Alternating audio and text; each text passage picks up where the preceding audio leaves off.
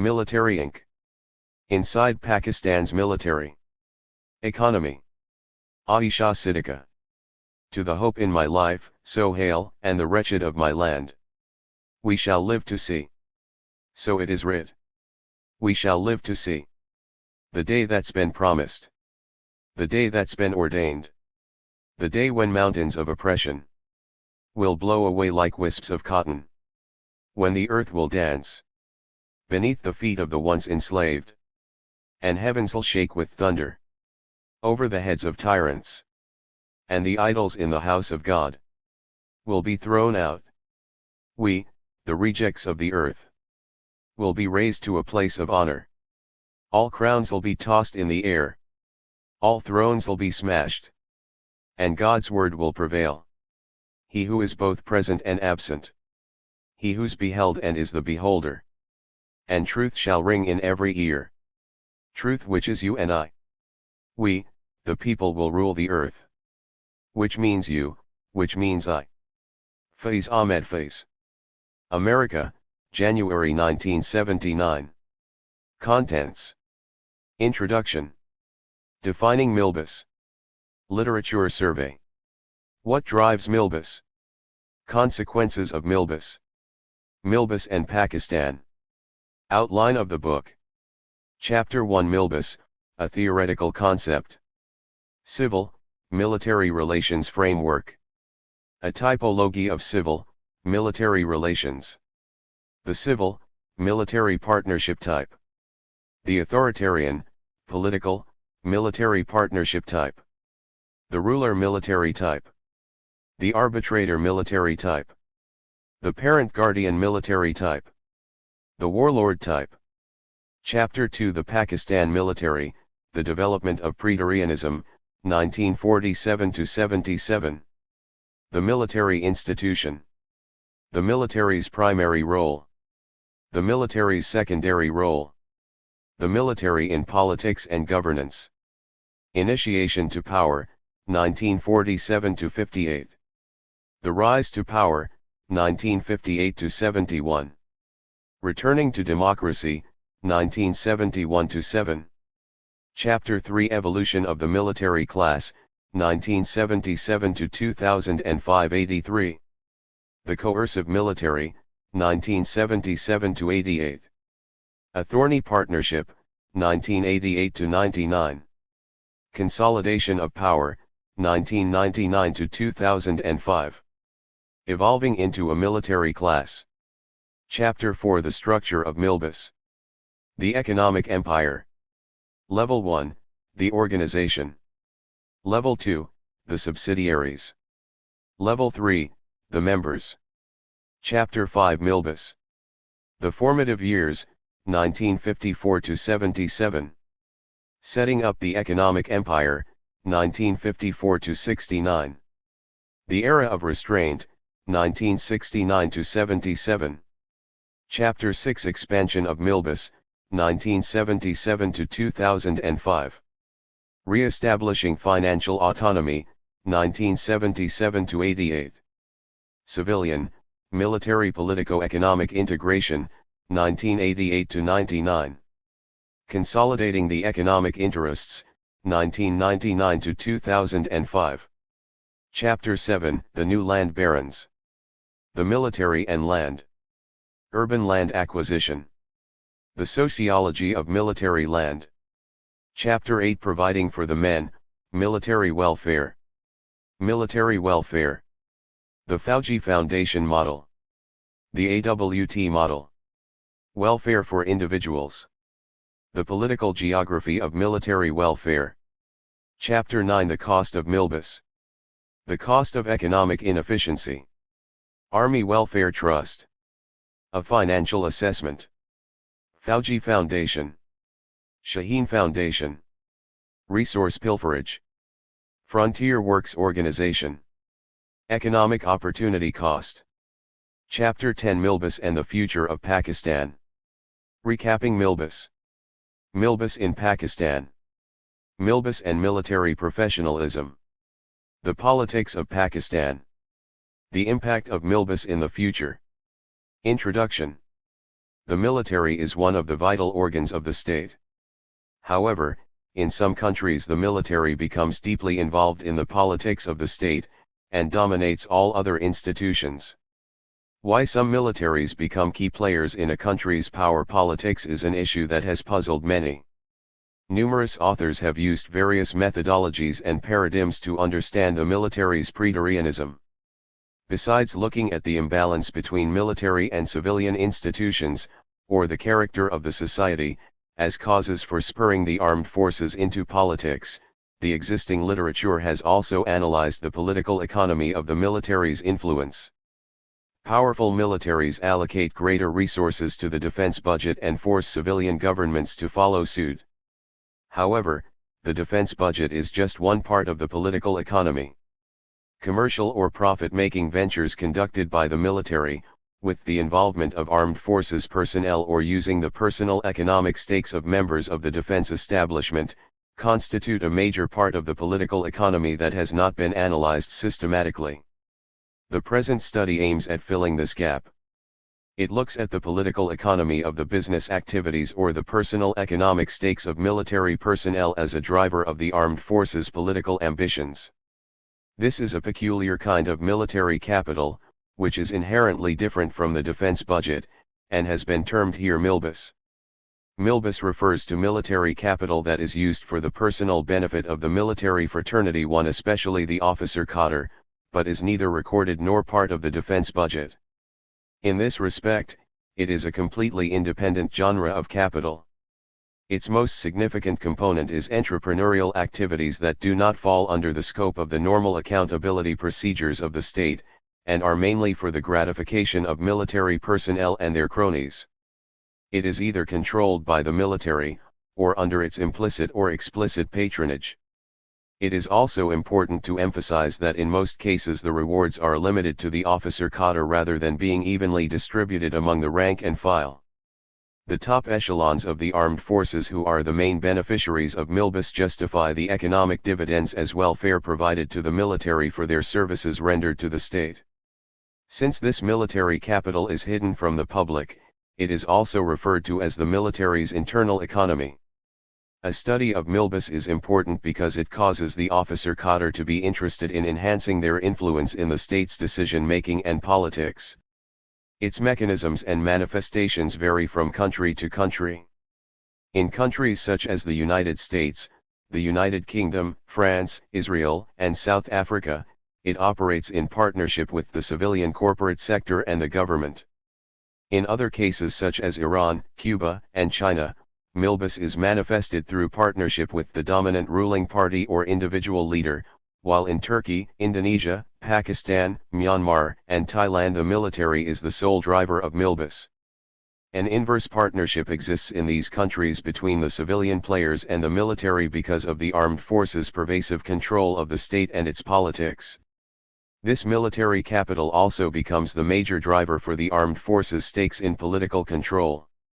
The direct or indirect involvement of the armed forces in making a profit, which is also made available to military personnel and their cronies, increases the military's institutional interest in controlling the policy-making process and distribution of resources.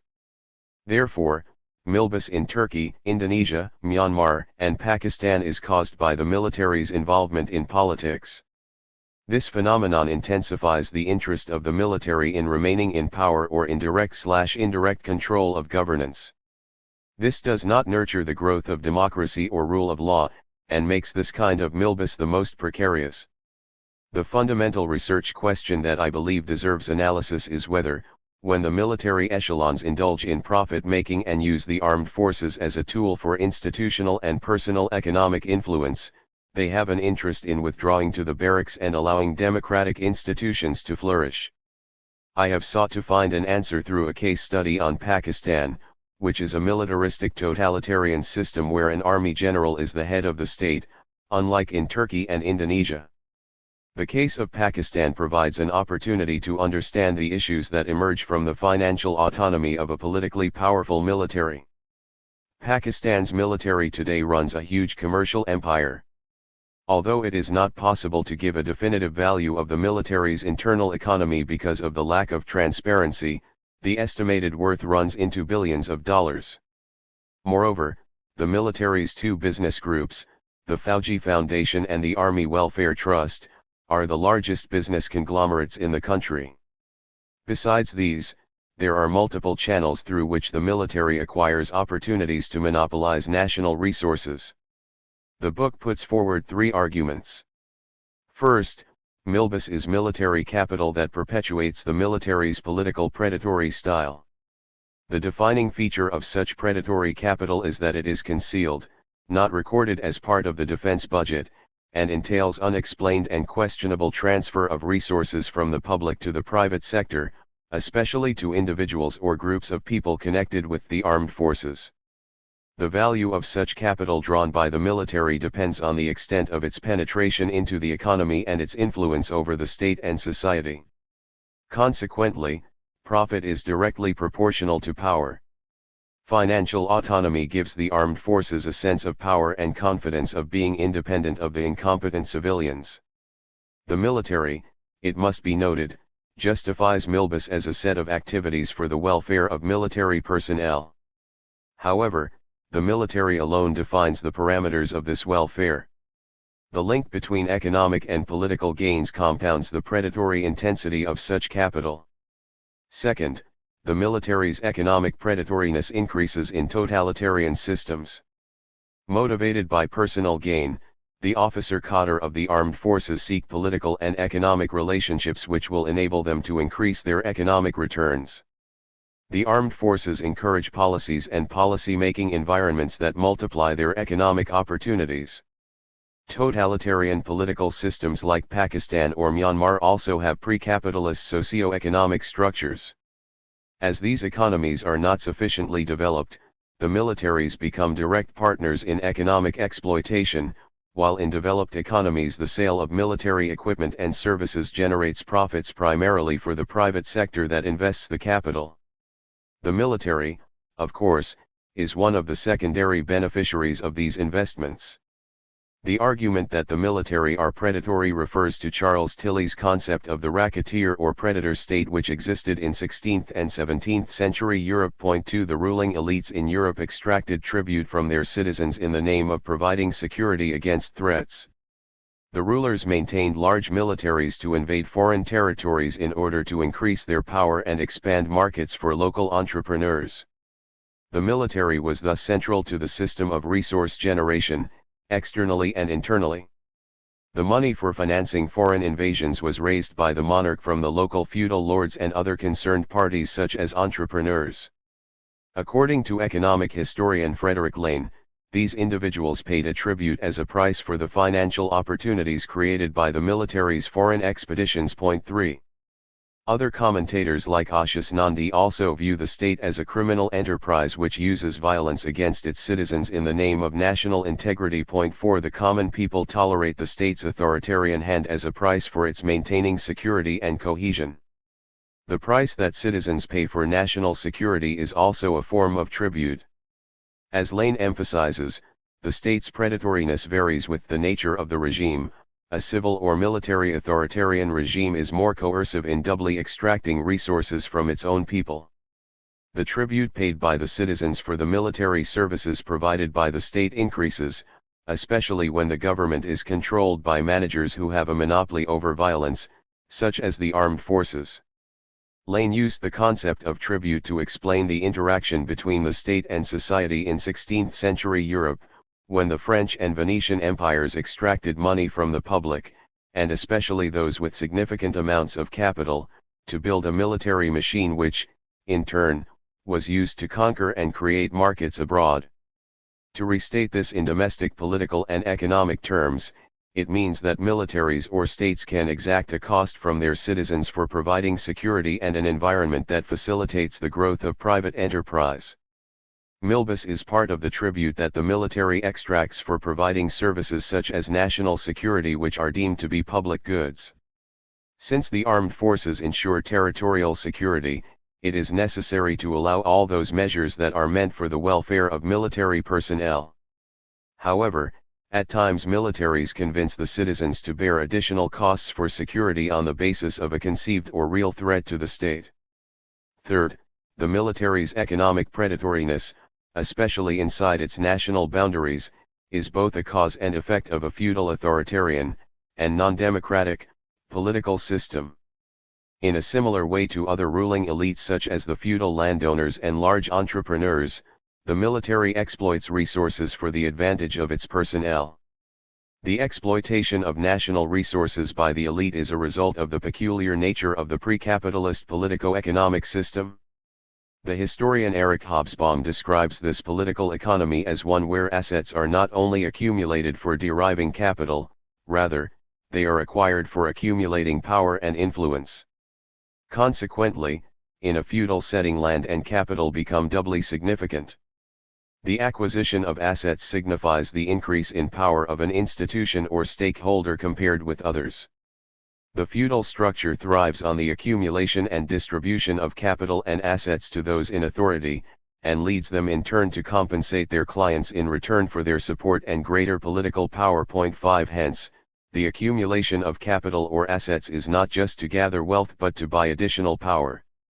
In the process of seeking benefits, those in power give carte blanche to other elite groups to behave predatorily. This nourishes the symbiotic relationship between the armed forces and political power. The patronage of the military as part of the ruling elite becomes necessary for the survival of other weaker players, thus creating a strong patron-client relationship.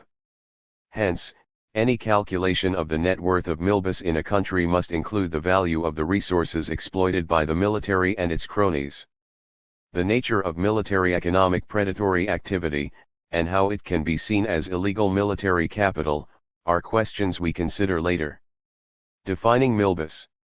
I base my definition of the term milbus on a definition in an edited study on the military's cooperative and business activities, the military as an economic actor, soldiers in business, carried out by the Bonn International Center for Conversion, BICC, in 2003.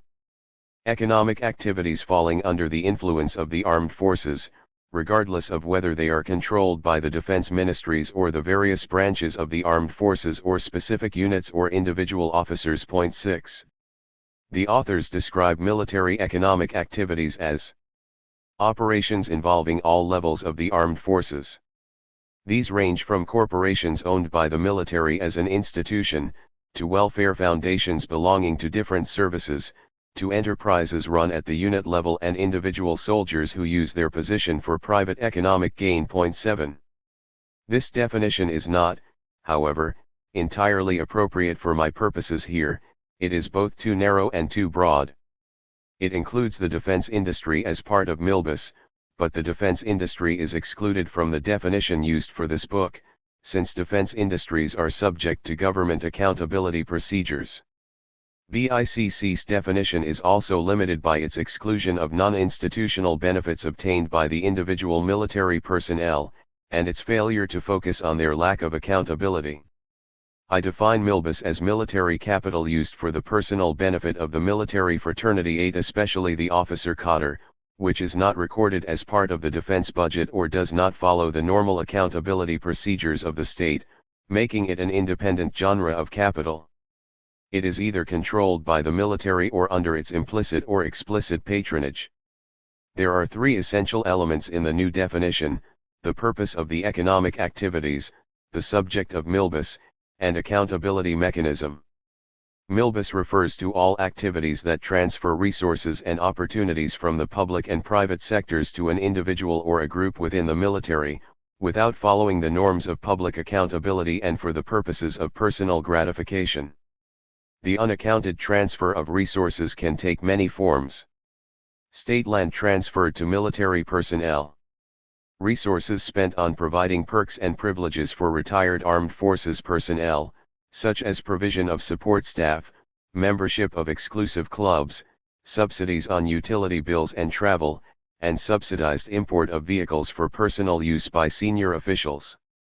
Diverting business opportunities to armed forces personnel or the military organization by flouting the norms of the free market economy. Money lost on training personnel who seek early retirement in order to join the private sector. In the United States, for example, the government incurs the additional cost of then rehiring the same people from the private sector at higher rates. All these costs are not recorded as part of the normal annual defense budget, despite the fact that the money is spent, or the profits are appropriated, for the benefit of military personnel. The military organization is central to the concept of Milbus. Therefore, the primary players of Milbus are individual personnel or groups of people who form part of the military fraternity. It must be mentioned that the stakeholders are not limited to serving members of the armed forces, or to the military as an organization. They also include retired personnel and those civilians who depend on military, business associations. The primary beneficiary of this capital is the officer cadre. Because they have greater access to policy makers than lower-level employees, officers are in a better position to generate economic opportunities for themselves, and negotiate perks and privileges with the state and society. The volume of benefits, or the degree of penetration of the military into the economy for the purpose of economic advantages, is proportional to the influence of the armed forces. Greater political power allows the officer cadre to draw greater benefits. This system of benefits is given the misnomer of welfare. However, it must be noted that such welfare is largely supply-driven. The financial burden of the welfare is not defined by the society that bears the cost, but by the recipients, that is, the military. Finally, one of the key defining features of Milbus is the nature of accountability. Milbus-related activities are not publicized in most countries. In military authoritarian states in particular, discussion about these operations is off-limits. Any major disclosure or debate is regarded by the armed forces as questioning and challenging their authority. In Turkey, where the parliament cannot question military spending, Milbus is completely out of bounds for civilian players. Consequently, no questions are asked despite the fact that the Armed Forces Mutual Assistance Fund, popularly known as OYAK, is one of the largest business conglomerates in the country. Similarly, in Pakistan, one of the leading military business conglomerates is the Fauji Foundation, FF. In an inquiry in 2005, the elected parliament was snubbed by the Ministry of Defense, MOD, for inquiring into a controversial business transaction by the FF. The Military's Welfare Foundation was asked to explain to the parliament why it had undersold a sugar mill. The MOD, however, refused to share any details concerning the deal. 9 Factually, resources categorized as Milbus-related generally do not follow the procedures and norms of accountability prescribed for a government institution, or even a military project or program financed by the public sector. The inability to apply government accountability procedures to Milbus itself increases the possibility and magnitude of corruption. Purely in terms of the nature of work, Milbus comprises two broad but distinct sets of activities. Profit-making through the privatization of security. This trend is followed in developed economies. Instead of becoming a direct player in the corporate sector through establishing commercial ventures or acquiring land and other resources, select members of the armed forces offer services such as training or weapons production to generate profit, which is shared with the investors who provide capital for the venture. This approach is highly capitalist in nature, with a clear division between capital and mode of production. Military engagement in non-traditional roles such as farming, or running business like hotels, airlines, banks, or real estate agencies, all functions that are not related to security. This occurs mainly in developing economies. What differentiates the two types is not just the volume of financial dividends earned but the extent of penetration of the military in its own society and economy. In the first category, the economic predatoriness is conducted overseas. In the second, it takes place in the country to which the military belongs. The kind of activities a military organization chooses to undertake depends on the nature of civil, military relations and the state of the economy, issues which are explained in greater depth in Chapter 1. It is important to remember that irrespective of the category or nature of activities, Milbus is predatory in nature. Since this kind of capital involves the transfer of funds from the public to the private sector, as was mentioned earlier, it operates on the principle of limited transparency. Hence, there is an element of illegality about this type of military capital. The underlying illegality is intensified in pre-capitalist politico-economic structures. In such systems, which are known for authoritarianism, especially military authoritarianism, the armed forces use their power to monopolize resources. Since a pretorian military inherently suffers from a lack of political legitimacy, it has a greater interest in hiding wealth accumulation and expenditure on privileges for its personnel, which are achieved at a cost to the society. The deliberate concealment is meant to project the military as being more honest and less corrupt than the civilian players. Furthermore, because the economic structures are less developed and streamlined in countries where this activity takes place than in more developed economies, there is a greater element of milbus operating in the illegal segment of the economy. This type of military capital broadly has an illegal character, and its illegality increases in an underdeveloped political and economic environment. It is impossible to assess the financial burden of milbus on a national economy without emphasizing the significance of the military as a fraternity. The military is a disciplined bureaucracy that extends its patronage to its former members more than any other group, association, or organization. Thus the most significant group involved in milbus are retired personnel, especially former officers, who are an essential part of the milbus economy. The retired officers act as a linchpin for the organization, serving as tools for creating greater opportunities for the military fraternity. The military's expertise in violence management gives the military profession and the organization a special character. A military is a formally organized group trained in the art and science of war-making.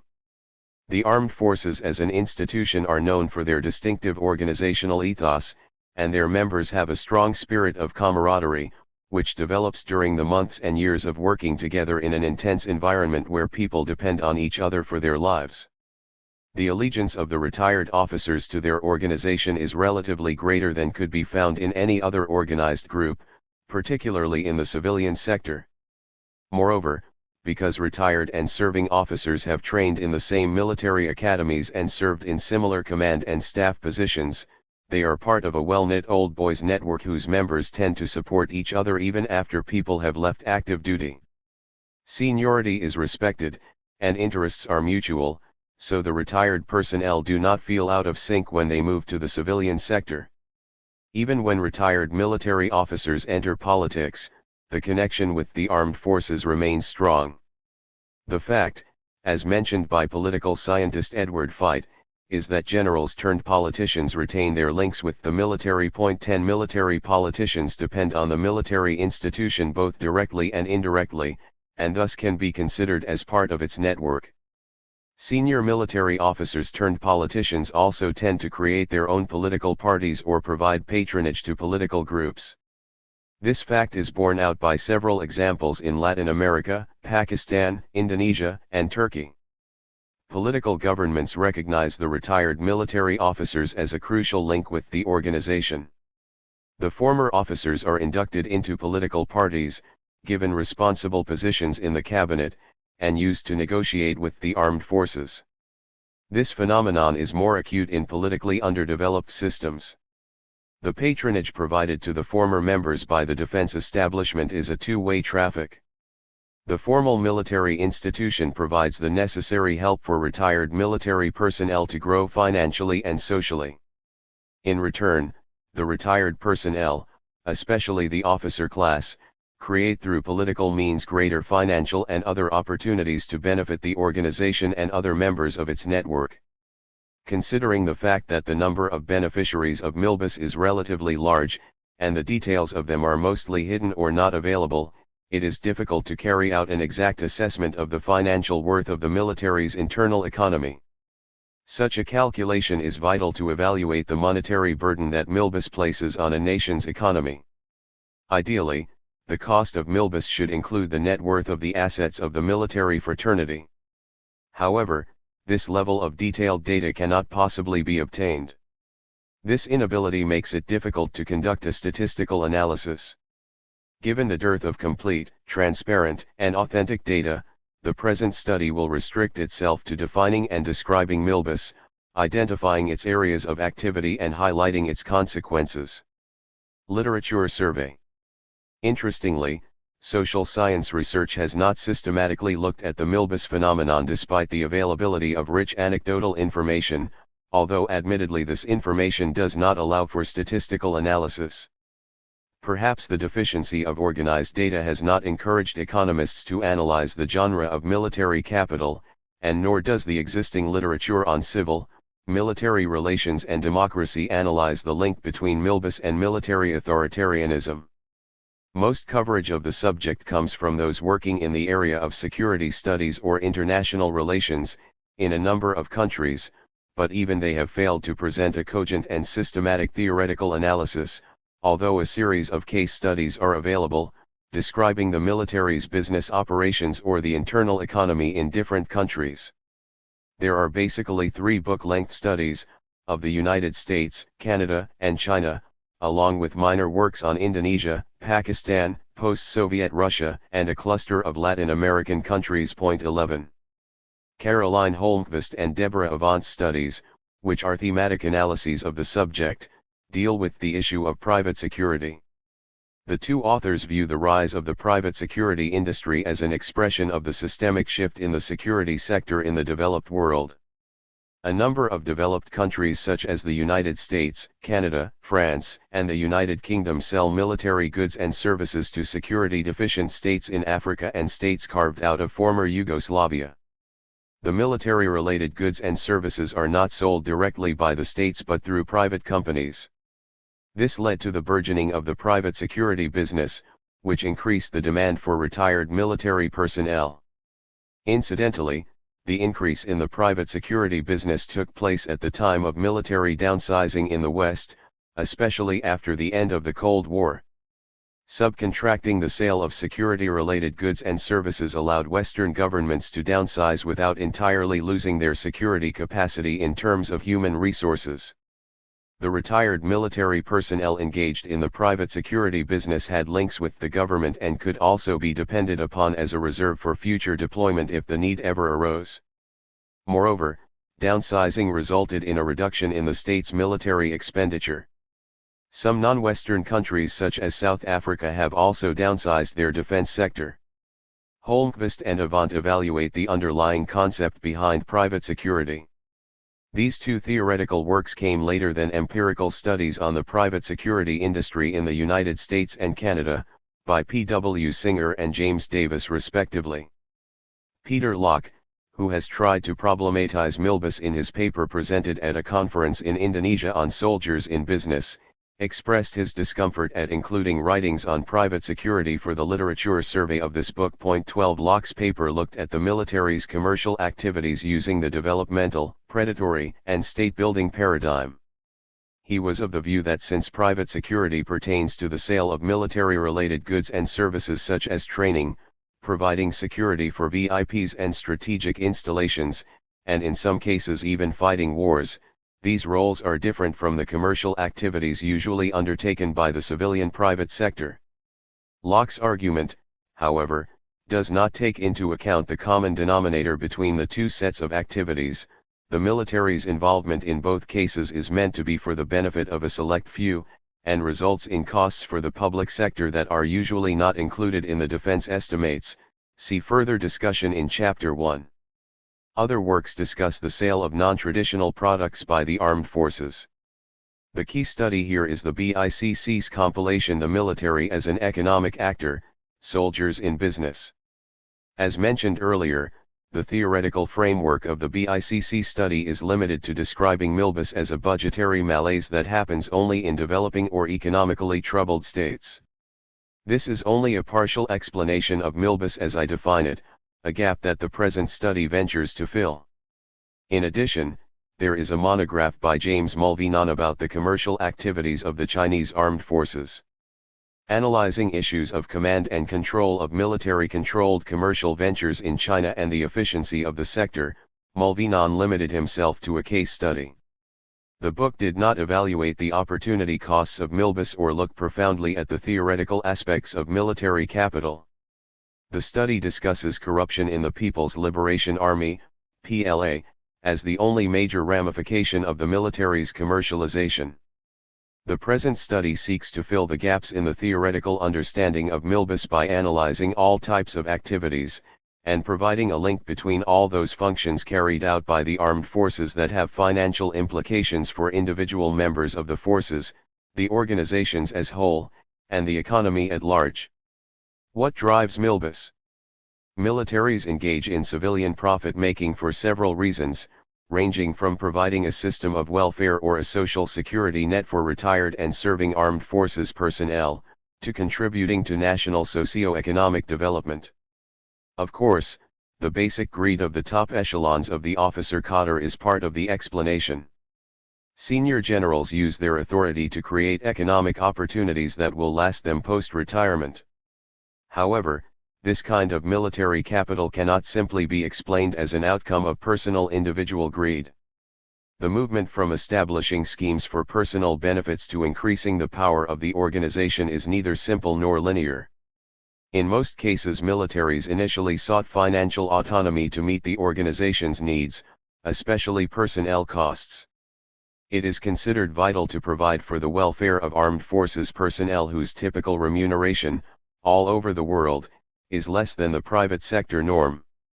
Governments feel obligated to provide extra cash or resources for people who guard the frontiers of the state. Indeed, the search for financial independence is not a new or unique phenomenon. During the Middle Ages, mercenary militaries, or their leaders, were the first real entrepreneurs to gather resources for fighting wars. 13 The European militaries before the French Revolution lived off the land because the state lacked the strength to subsidize war, and depended on resources exploited by the feudal landowners who formed partnerships with the monarchs. 14 Mercenary militaries were part of the European monarchs' coercion-intensive paradigm, which encouraged military force to extract resources for the state. As was previously touched upon by Charles Tilly, countries such as Russia, Sweden, and the Ottoman Empire used force to extract taxes from the public so as not to jeopardize their long-term capacity to raise finances for war-making. 15 The method was to assign some military officers and civilian officials the rents from crown lands, so long as the officers remained in royal service. 16 This happened in other parts of the world as well, with militaries fighting for feudal lords and potentates who also looted and plundered to finance campaigns and meet their financial needs. 17 In more recent times, a number of armed forces, for instance in Indonesia and China, have depended on their internal economies to meet their personnel and operational costs. The internal economy is one of the sources of off-budget financing of defense requirements. In developing economies, militaries engage in money-making activities with the objective of contributing to national development. Keeping in view the lack of alternative institutions that could undertake development, some armed forces take upon themselves the responsibility to build and sponsor large industries or resource and capital-intensive projects. The Chinese military, for example, initially set up commercial ventures and undertook farming to contribute to self-reliance and national economic development. The PLA's special war economy groups manufactured a large array of products to earn profits. The guerrilla industries donated these profits to war efforts and for financing the welfare plans of army units. 18.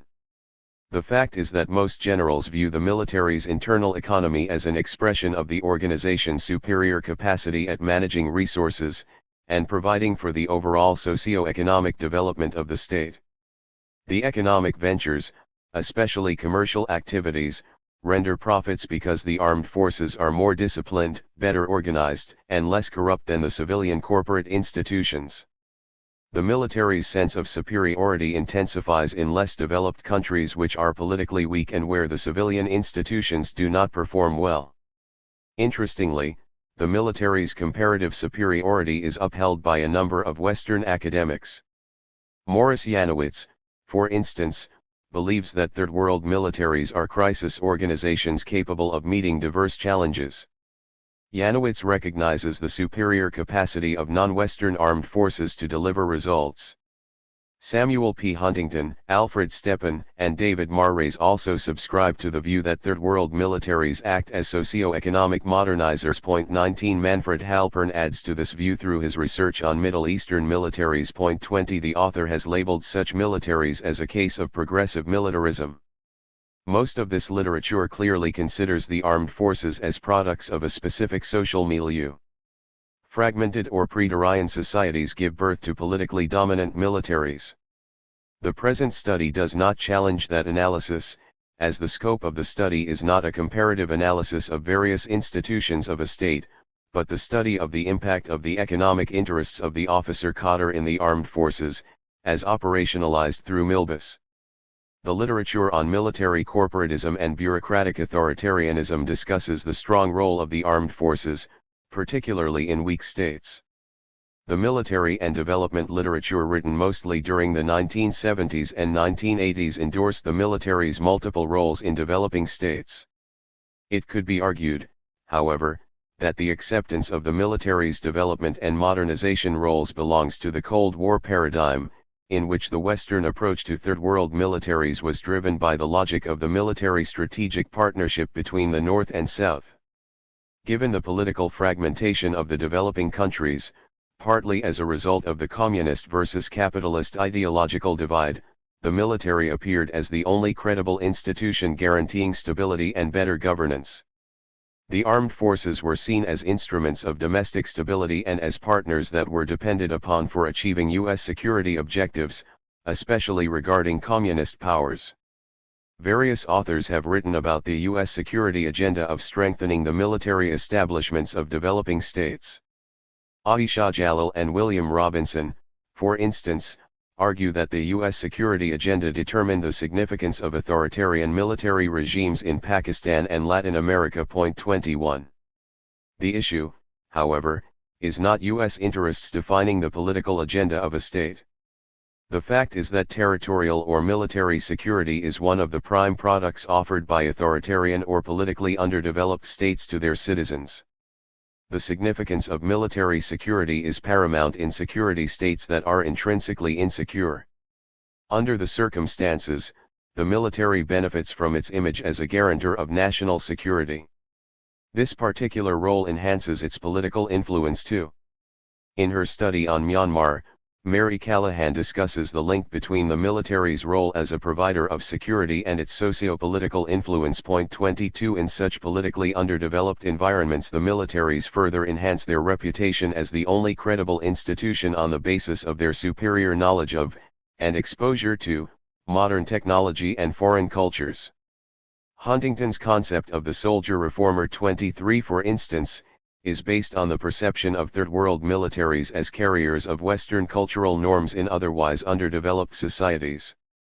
It is noteworthy that the military corporatist literature defines modernity in terms of exposure to bureaucratic systems, centralized control, technology, and the ability to bring political and economic stability. The militaries of Western countries also engage in milbus, however. Some of these armed forces are involved in profit-making, especially by individual members, to cater for the resource crunch caused by sudden and drastic organizational changes. For example, the drop in the defense budget after the end of the Soviet Empire left the military and its personnel in dire straits. The members of the post-Soviet Union Russian armed forces often engaged in illegal money-making ventures to meet financial pressures. On the other hand, defense restructuring in countries such as the United States, France, the United Kingdom and South Africa forced retired officials to form companies which offered military training and equipment for sale to their national and foreign governments. Whatever the logic for developing hidden and less accountable means of financial resources, milbus ultimately enhances the influence of the armed forces in politics, policy making, or both.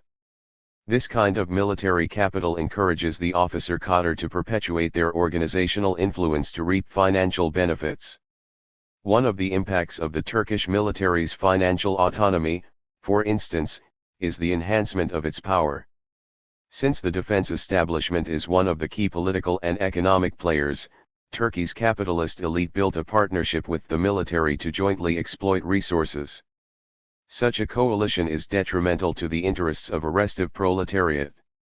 Meanwhile, it gave legitimacy to the military's role as an economic player, especially in the eyes of its fraternity and civilian clients. Milbus, particularly in pre-capitalist socio-economic and political structures, denotes crony capitalism.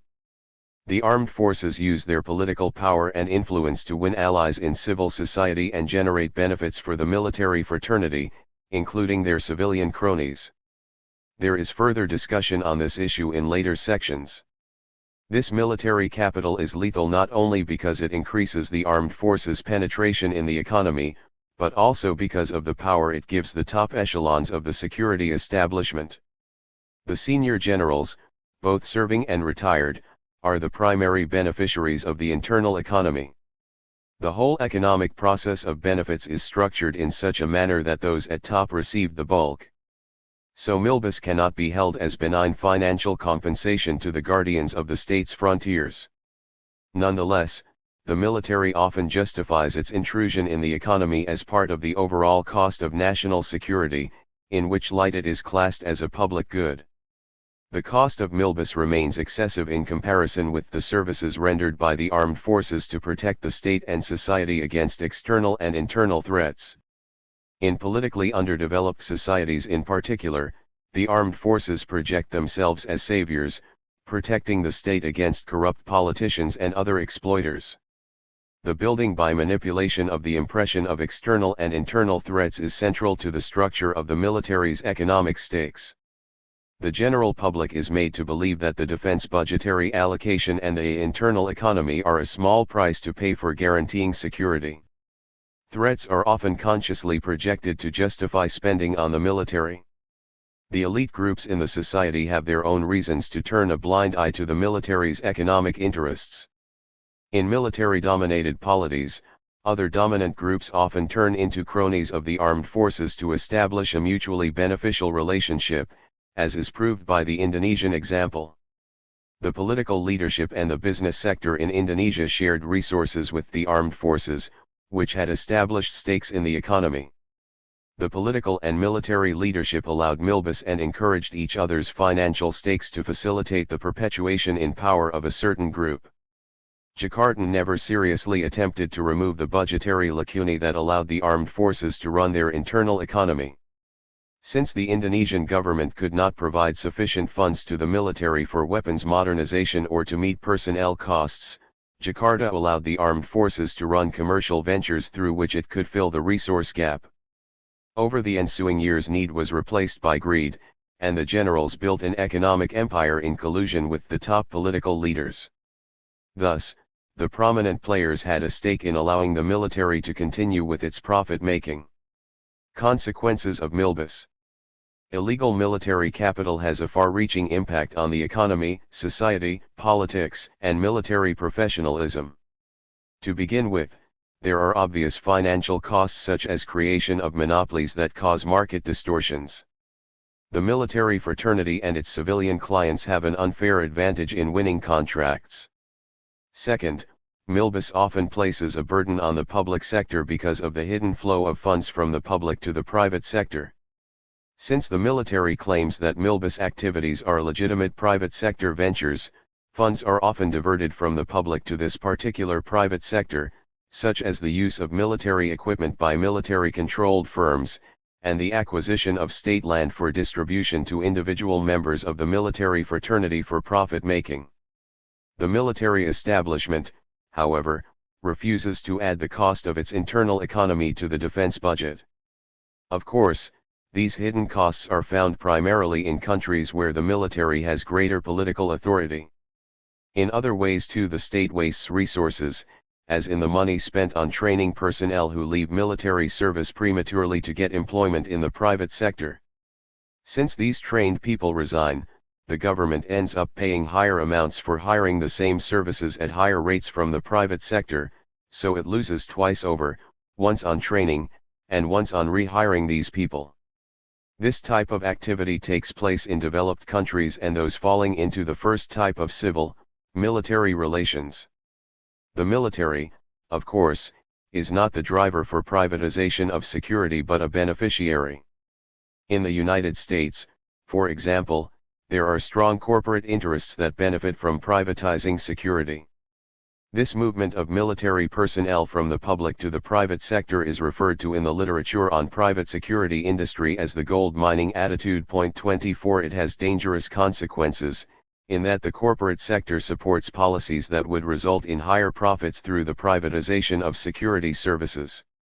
The senior officers become willing partners of the corporate sector, and this threatens the quality of professionalism in the armed forces. Milbus creates a system of patronage that intensifies in pretorian political systems. In any case, as Ronald Wintrobe argues, military regimes distribute resources more than democracies do in order to win loyalty. Point 25. Military dictators both punish and reward to win loyalty. Hence, resource distribution is central to coercion. In socio-economic terms, Milbus has a profound impact on the relationship between various key political and economic players. One of the consequences is a kleptocratic redistribution of resources.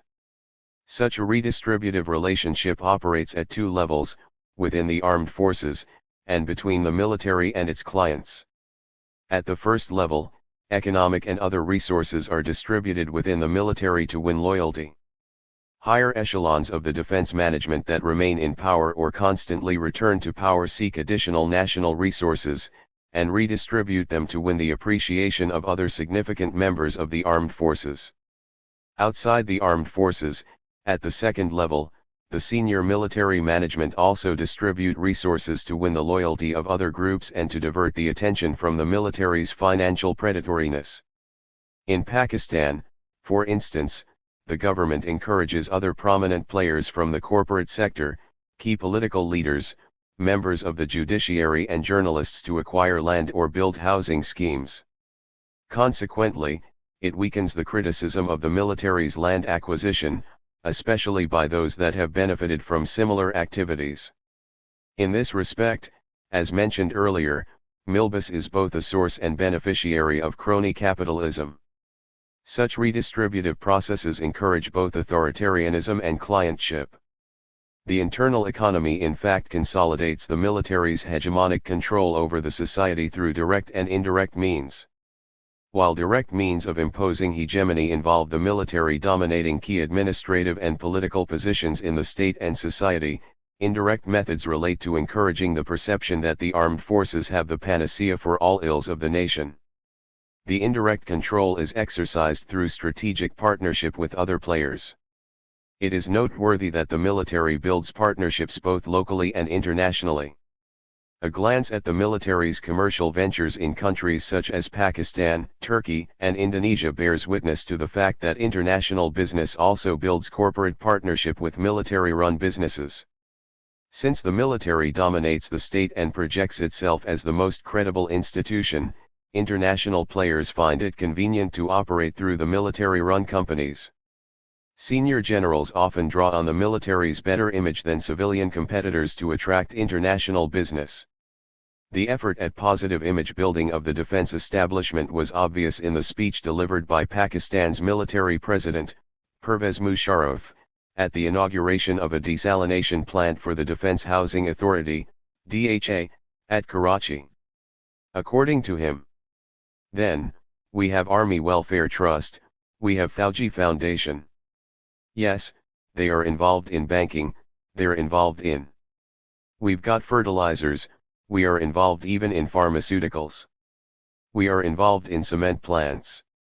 So, what is the problem if these organizations are contributing and are being run properly?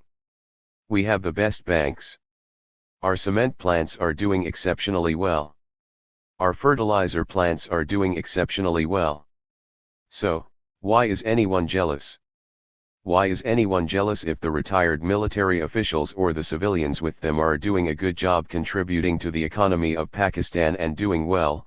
26. It is not surprising that the DHA soon found an international partner to invest money in setting up a new housing project in Karachi. The partnership with international players has a political dimension as well. The military in frontline states, a strategic connotation, offer their services to major geopolitical players. The United States has often become a patron of military regimes, with the aim of achieving its geopolitical objectives in return for political and economic support to military-run governments. Clientship is one of the obvious consequences of MILBUS. Numerous domestic players see the efficacy of partnering with the armed forces to gain political and economic dividends. Such partnership strengthens the armed forces. The added power increases the military's appetite for power and its economic predatoriness. This means that the military's political clout is not just based on its own strength but also on the financial and political power of its collaborators or clients. Hence, political power plus economic power, military fraternity x cronies, equals military's political capital. According to this equation, members of the military and their cronies benefit from the military's authority. So while there might be friction amongst the key political and/or economic players over leadership or domination of the state, there might be little problem regarding the use of military force as a tool for bolstering political authority for whoever holds the reins of the government. The elite groups have an obsession with their own interests to the degree that they completely fail to take into account the long-term implications of gorging on national resources. They utterly disregard any concern for the have-nots and overlook the negative consequences, such as the overall depletion of resources. This behavior creates a predatory environment. Such an environment is defined as a condition where the ruling elite, both civilian and military, are driven by short-term gains at the cost of ignoring long-term benefits. In such conditions, there are no long-term ideological loyalties, and the prominent players engage in compromise and adjustment based on a brutal and singular pursuit of their own interests without any short or long-term reckoning. This singular pursuit of power is detrimental to institution building and to minimizing the military's role in politics and policy making. It must be noted that predatory behavior, a feature of MILBUS, generates friction and tension in the state and society. On the one hand, it increases social and economic insecurity, and on the other, it creates friction between the forces controlling the state, such as the ruling oligarchy, and the rest of the society, especially the dispossessed fraction. The implications are more drastic in post-colonial or restructured states where, according to Vala Nasr, state-society relations are fluid or unstructured. In such environments, politically powerful forces like the military, political parties, religious forces and large business interests try to shape the state according to a peculiar blueprint that suits their personal interests. Forcing the society to take a certain direction or do the bidding of the powerful could push the common people, or a select group of people, in opposite and competing directions. 27 Any form of predatoriness hence represents the interventionist tendency of the elite groups, of which the military is one, and contributes to aggravated relations between the state and society. Indonesia and Turkey are key examples of political and economic predatoriness creating a rift between the state and society, and within the society as well. Because the redistribution is highly elitist, it deepens the chasm between the ruling elite and the masses. Leslie McCulloch's report on the violence in Aceh, Indonesia shows how political and economic predatoriness distorts domestic ties. The paper provides interesting details of the military's extortion in Aceh. The armed forces and the police are engaged in human rights abuses and forcible appropriation of land for commercial purposes. 28. It seems clear that the armed forces do not think about these consequences. In developing states in particular, where MILBUS is found in the most perverse form, armed forces consider their internal economy to be a naturally earned privilege. Since the armed forces protect the state, the society is liable to provide for the benefits of individual members of the armed forces. Such logic is given to legitimize the military's commercial interests, which are acquired through the use of political power and influence. The organization's political clout is also instrumental in keeping a lid on its business interests. For instance, the Turkish military does not allow people to question the defense budget or the military's business outlays. Peter Locke, who has looked at the theoretical aspects of MILBUS, says, It is, for example, conceivable that the military elite anticipates a profound crisis of the state and seeks its own productive resources, aiming at autonomy and institutional stability in the midst of the turmoil shattering the civil society. The adoption of such a strategy presupposes an elitist self-image of the military. 29. Such a self-image unfortunately has a high political cost. Milbus creates vested interests that do not encourage the building of democratic norms and institutions. Militaries that develop deep economic interests or have a pervasive presence in the economy shrink from giving up political control. In fact, the tendency is to establish the organization's hegemony in the state and society. The military's hegemonic control is noticeable in the cases of Pakistan, Indonesia, and Turkey. From the professional standpoint, the armed forces' exposure to money-making takes its toll on professionalism. The example of China is a case in point. The protection given to businesses in the form of immunity from civilian monitoring and prosecution resulted in corruption. 30 James Mulvinon also mentions corruption as one of the implications of the Chinese military's commercial ventures and the PLA's involvement in non-military activities. 31 Thus, more than providing for the welfare of the soldiers, Milbus activities cater for the personal ambitions of the military's top elite. In any case, the organization's higher management uses its position of being part of the ruling elite for profit-making. Obviously, the inequitable distribution of resources in the armed forces creates problems for the organization and undermines professionalism. Since the distribution of economic opportunities depends on the benevolence of the higher echelons, junior and mid-ranking officers tend to earn favors from the senior officers. As will be seen from the case study of Pakistan, this tends to cloud the judgment of personnel who hope to secure advantages and post-retirement benefits. This happens in other countries as well, such as China. However, Beijing tried to solve the problem of the lack of a professional ethos in the PLA by emphasizing greater professionalism. The Revolution in Military Affairs, RMA, introduced in the PLA, especially in the 1990s, aimed at cutting down the non-military roles of the armed forces, by measures such as forcing the military to disinvest in the services industries sector. 32 The Chinese armed forces still have a role in the defense production sector. Milbus and Pakistan. Pakistan's political future has been the subject of enormous concern and scholarly debate since the events of September 11, 2000. Many of the questions center around the future of the Pakistani state. Can democracy ever be strengthened in Pakistan, given the multiple challenges it faces? Does the regime of General Pervez Musharraf wish to restore sustainable democracy, as it claims? What means can be found to insulate Pakistan's democratic institutions and political structures from future military intervention?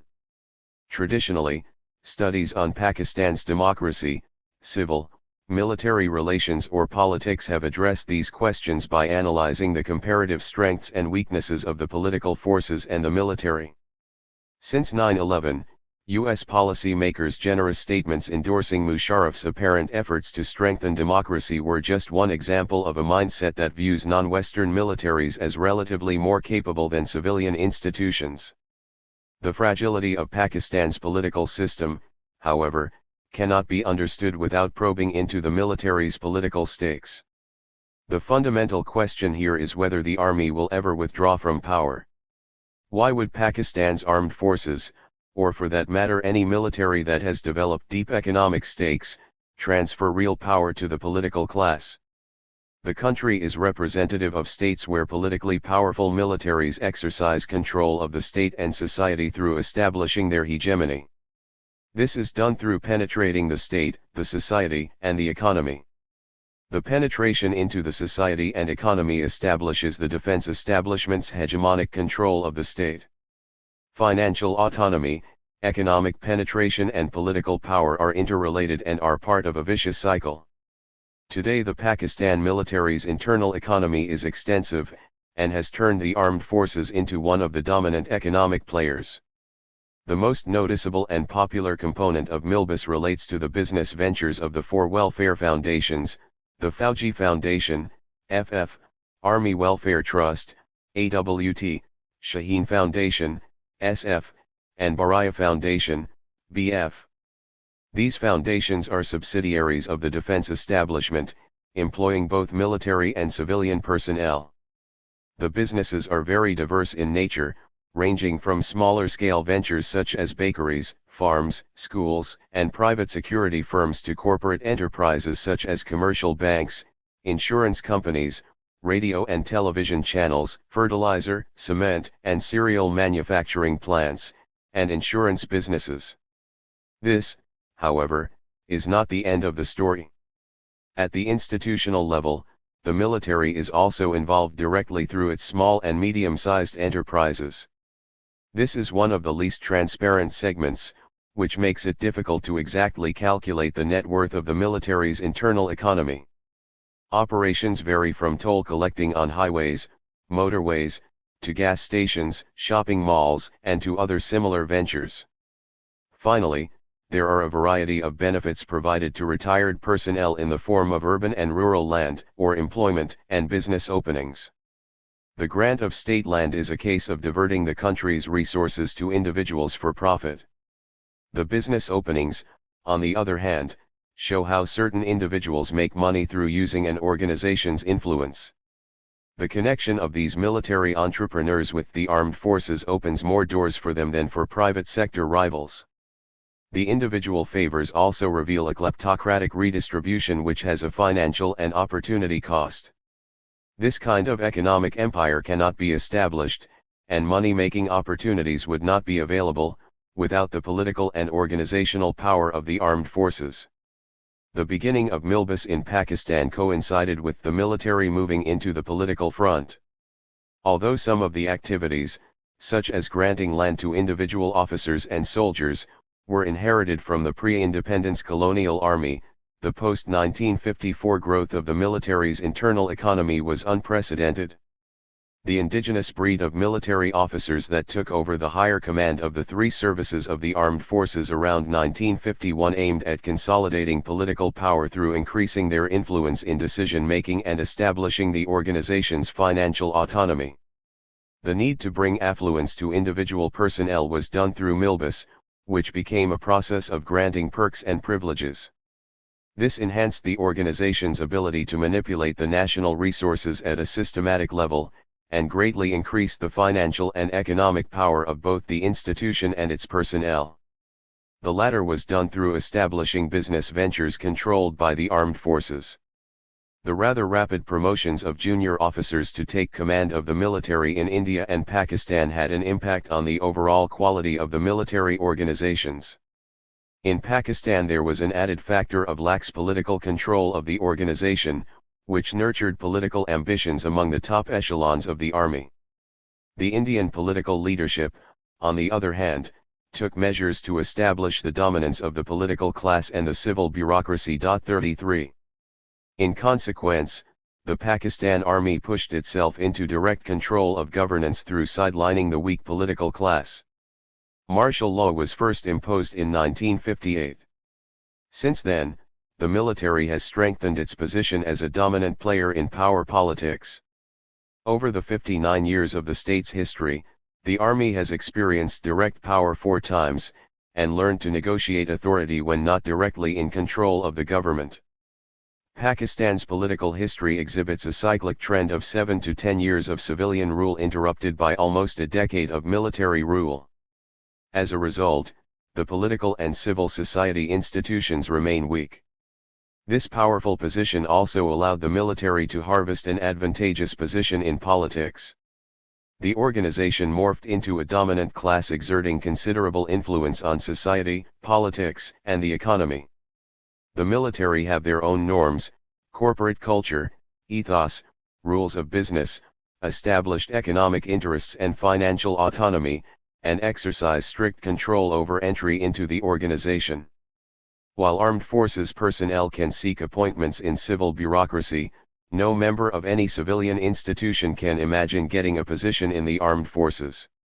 These restrictions are due to the professional character of the military, and the fact that the military jealously guards entry into the organization.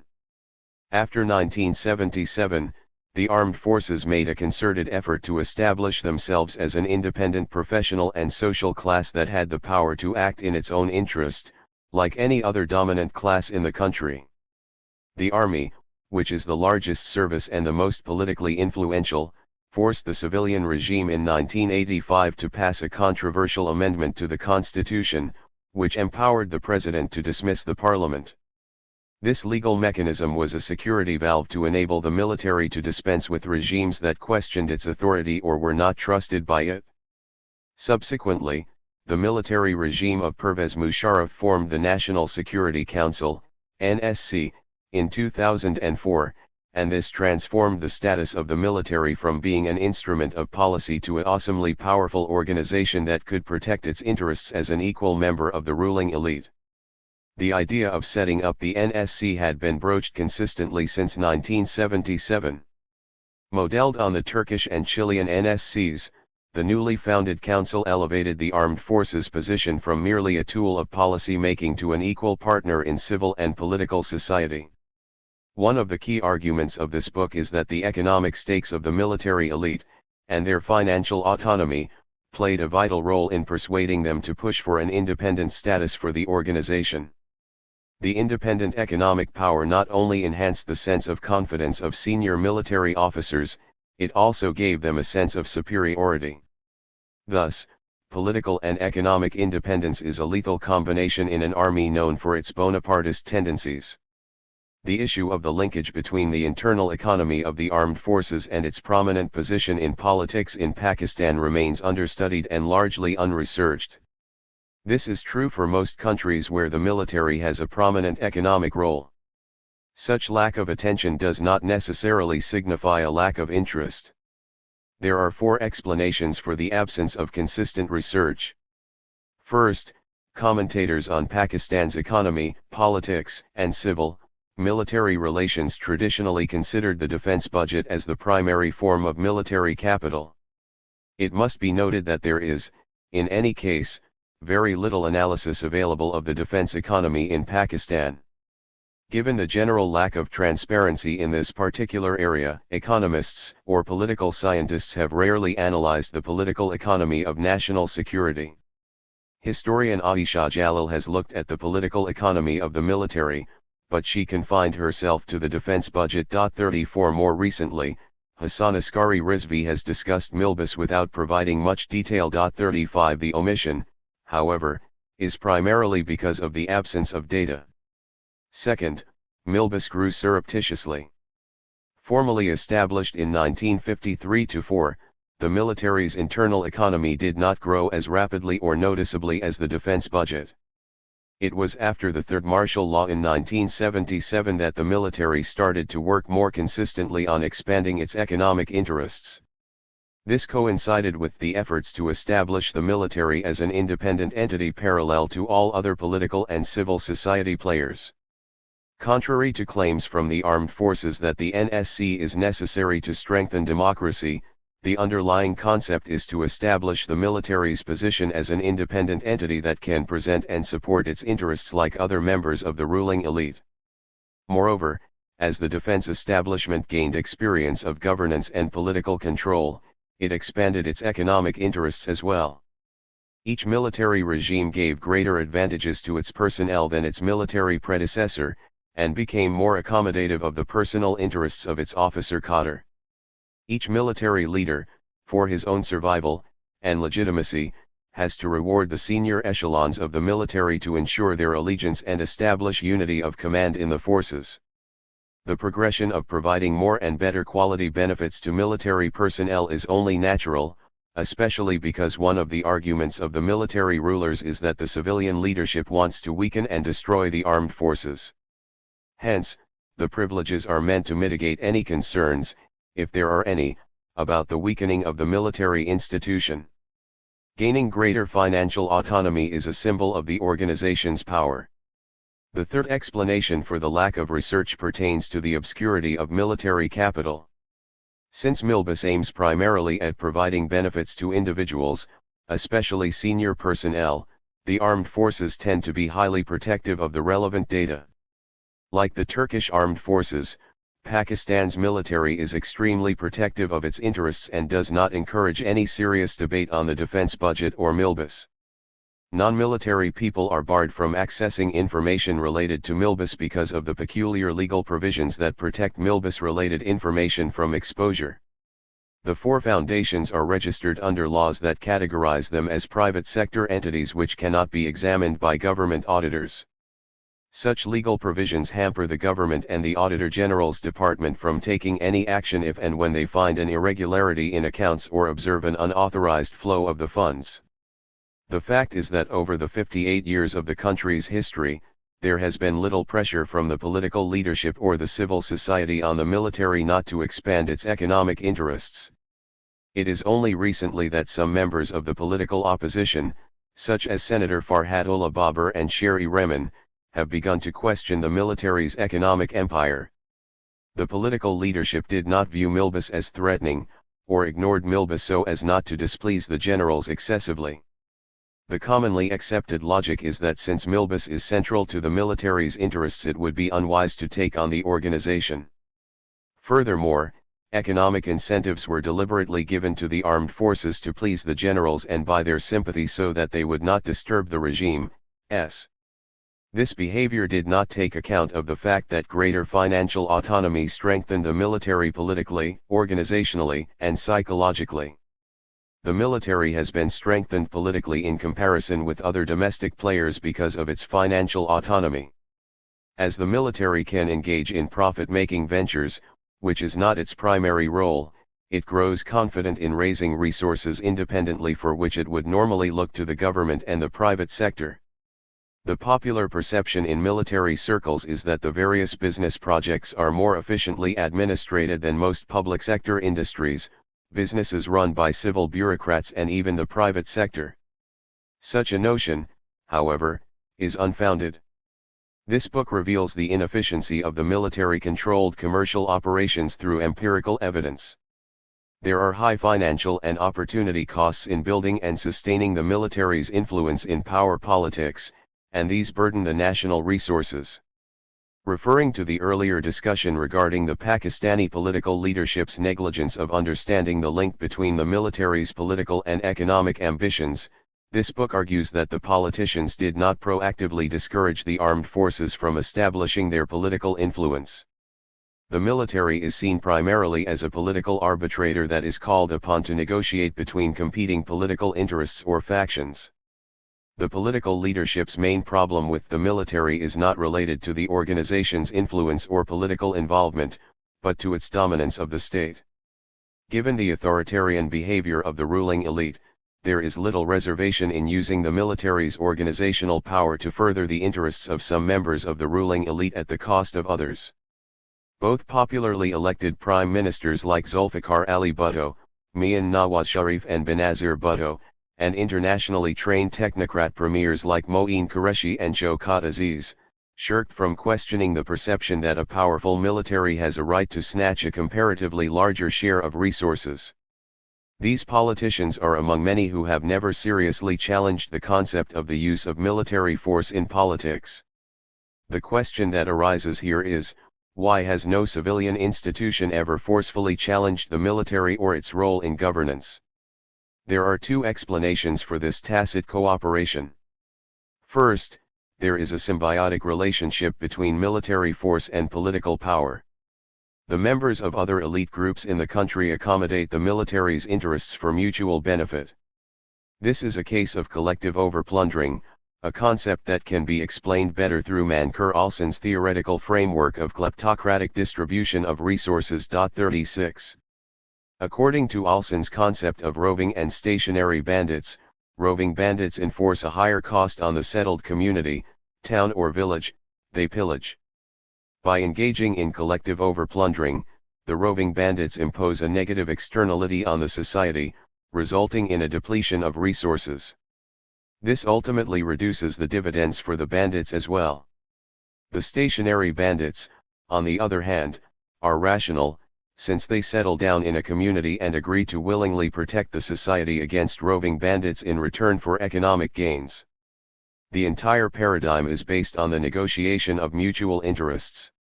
Applied to Pakistan's case, this means that the politicians or other dominant classes view military power as a tool to extract benefits while denying the same to other citizens.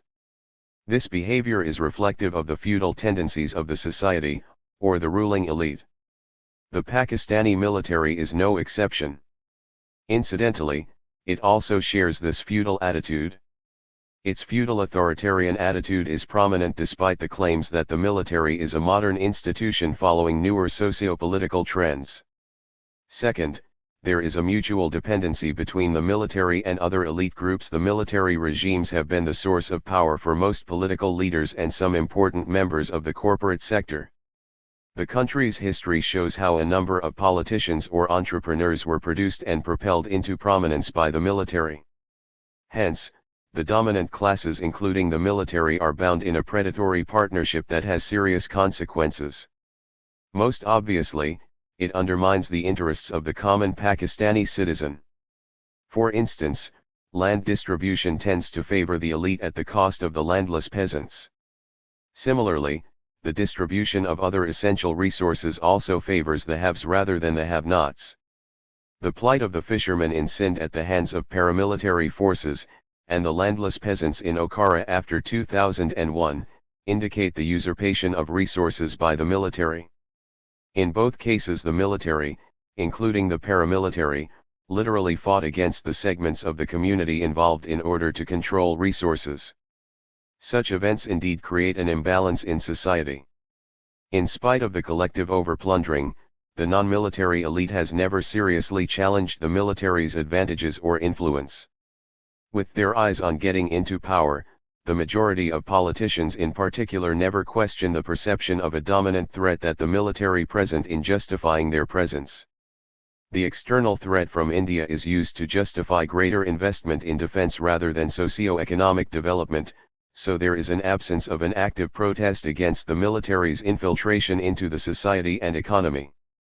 Over the years, national security has developed into a dogma almost on a par with religious ideology. People from civil society such as journalists, politicians, and human rights activists who are not convinced of the justness of the military's political and economic domination are often coerced into submission.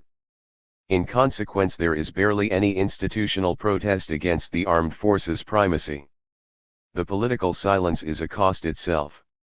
The absence of serious challenge strengthens the military's power, which in turn further weakens civilian institutions. With weak institutions, the state and society become more fragmented, which is an unhealthy condition for socio-economic development. Moreover, it establishes an environment of patronage and cronyism that does not bode well for the future of democracy in Pakistan. Much the same is the case in Indonesia, Turkey, and other states where militaries are encouraged to build huge financial empires. Despite its promises and claims to restore democracy, Pakistan's military government, installed in October 1999, is not different from the previous military regimes in terms of not allowing civilian institutions to strengthen. Besides other factors, the military's internal economy is a key motive behind the regime's disinclination to bring about a major change. Having reaped the dividends of political control, Musharraf and his generals will only introduce guided democracy in which their interests remain unchallenged. A strong political system also means greater transparency and accountability, which is unacceptable to the military and the elite. Does this make sustainable democracy in Pakistan a tall order?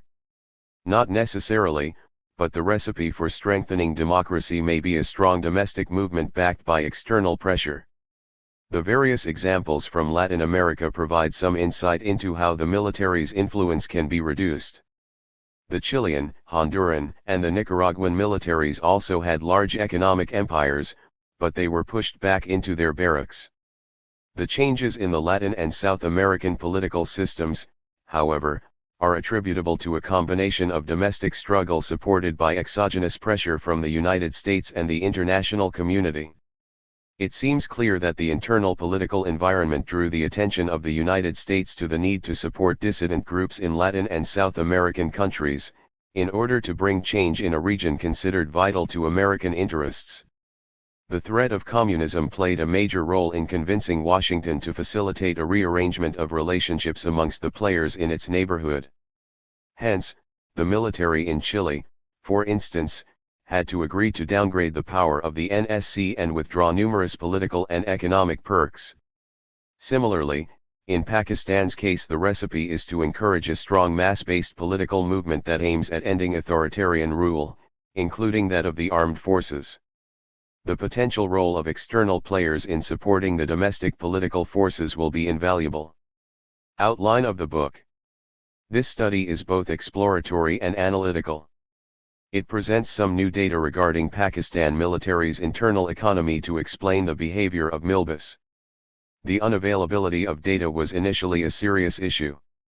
Except for an article-length study conducted in 2000, the first exploratory research, and a series of articles published in a few Pakistani and US newspapers, there is very little that was out in the open. 37 Given the sensitivity of the topic, there is also a risk involved in conducting this research. It must be reiterated that the military jealously guard their secrets, especially those pertaining to their key interests. The defense budget and the hidden economy are two key areas central to the power and political interests of the armed forces.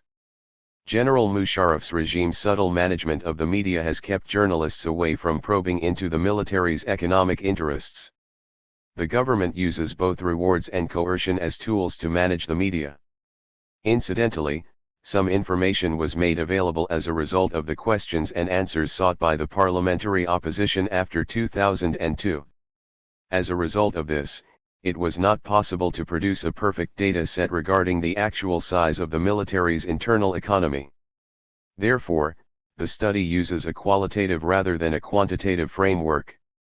Its fundamental strength is in outlining the structure of the military's internal economy by defining the areas that must be included in any research on milbus. It also presents a rough assessment of the financial worth of this hidden military capital and its impact on the overall economy. I have used both secondary and primary sources for the book. During the course of research, I also found that one of the reasons for the media and civil society's inability to highlight the military's economic empire is that there had never even been a consistent effort to extrapolate the data that is available, such as the annual financial reports of some of the companies. Out of the 96 projects run by the 4 Pakistani foundations I have mentioned, only 9 are listed with the Securities and Exchange Commission of Pakistan, SECP. I have used the reports of these military companies as part of my secondary data along with newspaper reports. The primary data comprises over 100 interviews with individuals including businessmen, politicians, retired military personnel, and political and defense analysts. Some critical data was provided by sources whose identity cannot be disclosed. I was able to piece together some of the historical facts about milbus from interviews with former and serving managers of the foundations. Although their revelations were understandably selective, it was possible to get a sense of how they thought about the military's involvement in politics and the economy. It is not surprising that most of the former military officers completely denied their organization's involvement in business. It must be mentioned that defining milbus has not been an easy task. Extensive literature on military corporatism, bureaucratic authoritarianism, and civil, military relations has to be examined to be able to define the concept of milbus. An analysis of the internal economy would not have been possible without coining a definition that explained this segment of the military's economy. A new definition will hopefully help those suffering from the impact of milbus to debate the problem with their governments. That the lack of a clear definition impeded the political opposition from forcefully stating their case against milbus in Pakistan was obvious during a parliamentary debate in 2005. Despite the consistent efforts of opposition members to pin down the army for its involvement in commercial corporate activities, a strong case could not be made because no one could properly define the boundaries of the military's hidden economy. Moreover, these parliamentarians could not present a strong case regarding the opportunity costs of milbus. The definitional and theoretical portions of this book are therefore intended as a contribution to the existing literature on the military's power in the political economy. The book has 10 chapters. Chapter 1, Milbus, a theoretical concept, defines and explains the linkage between milbus and civil, military relations. The basic argument is that milbus is a phenomenon prevalent in most militaries.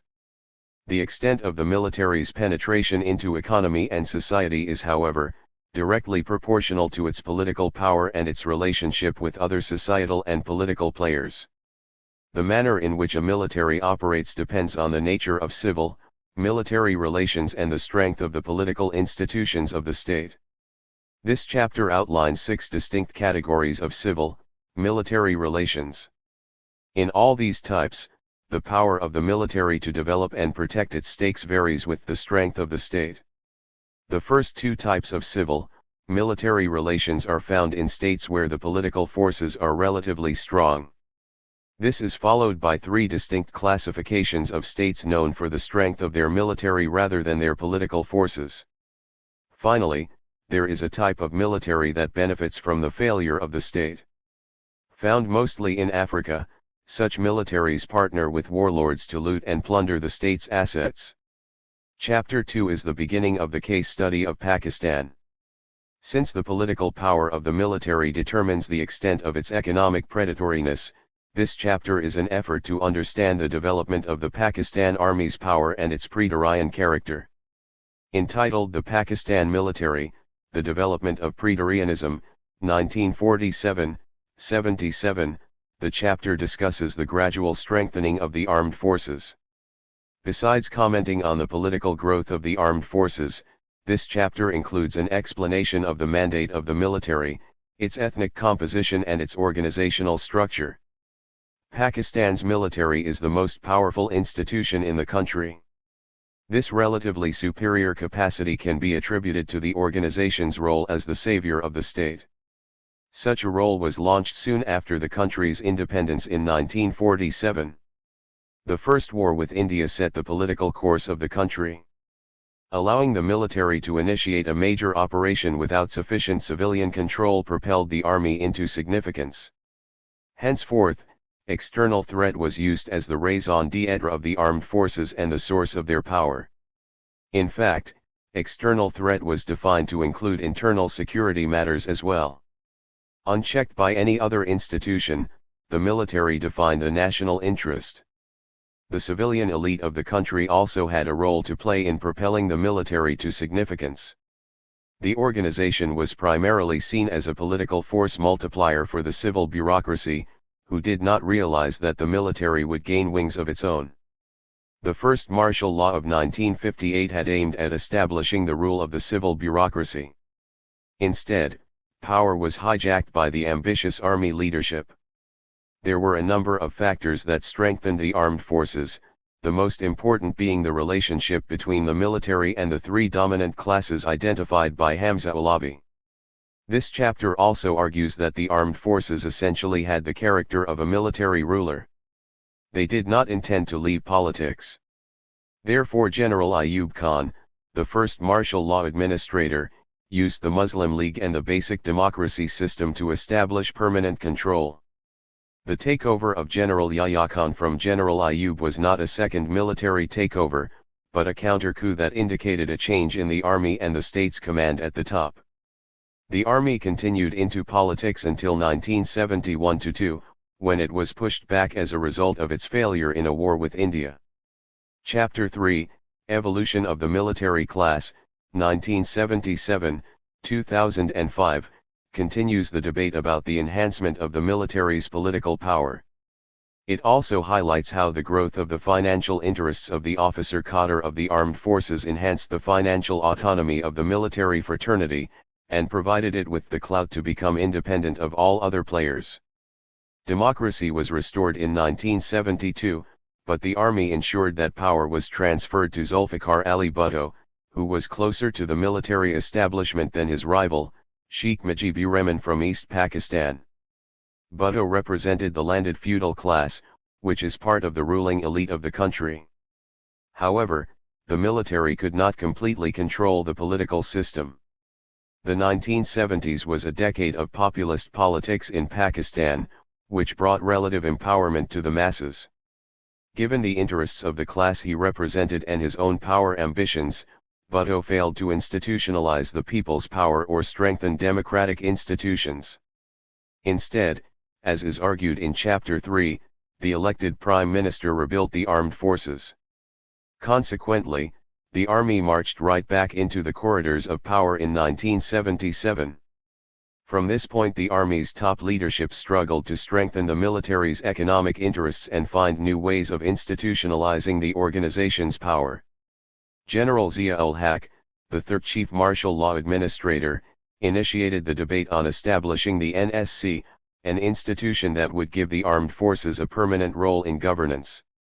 Although General Zia did not succeed in establishing the NSC, he managed to introduce constitutional provisions such as Article 58, 2b, which empowered the president to dismiss an elected government. This provision was used often during the 1990s to sack political regimes. The plan for creating the NSC finally succeeded in 2004 during the reign of the fourth military ruler, General Pervez Musharraf. Although the NSC was not established during Zia's regime, the military gained prominence and could not be pushed back even after the military dictator's death in a mysterious plane crash in 1988. In fact, the politicians contributed to the strengthening of the military's economic interests. The armed forces were provided with greater opportunities for economic exploitation. These economic interests combined with the armed forces' political ambitions played a major role in pushing them to institutionalize their power. Chapter 4, The Structure of Milbus, outlines the organizational configuration of the Pakistan military's economic empire. It explains the command and control structures, and the various methods used to exploit economic resources.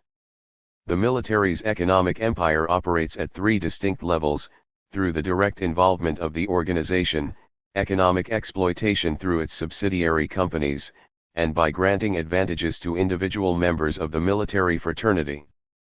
This pattern is similar to Indonesia's, where the top political leadership preys on the economy along with the military institution. Chapter 5, Milbus, The Formative Years, 1954-77, discusses the growth of Milbus in the years from 1954 to 77. From the mid-1950s, the armed forces expanded their stakes in all three segments of the economy: agriculture, manufacturing, and service industry.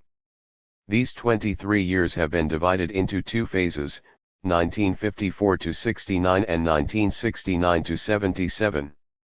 These periods roughly overlapped with the political changes in the country.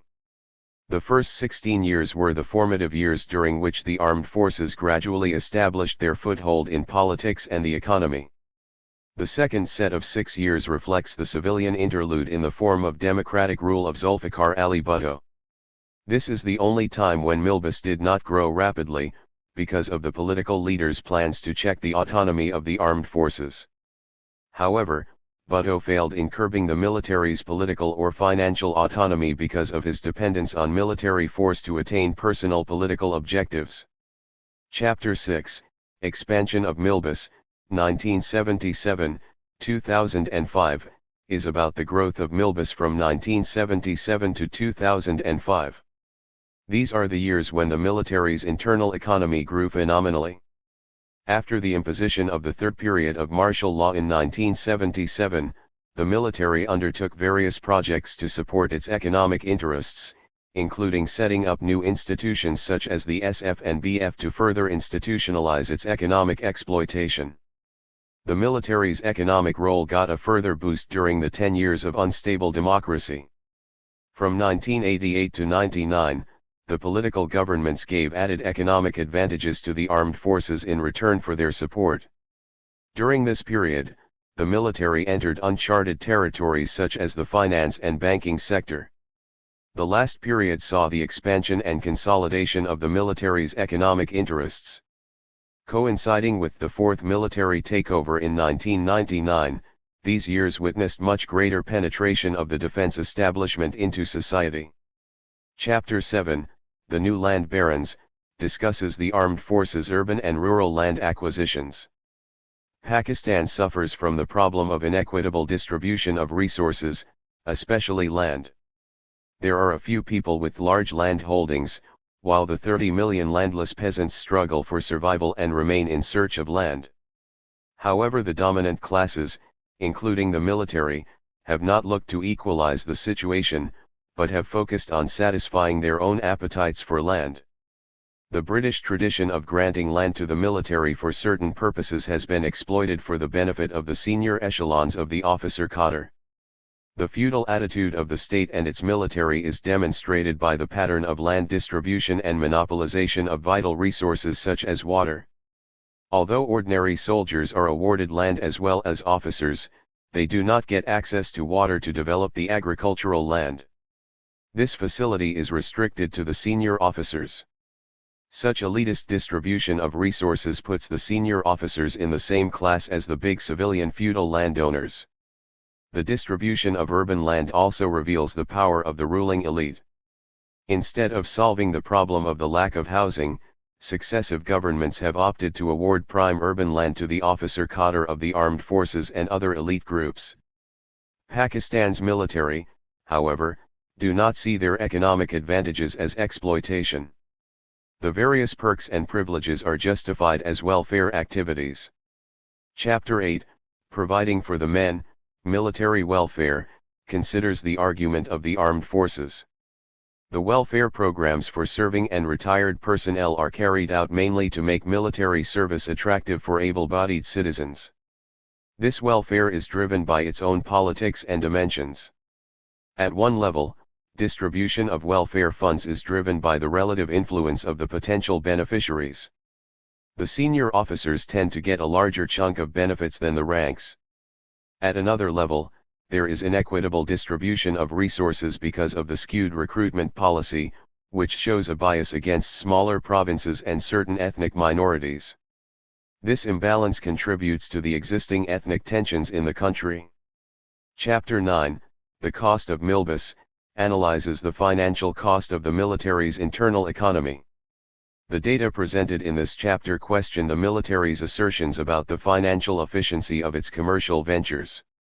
Some of the military's larger business ventures and subsidiaries have required a financial bailout, burdening the government. Despite the military's claims that these businesses operate in the private sector, the various companies use government resources. This behavior creates market distortions, increasing the financial and opportunity costs of Milbus. The military's internal economy also compromises professionalism in the armed forces. Chapter 10, Milbus and the Future of Pakistan, looks at the cost of the military's economy on its professionalism and the politics of the state. The conclusion, based on the evidence in the earlier chapters, is that Milbus is both politically and socially expensive. Politically, it nurtures the military's power ambitions. A military with such deep-rooted vested interests cannot be removed from a dominating position until there are significant changes in the country or in the international geopolitical environment which force the armed forces to cede political control. Socially, it reduces the society's acceptability of the military as an arbitrator and increases the alienation of the underprivileged, the dispossessed and the have-nots. Milbus represents the institutionalization of economic exploitation, and this has an impact on the military's character.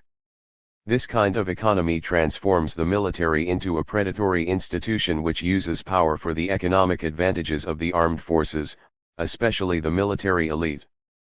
Already depressed by the greed of other dominant classes, common people even lose hope in the military's ability to deliver justice as an arbitrator. The resultant alienation could push the society towards other, often extreme, ideologies. It is important to find out whether the increase in religious conservatism in Pakistan, Turkey, and Indonesia, the three counties falling into the parent, guardian category of civil, military relations, is just a coincidence or a result of the changes in the character of the armed forces. 1. Milbus, a theoretical concept. The concept of Milbus was defined at length in the introduction, as a tribute drawn primarily by the officer cadre. As was explained, this portion of the military economy involves the unexplained and undocumented transfer of financial and other resources from the public and private sectors to individuals, through the use of the military's influence. Milbus as a phenomenon exists in many countries.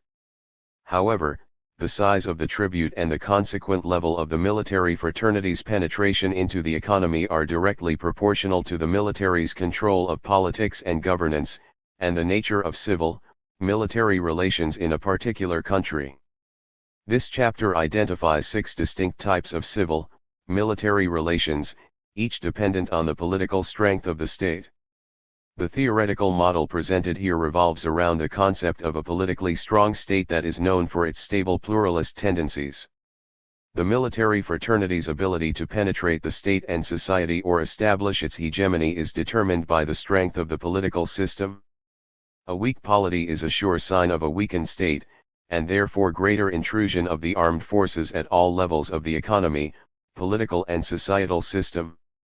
The various civil, military relations models presented are relevant for understanding the intensity and scope of the military's economic exploitation.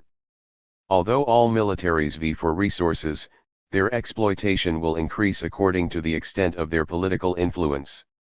Civil, military relations framework. The state is an important subject in political science literature, and there are numerous prisms through which analysts have looked at it. The most important dimensions are its structure, functions, and the capacity to perform its roles. From a structural standpoint, a state is described as an organization that includes an executive, legislature, bureaucracy, courts, police, military, and in some cases schools and public corporations. A state is not monolithic, although some are more cohesive than others. Point 1. Like a human body, a state is composed of a set of organs meant to perform certain functions. The link between a state's structural components and its functions is defined as a complex apparatus of centralized and institutionalized power that concentrates violence, establishes property rights, and regulates society within a given territory while being formally recognized as a state by international forums. Point 2. Similarly, Charles Tilly has given a list of 7 core functions that states perform: state-making, war-making, protection, extraction, adjudication, distribution, production. Point 3. The statist literature focuses in particular on the state's capacity to deliver. In its relationship with the society or people at large, the state is perceived as a super-entity that exercises dominance over other competing institutions such as the family, community, tribe, and the market. Point 4. Hence, the state's strength is gauged by its capacity to deliver certain services to the society. Conversely, the state's capacity is also determined by its control over the society. The relative strength of the various institutions and their relationships have an impact on the capacity of the state, and this is what makes the state relatively strong or weak. In this study, the state's capacity is determined not only by its capability to perform these functions, but also by the relationships between the various players. States that allow multiple players to negotiate their share of political influence and national resources are considered stronger than those where political debate is limited or arrested through the military's influence. In other words, the framework does not treat the state as a monolith that decides issues with a singular mind, but as a set of relationships that determine the allocation of resources according to their relative power. Point 5.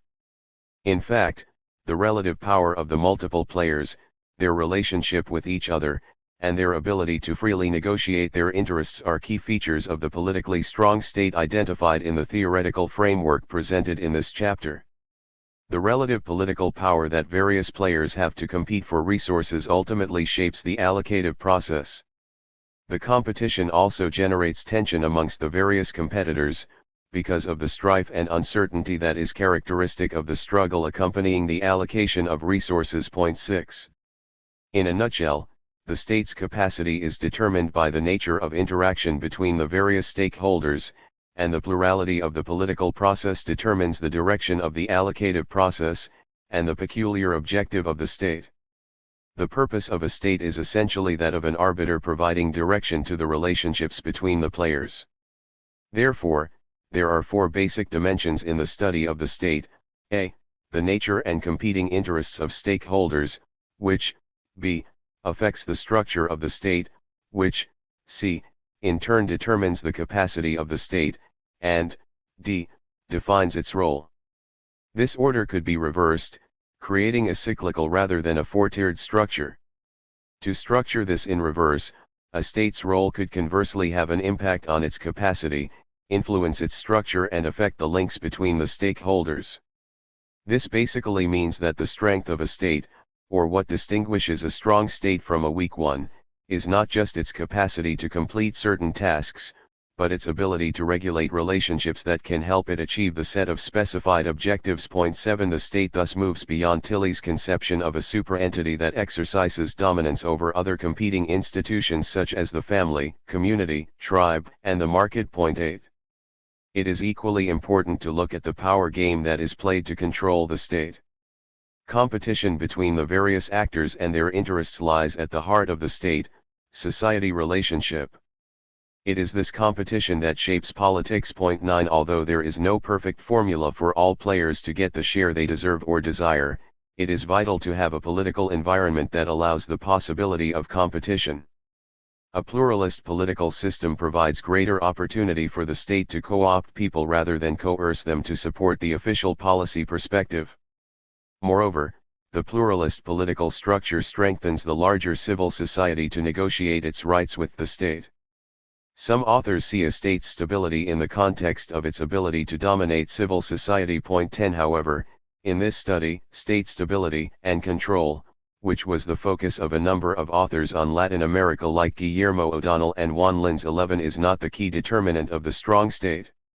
Rather, it is the state's ability to allow multiple actors to play, and provide a relatively level playing field for the purpose, that ensures the development of a state-society relationship based more on consent than coercion. It must be remembered that states use both coercion and consent to fulfill their functions. Therefore, the present framework is centered around political pluralism as a primary feature of state-society relations and for evaluating the strength of the state. Established and institutionalized democracy is viewed as a basic method of expression of pluralism and for accommodating multiple interests. Furthermore, electoral democracy as an established norm is the basic minimum prerequisite. These preconditions automatically exclude democracies in transition and states where the military manipulates politics from the backseat from being seen as strong states. Electoral democracy is primarily viewed as a tool or an indicator of a political culture that supports pluralism. It must also be noted that pluralism and democracy are not used in a normative sense. These concepts are essential for an environment where multiple actors can negotiate and renegotiate both political and economic space. The environment is geared not to allow the military or any other player to permanently suppress any competitive claimants. 12. Nor does pluralism undermine sensitivity to the quality of power relationships in a state, since the model takes social cleavages into account. While the framework recognizes the primacy of the state as an instrument of policy and for delivering certain goods to civil society, such as security and development, it does not support turning the state into an instrument of class domination or the supremacy of a particular group. In short, the framework of defining a strong state makes use of the state corporatist concept of enforced limited pluralism 13 or inclusionary corporate autonomy. 14 This allows for a strong state from a functional standpoint as well as admitting multiple players or power centers. Political pluralism as expressed by democratic political rule is essential for two reasons. First, politically, it serves as a security valve against a military takeover of the state and society, or the domination of a strong group or clique. Since the military is a country's primary organized institution trained in the management of violence 15 it has greater capacity to exercise coercion, and the organizational capacity to dominate civilian institutions. 16 Having the capacity to coerce people, the armed forces have a natural edge over other players to dominate the state and society, especially in a non-democratic environment. The military are key players in policy making in all parts of the world. The national security agenda makes it imperative for the political society and policy makers to bestow a special status on the armed forces and their personnel. However, if unchecked, the military can dominate all other stakeholders through their sheer organizational strength and power. In fact, the military can become the state itself, as will be shown in the case study of Pakistan. A strong state, on the other hand, is known for treating its armed forces as one of many players, and as an instrument of policy that can be used both internally and externally. A democratically strong state is at the core of this theoretical model. As we move away from this fulcrum, the strength of the state gradually diminishes, and the weakening political structures may be dominated by political parties, individuals, military regimes, or warlords. The peculiar nature of civil-military relations eventually determines the extent to which a military will exploit national resources. A typology of civil-military relations. There are 6 identifiable typologies of civil-military relations. Civil-military partnership. Authoritarian political bureaucratic partnership. Ruler military domination. Arbitrator military domination. Parent-guardian military domination. Warlord domination. Since the relative power of the political system establishes the strength of the state, which in turn determines the military's capacity to penetrate the political, social, and economic realm, each typology is distinguished by the political and economic system, nature of the civil society, and the level of military's penetration into the polity, society, and economy, see Table 1.1. In the first type, the military is subservient to civilian authorities. This is due to the strength of the civil institutions and civil society. The system is known for its free market economy, which allows the military to gain advantages through partnership with the dominant political and economic players rather than to operate independently. The armed forces are distinguished by their professionalism, which includes subservience to the civilian authorities. The military of the second category is similar in terms of its dependence on civilian authorities. However, the armed forces draw their power from the dominant political party, individual leader/s, or the ruling dispensation. Despite the fact that the economy is not structured on a free market principle, the military does not operate on its own but benefits from its association with the party/leader. The armed forces are primarily professional except that they have a relatively greater role in internal security and governance. Table 1.1 Civil-military relations, the 6 typologies. Key, PK, peacekeeping, ND, assistance in natural disasters, ACA, assistance to civilian authorities in domestic emergencies, PC, political control, PF, policing functions. The next 3 categories show different forms of military domination. This is because of the pre-Dorian nature of the societies and the historical significance of the armed forces in power politics. The secondary roles of such militaries include policing functions and political control. The key difference between the 3 types is in what has been defined here as the military's stated political legitimacy. The term legitimacy does not refer to civil society's acceptance of the military's role, but to the mechanism through which the military justifies its political influence. So while the ruler-type military presents itself as an alternative institution that has to control the state, the arbitrator type rationalizes its dominant role as a political and social arbitrator that steps into governance to correct the imbalance created by the political leadership. The parent-guardian type, on the other hand, uses constitutional mechanisms to consolidate its presence as a permanent arbitrator. The permanent role of an arbitrator is meant to secure the state from any internal or external threats posed by outside enemies or domestic actors who might weaken the state through their indiscretion. The warlord type, which is the final category, presents an extreme case of an anarchic society, where the military loots and plunders in partnership with dominant civilian players.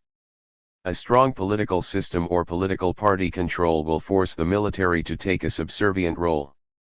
In such cases, the role of the armed forces will be defined by the civilian leadership and primarily limited to external security. The role is significant because it determines the level of the military's penetration into the state and society. Internal security roles tend to increase the military's involvement in state and societal affairs. The armed forces' overall penetration, on the other hand, influences the political capacity of the state.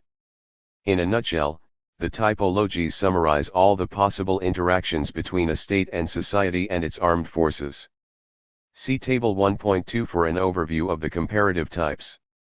The civil, military partnership type. This type is found mostly in stable democracies known for a strong and vibrant civil society and sturdy civilian institutions. The political environment is known for firm civilian control of the armed forces.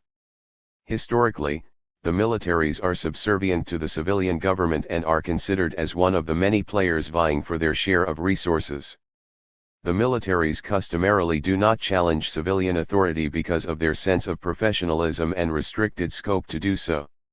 Hence, the armed forces are professional in the true Huntingtonian sense, a strong corporate culture and submission to civilian authorities.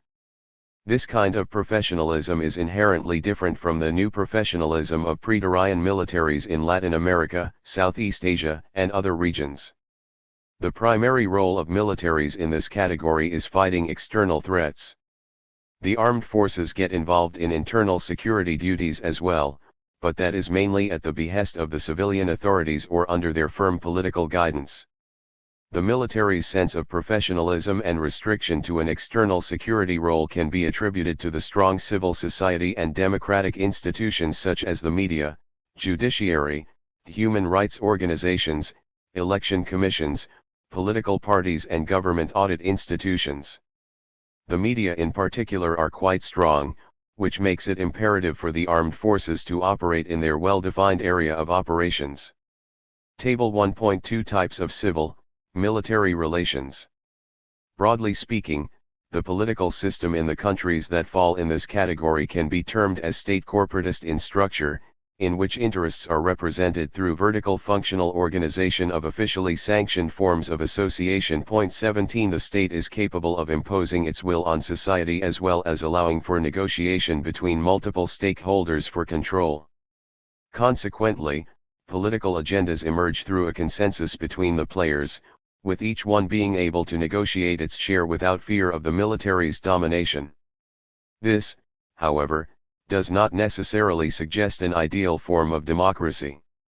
In fact, there is a variation in the quality of democracy. As well as the United Kingdom, the United States, Germany, and France, states such as India, South Africa, and Brazil fall in this category. These other states have a different political history, culture, and traditions, and the evolution of the state and society has not followed the same trajectory as in the Western countries. India, for instance, is termed as a political culture bordering on pretorianism. 18 Bitter periods of political repression, such as during Indira Gandhi's government in the 1970s, reflect its latent authoritarian tendencies. However, despite this bad patch and the existing authoritarian nature of Indian politics, the military in India has been kept under firm civilian control. The armed forces are viewed essentially as an instrument of policy. Such a character of civil, military relations was deliberately built into the political design of the Indian state, and its civilian leadership has jealously guarded its control of the armed forces. India's first Prime Minister, Jawaharlal Nehru, ensured the military's subservience to the political leadership and the civilian bureaucracy through encouraging a particular kind of a defense administrative culture. 19 Over the years, the military adapted to the civilian domination of the state and defense policy making, and never ventured to challenge the supremacy of the civilian leadership. Similarly, South Africa has a democratic culture distinguished by control of the armed forces. Although the country is known for its history of apartheid, a liberal political culture and professionalism in the armed forces were created through reforms of the security sector. The restructuring was meant to introduce a culture where the military would not dominate the political discourse and governance. These countries have over the years moved towards a civil, military partnership in politico-military terms and/or in the economic sphere. In the first instance, the military has become more than just an instrument of policy, and has gained greater significance in the country's politics and policy making because of the evolution in its role. The greater role in countering internal threats has resulted in a partnership between the civil and military in a number of countries such as the United States, France, the United Kingdom, Israel, and India. The Israeli military's role in fighting the Arab Intifada brought substantive changes in civil, military relations, making the armed forces much more significant for the state than in the past. 20 The new role also means that the military cannot be overruled in the same fashion as was envisaged by earlier Israeli leaders such as David Ben-Gurion. Similarly, the change in the nature of threat after September 11 altered the relationship between the military and the civilian authorities in the United States. The changed role meant an increase in the defense establishment's role in governance. The CIA, FBI, and other agencies play powerful roles and often deal with more than internal security. From a planning perspective, a closer link between the Home, Foreign, and Defense departments, which often happens with the rise in internal threat resulting in a greater internal security role for the armed forces, almost always leads to a stronger civil-military partnership. The military becomes a more important member of the policy-making power coalition. In the United States, the changing of the state's role, the public sector was downsized after the end of the Cold War, transformed the role of the armed forces as well. The relative strengthening of the armed forces led to a greater involvement of serving and retired military personnel in decision-making. The US-Israeli civil-military relations model, which is also found in other countries in this category, is not confrontational but brokers a partnership approach. This does not mean that the military is not controlled by the civilian authorities or is involved in politics.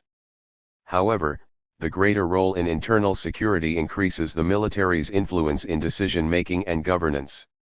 The civil-military partnership has in fact both a politico-military and an economic dimension. While a closer linkage between the civilian decision-makers and military authorities is established through changes in the military's role which lead it to focus more on internal security, a partnership is formulated in developed economies for reasons of profit-making as well. This economy also falls into the category of MILBUS. The private military enterprises, PMEs, and private security businesses in the United States, the United Kingdom, France, and South Africa are some of the examples of economic benefits accruing to the civilian corporate sector and the military from a partnership. Established mainly during the 1990s, the PME businesses employed retired military personnel for security duties in countries like Bosnia, Rwanda, Croatia, Somalia, Sierra Leone, and Iraq. This type of partnership allowed the military organizations in these countries to use the PMEs for furthering geopolitical interests, much more conveniently than by acting directly.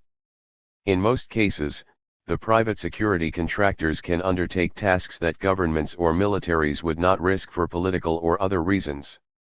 The organizational and human resource capacity of the military fraternity, made available after right-sizing, or downsizing, of the security sector, was viewed as a potential that could be employed effectively rather than wasted.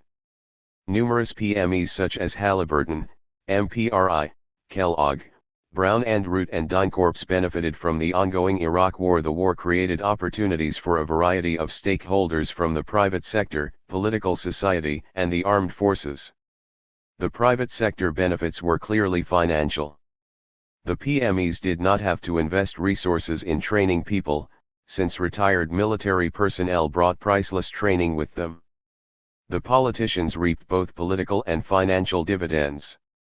Most of the top 100 companies benefiting from defense contracts had also contributed to the election campaigns of top lawmakers, especially members of the U.S. House and Senate Defense Appropriations Subcommittees. 21 The civil-military collaboration provided lucrative post-retirement job opportunities for military personnel. The Beltway jobs, jobs outside Washington, D.C., and in various areas of activity, in the United States have led to double dipping, or in some cases triple dipping, by security personnel. These terms refer to military personnel having 2 to 3 sources of income other than the pension they get after retirement. The existing literature has not analyzed the real cost of this three-way collaboration. There are definite financial costs for the government, in terms of resources wasted on training personnel who leave the military and join the PMEs. Moreover, the PMEs carry out tasks at a higher price. Government accountants would argue that privatization of security has long-term financial and diplomatic advantages, as it actually reduces the cost of maintenance and also saves regimes from political embarrassment at the return of body bags. However, this leads to an increased lack of transparency and risk of corruption. There is the threat of potential profiteers pursuing policies that benefit them in the long run. There were numerous references to questionable decision-making during the Iraq War.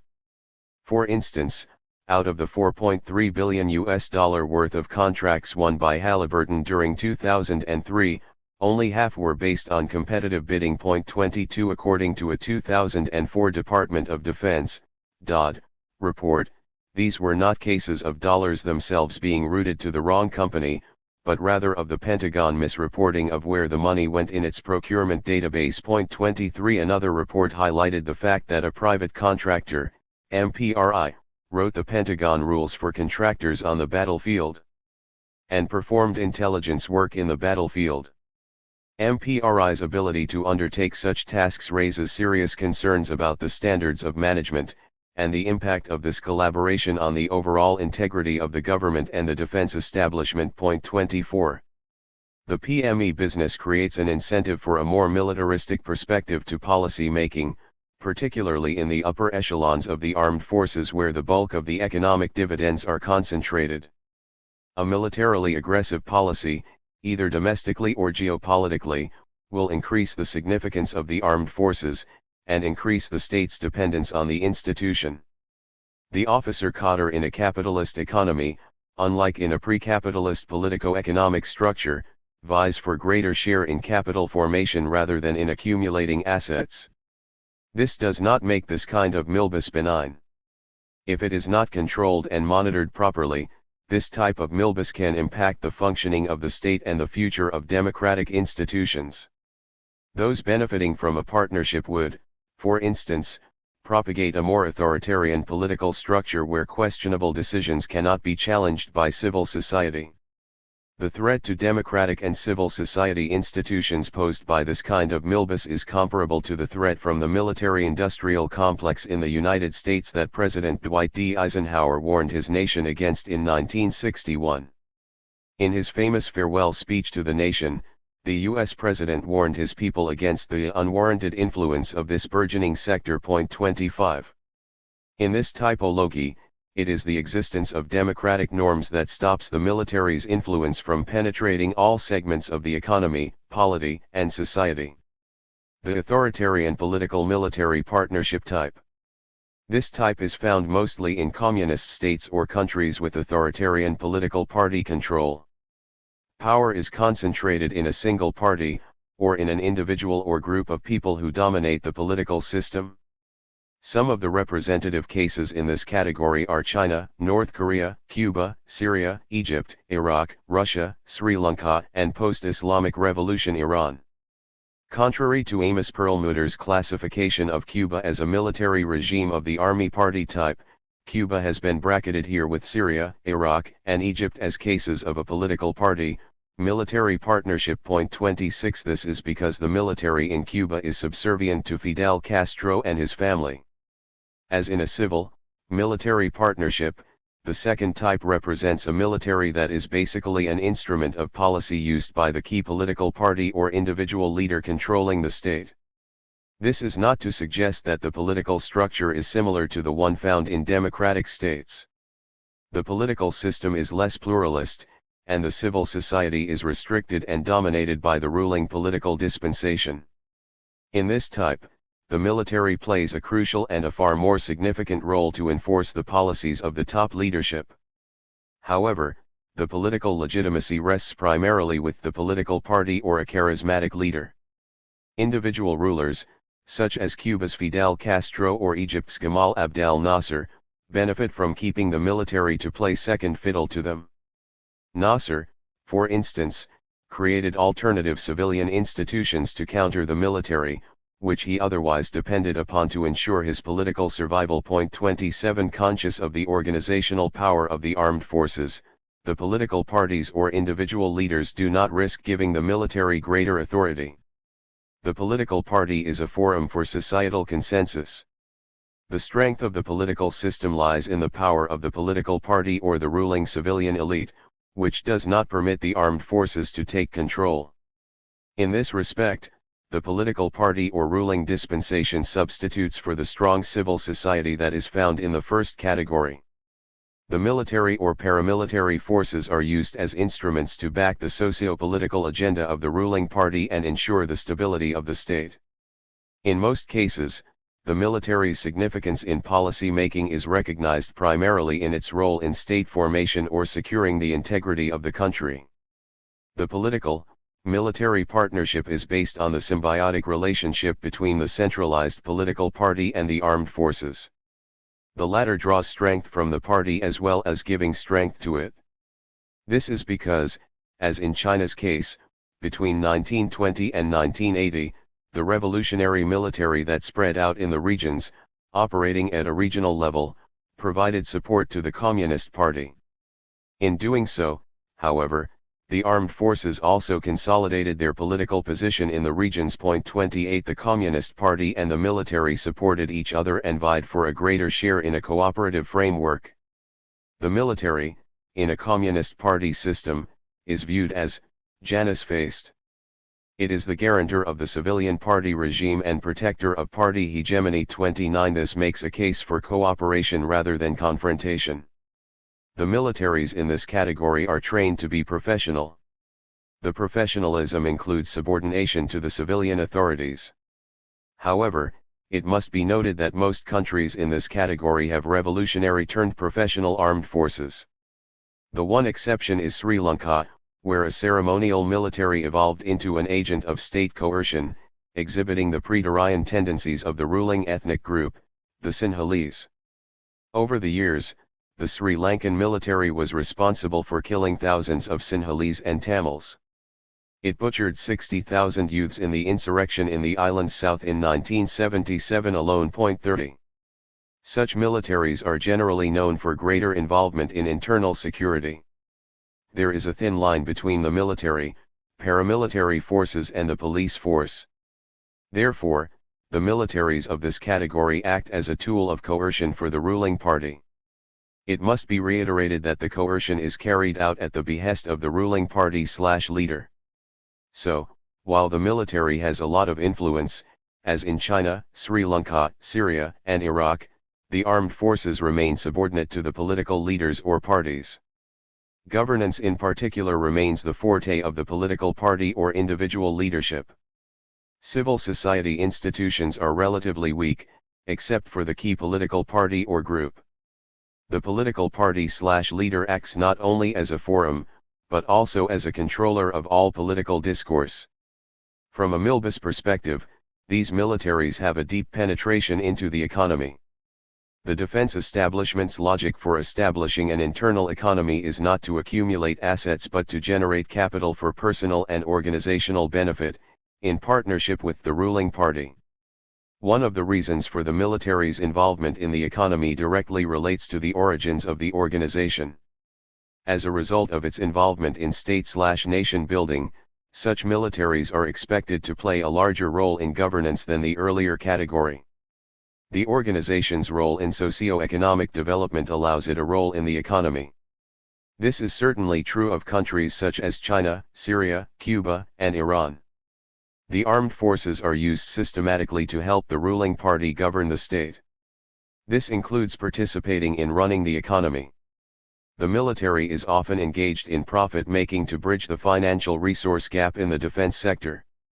In these states the governments do not have the capacity to provide for the armed forces, or face a shortage of funds to foot the total bill for the defense sector, so the secondary role of the armed forces is significant. As an instrument of the political party, the military also undertakes development work, contributing to the state's resources. The party remains central to political and economic exploitation. The power of the political party presents the possibility of divesting the military of its internal economic mechanisms, as is evident from the Chinese case. In 1998, Beijing removed financial stakes held by its armed forces in order to professionalize a people's army. 31 The official order, however, did not automatically lead to a complete divestiture. The top echelon of the officer cadre was reluctant to close shop because of its personal financial interests. Thus, as pointed out by Frank Omura, the Chinese PLA continued to have an influence on the economy despite the emphasis on reorganization. 32 The development of a symbiotic relationship between the military and the leadership at the top of the political party structure presented the military with the opportunity to negotiate concessions for itself, and dissuade the political leadership from punishing the armed forces for shirking. 33 The party leadership may also be unwilling to demand a professional cleansing of the armed forces because the political and military leadership have shared interests. Being direct beneficiaries of the economic redistribution, senior commanders of the armed forces are reluctant to enforce a complete turnaround. The reluctance to contain the military's activities, as suggested by James Mulvinon, is a deliberate design. The Chinese armed forces were taken out of the service sector but not stopped from playing a role in manufacturing industry. 34 An authoritarian political system is geared to redistribute resources among its own members and its allies. 35 In Iran's case, kleptocratic redistribution became sharper after the Islamic Revolution as a result of the involvement of vital political players such as the former president, Hashmi Rafsanjani. This influential leader provided patronage to the Hezbollah militia to exploit resources and feed religious charities, boniads. 36 Equally noticeable is the joint exploitation of national resources by the dictator Fidel Castro's family and the armed forces in Cuba. 37 The Iranian Hezbollah, Cuban army, and even the Chinese PLA represent instruments of power, coercion and extraction.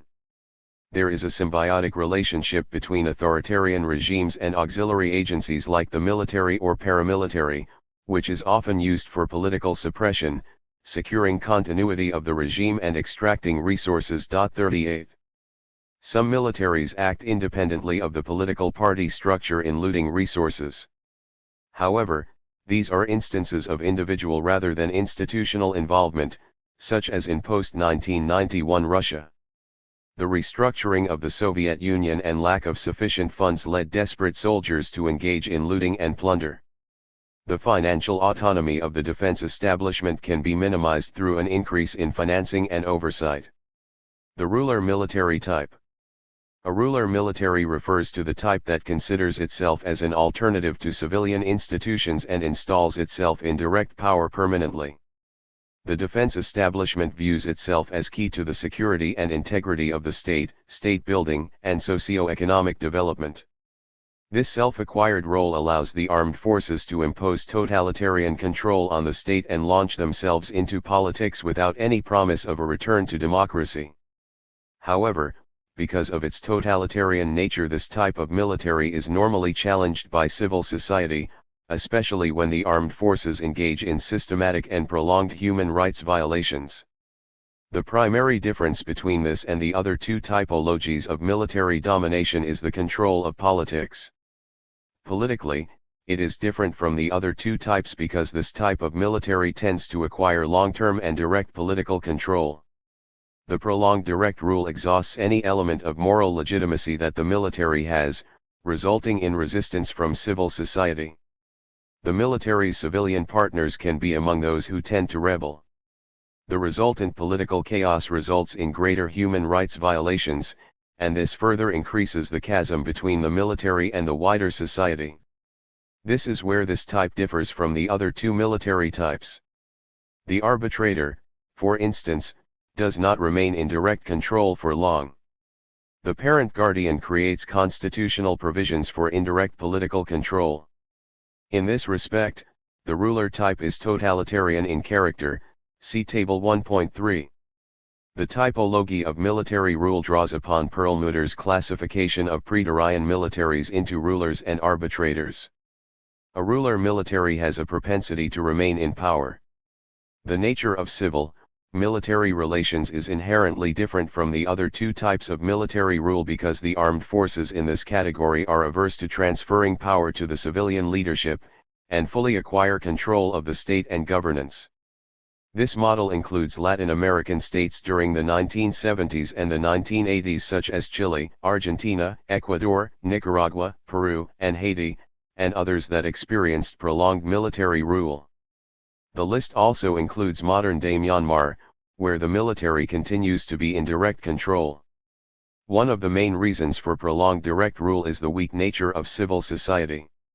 However, since the ruler type lacks political legitimacy, it can be pushed out of politics and governance through a combination of external and internal pressure. The return of democracy to Chile, Argentina, and other Latin American countries is a case in point. The years of military coercion in the form of human rights violations drew reactions from the civil society, which managed to organize itself with financial, moral, and political support from outside. The ruler military is not professional or trained to deal with external threats. Despite tension at the borders and ongoing military conflicts, there is no major external threat to the survival of the state. The militaries relish in large budgetary allocations and enjoy significance because of their role as guarantors of national security. However, the emphasis on internal threat allows for a greater emphasis on internal security and the military's link with domestic politics. The internal security role also exposes the military more to political stakeholders, and makes the institution sensitive to political ills. The literature on bureaucratic authoritarianism in Latin America sheds ample light on the rise of militaries to power. The ruler militaries are inherently revolutionary armed forces that lack a professional ethos in terms of their organizational capabilities and subjecting themselves to civilian control. Huntingtonian professionalism is not the ethos of these defense establishments. Such militaries gravitate toward politics as a result of the lack of a political consensus and unity in these countries. The lack of an elite consensus keeps the militaries in power. The military sees itself as an alternative institution capable of modernizing the society and forcing it to conform through coercion. In most of these post-colonial states there are few people or groups of people who have an exposure to the foreign/Western concept of modernity. Table 1.3 The three military types. Asterisk. In this type, the military does not exercise direct control permanently. In fact, it controls through building partnerships with civilian players. Asterisk. Hegemonic relates to subtle but complete control of the society, politics, and the economy. These militaries establish pervasive control of the state and the society through political as well as constitutional and legal measures. Military rule takes three forms: personal, oligarchic, and corporatist. 39 These subgroups signify various degrees of civil, military relations. They also indicate the extent to which the military leadership relies on partners among civilian bureaucrats, technocrats, or the political leadership for governance. The civilian partners, however, remain subservient to and dependent on the armed forces. In addition, these three categories are critical in understanding the nature of kleptocratic distribution in states ruled by a ruler-type military. The first subtype includes Idi Amin's Uganda, General Somoza's Nicaragua, and François Duvalier's Haiti. The political system is dominated by the dictator/despot who distributes restrictively among his sycophants. 40 The style of rule, however, creates dissension within the military. Nevertheless, the military acts as a key player in power sharing. The organization's support is crucial for the dictator, who uses coercion within the defense establishment as well as the society to expand his political support base. Peru, Chile, Ecuador, and Myanmar fall into the second subgroup, the oligarchic type. The ruling class relies on the support of an otherwise autonomous military institution. The dependence is also structural, with greater use of the military institution for governance and for political partnership. The ruler oligarchic type tends not to go into a partnership with a political party. The group of officers consider themselves capable of governing without civil political stakeholders, whom the military replaces. 41 In a post-colonial paradigm, the military views itself as an alternative institution with the capacity to build and modernize the state. In doing so, however, it alienates other players, so it becomes like the colonial state itself, which, according to political analyst Caleb E. J. Holste, did not hold the intention of building a state. 42. Finally, the corporatist design refers to the institutional involvement of the military in politics and governance. It is also marked by an inverted military-civil partnership. The military acts as a principal rather than an agent of civilian leaders. The civil and political societies are transformed into an instrument of modernization directed by the armed forces. Quintessential states following this pattern are Brazil and Argentina. While the military becomes the patron and remains the locus, it inducts other institutions and partners in policy making and modernizing the state. For instance, the technocrats are included in the power alliance to manage the state through a highly centralized control system which curbs political growth. 43 The highly bureaucratic authoritarian system builds a tactical relationship with other players. The idea is to get technical support for governance and the implementation of policies. 44. As mentioned earlier, the distribution of resources under the ruler military type is highly kleptocratic. The key beneficiaries are the military and its cronies. In fact, there is greater rank-and-file military involvement in the exploitation of resources. Since the military considers itself as the primary institution for state building, the security and integrity of the state, and societal modernization, it dominates resource distribution. However, this has high costs as well. The ruler military type creates conditions that are best explained using Mancur-Olson's roving bandit metaphor. 45 This refers to authoritarianism creating socio-economic anarchy. Roving banditry, as opposed to stationary banditry, increases transaction costs and reduces the productivity of an economy. Although all military authoritarian rules have high cost, the ruler type is most expensive because of the damage it does to politics and civil society. The anarchy is not only caused by kleptocratic distribution, this kind of redistributive system can be found in the other two military types as well, but is also a manifestation of the violence and socio-political chaos caused by the armed forces. Myanmar, for instance, is one of the obvious cases of a military generating a high cost for the economy, the politics, and society. Economically, Myanmar suffered because of the direct involvement of military officers in looting, illegal possession of private property and opium smuggling.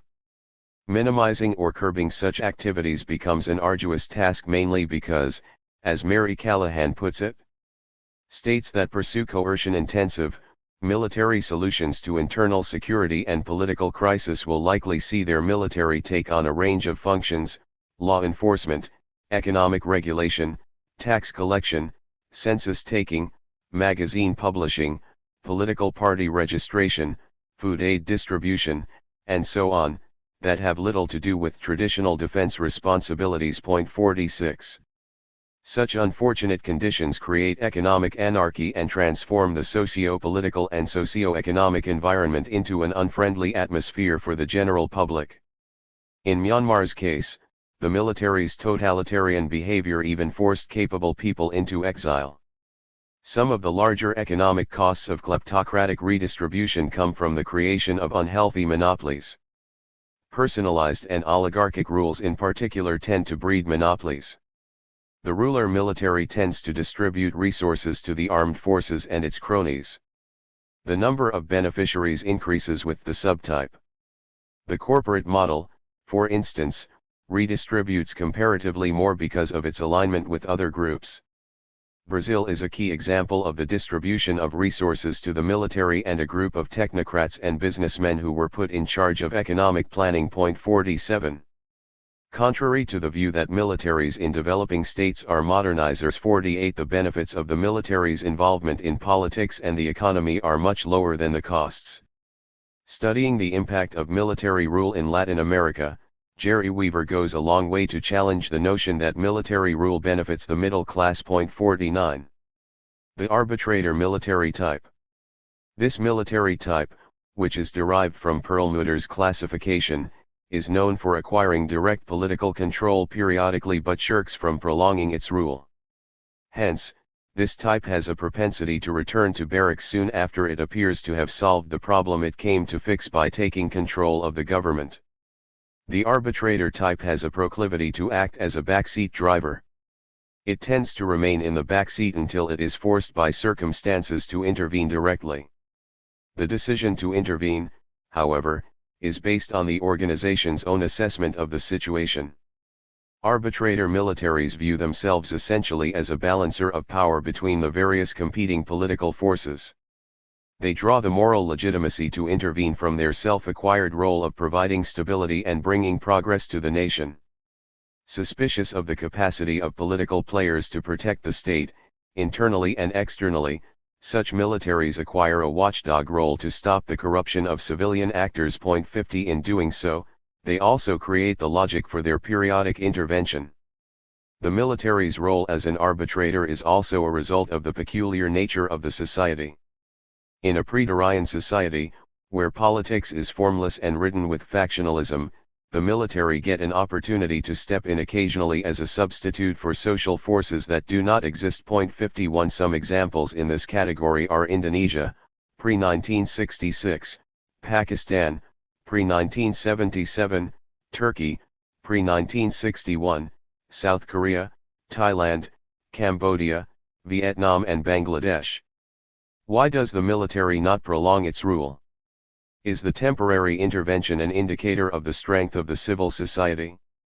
In some cases like Bangladesh, the military is kept out of prolonged direct rule because of the relative strength of the society. The civil society's ability to agitate vociferously against a totalitarian dispensation forced the Bangladeshi military out from governance and direct rule. However, such societies are not strong enough to reduce the armed forces' role as an arbitrator. The society is considerably fragmented, and this is detrimental to the strengthening of pluralism in the state. Perlmutter provides a host of explanations for the military not prolonging its direct rule. The military might remain in the backseat because of acceptance of the existing social order, willingness to return to the barracks, the military's lack of an independent political organization, the concept of a time limit for army rule, the military's character as a pressure group, a low level of national consciousness, fear of civilian retribution, concern for professionalism. 52. The author's third point regarding the military's lack of an independent political organization is very important. Since the military is trained to be a professional force to deal with external threats, it does not have the political legitimacy to continue in power. The realization of its lack of political legitimacy keeps the military in the background, although in an influential position. So despite the moral legitimacy to intervene periodically, the military cannot continue in power for long. The civil society is fragmented but not sufficiently weak to allow for prolonged totalitarian control by the armed forces. The inability of the armed forces to prolong its rule as a result of resistance from the civil society is clear from the case of Bangladesh. In some cases, such as pre-1961 Turkey and pre-1977 Pakistan, the defense establishments were not fully prepared to introduce long-term direct rule or build alternative mechanisms such as constitutional arrangements for perpetuating their influence. The military's political intervention in Pakistan, for instance, started with General Ayub Khan, 1958-69, who was followed by General Yahya Khan, 1969-71. The Ayub Khan regime in particular depended on the civilian bureaucracy because it did not have sufficient experience in ruling the country. Moreover, after they lost the war with India, it was impossible for the armed forces not to transfer power to the elected civilian leadership. The subsequent regimes of General Zia-ul-Haq, 1977-88, and General Pervez Musharraf, 1999 to date, were more prepared to seek extraordinary arrangements to prolong the military's participation in governance. As mentioned earlier, the arbitrator military is different from the rule type because of its greater sense of professionalism.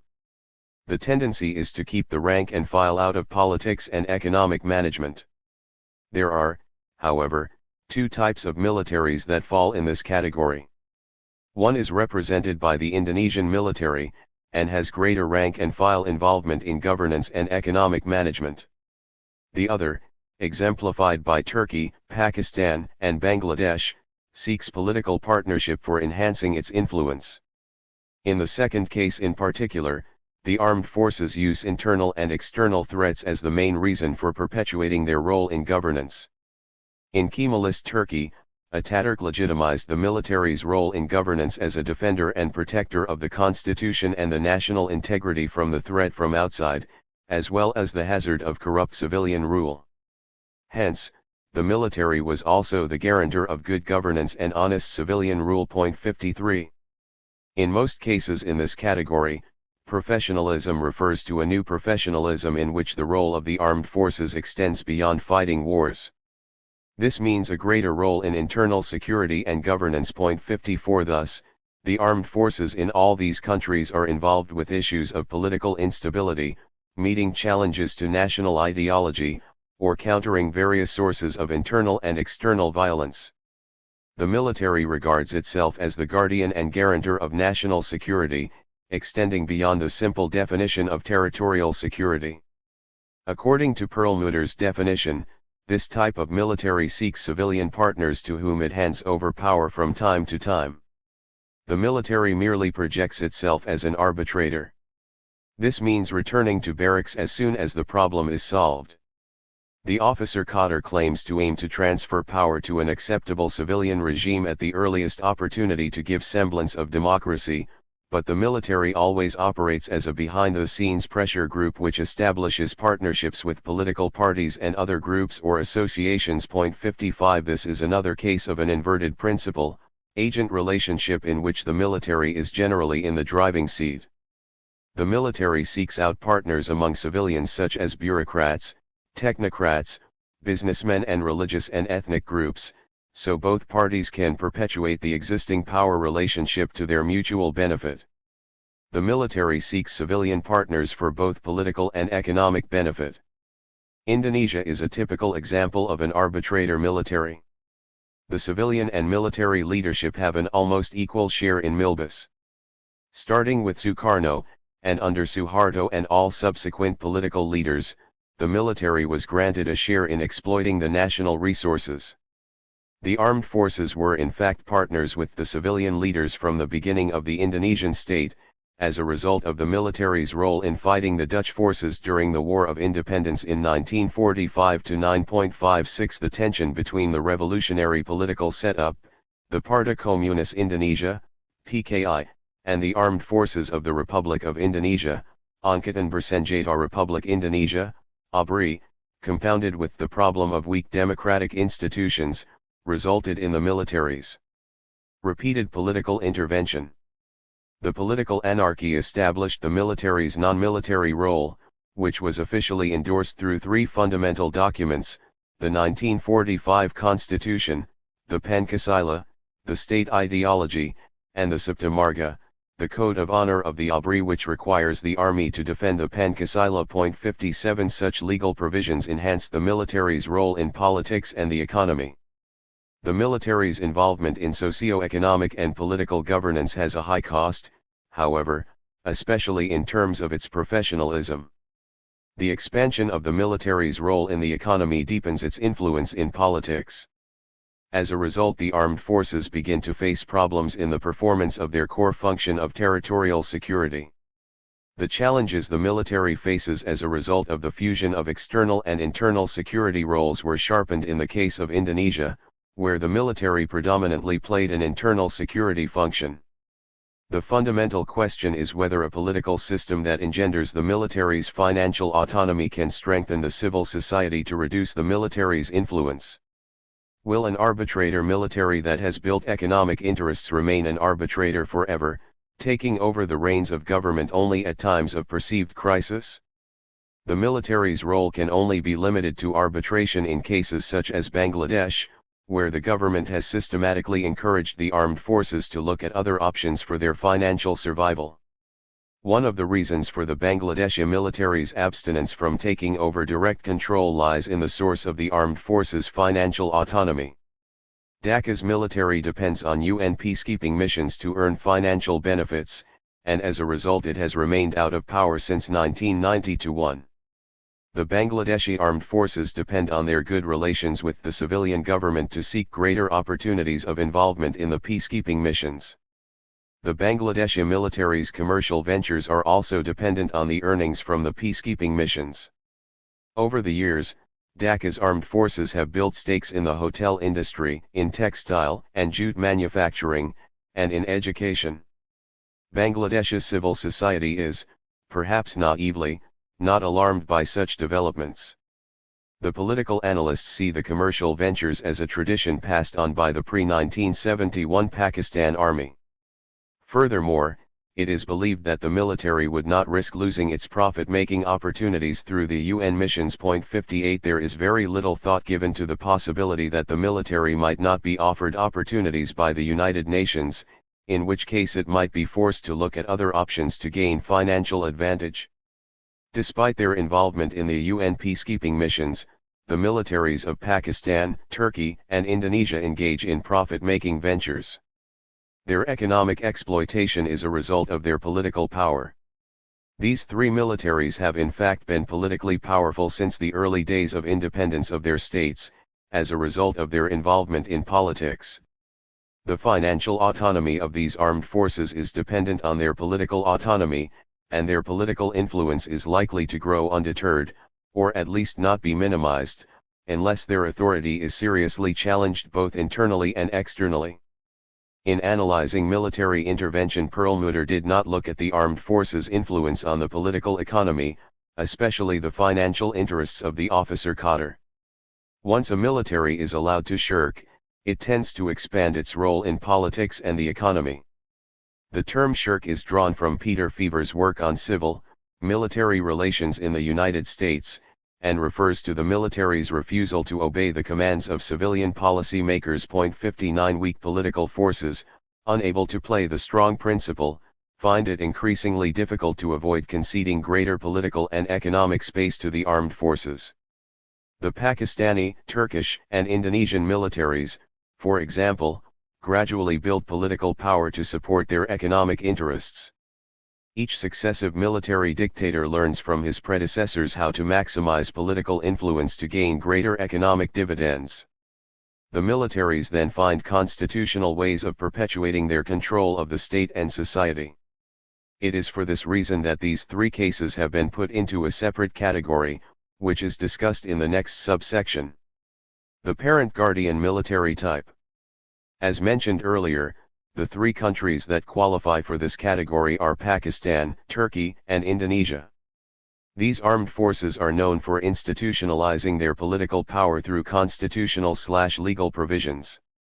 Such changes are brought about through the help of civilian partners that are dependent on the military for their survival. So while the rank and file is kept out of governance, a select group of top and middle-ranking officers continues to control the state in partnership with the other members of the larger military fraternity. See the introduction for definition of this term. The civilian partners play a crucial role in endorsing the political role of the armed forces.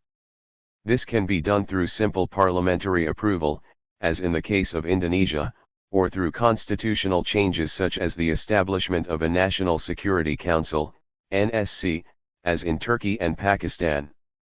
It is important to note that the three cases in this category are of arbitrator militaries turned into the parent-guardian type. The key argument is that because of their growing economic interests, the armed forces tend to institutionalize their political power to secure their dominant position as part of the ruling elite. With constitutional/legal changes endorsing their extra-military role, the armed forces no longer remain just an instrument of policy, but become an equal partner, sharing power and national resources with other members of the ruling elite. In fact, the ruling elite tends to draw its power and influence from its partnership with the military. The shift from one type to the other indicates a change in the thinking of the military regarding its placement in the political power hierarchy of a state. This type of change, as mentioned earlier, is not documented or analyzed by Perlmutter in his several works on civil, military relations. Henceforth, the military institutes itself as a permanent element in the country's power politics and governance. The institutionalizing of the military's power is considered necessary to protect the corporate interests of the armed forces, and is an indicator of the officer cadre's suspicion of the political players. Since the civil society and political actors cannot be trusted to protect the integrity of the state or ensure that the military's interests are safeguarded, it is vital for the defense establishment to create a permanent place for itself in politics, which transcends all political dispensations. The civil society has to be made aware of the looming presence of its protector in hindering any indiscretions. Militaries in this role are intellectually sharp in analyzing the environment and formulating survival strategies accordingly. Since they do not intend to relinquish control of the state, such militaries hide their intentions by partnering with civilian players who are usually kept in the forefront. The civilian-military relationship is a patron-client type, which also serves the purpose of weakening any strong agitation against the military. The military's civilian clients thwart any move towards consolidated agitation against the military's domination. The adaptability of the organization is almost chameleon-like. In Indonesia's case, a permanent institutionalized role was endorsed by the Provisional People's Congress, which recognized the dual function of security and political control of the armed forces in 1966. According to the official statement, the non-military function of the Indonesian Republican Armed Forces members, as citizens and Pancasiliast revolutionaries, to devote themselves in every field to fulfill the message of the people's suffering and for the sake of the revolution's resilience, must be acknowledged and continuance guaranteed. 60. The military's political role was added to its security function as part of the concept of dwifungsi or dual roles. The civilian partners, namely President Suharto and his cabal, who had risen to power on the shoulders of the military, allowed the armed forces to dominate the civil bureaucracy as well as acquire control of the economy. 61. The Turkish military, on the other hand, institutionalized its role through establishing the NSC, an organ of power numerically tilted in favor of the armed forces. Its composition, 6 officers and 5 civilians, gave a clear advantage to the armed forces, which had already penetrated the political system and had members in the civil bureaucracy and the parliament. The issue, however, is not of numerical strength. The military members of the NSC in Pakistan are fewer in number, 4 military, 9 civil, but have greater power, which can be attributed to the military's traditional control of power politics. The Turkish military also possesses a huge presence in the society and the economy. Public surveys have been supportive of the armed forces, which is attributable to their popularity as well as their powers of coercion. For instance, it is illegal to criticize the military in Turkey or to discuss its budgetary or off-budgetary allocation. 62. Similarly, Pakistan's military started to seek an independent institutionalized presence in politics after 1977. The regime of General Muhammad Zia-ul-Haq, 1977–88, initiated the idea of a NSC, and one was finally established in April 2004 by General Pervez Musharraf, 1999 to date. Unlike the first military regime of Generals Ayub and Yahya Khan, 1958–71, the Zia government understood the significance of institutionalizing the military's role in politics and governance, and found a recipe for achieving this objective. One of the lessons that the military dictator Zia learned from the past was the need to protect the military's interests.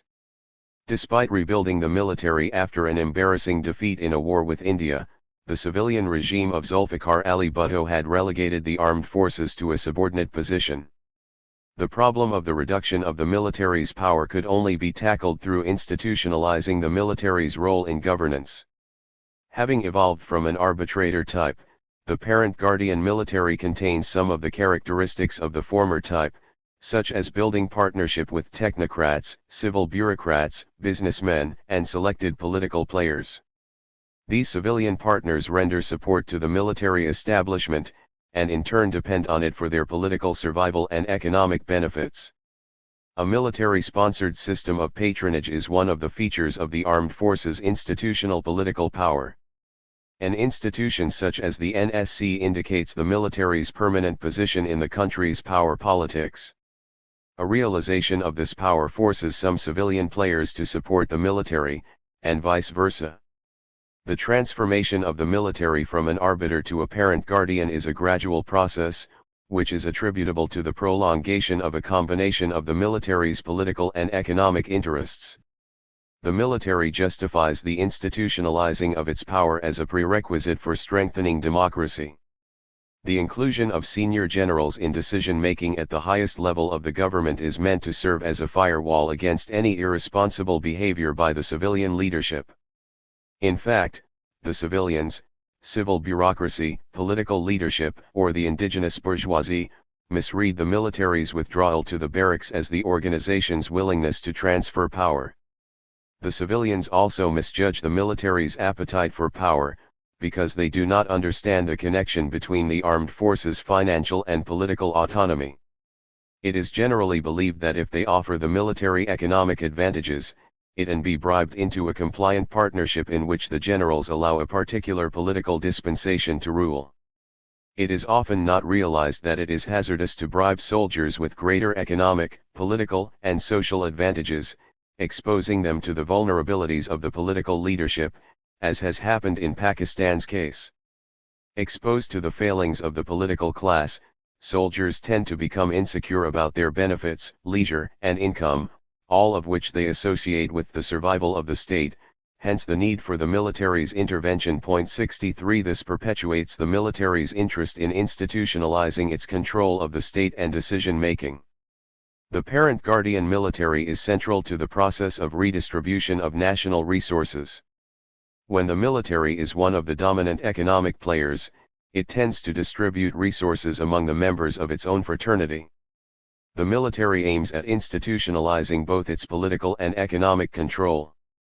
The expansion of economic interests is undertaken through a complex network that binds together serving and retired military as well as certain civilians who benefit directly from the military business complex. For instance, the Turkish military interventions of the 1960s and the 1980s were aimed at strengthening the oligarchic position of a coterie of senior generals, who had forged an alliance with the business elite as well. 64. So an assessment of Milbus must include the value of the military's economic interests and those of its civilian partners. The parent-guardian type of military encourages crony capitalism. The behavior of the corporate sector is influenced by the presence of the military, because the major civilian corporate players depend on the armed forces' patronage for their survival and growth. The economic partners rarely confront the military on its share or extra-legal concessions, mainly because, as was reported in Turkey's case, of fear, or concern for rewards that the military could deny or ensure to them through its powerful position. 65. The redistribution mechanism has a direct bearing on the structure of Milbus.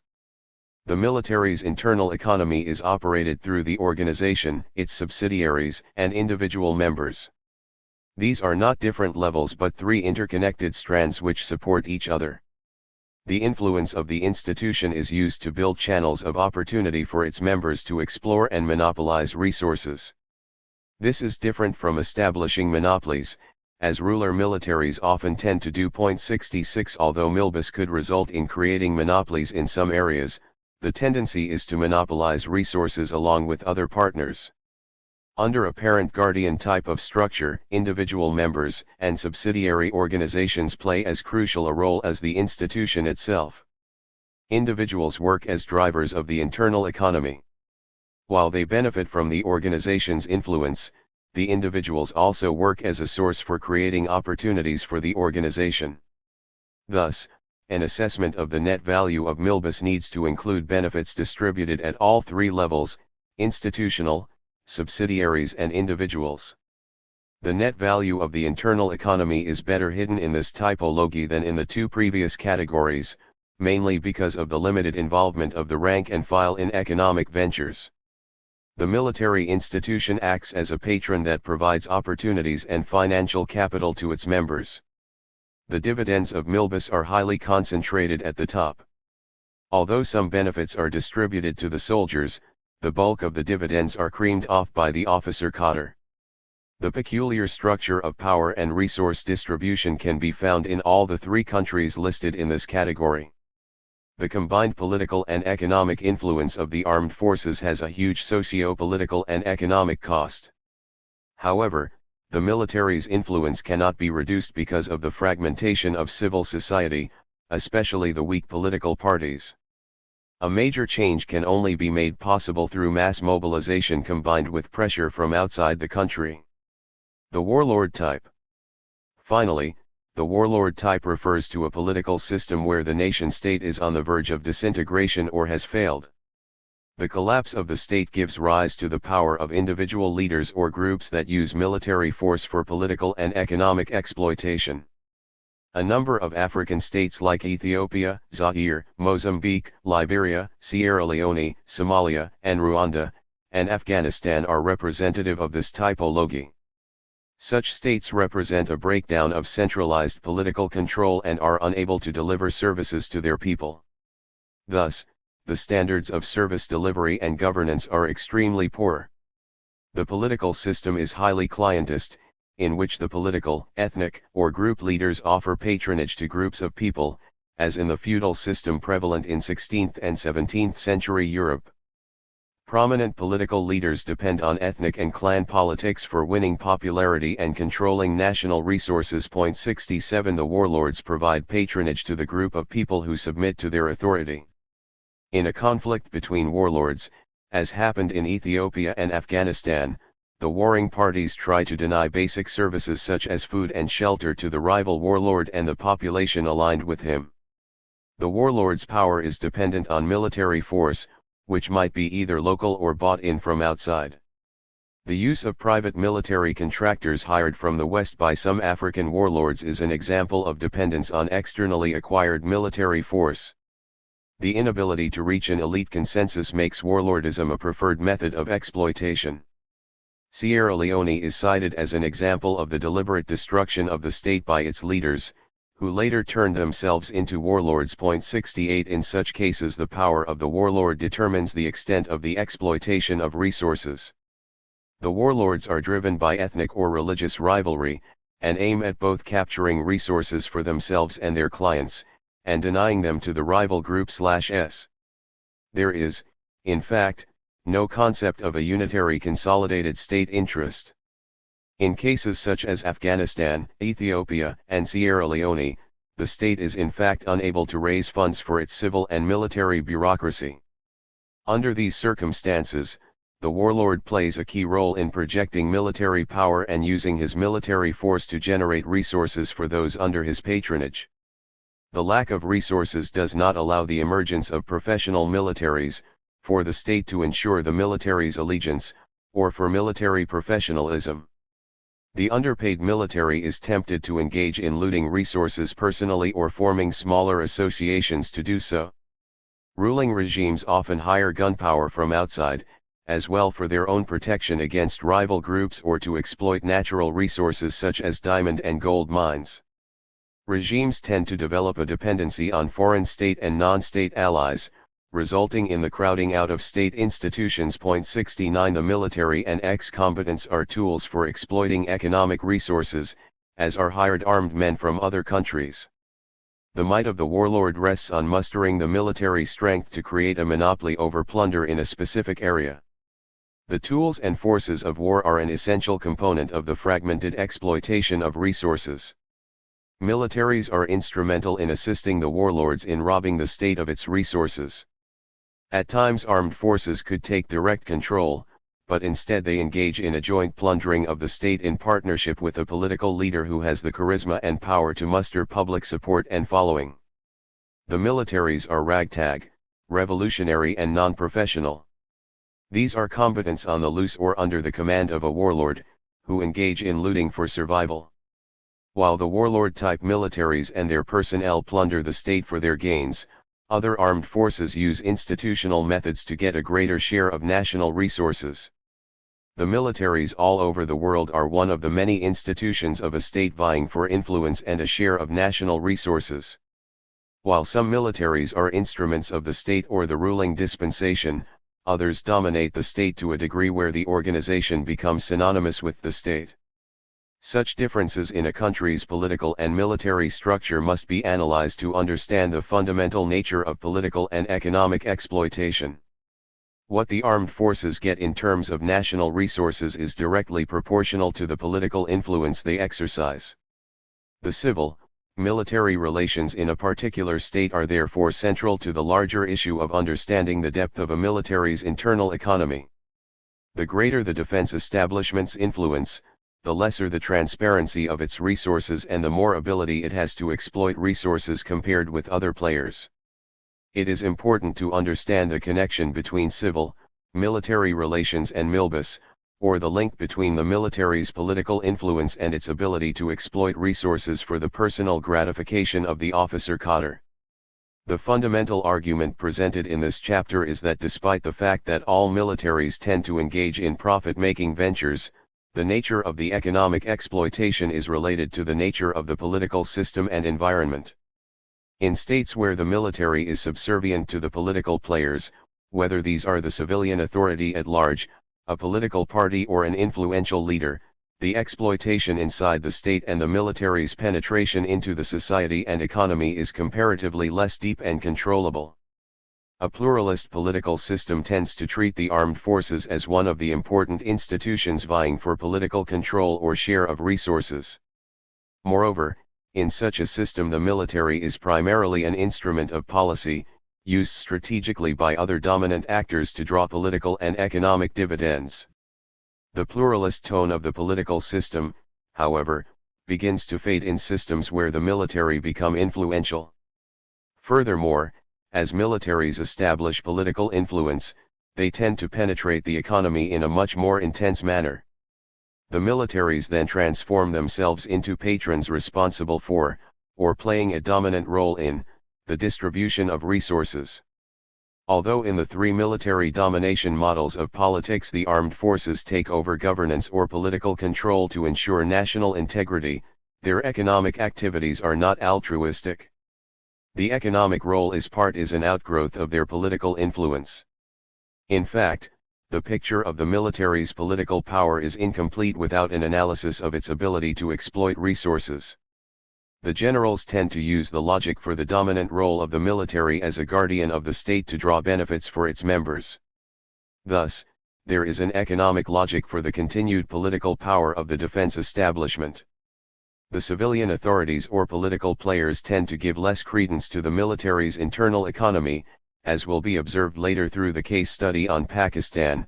The financial stakes of the officer cadre are, at best, considered critical to the interests of the generals, but are not seen as something linked with the military's political ambitions. It is true that the military does not necessarily have to acquire power to allow the officer cadre profit-making opportunities.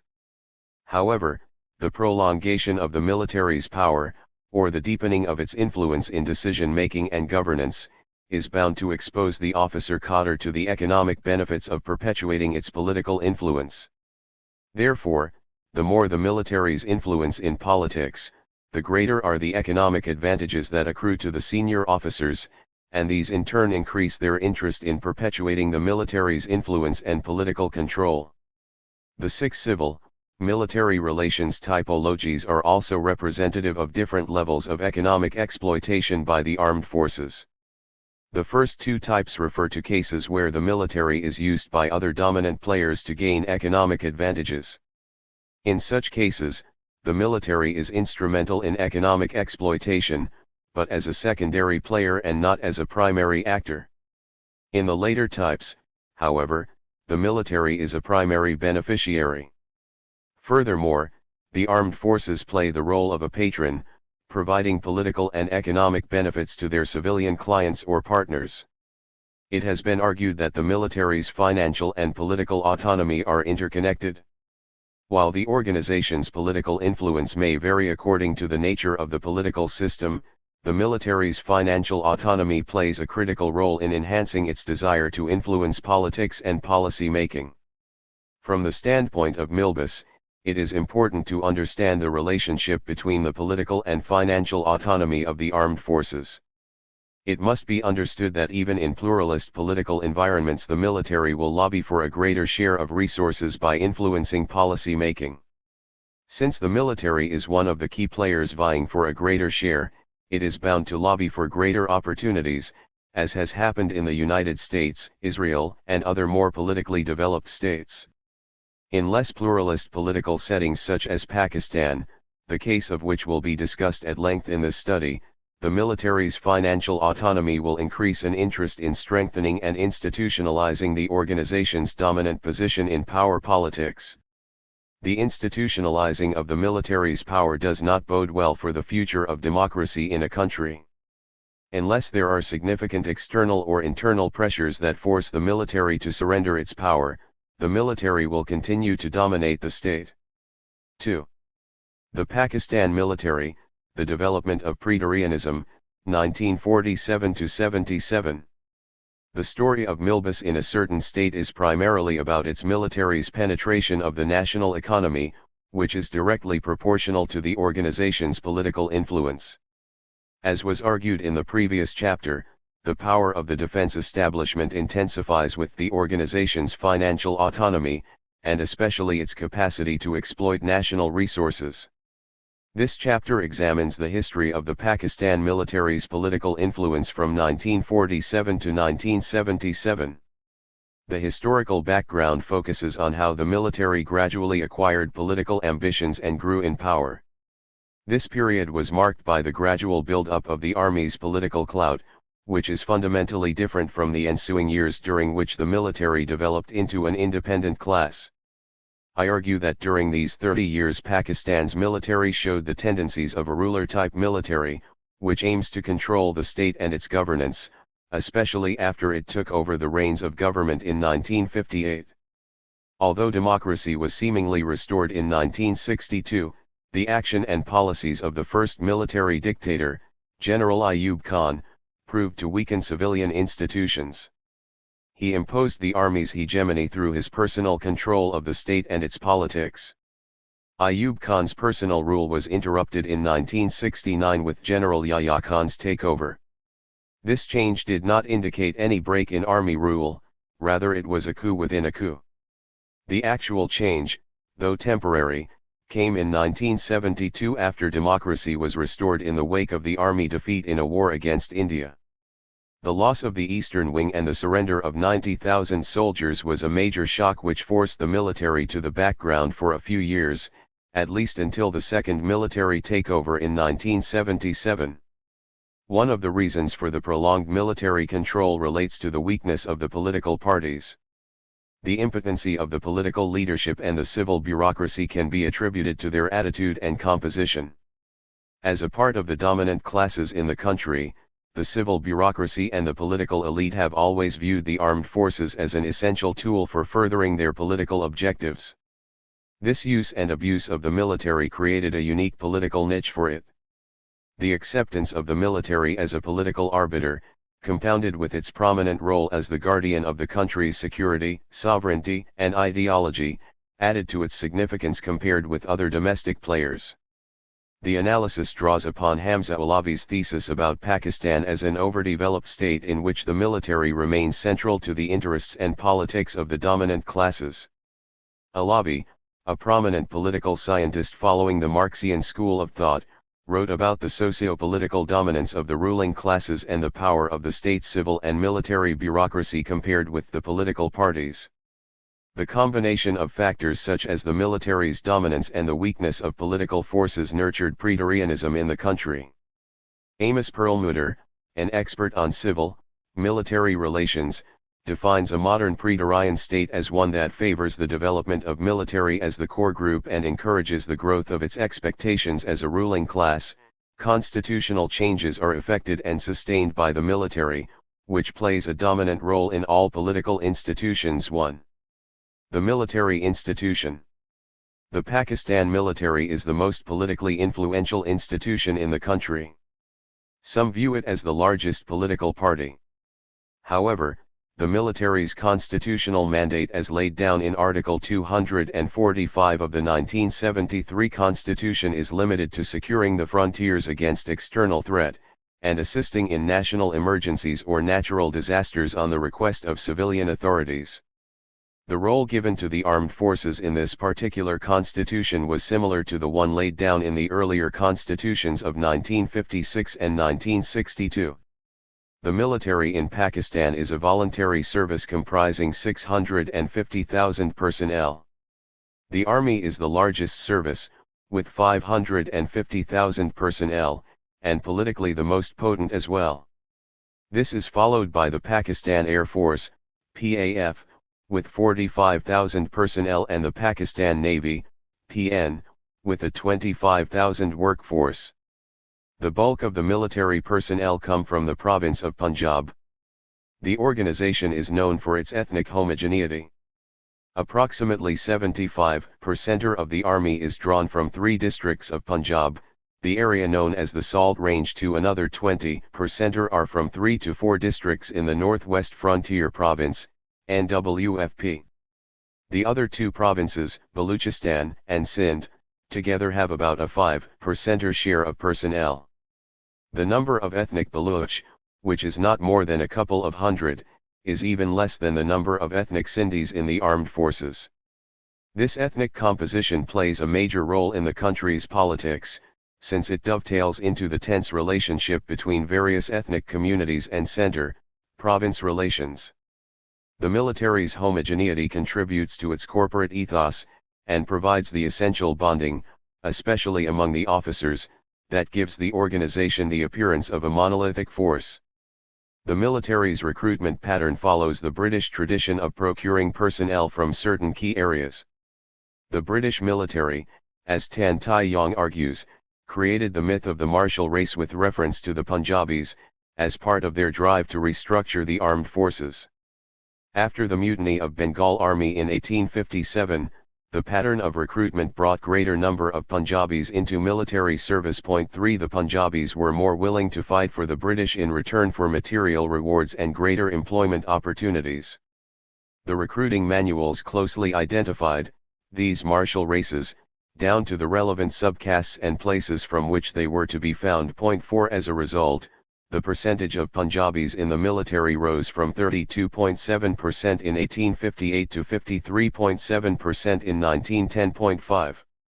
Mustafa Kemal Pasha, author of Colonial Political Economy, asserts that the basic idea behind selective recruitment rested on the premise that groups that had shown a warrior instinct during the Mughal period were worthy candidates. But a full-blown theory of the martial races was still in a nascent form in the period before 1857. It was only after the events of 1857 that the British began to exclude certain groups from the colonial army on a systematic basis. 6. The myth of Punjabis and Pathans from NWFP as the martial races was propagated even after the country's independence in 1947, and served the purpose of retaining the ethnic composition and inherently elitist fabric of the armed forces. Moreover, the British bias against recruitment of Bengalis, Sindhis, and Baluch was maintained. The continuation of the recruitment pattern also fed into the tension between the center and the smaller provinces, particularly Baluchistan. As a result, Baluch leaders view the armed forces not as a national military, but a Punjabi force with a mercenary and exploitative character. 7. The Pakistan military's ethnic homogeneity also reflects its elitist ethos, and according to the academic Eric Nordlinger, there is a peculiar social imbalance in the dominance of the military by West Pakistanis, especially Punjabis. 8 The author referred to Pakistan's example to counter the argument made by Morris Yanowitz that militaries in developing societies are more committed to social change than the civilian members of the ruling elite. 9 Nordlinger's argument is that the reforms initiated by military regimes do not necessarily indicate a willingness to threaten the interests of the ruling classes. The high-ranking officers of the armed forces pursue and protect the interests of the upper middle class. Therefore, the military's recruitment from the lower middle class does not translate into a preference for the interest of this class. 10. The socio-political dynamics of Pakistan's military demonstrate that the military uses its political influence for the social mobility of its own personnel. Since the mid-1950s, the military's recruitment in Pakistan changed from the upper middle class to the lower middle class. However, this did not necessarily result in any social revolution inside the forces. The military's echelons pursue policies to acquire opportunities and assets that facilitate capital formation, which enhances the position of military officers and brings them onto a par with other members of the ruling elite. Moreover, the senior officers pursue social elitism within the services. A military source talked about the presence of elitism in the army, which gives the sons of senior generals or those having access to senior officers better career opportunities than others. 11. A social bifurcation is also encouraged in the officer cadre. It disallows free mixing between the families of senior, mid-ranking, and junior officers. During discussion with a psychologist working for the PN, it was found that most of the psychological problems referred to were related to the social pressures created by the intense social stratification within the services. For instance, the senior officers discouraged their children from associating with those of the junior officers. 12.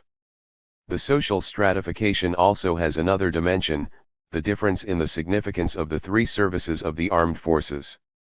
The organizational structure of Pakistan's military reflects the continental nature of the country.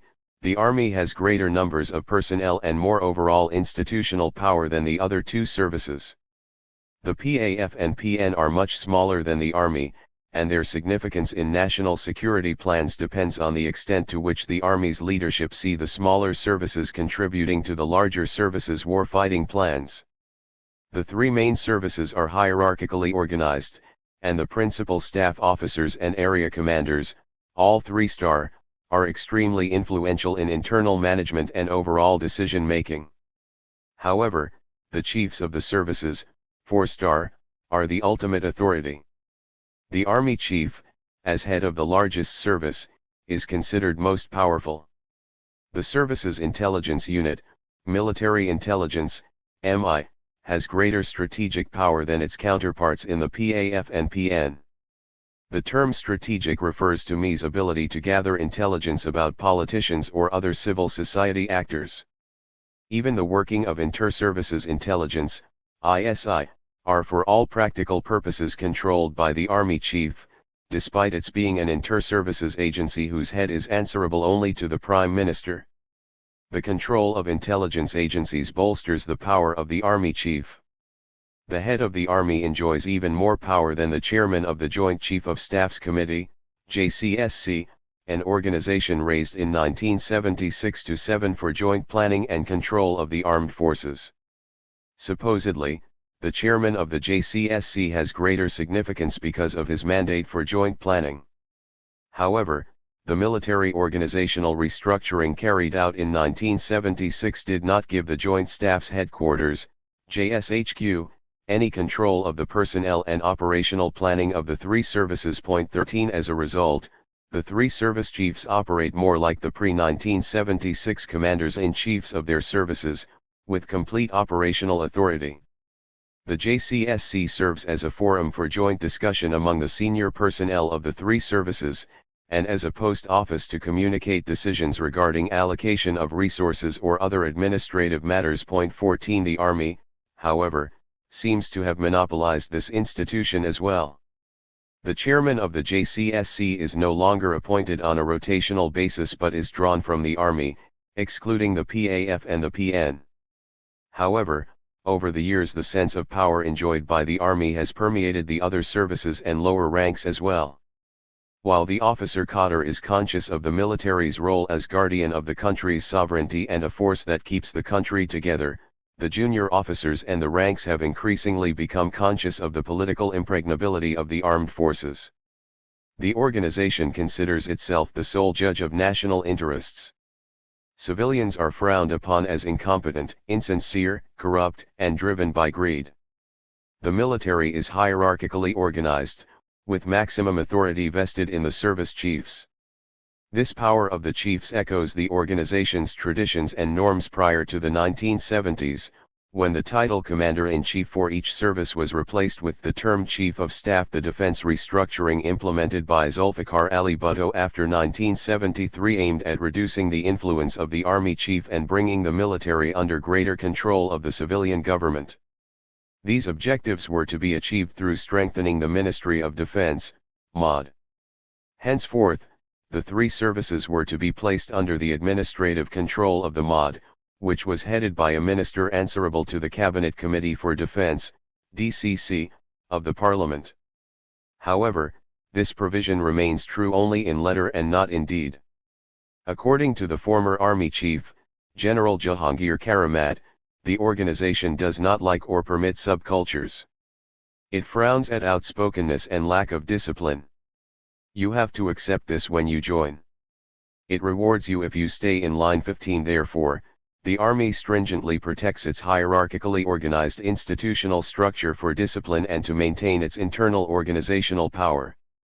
The military's primary role. The military attained its central role in the post-colonial state of Pakistan by being its protector. The centrality of the armed forces as the guardian of the state was intrinsic, and compensated for the deep sense of insecurity that infested the state after its birth in 1947. The prominence of external threat during the early years was crucial in defining the parameters of the future state-society relationship.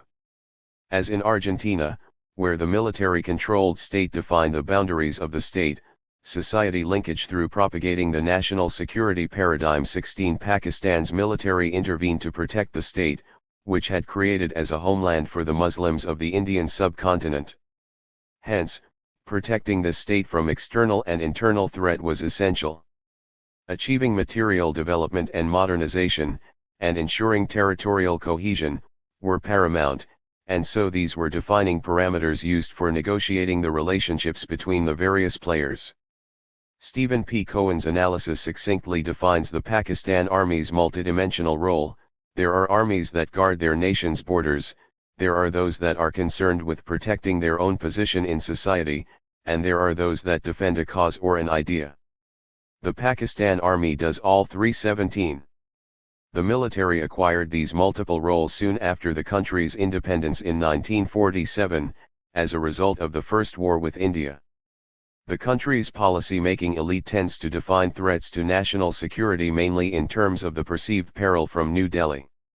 India's hegemonic policies and belligerent attitude are considered to be the greatest threat to the survival of the state.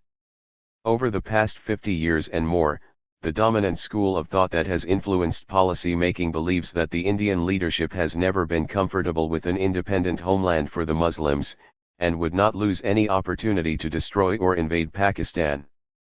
Policy makers are equally uncomfortable with India's urge to gain regional or global prominence. Any reference to India acquiring a prominent role, especially as a result of its comparatively greater military capacity, is seen as a potential threat and as inherently antithetical to Pakistan's security interests. This first war with the neighboring state in 1947-8 established the primacy of the national security agenda. From then onwards, military security was given maximum priority, resulting in the government allocating about 70% of the estimated budget in the first year for defense. 18 This budgetary allocation symbolized the prioritization of the state and national agenda. According to Hussein Haqqani, a research fellow at the Carnegie Endowment for International Peace, after the First War, Islamic Pakistan was defining itself through the prism of resistance to Hindu India. 19. The Indian threat had an immediate effect in making the military more prominent than all other domestic players. This development was accompanied by lax control of the management of the armed forces by the civilian leadership. In fact, the founding father was unable to take firm control of the armed forces during the early days. Muhammad Ali Jinnah could not even enforce his decision to deploy troops in Kashmir. General Gracie, the Pakistan Army's commander-in-chief, expressed a reluctance to obey Jinnah during the 1947-8 war for which he was not admonished.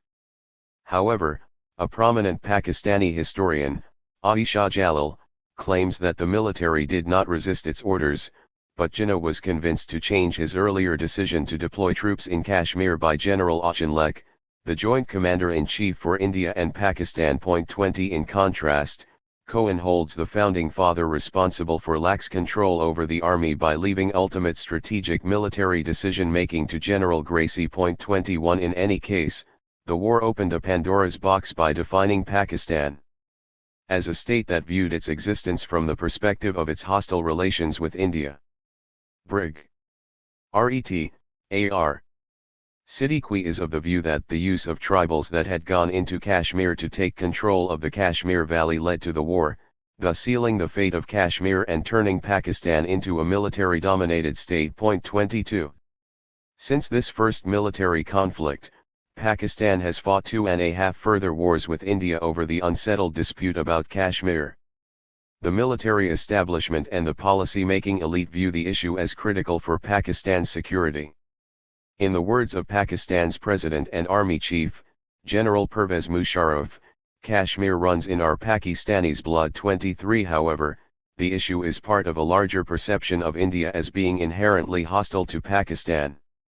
Military leaders such as Musharraf believe that the end of the Kashmir dispute might not necessarily result in a complete easing of the tension with India, so despite the post-2004 peace overtures with India, there is no fundamental change in the military's thinking regarding a possibility of friendship with the traditional foe. Perhaps more importantly, the military also tends to see internal security issues and domestic political crises as extensions of the larger external threat. The rise in ethnic and sectarian violence in the country is a development that can be attributed to the covert and nefarious activities of India's intelligence agencies. There is a popular notion that unless they were provoked and funded by external actors, especially New Delhi, the various ethnic and sectarian groups would not be able to cause violence in the country. This perspective is challenged by Hussain Haqqani and Hassan Abbas, who explain the rise in ethnic and religious violence as a result of the military's policies. Religious extremists, and the religious and ethnic parties in general, are allowed to play a greater role in support of the defense establishment's national security objectives. 24. The military allowed the religious parties to produce the necessary personnel for deployment on any front where help was needed. The discussion of national security as determining the army's utility for the state also serves as a reminder of the primacy of the military's corporate interests, which play a significant role in the formulation of state policies. Just like in India, little attention is paid to erroneous policy making and bad governance, which is directly responsible for domestic unrest and socio-political fragmentation. Since the military has acquired the role of the guardian of the country's sovereignty and overall security, the organization tends to view domestic political crises from the perspective of the external threat. Similarly, the military looks at internal crises such as the problems in Baluchistan, Sindh, during the 1980s, or in the tribal areas bordering on Afghanistan, as the results of India's hobnobbing with the miscreants in Pakistan. Security against India, it must be reiterated, is the raison d'etre of the armed forces. Hence, the military leadership and the overall Pakistani establishment consider it essential to strengthen the military, and view a possible reaction primarily from a classical realist perspective. All forms of interaction with Pakistan's larger neighbor, including cultural links and trade and commerce, are seen from the standpoint of national security. The military's secondary role. Besides fighting wars, Pakistan's armed forces are involved in multiple activities within the borders of the country, ranging from building roads, catching electricity thieves, running commercial ventures and weeding out corruption to running the state. The military considers itself as an alternative institution capable of contributing to socio-economic and political development. In fact, such a role is now seen as part of the primary role of providing military security. A certain school of thought on Pakistan's armed forces, whose writings are categorized here as propagandist literature, extols the military's contribution to national development. Authors such as General Fazal Muqim Khan, General Ayub Khan, Raymond Moore, Brian Cloughley and Pervez Chima view the military as a nation builder. In fact, the expansion of the military's influence in politics and governance is seen as a manifestation of its ability to perform as a nation builder.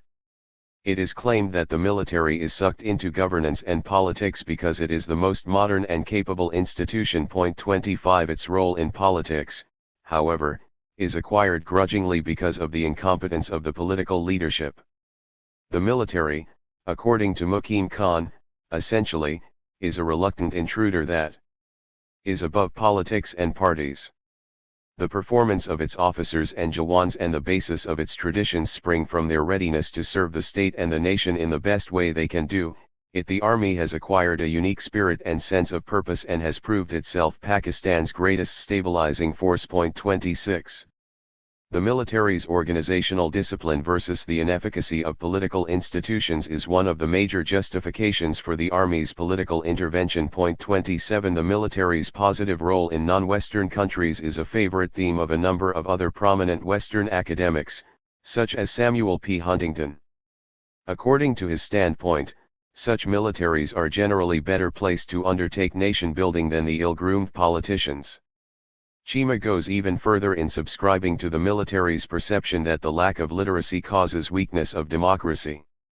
The author does not, however, explain why the absence of high literacy levels has not weakened political institutions in India, which has much the same history as Pakistan. This propagandist literature naturally accepts the army's role as a neutral political arbitrator which has a desire to protect the state against internal or external threats.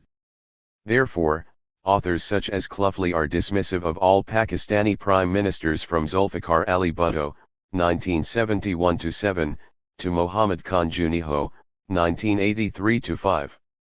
Cluffley does not show any patience to assess the causes for the dismissal of some of the political regimes, or the varied tones of the country's politics. 28. Under these circumstances, the army is an umpire between competing political forces, as well as between the common people and corrupt political regimes.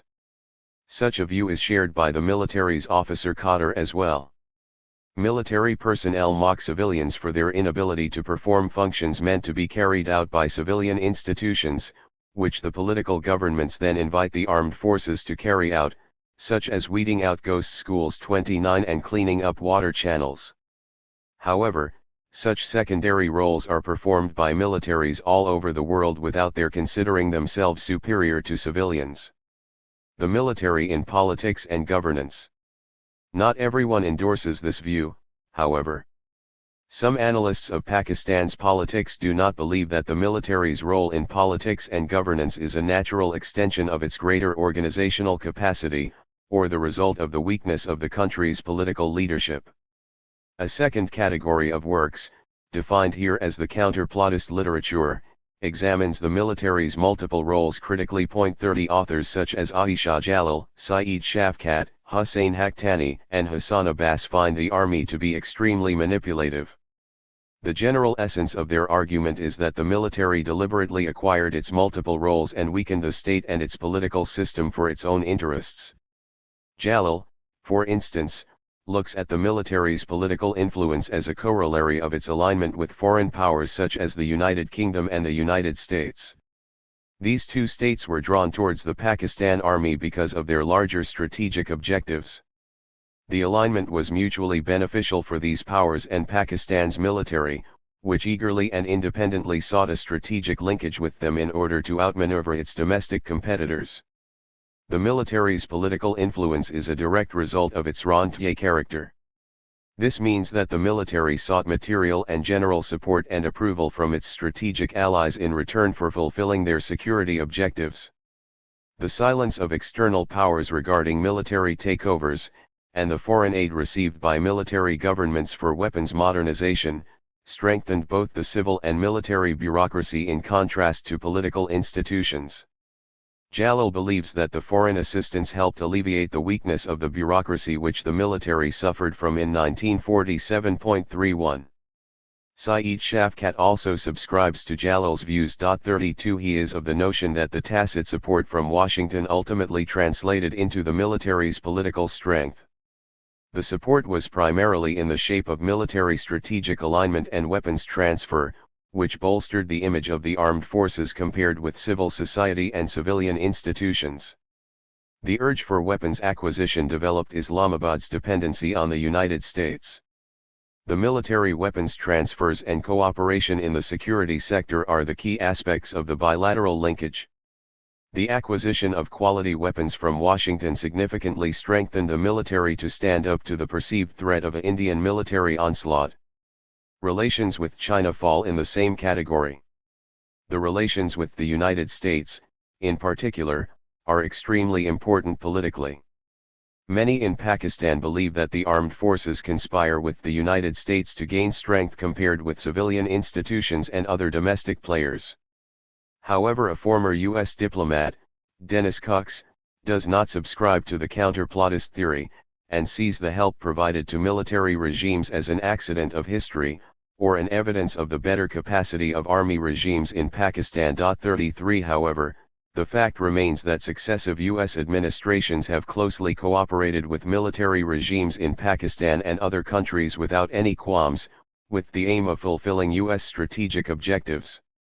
The U.S. academic Stephen Cohen is of the view that interaction with the United States exposes the military to better training and modern technological concepts, which is then touted as an example of the armed forces' greater capacity to bring about socio-cultural and economic modernization, and control the state effectively through better training and technology. 34. The accounts of the propagandists and counterplottists explain one aspect of the dynamics of Pakistan's politics, related to the military's strength, but do not give the whole picture. Undoubtedly, the military has acquired a far greater role for itself in the running of the state. However, the power of the men on horseback has to be explained in relation to the power of other domestic players. Moreover, an analysis is needed of why the civil society did not fight back against the military, as it did in Bangladesh, to get the armed forces out of politics. Apart from the populist movement in the country during the end of the 1960s, there are hardly any signs of civil society making a concerted effort to push the army back to the barracks. It is imperative to expose the concept of weakness of political institutions. Were the political forces inherently weak, or made weak? Pakistani political scientists Saeed Shafkat 35 and Mohammad Wasim hold the civil bureaucracy responsible for the relative weakness of civilian institutions and the increase in the military's influence.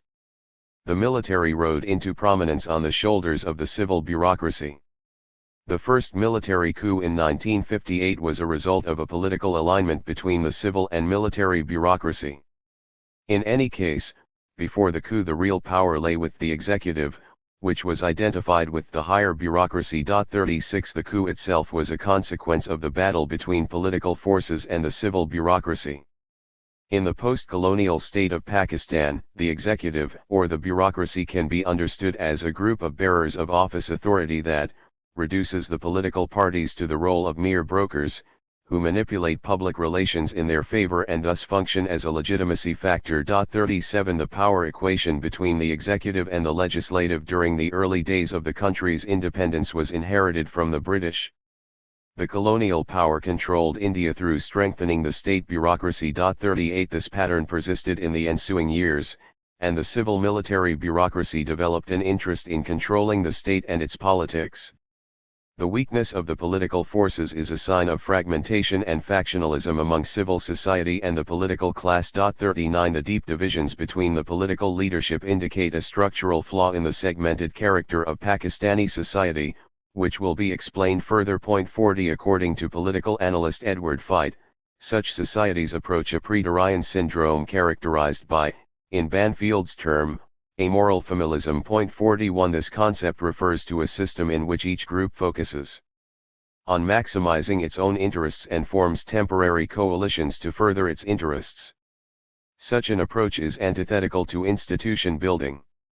Given the problem of the absence of a neutral political arbiter compounded with the issue of self-interests, the major societal groups begin to view the military as a political referee which could negotiate between the various political forces and help the ruling parties in furthering their interests. 42.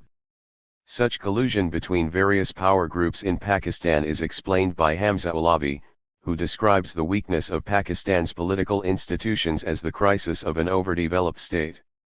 This is perhaps the most relevant explanation. The term overdeveloped refers to the relative institutional strength of the state bureaucracy compared with political institutions, which resulted in a never-ending political crisis in the country. In his Marxian context, the author describes the post-colonial state as an overdeveloped structure operating on the principle of peripheral capitalism, a concept that recognizes the plurality of economically dominant groups whose rival interests and competing demands are mediated by the state, which is composed of a strong civil military bureaucracy and weaker political institutions. 43 Thus, the ultimate arbiter role can only be played by the stronger civil military bureaucracy and not by democratic institutions. The state, Alavi argues, plays a central role, acting in the interests of other groups, which the author refers to as the three dominant classes: the landed feudal class, the indigenous bourgeoisie and the metropolitan bourgeoisie. These three groups constitute the ruling power bloc that competes in the framework of peripheral capitalism. 44 While some form of capitalist mode of production and economic redistribution introduces itself in the form of post-colonial capital, the pre-capitalist system remains preserved. 45 The military's stakes are intertwined with those of these three groups, making it imperative for the military and the other groups to protect each other's interests. Thus, the military's relevance for the country's politics is a result of the symbiotic relationship between military force and political power, especially of the ruling elite. The dependence of the dominant classes on the military does not allow the civilian institutions to penetrate the military as much as the military infiltrates civilian institutions. According to Alavi's theoretical formulation, the political flaws of prominent leaders such as Zulfikar Ali Bhutto, for example, are not personality traits but are caused by structural behavior determined by the norms of peripheral capitalism. 46 Despite the reference to socialist ideology, Bhutto could not afford to keep his politically left-leaning partners. This, as Alavi points out, was a result of the pull of his class interests rather than just a simple personality quirk. 47 Therefore, the inaptitude of the political leaders in dealing with the military, which appears to be more like political naivete or sheer innocence in Haqqani's work, is actually a structural problem. 48 The relationship between the military and the three classes gains significance for all these players because of the importance of the bureaucracy in this overdeveloped state. The bureaucracy is trained to protect the state from external as well as internal threats. According to Alavi, the civil and military bureaucrats were brought up on the myth of guardianship, the idea that it was their mission to defend the interests of the people as against the supposed partnership of and personal ambitions of professional politicians. 49 Thus, the military's role in the state was not restricted to coercion, but also involved the legitimation of regimes, a task the organization could perform because of its authority and standing in the state and society. 50 Over the course of time, the military began to benefit from the state, acquiring various concessions in the form of land and lucrative positions. 51 Alavi's theory explicates the cooperation and conflict that could be observed between the various players, including the armed forces. Seen from the author's peripheral capitalism paradigm, the tension between the three dominant classes and their bid to control the armed forces at different times is understandable. Influenced by personal power interests and conscious of the centrality of the bureaucracy to the state apparatus, the political players attempt to control the military institution and tools of violence through various means. The creation of new legal control mechanisms, buying off senior officers, changing the army chief, and establishing alternative auxiliary paramilitary organizations were, and remain, some of the many ways to exercise control over the armed forces. Therefore, the primary explanation for the skewed civil-military relations lies in the peculiar political structure of the state and the relationship between the dominant classes. The military did not accidentally gain power but was led to it, albeit inadvertently, through the relationship of the dominant classes with force. The desire of the dominant classes to use the military as a tool for power projection erodes the neutrality of the state and its bureaucracy, making the military a player in political contestation. Moreover, since the civilian leadership uses the military for its own power objectives, the politicians or other significant civilian players fail to impose strict norms for a principal-agent relationship in which the military is subservient to the civilian state from the onset. The dependence of the ruling elite on the military, which gradually strengthened the armed forces, is analyzed in the next subsections. Initiation to Power 1947, 58. As was mentioned earlier, the military gained prominence in the state apparatus soon after the country's birth, as a result of the First War with India.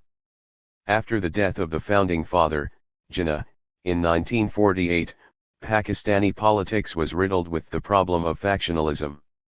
The political contest took place on three fronts. Amongst the various political groups for the control of the state. Between the civil and military bureaucracy and the political class.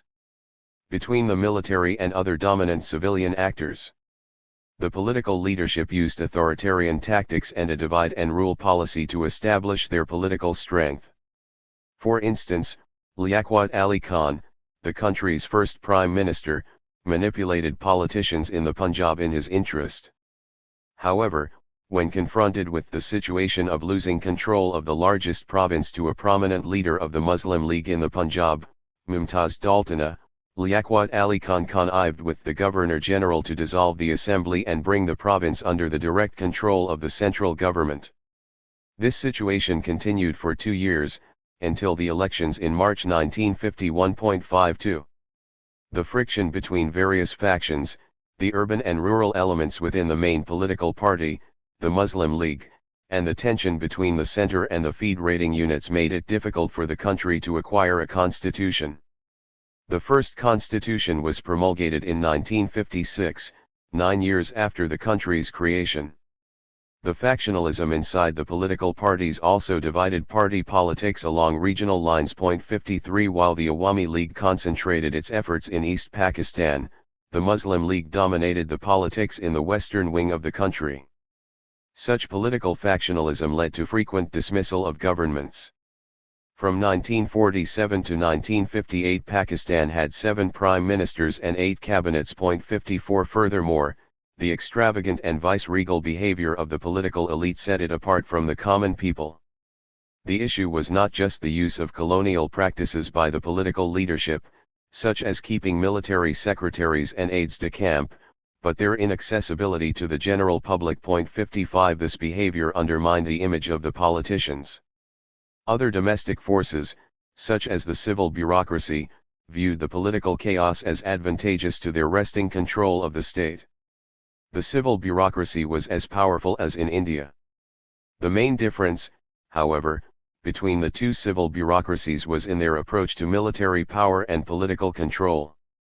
While the Indian civil bureaucracy recognized and accepted the dominance of the politicians, and established control over the armed forces through strengthening the institution of the Ministry of Defense, MOD, Pakistan's civil bureaucracy chose to partner with the military to further its dominance over the political leadership. The civil bureaucracy, represented by a bureaucrat-turned-politician, Ghulam Mohammed, the Governor-General during the early 1950s, viewed the military as a junior partner capable of keeping the raucous politicians at bay. The Governor-General's trust lay more in the army generals than the civilian prime ministers. Ghulam Mohammed asked General Ayub Khan to take over the government, replacing Prime Minister Bagra, with whom the Governor-General had had a falling out in 1954.56. Ghulam Mohammed's successor as Governor-General, Iskandar Mirza, who was also a former bureaucrat, equally relied on the army. A close friend of Ayub Khan's, Mirza increasingly involved the military in the functioning of the state. 57 According to Light General, RTD, Kishti, the civilian government's decision not to retire Ayub Khan in 1954 but to give him a role in the cabinet weakened the political regime. 58 Such favors to the army chief smacked of a conspiratorial partnership between Ayub Khan and the Governor-General, which was vital for the latter's survival and that of the civil bureaucracy-dominated state. Saeed Shafkat claims that the Ayub-Mirza alliance was the civil bureaucracy's bid to forge a subordinate relationship with the armed forces. 59 The office of the Governor-General was abolished after the introduction of the first constitution in 1956, in which Mirza insisted on becoming a powerful president. To ensure his army friends' allegiance, Mirza twice gave Ayub Khan an extension as commander-in-chief, first in 1954 and later in 1958.60. These personal concessions, however, would prove exceedingly costly to the civilian leadership. In 1958, the military could no longer be treated as a junior partner and the subordinate relationship was reversed. Although Mirza imposed martial law on October 7, 1958, Ayub finally decided to bring the military to the forefront through a counter-coup on October 27, 1958. The bickering for greater power and authority benefited the senior military leadership. It must be noted that the army's earlier leadership rose to prominence by chance.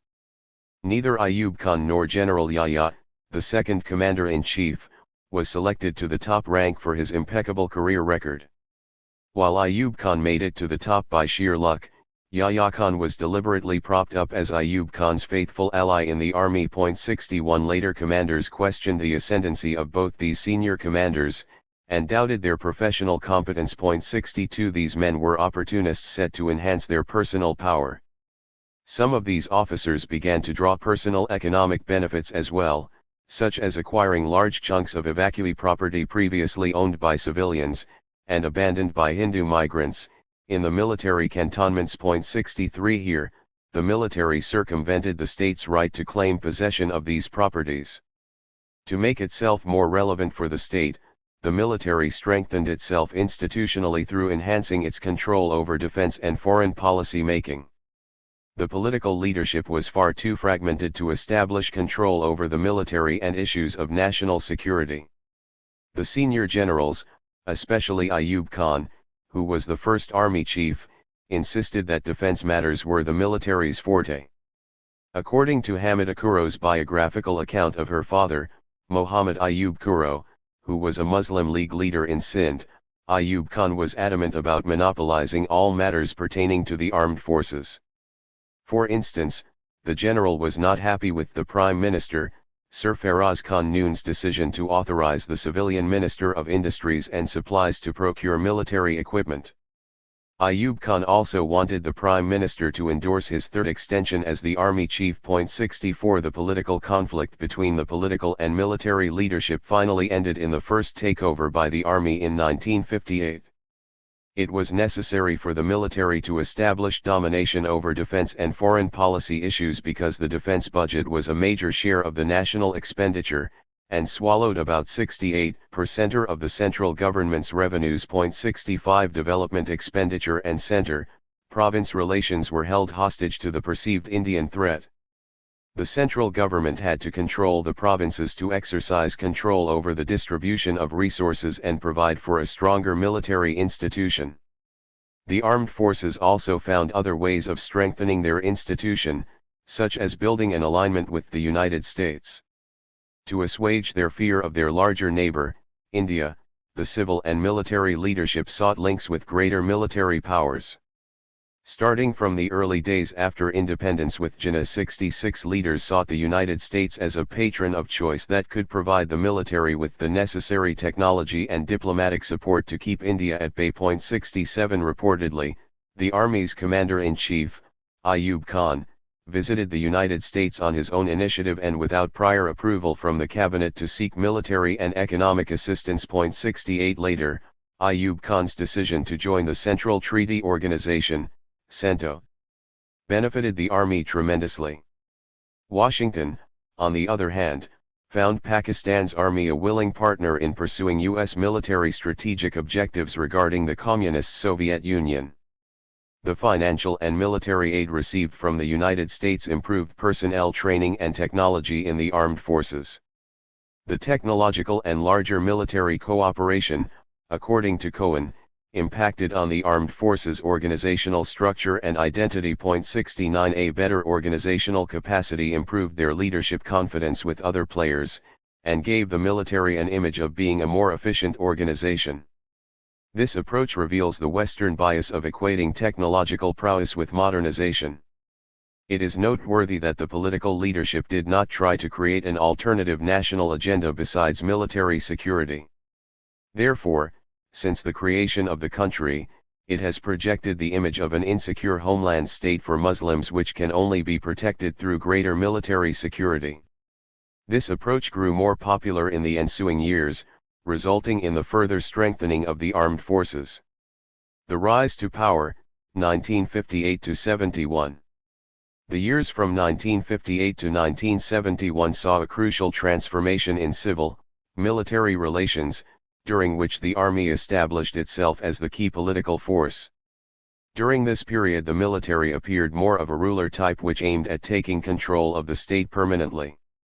The army initially ruled directly through imposing martial law. This status was changed when Ayub Khan introduced the second constitution in 1962, and imposed his personal rule on the country, first as army chief, and later as field marshal. A third change took place in 1969 when Ayub Khan was replaced by the army chief Yahya Khan, who ruled until the army was compelled to withdraw from politics after the humiliating defeat in 1971-2. Contrary to the existing studies that consider the Ayub Khan and Yahya Khan military rules as two separate regimes, it is argued here that Pakistan's military had become a ruler type, which had had ambitions to control the state for a long period. The Ayub Khan and Yahya Khan governments were not two different regimes but one continuous military rule in which the only change was in the topmost leadership. The reintroduction of democracy in 1962 was similar to the Indonesian concept of guided democracy, according to which the military would gently teach the people how to democratize. Perhaps this is the reason that the Pakistani political analyst Pervez Chima asserts that all army chiefs have tried to strengthen elected governments 70, which means that they supported democracy. However, Ayub's supposedly democratic rule and his replacement by Yahya Khan indicated the military's intention of remaining in power. Under Ayub, the military had acquired political and financial autonomy which gave it the confidence to retain its hold over the state. The military's ascendancy to power, as mentioned earlier, was a result of a coalition between the civil and the military bureaucracy. In bringing the military to power, the civil bureaucracy had misread the tenacity and intent of the armed forces. President Iskandar Mirza had brought in the army in October 1958 to restructure the political scene in his favor. Some declassified UK documents reveal that the diplomatic services were apprehensive of Mirza's possible use of the army to get rid of undesirable elements in case the election results were not favourable. The suspicion was that the president himself may take a hand in the provocation of violence in order to clear the way for the intervention of the army and the postponement of elections. 71 However, Mirza could not dictate his terms to the army, and ended up transferring power to the GHQ. It did not take long for Ayub Khan to assume direct control of the political situation rather than remaining a puppet in the hands of his friend, President Mirza. The Pakistan Army under Ayub Khan sought an equal relationship with the civil bureaucracy, to stabilize the political situation and manage the country more efficiently than the distraught politicians. Lacking knowledge of the functioning of government, the military did not push the civil bureaucracy out of prominent positions in the government. Instead, the Army GHQ partnered with the civil bureaucracy for running the affairs of the state. So the initial coercion of the civil bureaucracy by the military administration did not necessarily minimize the significance of civilian bureaucrats. The generals needed the support of the bureaucracy to establish firm control over the state and minimize the legitimacy of the political class. As in Turkey, the Pakistan Army's officers distrusted the politicians and were keen to manage the country themselves. Therefore, under Ayub Khan, the army embarked upon the process of restructuring politics to produce, through a gradual and a guided process, a legitimate regime acceptable to the civil-military bureaucracy. 72 The guided process included the coercion of some politicians and parties, and the induction or co-option of others, as well as the creation of new political institutions and processes that could produce a highly sanitized version of politics acceptable to the GHQ as a system which would not hinder the organization's power interests. The introduction of the Elective Bodies Disqualification Ordinance, EBDO, in 1959 was meant to coerce the political class. Although this law was claimed as a punitive measure against any public office-bearer for misconduct in office, 73 it was used to ban and marginalize key political parties and leaders. Ayub Khan's rule can be divided into two periods, the first with a military phase, from 1958 to 1962, and the second involving civilianization of military rule, from 1962 to 1969, aimed at creating a highly centralized presidential system and generating client relationships. 74 To support the argument that the post-1962 Ayub Khan rule was a continuation of the army in power, Edward Fite aptly says that, if a man was a career officer immediately before taking power, if his associations subsequently were still military, if his style remained military, and if all indications were that his heart was still with the army, his government is still a military government even when his commission is laid aside. Soldiers who act in politics through the force of the army will thus continue to be considered as soldiers, even when, to outward appearances at least, they have left the ranks, unless there is overwhelming evidence of a change of view. The use of the army as a vehicle to power is thus a major qualification. Point 75. The military government instituted various measures to bring the political and civil societies under its firm control, through manipulating and exploiting other classes, or by using pure coercion. The control over the media and labor unions further diminished the possibility of strengthening democratic institutions. The basic democracy system launched in October 1959, with the stated objective of strengthening democracy at the grassroots level, marginalized the power of the representative government by heavily peppering the system with civil bureaucrats. This system of guided democracy comprised elected and non-elected representatives, with a local administration acting as the eyes, ears, and stick for the central government, enabling it to maintain sufficient authority over the politicians. Similarly, the shift from a parliamentary to presidential system through a new constitution in 1962 was based on a system of indirect elections that conformed to the principle of guided democracy.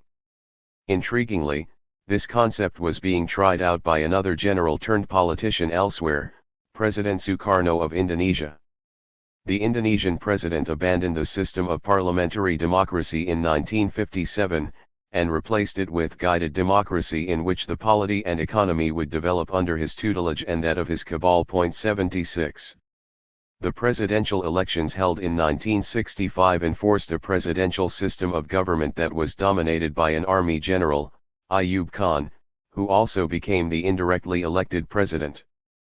The change of the political system from parliamentary democracy to presidential form was meant to legitimize military control through giving it the face of an elected regime. The most senior military leadership engaged with the civil bureaucracy and sought new political partners to strengthen their hold on the state. Contrary to his earlier policy of coercing the civil bureaucrats, Ayub Khan opted for a compromise with the civil bureaucracy, by not curtailing the power of the Central Superior Service officers, popularly referred to as the CSP class. Point 77. Moreover, the links between the civil and military bureaucracy were bolstered through initiating the process of inducting military officers into the civil service. The regime also enhanced the scope of the military's corporate interests by presenting great incentives such as awarding land to officers and Jawans, soldiers, and providing them with jobs in military-run industries. Point 78. While there were direct benefits for Ayub Khan and his family, the economic incentives were created to establish the military's financial independence from the government, and other institutions perceived as inferior to the armed forces.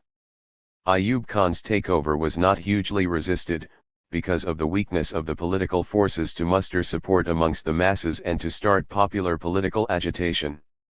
Except for the movement for the partition of India, Pakistan's politics had a highly elitist nature. The lack of resistance against the military's dominance, as this study tries to establish, was largely because the ruling elite tried to partner the military to pursue their political and economic interests. In fact, the civil-military bureaucracy played a key role in giving birth to the indigenous bourgeoisie or the business-industrialist class, which formed part of the dominant elite identified by Hamza Alavi. The transformation of the trader-merchant class into the business-industrial class through institutions such as the Pakistan Industrial Development Corporation, PIDC, resulted in national economic uplift as well as creating new partners for the bureaucracy. During the 1960s, the famous 22 families who owned about 68% of Pakistan's industries and 87% of its banking and insurance assets were sympathetic to their source of power, the army. 79. The landed feudal class that traditionally dominated politics also developed links with the bureaucracy and the industrial class. It is a false perception that Ayub Khan's land reforms diluted the power of the feudal landowners or were meant to bring in social reforms. The land reforms merely squeezed major landowners by forcing them to undertake some readjustments. The alterations in the land ownership ceiling, which was scaled down from an infinite number to a restriction on individual land ownership of 36,000 produce index units, PIUS, forced the big landlords to transfer land to other members of their family or clan. Thus, the political power structure barely lost its feudal character. The ruling military did not show any signs of wanting to disturb the interests of the ruling elite. One of the reasons for this leniency was that the military itself was also involved in the exploitation of the state's land resources. Ayub Khan and the senior military generals had acquired agricultural land in Sindh and other provinces. Land reforms were therefore used as a coercive tool to win the support of landowners. India, it must be remembered, had legally abolished feudalism in the earlier days after partition, allowing ownership of a maximum of 10 acres per family. In any case, the socialist agenda of Nehru did not suit the continuity of the institutional symbols of feudalism. Pakistan's leadership, on the other hand, did not offer any substantive socio-political national goal. The three dominant classes in Pakistan, the landed feudal, the indigenous bourgeoisie and the metropolitan bourgeoisie, found common ground with the military, and acted to serve their joint interests during the Ayub Yahya military regime. The various economic policies instituted under Ayub Khan, such as the bonus voucher scheme and the devaluation of the currency, benefited industrialists and landowners. The mechanization of agriculture primarily benefited larger landowners at the cost of the small landholders and poor sharecroppers, and the authoritarian economic modernization strengthened the civil bureaucracy as it managed the process. 80 The military itself started to establish its interests in the agricultural and industrial sectors as well as in the civil bureaucracy.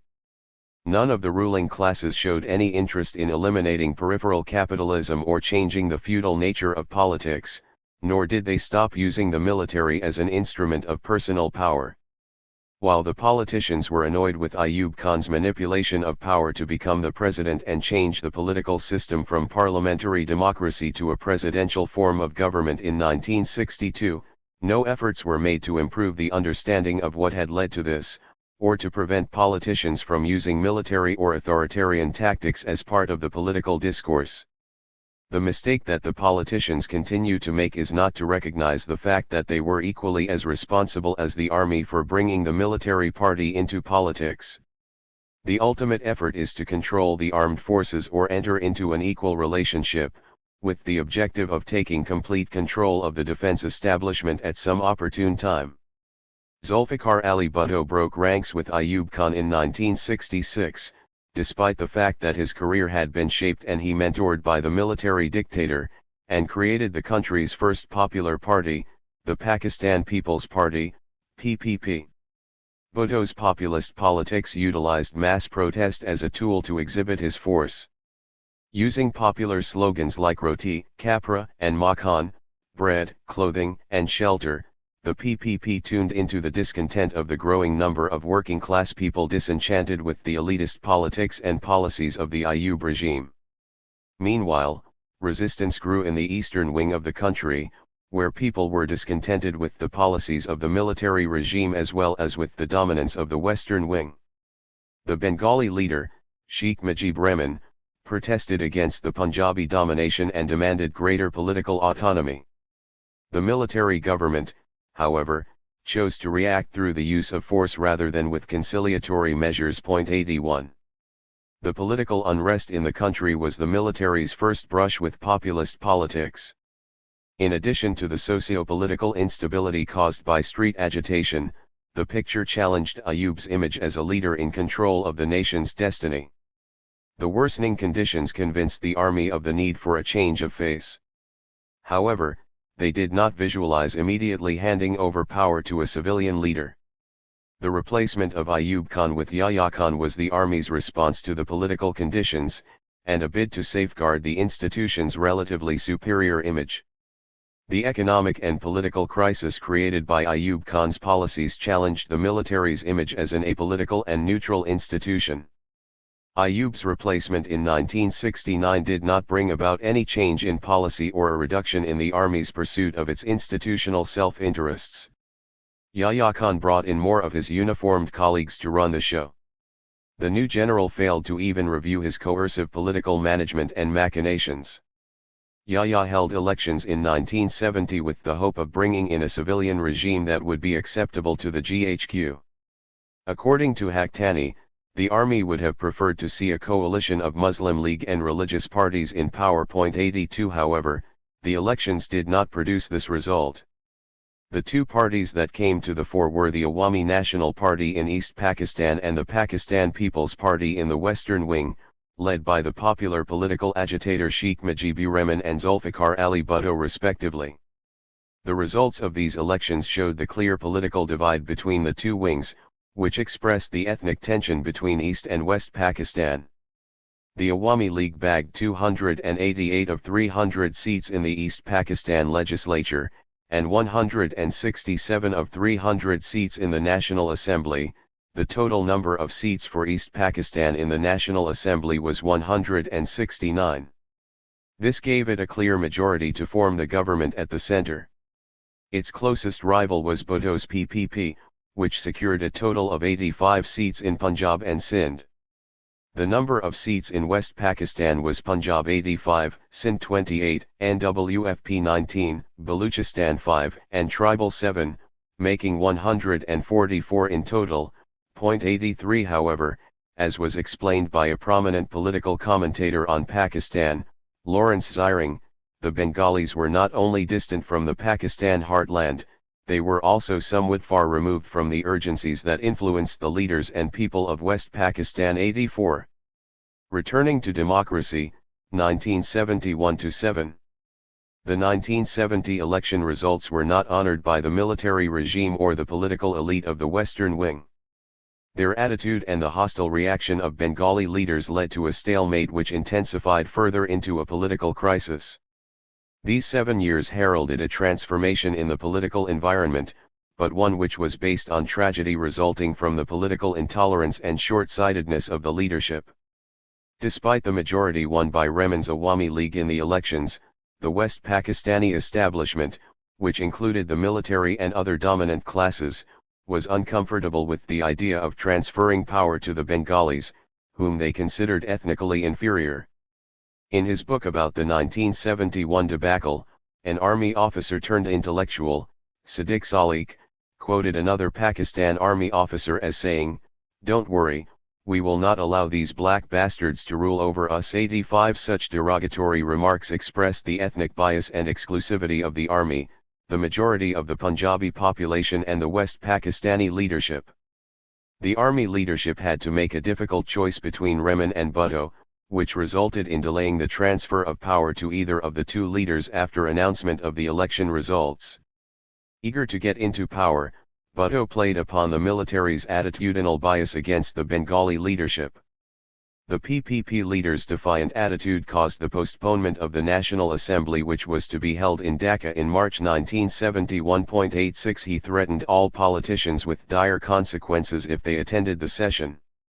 This was an insult for the Bengali people and their leadership, who had since independence experienced unequal and insulting treatment by the West Pakistani elite. Bhutto's stance intensified the political crisis, and led to a political stalemate between the two wings. The Pakistani establishment clearly made the situation in Pakistan look like an uncomfortable internal situation that threatened the country's integrity.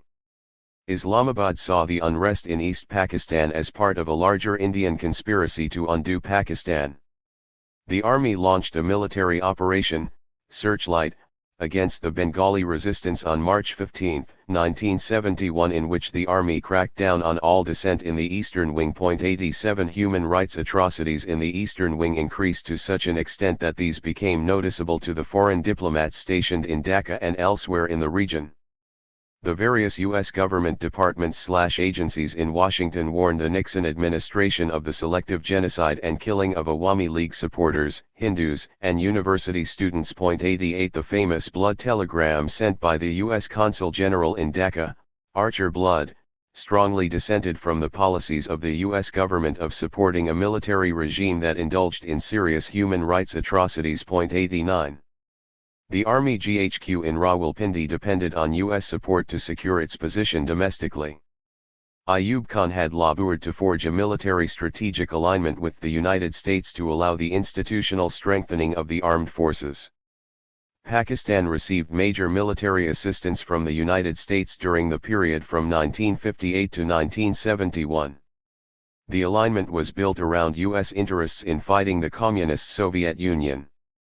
Washington was not enthusiastic about disturbing the alignment, nor did it wish to see the power equation change in favor of India, which had refused to align with it. Thus, when confronted with the issue of supporting India or Pakistan during the 1971 crisis, Washington did not want the military regime in Pakistan to be put under excessive pressure. President Nixon communicated to all concerned in the U.S. administration, to all hands, "Don't squeeze Yahya at this time." 90. This move to crack down on all dissent in the Eastern Wing was justified by Pakistan's ambassador to the United States, Agha Hilali. According to the envoy, a great tragedy had befallen Pakistan and the army had to kill people in order to keep the country together. 91. Thousands of Bengalis were killed and women raped, and this added to the general mayhem and ruckus. This ultimately led to the breaking up of the country.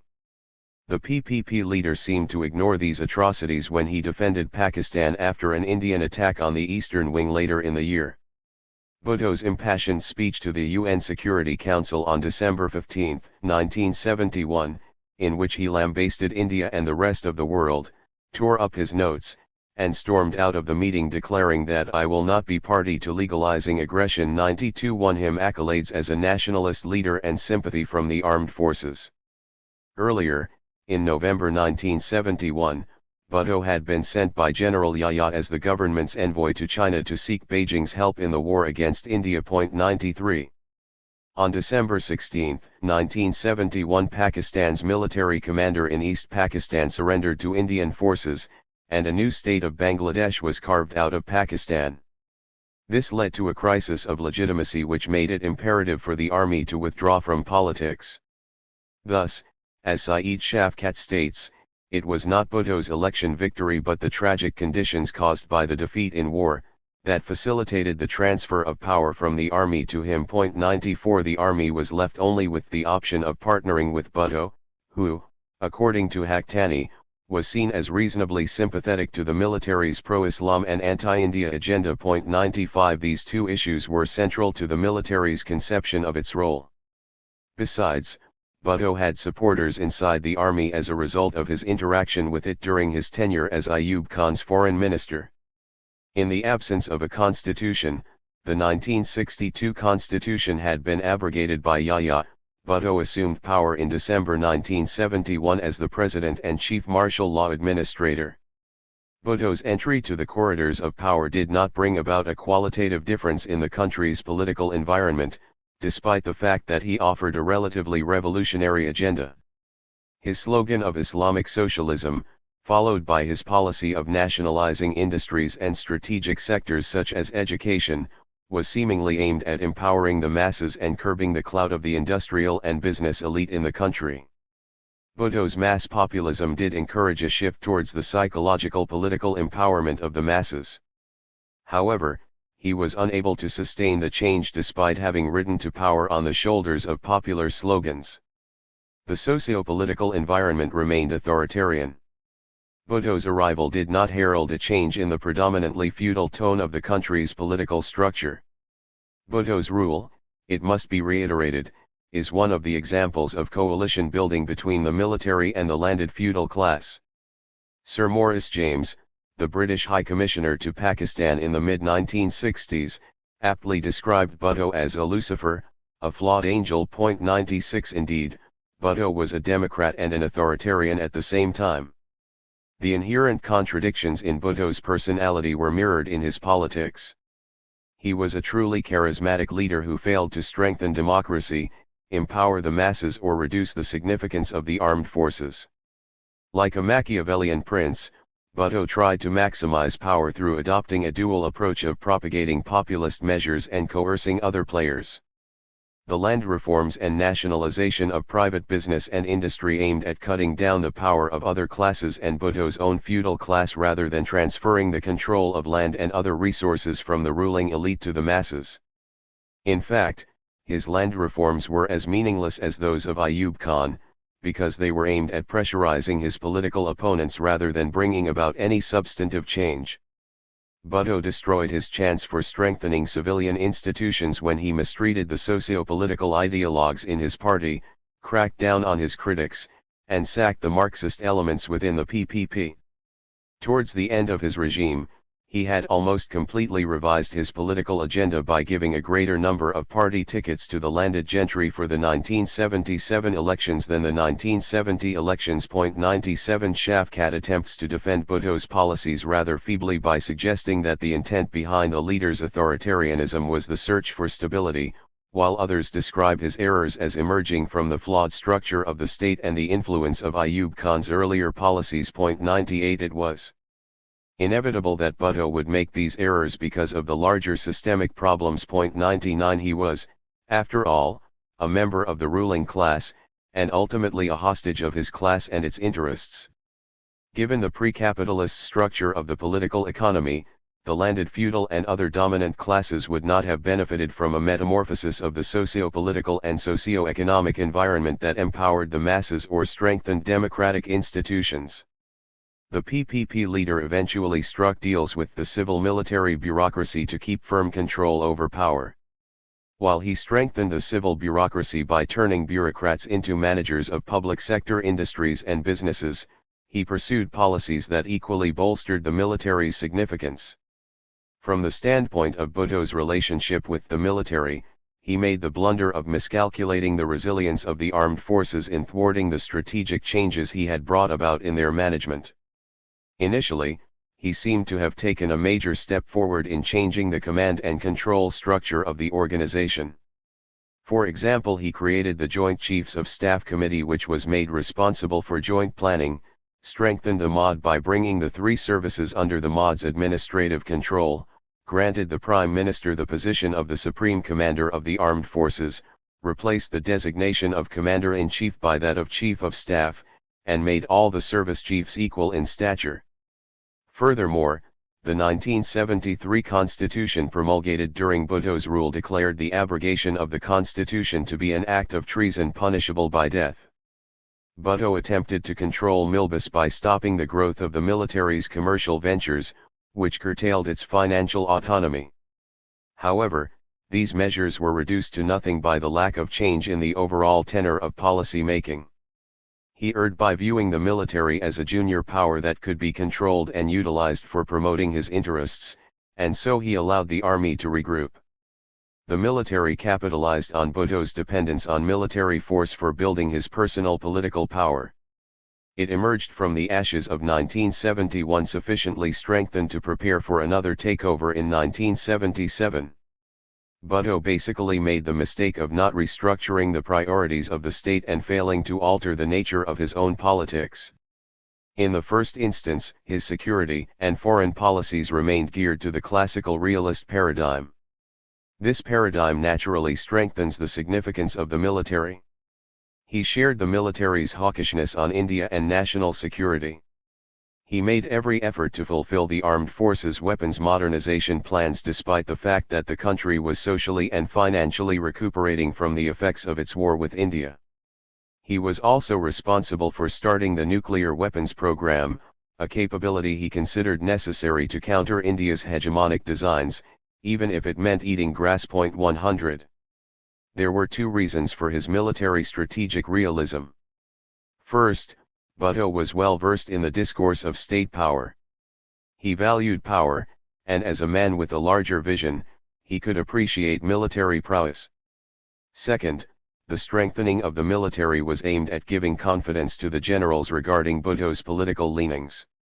He did not want the generals to have an impression of him as a populist leader determined on bringing socialism, or changes that would jeopardize the interests of the ruling class. Despite these measures, Bhutto eventually failed in discouraging the military from taking over power. This was because of the particular nature of his politics. He made the classic mistake of letting the military look into his political affairs and note his weaknesses in dealings with his political opponents. Available accounts on Bhutto's interaction with the military, such as the memoirs of General Gul Hassan Khan, show his inclination to politicize the army for personal objectives such as strengthening his position in relation to his opponents. The general mentions how he discouraged Bhutto from trying to politicize the army. 101. In his instinct for survival, Bhutto tried to partner with the military by giving them a role in administration, imposing martial law in major cities such as Karachi, Lahore, and Hyderabad to curb the political unrest and mass demonstrations. The army was asked to fire at the demonstrators. This was tantamount to politicizing the army. However, senior officers felt that the regime's policies would divide the army from within, and refused to support Bhutto's excesses. Reportedly, 3 army brigadiers resigned because their troops refused to engage in killing the anti-Bhutto demonstrators. 102 It is clear that Bhutto had failed to convince the military that the opposition movement represented a conspiracy against the state. The incident of the brigadiers' resignation worried senior generals. They felt that the politicization of the military was damaging its organizational norms and ethos. The Prime Minister had got into the habit of discussing the political situation with the top generals. In addition, as General Gul points out, his recognized link with the army was the Chief of Staff, but every Tom, Dick, and Harry who was a corps commander, and at times even PSOs, were commanded to attend these Bhutto's deliberations. This was a fatal blunder on Bhutto's part. He was, for his own ends, politicizing the army and, worse still, unconsciously furnishing the generals with an opportunity to witness the insecurity that had gripped him. 103. In addition, the tenor of Bhutto's policies was determined by his dependence on military force and an authoritarian ethos. This was demonstrated by his handling of a political crisis in Baluchistan. He tried to solve the friction between the center and this small province, which had escalated to an insurgency, by deploying the army and by establishing, in May 1973, a paramilitary force, the Federal Security Force, FSF, as a tool for coercion. He placed the FSF under his direct control. The military operation in Baluchistan in 1973 led to the killing of about 6,000 Baluch. This was also an expression of the PPP leadership's failure to institutionalize party democracy. The creation of the FSF, which operated like Bhutto's private savak, signaled to other political leaders the significance of military force in the political discourse. However, the FSF also deepened the fears of the generals regarding Bhutto's intention to minimize the importance of the military. The establishment of an auxiliary force would ultimately reduce his reliance on the army. 104. Ultimately, the army moved once again to regain control of the state. The elected prime minister had failed to develop a strategic civil-military partnership with the armed forces and harness the power of the generals completely to the advantage of the civilian players. The fact is that Bhutto's over-assertive instincts made coercive force relevant for the country's politics. This attitude made him redundant in the eyes of senior generals, who regained the confidence to march into the corridors of political power in 1977. The army struck hard at the roots of populist politics by assassinating Bhutto. The prime minister was arrested, tried for murder and hung in 1979. The Machiavellian prince had turned into the tragic character of Christopher Marlowe's Dr. Faustus, who had sold his soul to the devil for power and become a victim of his own intellect. Ironically, the military killed the leader who was responsible for rebuilding the institution. Abdul Hafiz Pirzada, one of the prominent cabinet members of the Bhutto government, claimed that the military had always conspired against Bhutto and was, in fact, using him to build back up the position of the army from the onset. 105. Bhutto's loss of power and later his death at the hands of the military regime was an end of an era, which had represented the peak of populism, in more than one way. First, the military coup had put a sudden end to civilian rule. Second, the takeover by the army had overthrown the first popularly elected parliament. Third, the years to come heralded a change in the fundamental character of the armed forces. As will be discussed in the next chapter, the military underwent a gradual transformation from a ruler type to a parent guardian type in the ensuing years. Furthermore, it became much more adept in using ingenious methods of political bargaining. The period from 1971 to 1977 represents a lost opportunity in more than one way. The 6 years of civilian rule saw the gradual shift of the state from what appeared initially as the regime's ability for radical political thinking to a greater conservatism. To placate his power sources, Bhutto granted greater concessions to the religious right. The political government's tilt towards religious ideology naturally strengthened the military's case for protecting an ideological state from internal and external threats. More importantly, the cry of help to the military by the ruling PPP or the opposition parties basically inflated the army's power perception of itself, and failed to recognize the superordinate status of the civilian government. In this crucial period, the military clearly recognized that the structural flaws of the political system would enable it to dominate the state. However, Bhutto alone cannot be held responsible for strengthening the armed forces. The structural lacunae in the country's political system, which led to the military's significance compared with civilian institutions, date back to the early days after the country's birth in 1947. The significance of the national security paradigm determined the organization's importance for the state. Successive governments failed to promote a social development agenda, and instead gave greater importance to the national security paradigm for the sake of personal political legitimacy.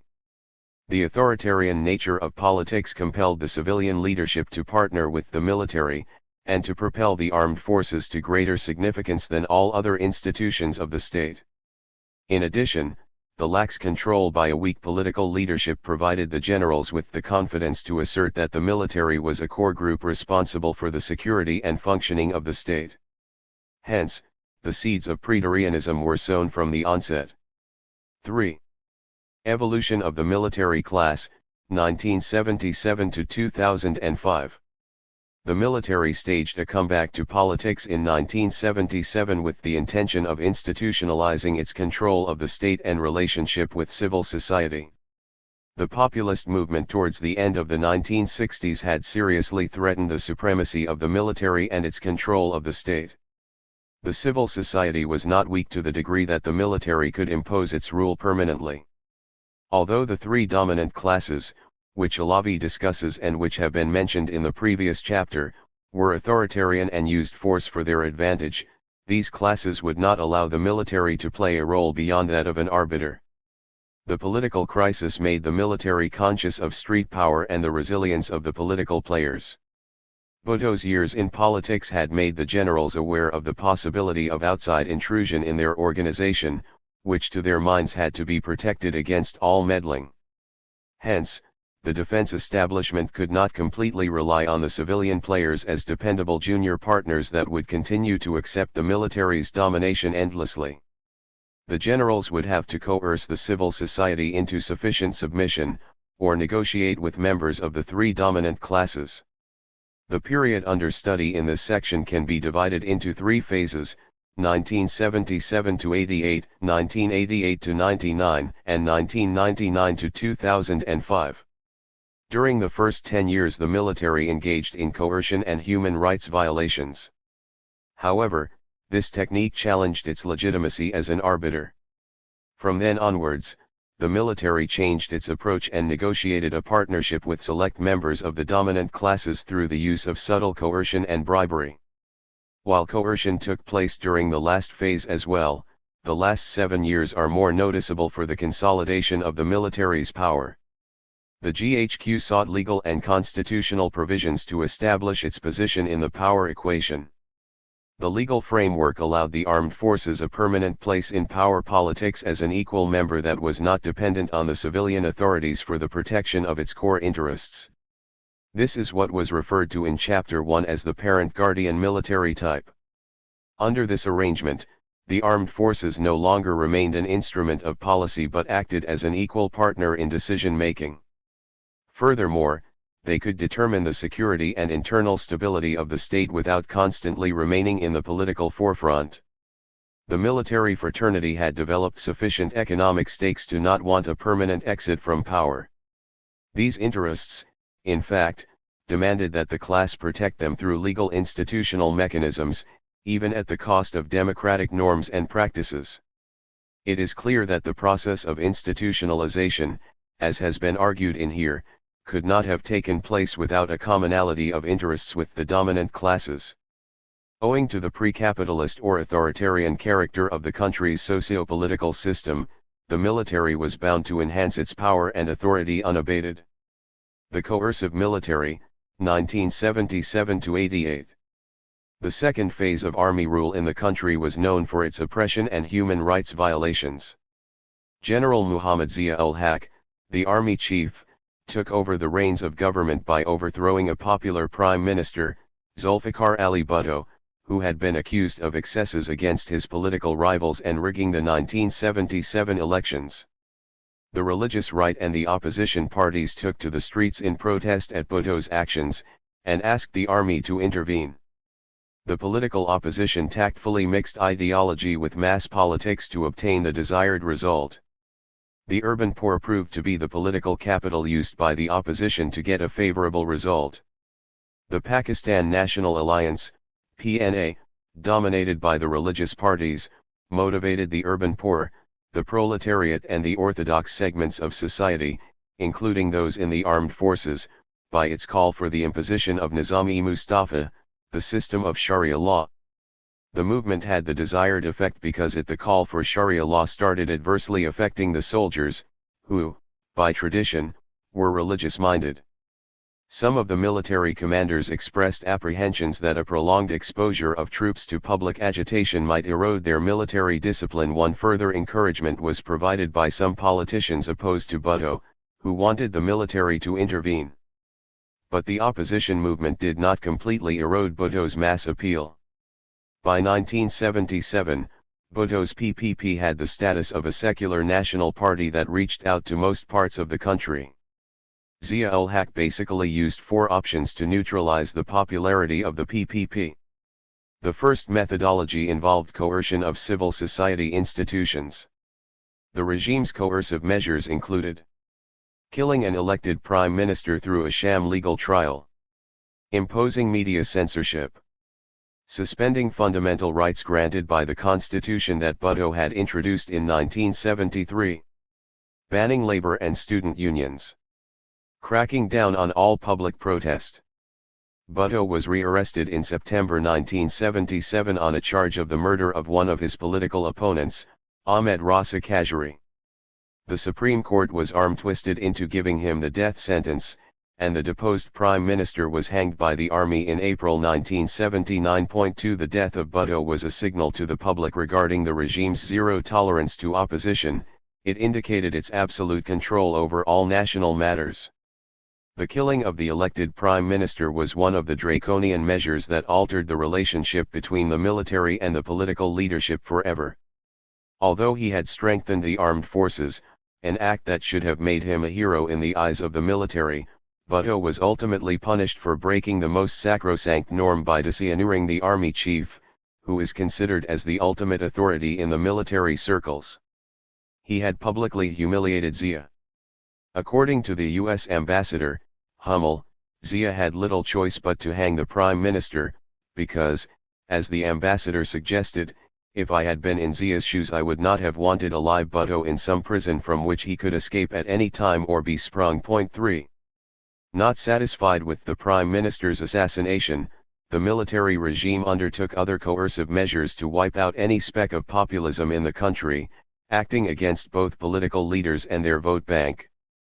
Meetings of all senior political leaders were monitored by the intelligence agencies, through bugging devices or human intelligence.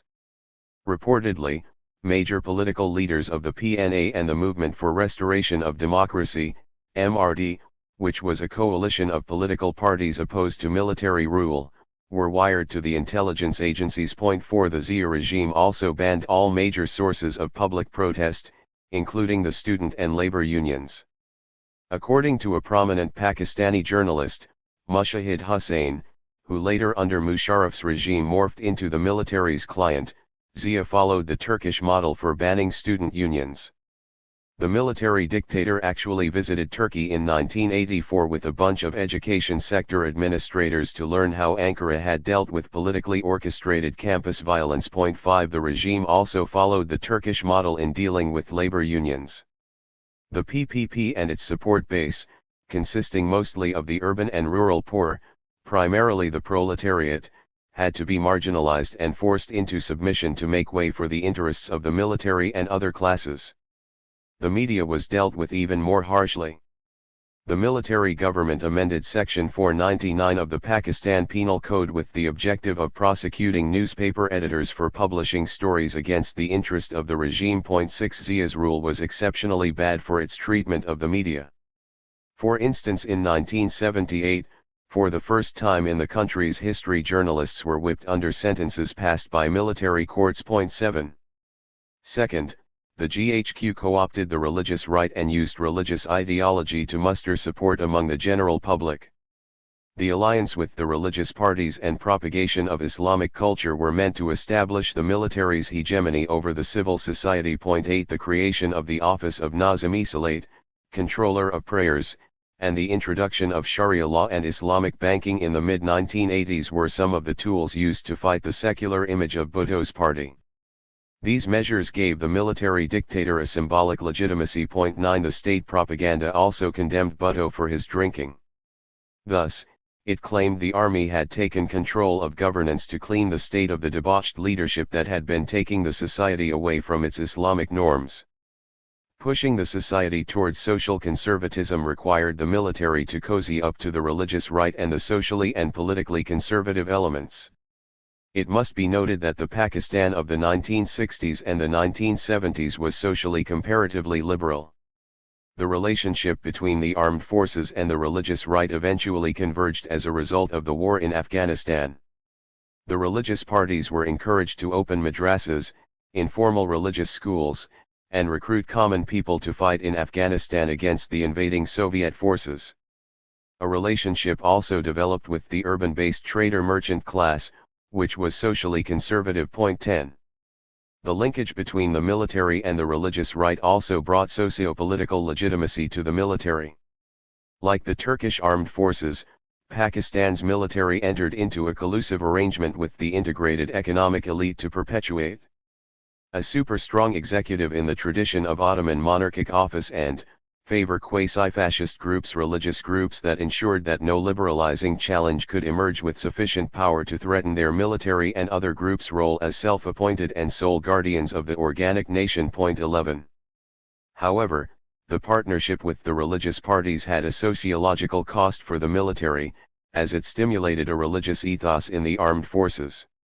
Zia introduced religious education into military training, and instructed all commanders to ensure that prayers were offered by the officers and soldiers. 12. Third, the Zia regime created a new set of parties and politicians to neutralize the PPP's popularity. This was necessary to downplay Bhutto's fame amongst the working class and other dispossessed people, and to undermine populism in the country. The PPP hallmark was that it had brought in a new age of mass politics to the country. 13 Therefore, Zia sought alternative political constituencies and a new breed of politicians who were loyal to the military establishment through introducing the local bodies system. This approach demonstrates the military's greater capacity than any other institution of the state to penetrate civil society and the country's politics. Instead of strengthening democracy, the local bodies system undermined the PPP's national appeal through localization of politics. 14. The local body elections were held on a non-party basis, which undercut the significance of the political party system and created an apolitical cadre of political representatives at the grassroots level. Moreover, the local body representatives were empowered over the traditional political party system, by giving them development funds which were used in cooperation with the district administration. The basic idea was to create a new system of political patronage controlled from the top, rather through the involvement of the existing political parties. The local body elections minimized the significance of the PPP and other political parties. The national elections were held on a non-party basis in 1985. Contrary to the government's claim that elections held on a non-party basis would produce a new or better set of political leaders, most of the seats in these elections were bagged by members of landed feudal class, tribal chiefs, and influential religious officials with feudal backgrounds. 15 The absence of any substantive change in the quality of political representatives was intentional. The elections were meant to wean the candidates, most of whom were from the ruling elite, away from their parties and towards the military-dominated establishment. Since their political survival depended on the military, these politicians were keen to become clients of the establishment rather than the political parties. These non-party elections threw up a weak civilian regime. Zia handpicked a prime minister, Mohammad Khan Juniho. The toothless parliament was coerced into passing the controversial Eighth Amendment to the 1973 Constitution. Passed in 1985, it allowed the president instead of the prime minister to become the supreme commander of the armed forces and to have the power to sack the parliament. The parliament was also coaxed, blackmailed, and coerced into agreeing to indemnify all acts of omission or commission by Zia and his cabal of generals after the 1977 coup. 16 The coercive capacity of the military worked very well on these parliamentarians, who had major personal stakes which they could not afford to compromise for the sake of democracy. The military general president did not allow the elected representatives to change the course of policies. A rift was created between Zia and Juniho when the prime minister ordered an inquiry into an explosion at a military ammunition depot at Ayri near Rawalpindi in April 1988, in which hundreds of innocent people died. There was also civil, military disagreement on the Afghan policy. Zia showed who was in control, and sacked the Juniho government in early 1988 on charges of corruption. The army under Zia skillfully used the intelligence agencies to manipulate the political parties. The Inter-Services Intelligence, ISI, gained strength throughout the 1980s because of its close involvement in the Afghan war, and was also involved in forming the alliance of opposition parties, the Islami Jamhuri Ittihad, IJI, and the Muhajir Qawmi Movement, MQM, to counter Bhutto's PPP. 17 The regime's adroit use of religious ideology and ethnic identities was also meant to perpetuate political factionalism, which had always strengthened the army's control over politics. Socio-political fragmentation would naturally result in strengthening the myth of the military as a national savior. 18 The MQM and the IJI were meant to counter Bhutto's persistent popularity in his home province, Sindh, and other parts of the country.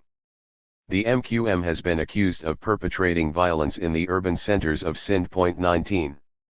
Fourth, the military dictator reached out to other classes as well to create greater acceptability for his regime. His coalition built linkages with big business, which shared Zia's hatred for Bhutto and his unpopular nationalization policies. In any case, the strengthening of big entrepreneurs was essential for the military's external and internal war efforts. From the perspective of Islamabad's external policy, the alliance with big business helped muster resources for the military's modernization. Agha Hassan Abidi of the Bank of Credit and Commerce International, BCCI, bankrolled the procurement of military equipment during this period. 20 Another businessman, Seth Abid, was reputed to have helped Islamabad acquire components for the nuclear program. Of course, the cooperation was reciprocated. These two entrepreneurs and many others were allowed to draw their pound of flesh in return for their cooperation with the military-dominated state. Zia began to undo the PPP's controversial nationalization policy, and strengthen the business and industrial elite. Domestically, the military regime also strengthened important entrepreneurs to neutralize Bhutto's support base, which included the labor and student unions. An alliance with the trader merchant class or big business was also sought to create alternatives to Bhutto's PPP. The rise of Nawaz Sharif, who became Pakistan's premier twice during the 1990s, is a case in point. The resurrection of the Sharif family's Ittifaq group of businesses and industries is one of many cases of the army's co-option of the industrial business and trader merchant groups. Sharif, the eldest son of one of the prime owners of the Sharif family businesses, Mian Mohammad Sharif, ascended to significance in Punjab's politics and later in national politics in the same fashion as Zulfikar Ali Bhutto had risen to significance under Ayub Khan. He was used to minimize the influence of the landed feudal class, which tended to be aligned with the PPP. All military regimes create clients who act as the civilian face of the regime and legitimize the military's control, and are nourished by the defense establishment as a replacement for the times when the bulk of the military has to withdraw to the barracks. The military's ultimate objective, however, continued to be to find more dependable methods to legitimize its political power and role, such as revising the legal and constitutional framework. The Zia regime also used extra-constitutional methods, such as holding a referendum in December 1984 to seek public support for his continuation in power. Zia used Islam as a shield in seeking public support in this presidential referendum. The referendum question was phrased to suggest that if people supported Islam, they also automatically supported Zia's continuation in the presidential office for the next 5 years. Like Ayub Khan, Zia sought legitimacy for the continuation of his and the army's power through a popular mandate. Again, the way in which the army sought a permanent role through the head of the service was similar to the events of the 1960s. Zia became president without removing his uniform, which showed his need to maintain his connection with the armed forces, his main power base. The president certainly did not intend to give up power, but his rule ended with his death in a mysterious plane crash on August 17, 1988. Although the results of an inquiry into the accident were not made public, there is no evidence to suggest that the crash was deliberately caused, perhaps as a result of an upheaval in the higher echelons of the army. In any case, the army is known for its tradition of not visibly protesting against the authority of its chief. Zia clearly had personal religious inclinations, but he also had political reasons for collaborating with religious parties. He used them for civilianizing the military Rule 21 and for amassing political power, for instance, by using religion as a pretext to dissolve the system of parliamentary democracy. Reportedly, he believed he could have used the Sharia law to declare a slightly modernized system of caliphate, which would have meant the rule of an individual rather than a group of elected representatives. Despite these machinations, the military regime was still unable to ride the political tiger without creating legal and constitutional ways of securing the defense establishment's interests and its permanent role in the polity. Clearly, the GHQ was not satisfied with its role as an arbiter.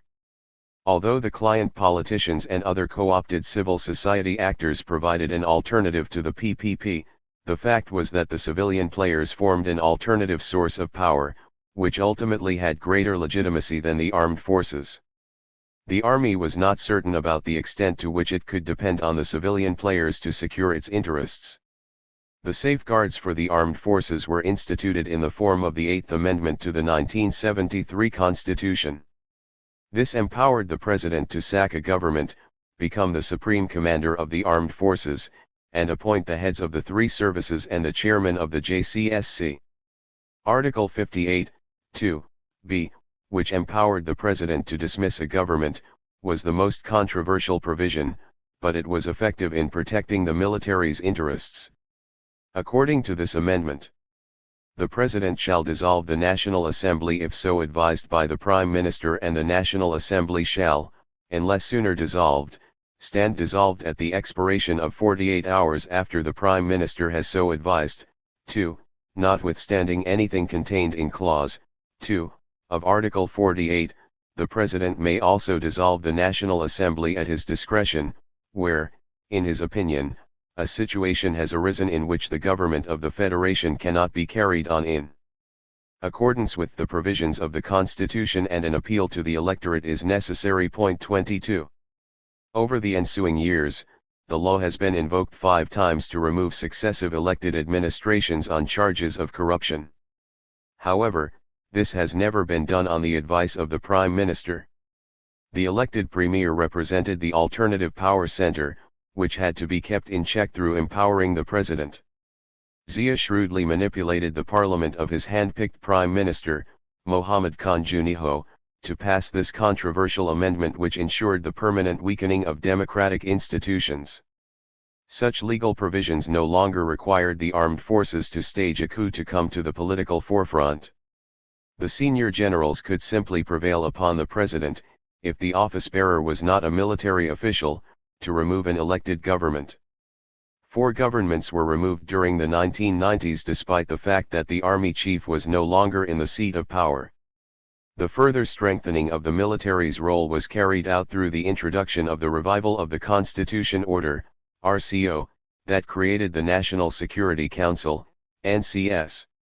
Similar to its Turkish counterpart, the Pakistani NSC was envisaged to have an advisory role in recommending declarations of a state of emergency, security affairs, and other matters of national importance. Although Zia eventually did not establish the NSC, the issue shadowed future governments until the matter was finally settled with the NSC's creation in 2004. The military's officer cadre was determined to play the role of apparent guardian protecting the state from the civilian leadership, at the cost of the growth of democratic institutions. The period from 1977 to 88 was therefore marked by the military maintaining its role in politics without keeping its rank and file in the forefront of state functioning. Zia did not vociferously pursue the issue of the NSC for 2 possible reasons. First, dropping the issue was a quid pro quo for the National Assembly agreeing to the other controversial amendment to the 1973 Constitution that empowered the President to dissolve the Parliament. This legal provision had already made him powerful enough to take care of the interests of the armed forces. Second, he probably could not have aimed for such a complete maximization of the power of the armed forces when the international environment, which had been favorable earlier, had begun to swing the other way.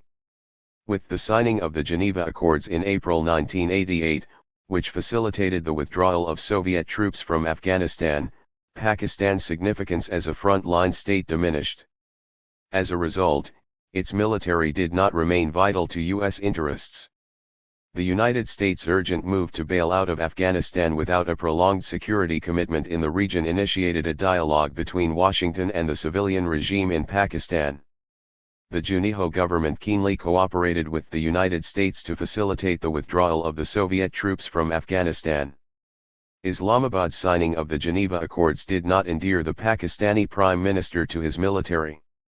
He had violated the sacrosanct principle of interfering in matters considered vital by the military. In effect, the signing of the Geneva Accords by the civilian government improved relations between the political government and the United States, which in turn bolstered Junejo's confidence. The United States for the first time in many years gave precedence to the civilian players in Pakistani government over the military it had comfortably shared a bed with since the early 1980s. It was in Washington's interest to disengage after the withdrawal of the Soviet troops. Such developments tied Zia's hands in forcing the option of the NSC on the civilian government. It must be mentioned that Zia ardently opposed the Geneva Accords on the basis that they did not accommodate Islamabad's strategic concerns regarding Afghanistan's future. Thus, Zia saw the U.S.-Pakistan military alignment slowly wither away before his death in 1988. During the 1980s, the relationship with the United States had provided a tremendous source of strength to the ruling military. The Reagan administration offered Pakistan 2 aid packages of $3.2 billion, $185.6 billion rupees, and $4.2 billion, $243.6 billion rupees.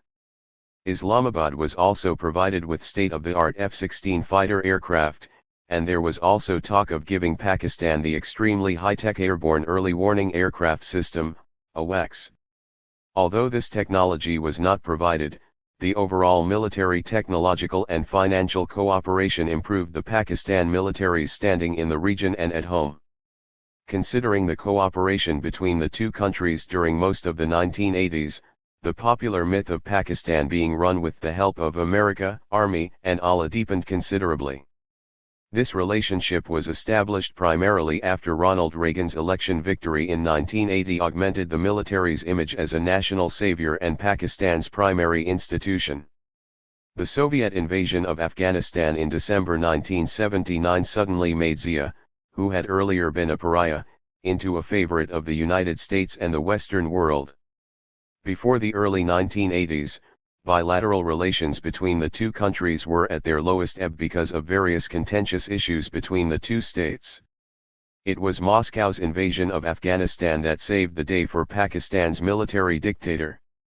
To return to Pakistan's domestic politics, democracy was restored in 1988 as a result of the general elections held that year, which brought the PPP back to power. However, the presence of the controversial Article 58(2)(b) created an abiding tension between the military and the political class long after Zia's death. A thorny partnership, 1988 to 99. The elections held in November 1988 ushered in a period of unstable democracy that has become known for a quick succession of governments. During these 10 years, Pakistan saw 8 prime ministers, including 4 caretaker prime ministers, one of whom was brought in from the World Bank to mind the country for a period of 3 months. 23 The military, as the ultimate arbiter, tweaked the political system every 2 years, especially when it saw the civilian regime challenging the defense establishment's authority, or it perceived a substantive threat to the polity.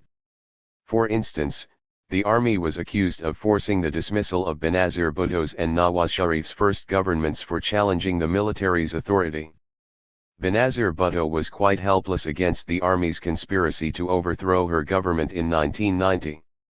Her government was removed in a coup-like manner. 24 She got into trouble with the military over issues important to its interests, such as the appointment of the corps commanders and the chairman of the JCSC. Benazir Bhutto also replaced the head of the ISI, Lt. General Hamid Gul, with a general of her choice, Major General Shamsul Rehman Kalu. This did not make her popular with the army, and hence the organization retaliated. 25 Reportedly, the higher echelons of the army, who were extremely unhappy with her attempts to curb their power by interfering in internal matters, used the ISI to remove her from power. The army chief, General Aslam Beg, and the head of the ISI, Lt. General Asad Durrani, obtained a slush fund of approximately 60 million rupees, $1.03 million, from a private bank, and used this to execute the plan for Bhutto's removal. 26 The money was given to the ISI to destabilize the civilian government. Later on, the army played the role of an arbiter in resolving the crisis between the president and the prime minister. The army's involvement led to the removal of Bhutto's successor, Nawaz Sharif. They first persuaded the president, Ishaq Khan, to force Prime Minister Sharif to resign. However, the Supreme Court declared the president's removal of Sharif to be illegal and unconstitutional, and this led to a political crisis. 27 The army chief acted as an umpire and forced both Ishaq Khan and Sharif to resign. This was a face-saving solution that was manipulated by the GHQ to solve the crisis. Intriguingly, the politicians did not seem to have learned any lessons from the earlier decades, or even from the manner of Zulfikar Ali Bhutto's ousting, and continued to lean on the military. Each regime considered itself smarter than its predecessors, and seemed to believe it could lure the army to support it by offering the generals greater economic incentives and opportunities. During these 10 years, the military was called on time and again to tip the balance against the regime without any concern for the country's political future. According to Light General, RTD, Talat Masood, politicians constantly requested the army to intervene on their behalf against their opponents. Such behavior encourages the armed forces to play a role in politics. 28 Did the politicians not have any political acumen? Did Benazir Bhutto and Nawaz Sharif, the two key politicians, not think about the value of mutually agreeing a political code of conduct that would keep the military at bay? Why did the political leadership indulge in providing political and economic sweeteners to the military? 2 explanations have been suggested. The first argument, which is more popular than the second with the military, views the political crises as a consequence of incompetent handling of the situation by politicians. It holds the political and civil society responsible for all the ills the country has suffered, and continues to suffer from. Even the most junior officers of the armed forces believe that the army is obliged to intervene because of the inept handling and greed of the politicians. Such a notion is upheld by the military's civilian clients as well. For instance, Mushahid Hussain, who was information minister during Sharif's second tenure and later crossed over to join ranks with Pervez Musharraf, is of the view that the politicians on both sides of the divide have again demonstrated their inability to rise beyond partisan considerations. Only when they are told to behave by the men in khaki do they fall in line, and it would have been better for their own image that such moves for reconciliation should have been initiated of their own accord rather than being pushed from above. 29.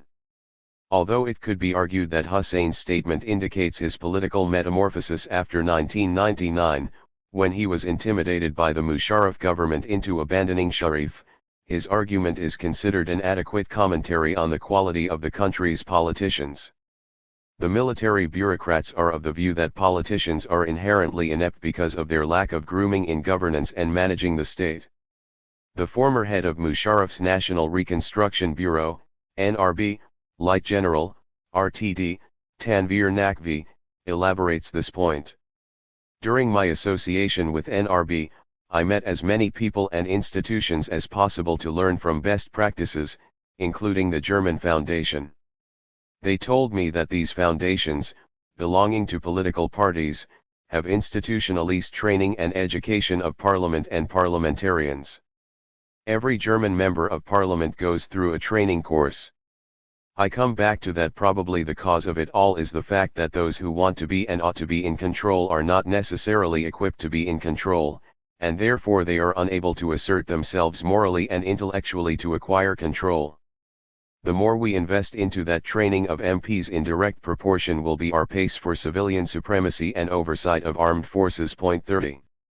Naqvi's views are representative of the military officers' belief in their own intellectual superiority, and the civilians' perceived inferiority.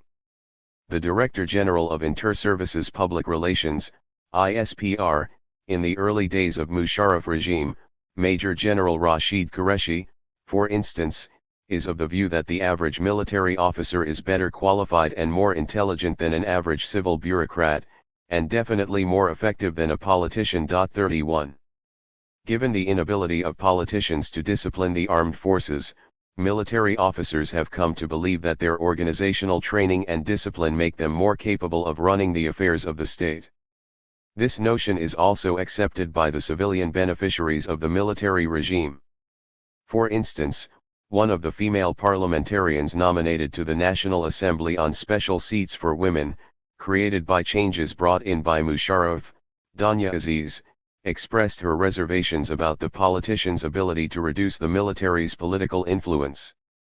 She was of the view that the military is far more organized and better disciplined than the politicians, who often lack sincerity of purpose. 32 Others, such as the prominent Karachi-based entrepreneur Razik Tabah, attributed the politicians' comparative inability to their lack of education. 33. However, this argument is highly questionable. There is no evidence to substantiate the claim. After all, other countries, including neighboring India, with which Pakistan has a common history, have survived political authoritarianism and turmoil without allowing their military to step into the politicians' shoes.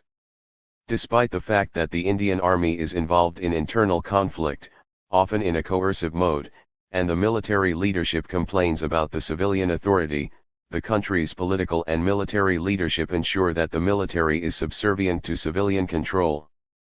Pakistan's armed forces officers believe this difference is due to the greater sincerity and forthrightness of Indian politicians. 34 However, the Indian military officers also take responsibility for upholding democratic principles.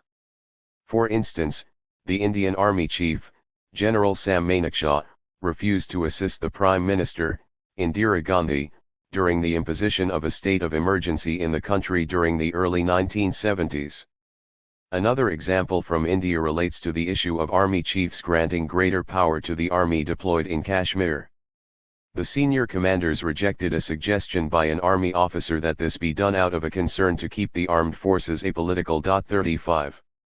Interestingly, the military pursued the idea of political training. The Musharraf regime started national security workshops at the National Defense College, NDC, for politicians, journalists, civil servants, and businessmen, and seriously considered opening a political school for women parliamentarians. 36 These people were lectured about various issues of strategic importance in a sanitized military environment, which was intended to persuade them of the grandeur of the military life. Those selected for the workshops included parliamentarians, of whom 90% were not even familiar with parliamentary procedures, according to a member of the Pakistan Muslim League, Q Group, Asiya Azim. 37 This proposal deliberately ignored the fact that the military was not above board either, and bore its share of responsibility for the intellectual underdevelopment of the politicians. In any case, the political parties operate in an authoritarian fashion, and the top leaders, who are clients of the military, do not allow democratic discussion. Moreover, training cannot solve the problem of the structural flaw created by the authoritarian nature of politics. According to Justice Majid Rizvi, the military's role cannot be curtailed, because when the vested interests of the elite become common, then how can you check the military's role expansion? 38. An alternative view voiced by a U.S. security expert, Dr. Ashley Tellis, explains Pakistan's political crisis as a representation of the politicians' inability to differentiate between micro and macro rationality. While micro rationality pertains to the narrow interests of individual leaders, the macro picture concerns the long-term vision of politics in the country, the region, and the world. In short, the Pakistani politician, being a rational egoist like his/her counterparts in the rest of the world, thinks in terms of personal interests. However, unlike in some other countries, Pakistan's politicians tend not to think beyond very short-term interests. This, Tellis adds, is a result of the continued military rule. Over the years, the country's political leadership has lost its ability to imagine a long-term future or think in terms of macro rationality. 39 This means that the politicians do not strategize about pushing the military back by harnessing their own authoritarian tendencies. Tellis's argument tends to see Pakistan's politics from a linear perspective. Given the military's propensity to conspire against civilian authority, the politicians are not able to think long-term or stabilize the political situation. This was apparent in the overthrowing of Benazir Bhutto and Nawaz Sharif, as was mentioned above. Sharif, who was a product of General Zia-ul-Haq, was initially brought to power with the army's help to replace Benazir Bhutto in 1990.40. His removal in 1993 was a result of differences with the army chief over the government's support for the U.S. military initiative against the Iraqi invasion of Kuwait. Sharif and the army also became estranged because of disagreements over the military operation in Sindh against the ethnic party MQM, which was the ruling party's political partner. 41 Clearly, the army's decisions prevailed on most issues and the leaders were sacked for disagreeing with the GHQ. Therefore, political analysts such as Ziauddin believe that political governments have little space to maneuver. 42. Benazir Bhutto returned to power in 1993, only to be dismissed again in 1996. The lackluster economic performance of the country over the first couple of years of her government, compounded by her poor reputation as a head of government and her inability to prevent her spouse from indulging in corruption, did not earn her accolades. 43 She was removed despite the fact that she had opted not to confront the military over their core interests, and had supported them on other matters the GHQ considered important, such as the Kashmir issue. 44 Haqqani is of the view that her dismissal was more a result of the efforts of the religious conservative forces, and the military's realization that she was unable to get continued U.S. support. Washington and Islamabad had divergent views on Afghanistan and nuclear proliferation. 45 The Brown Amendment to the U.S. Constitution, which allowed Washington to transfer some weapons and military spare parts to Islamabad, was passed during her tenure, but the quality of bilateral relations remained poor. Bhutto's removals in 1990 and again in 1996 are symptomatic of the divide and rule game played by the GHQ. Even while Bhutto was the premier, her power in the center and in her home province of Sindh was diluted by the army's use of Nawaz Sharif's Muslim League. Bhutto similarly counterbalanced her political opponent by providing an alternative prime ministerial candidate when the army was not happy with Sharif. The military's intelligence apparatus played a key role in encouraging the divisions between the political actors. 46 The intelligence agencies gained strength through their enhanced role in regional and global geopolitics, and through greater involvement at home. Political horse trading was rife during these 10 years, as part of the manipulative mechanisms used by the ISI and other intelligence outfits, and resulted in an increase in political and economic corruption. However, political governments were always dismissed on charges of financial mismanagement. For the military, corruption served as a security valve to be turned on and off as a means to regulate the political system. The military basically replaced one set of corrupt politicians with another in order to sustain its own power base. Consolidation of power, 1999 to 2005. The most recent period has seen the end of this period of civilian power, and the return of the military to the saddle. These years have also witnessed the defense establishment consolidating its power through additional legal and constitutional provisions, and curbing the attempts of the civilian authorities to establish their dominance. Having returned to power in 1997, Sharif lost it in 1999 because of his open confrontation with the army chief, Musharraf, whom he had removed from office. He was subsequently accused of risking the lives of more than 200 passengers of a Pakistan International Airlines, PIA, flight from Sri Lanka, including the army chief, by not permitting it to land on Pakistani soil. Sharif was nervous about allowing Musharraf to return to Pakistan soon after he had replaced him as the chief of the largest armed service. However, his plan backfired and some important corps commanders staged a coup on behalf of Musharraf. Sharif's dismissal brought the military directly back into the seat of power. There had been a fierce battle for supremacy between the military and the civilian authorities in the last days of Sharif's government.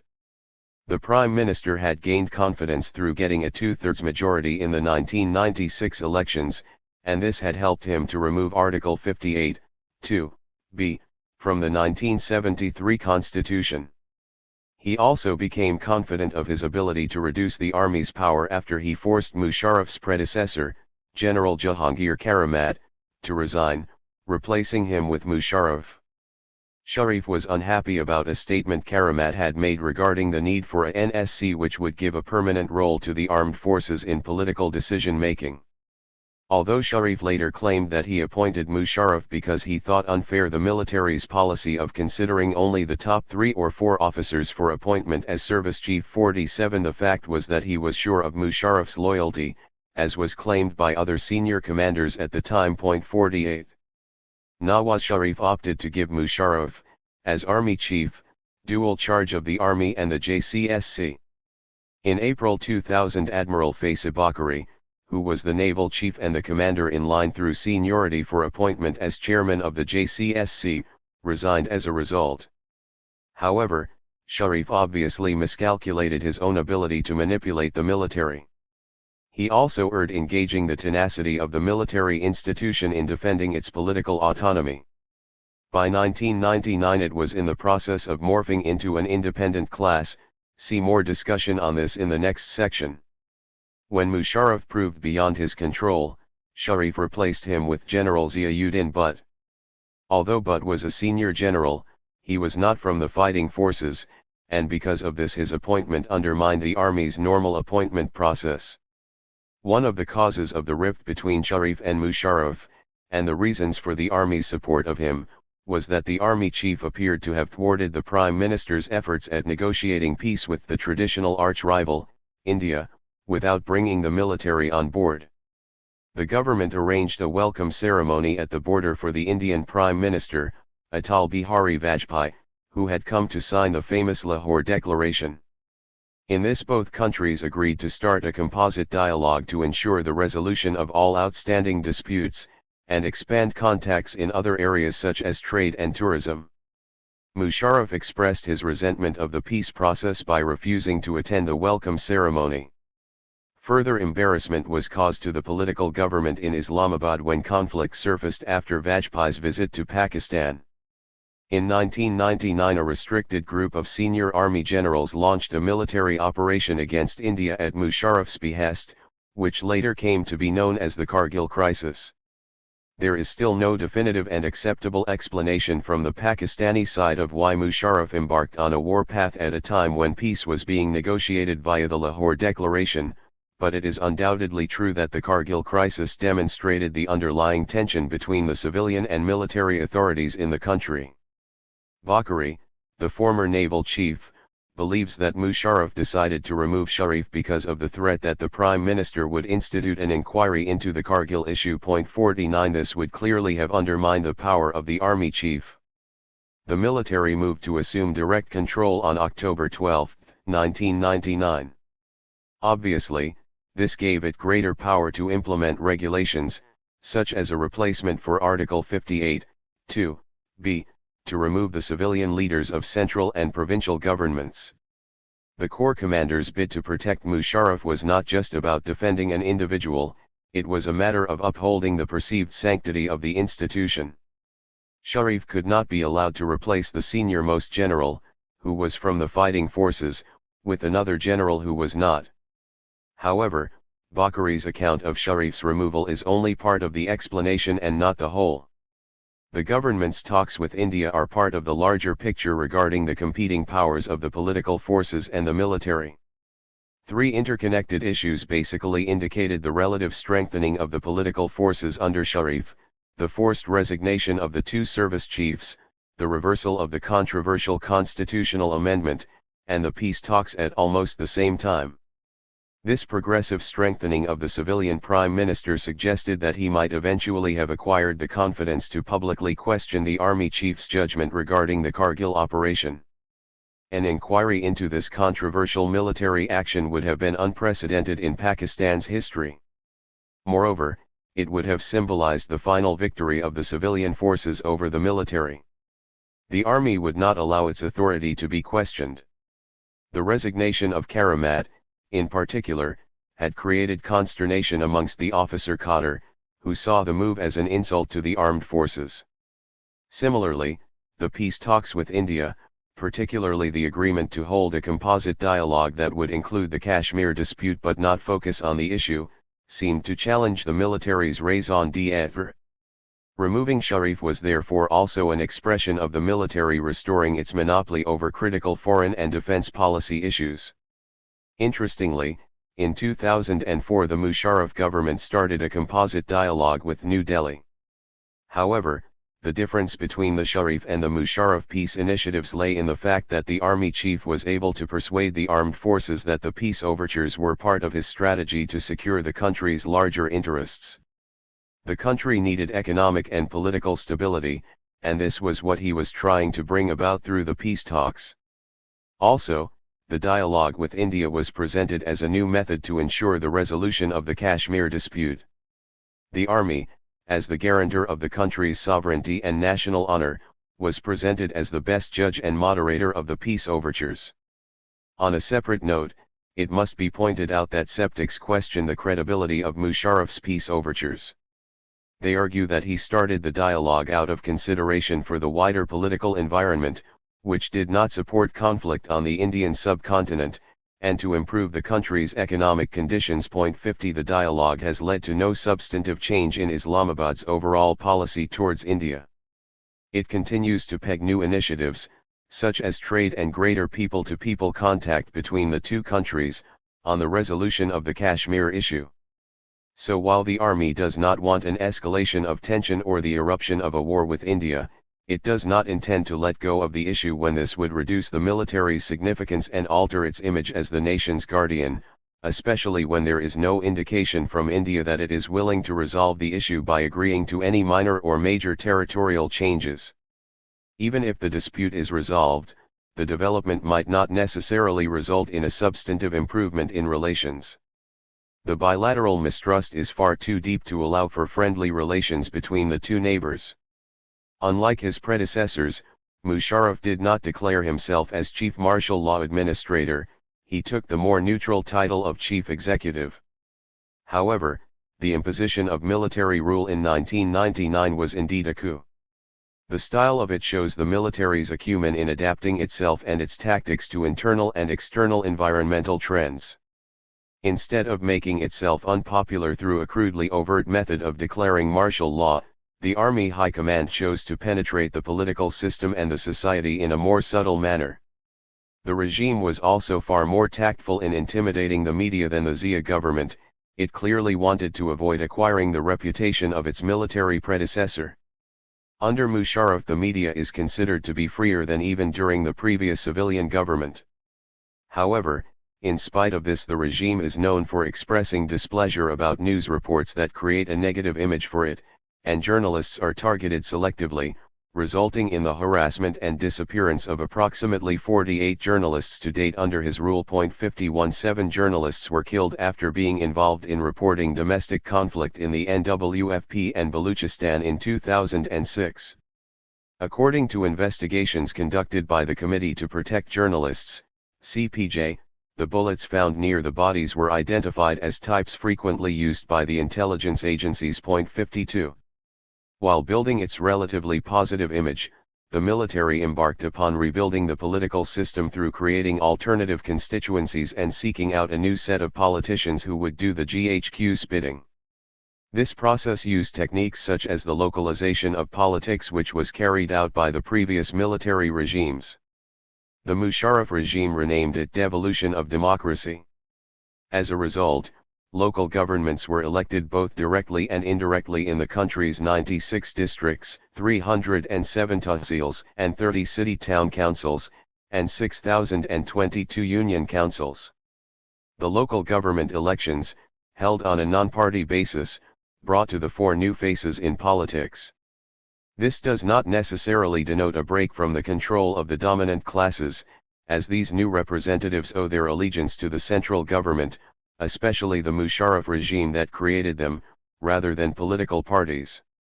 Under the devolution of democracy plan, the locally elected members are responsible for making and implementing development plans, in which they are assisted by the local administration. The members of the National Assembly and the Senate, who were elected soon afterwards in 2002, do not have any role to play in the local governments elected at the grassroots level. According to Mohammed Wasim, such localization of politics is a sure recipe for unbridled centralism. 53 Devoid of any party affiliation, these politicians enhanced the government's administrative control of politics. The local government representatives certainly came in handy during the May 2002 presidential referendum, held before the general election the same year, as these people ensured that the ballot boxes returned full and the votes were in Musharraf's favor. However, the manner of filling the ballot boxes was questionable. Like Zia's, Musharraf's referendum question did not leave a lot of options for the common people. The question was for the survival of the local government system, establishment of democracy, continuity of reforms, end to sectarianism and extremism, and to fulfill the vision of Quaid-e-Azam, would you like to elect President General Pervez Musharraf as President of Pakistan for 5 years? 54. Musharraf had promised to establish good governance in the country, but the fact that the public turnout was limited demonstrated the people's lack of confidence in the army-controlled political system. One source cites a mere 15% turnout.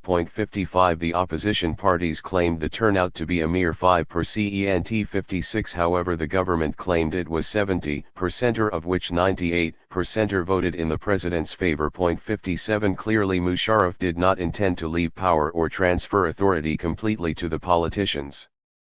The general elections at the end of 2002 followed this referendum, and were an example of the military establishment's mastery of pre-poll rigging. They did not merely manipulate the election day process, they controlled the lead-up to the elections. They barred the top leaders of the two main political parties, the PPP and the Pakistan Muslim League, Nawaz, PMLN, Nawaz Sharif's party, from returning to Pakistan to contest the elections, and also launched a massive media campaign against Benazir Bhutto and Sharif. 58 In addition, some election observers are of the view that certain key members of the newly formed alliance of the religious parties, the MMA, were supported by the government to contest the elections. If they won seats it would neutralize the PPP and PMLN, which were both considered as arch-rivals of Musharraf. 59 The support included the withdrawal of lawsuits against MMA candidates. Although Musharraf did not contest these elections, he did not want Benazir Bhutto and Nawaz Sharif or their parties to get a popular mandate. Hence, supporting the MMA and the MQM, the party supported in Sindh, was a strategy to undermine the position of these two leaders in the general elections. The military regime also coerced politicians through the creation of organizations such as the National Accountability Bureau, NAB. This organization, established under the National Accountability Ordinance of 1999, had the mandate of punishing, arresting and disqualifying those found guilty of corruption from holding public office or contesting elections. 60 Subsequently, the NAB was used to harass politicians into compliance. It was accused of creating the King's Party, a name given to the PMLQ, Quaid-e-Azam, by clearing its members of charges of corruption. Meanwhile, the NAB coerced opposition members through instituting cases against them or through seeking their disqualification by the National Accountability Courts. 61 Among the prominent members of the opposition who were victimized through the Accountability Ordinance was a prominent member of the PPP, Yusuf Rasagilani, who was accused of misusing official cars and telephone facilities. 62. Despite these manipulations, the government could only get a split mandate, and had to indulge in further manipulation through forcing a split in Bhutto's PPP. Fearful of losing perks or being involved in court cases or victimized by NAB, 20 members of the PPP defected to form a group called the Pakistan People's Party Parliamentarian Patriot, PPPP, before joining ranks with the PMLQ, which enabled the PMLQ to get the majority required to form a government. The conversion of the PPP members is an extraordinary example of the GHQ's political maneuvering. This was the first instance of defection from the ranks of the PPP. Neither the parliament nor the government were free operators. The elected members were not allowed sufficient room to maneuver by the executive, represented by the army president. The tension in the King's Party and its strategic affairs were managed through tight central control by the president.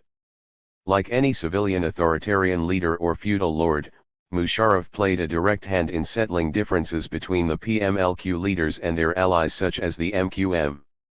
Instead of strengthening democratic institutions, as Musharraf claimed, he encouraged clientelism, in which the politicians of the ruling party, especially the top political leaders, became his clients. Yet again, the army managed to create a new set of clients who offered all their support to the army chief turned president. On several occasions the two top leaders of the PMLQ, Chaudhry Shujaat Hussain and Pervez Ilahi, talked about their intention not to collaborate with Benazir Bhutto 63 who was immensely disliked by Musharraf, and their willingness to re-elect Musharraf as the president. 64 Musharraf intended to get an extension as president beyond 2007. His power was necessary to guarantee the army's dominance, but this could only be achieved through manipulating the political parties. It was Musharraf's position as the army chief that gave him the capacity to manipulate politicians. Clearly, the political system was hijacked by the army president, who had to be constantly reminded of the fact that his power would not be challenged by the PMLQ. Consequently, the PMLQ's internal decision-making reflected its authoritarian character, of which some of its members complained. 65 Some members also accused the government and party of using them to rubber-stamp decisions. 66 The internal divisions resulted in a frequent change of prime ministers. From 1999 to 2005 the country saw 3 prime ministers, including one caretaker premier. The prime ministers were changed through internal political coups in the King's Party without the president dismissing the parliament. The continuation of the parliament was projected as a sign of stability and strengthening of democracy. The army had turned Pakistan into a bureaucratic authoritarian state in which the president was a military man and the prime minister an international banker brought in from Citibank in the United States to ensure economic and political stability as best suited the ruling coalition. The parliament and ruling party politics were subservient to the executive. Such conditions give credence to Wasim's argument that the parliament in Pakistan is a subordinate legislature. Here, the executive is, without exception, a preeminent player on the national scene. It initiates decisions in party forums, which are translated into law through the legislative procedure, and are then rigidly defined, implemented, and controlled by the bureaucracy. Given the domination of extra-parliamentary forces over the power structure of Pakistan, parliamentary institutions are often considered by political players as necessary accoutrements of a modern ruling structure. In other words, these institutions legitimize the existing political order. Even if real power resides outside the legislature, the power holders need to win legal and moral authority. Not surprisingly, each of the four military governments tried to fill the gap of legitimacy by holding elections in 1962, 1970, 1985, and 2002.67. Obviously, these circumstances did not leave a lot of options for the politicians. However, the military's coercion province is only part of the explanation for the politicians' behavior. The question that arises is why the politicians succumb to the military's coercion without mobilizing the party cadres or the general public. The fact is that there is a growing disenchantment among the general public with the behavior of the political class. The sudden absence of populist politics in Pakistan can only be explained through understanding the structural flaw in the country's socio-political system, that is, the pre-capitalist or authoritarian nature of the political system, in which the ruling elite use force to attain their objectives. Since the dominant classes are focused on maximizing their power, the politicians are easily co-opted by the military rather than playing the political game through fair means. According to this explanation, which is one of the main arguments put forward in this chapter, the politicians cooperate with the military because of their commonality of interests, and because their main problem is not with the military's use of force to fulfill its political objectives, but with its control of their authority. Indeed, this is the essence of the system of clientelism in which politicians or other prominent members of the ruling elite, such as big landowners and businessmen, support the military in return for personal favors or the military's support. Musharraf sought public support for his political clients by personally lobbying for the PMLQ candidates before the elections scheduled to be held in 2007. For instance, during a public gathering in Shakwal, a district in Punjab, the president requested the people to vote for his candidates and stressed the importance of supporting his political system, as it would strengthen democracy in the country. He tried to further strengthen the case for his political partners by conducting a negative campaign against the opposition parties. He called upon the public's sense of nationalism by categorizing the opposition leaders as anti-army, an attitude that could not be allowed in the national interest. His emphasis was that a strong army guarantees a stable Pakistan. Therefore, the army must grow strong and we will make it stronger. 68. Musharraf's leadership did not eliminate authoritarianism and bring about a change in the country's politics. The new parliament was, in fact, like old wine in a new bottle. The members of the King's Party used their influence to flout rules and misuse their authority. For instance, the federal law minister's son beat up a fellow passenger on a PIA flight in the presence of his father, for the sin of questioning whether airport security had checked him before he boarded the flight. 69 The minister did not apologize and he continued with this behavior. Later, he beat up a waiter in a 5-star hotel in the capital city. 70 Interestingly, the PMLQ leadership did not seriously admonish the law minister. 71 In fact, the PMLQ's behavior was similar to that of the PMLN, which was ousted on charges of corruption and political high-handedness. Like the PMLN members who stormed and attacked the Supreme Court in 1997, PMLQ activists ransacked the Peshawar Press Club to prevent party dissidents from holding a press conference. Reportedly, dozens of journalists sustained injuries. 72. Besides engaging in authoritarian behavior, the PMLQ leadership benefited financially by supporting Musharraf. The economic exploitation by politicians aligned with Musharraf was ignored by the president, since they legitimized his rule by giving him support. This type of behavior signifies the semi-authoritarian nature of the country's socio-politics. Here, the concept of semi-authoritarianism is borrowed from Michael Mann's seminal work, Sources of Social Power. The author uses the term to explain conditions in Imperial Germany, Austria-Hungary, and Japan, as an amalgamation of the old regime or monarchical rule and an authoritarian political party system. While this means the introduction of universal male suffrage, the political system does not recognize the rights of the masses or serve the interests of the people. 73. To apply this argument to Pakistan, the political parties operate within the framework of their own interests, and particularly the interests of their leaders. Under these circumstances, the politicians find it beneficial to partner with the military to gain benefits. In fact, throughout the country's history the political players have conceded power to the armed forces with the intention of maximizing their own interests. Consequently, the defense forces have been transformed into something resembling the military of Bismarck's Germany, autonomous, and not controlled by the state and society. There is an inherent dichotomy between the civilian players' perception of civil, military relations and their own control of politics, and the political reality. A semi-authoritarian system can only enhance the power of the military. The symbiotic relationship between the dominant classes and the force represented by the military institution is too strong to break the civilian players' dependency on the armed forces. Stephen P. Cohen also mentions an elite partnership in his latest book, The Idea of Pakistan. He is of the view that the country is basically controlled by a small but culturally and socially intertwined elite, comprising about 500 people who form part of the establishment. Belonging to different subgroups, these people are known for their loyalty to the core principles of a central state. 74 These key principles include safeguarding the interests of the dominant classes.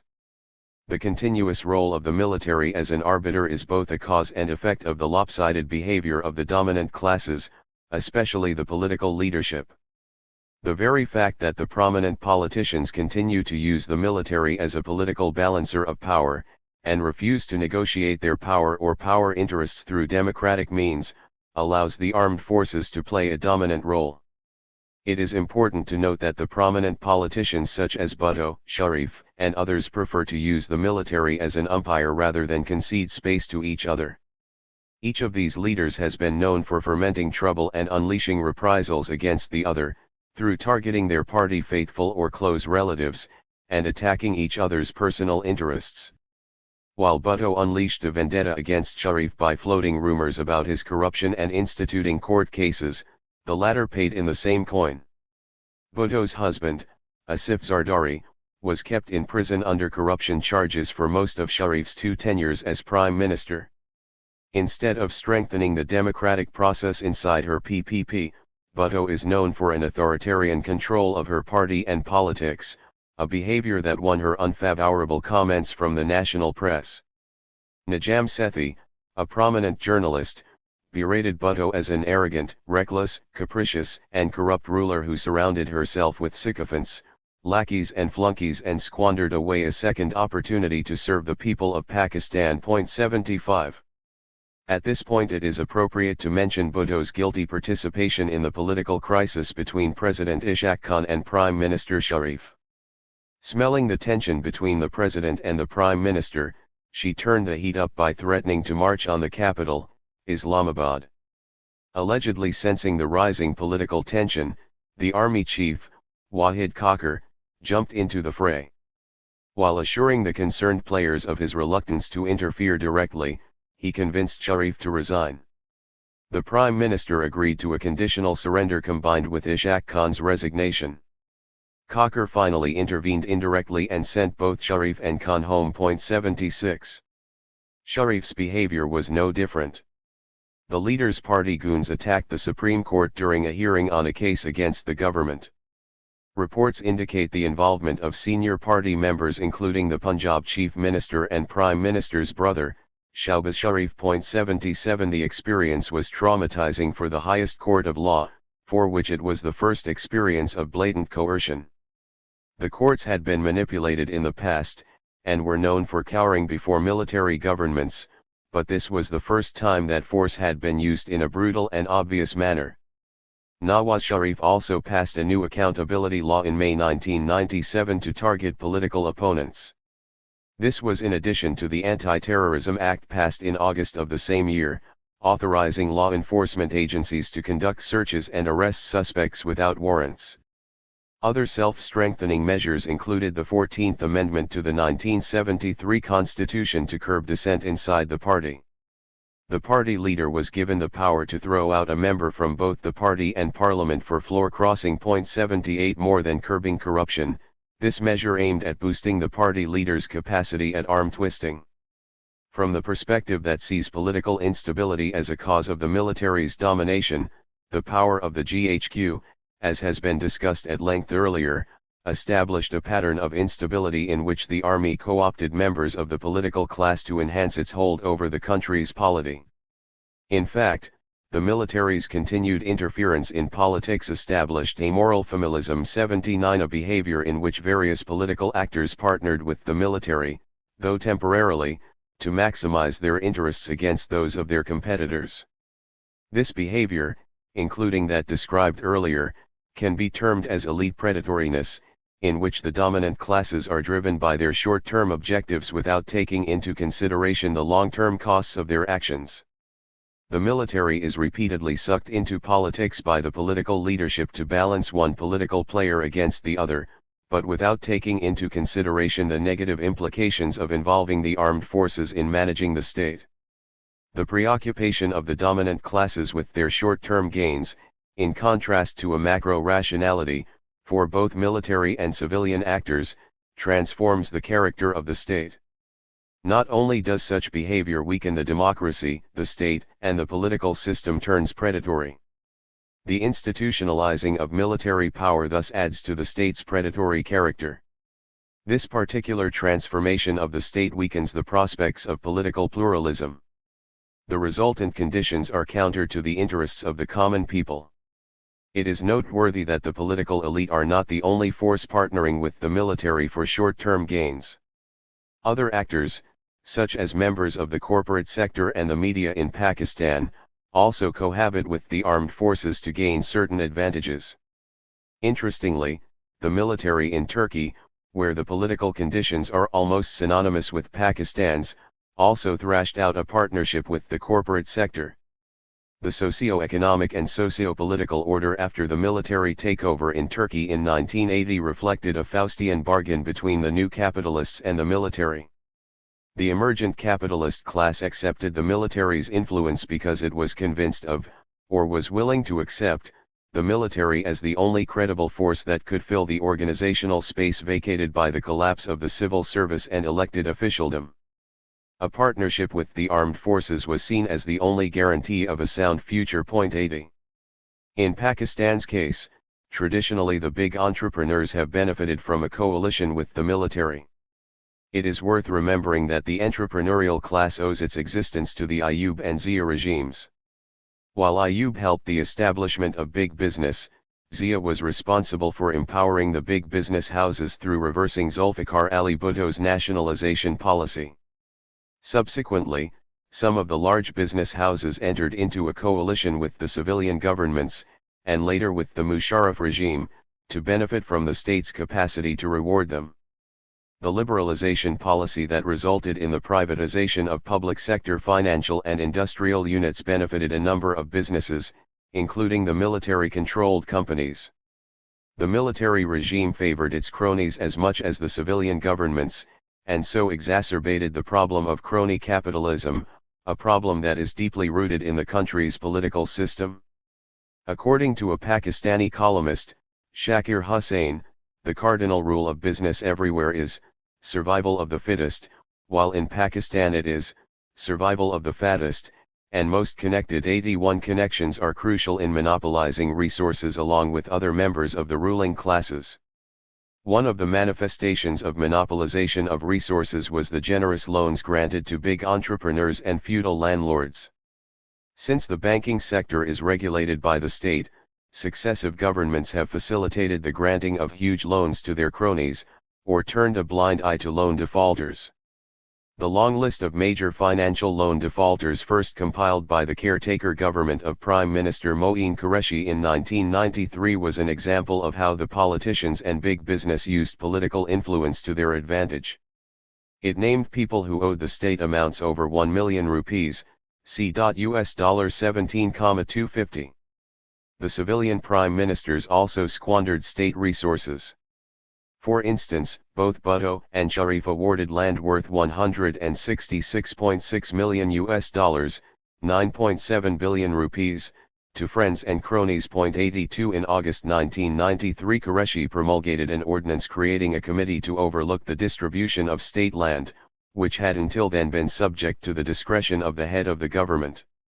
According to the caretaker prime minister, he was appalled at the discretionary power he inherited to sign off state land to whomever he wanted. The ordinance was never presented by Qureshi's successor, Benazir Bhutto, to the parliament for extension. 83 Her lack of action demonstrated the fact that there were no takers for such a law.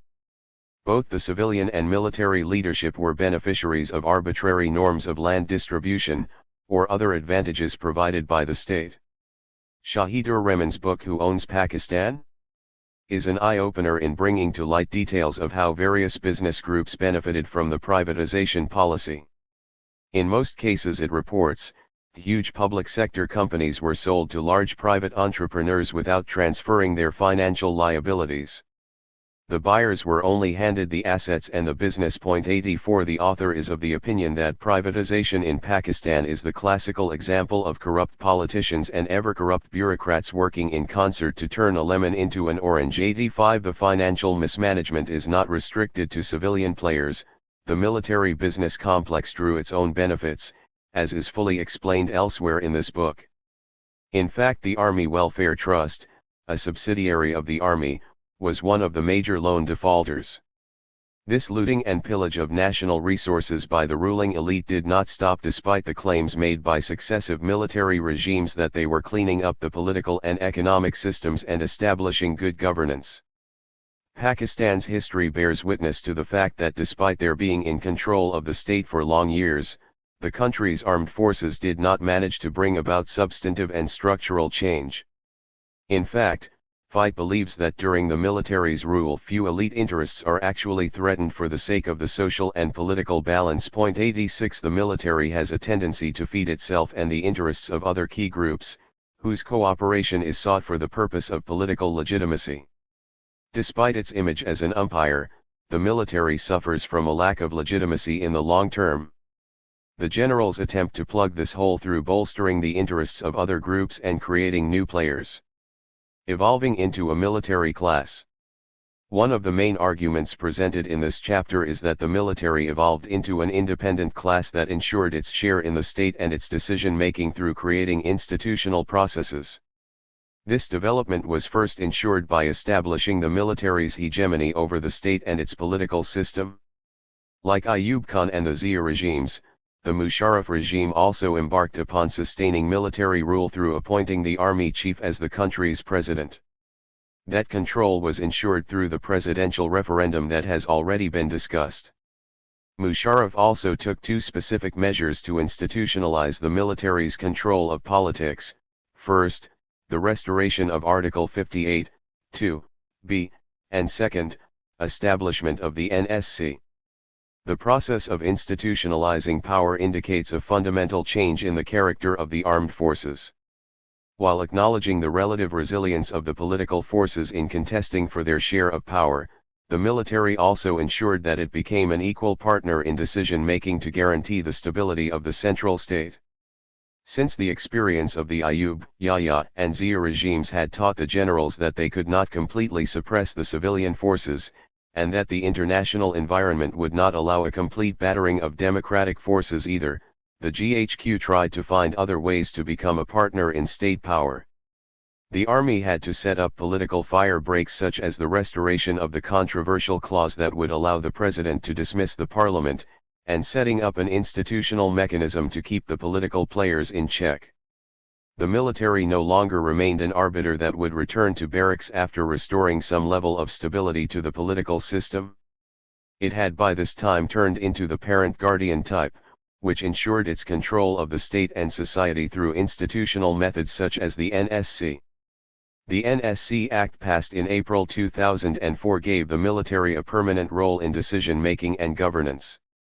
The creation of this special council was also the culmination of the armed forces' almost 44 years of struggle to establish themselves as a prime domestic player.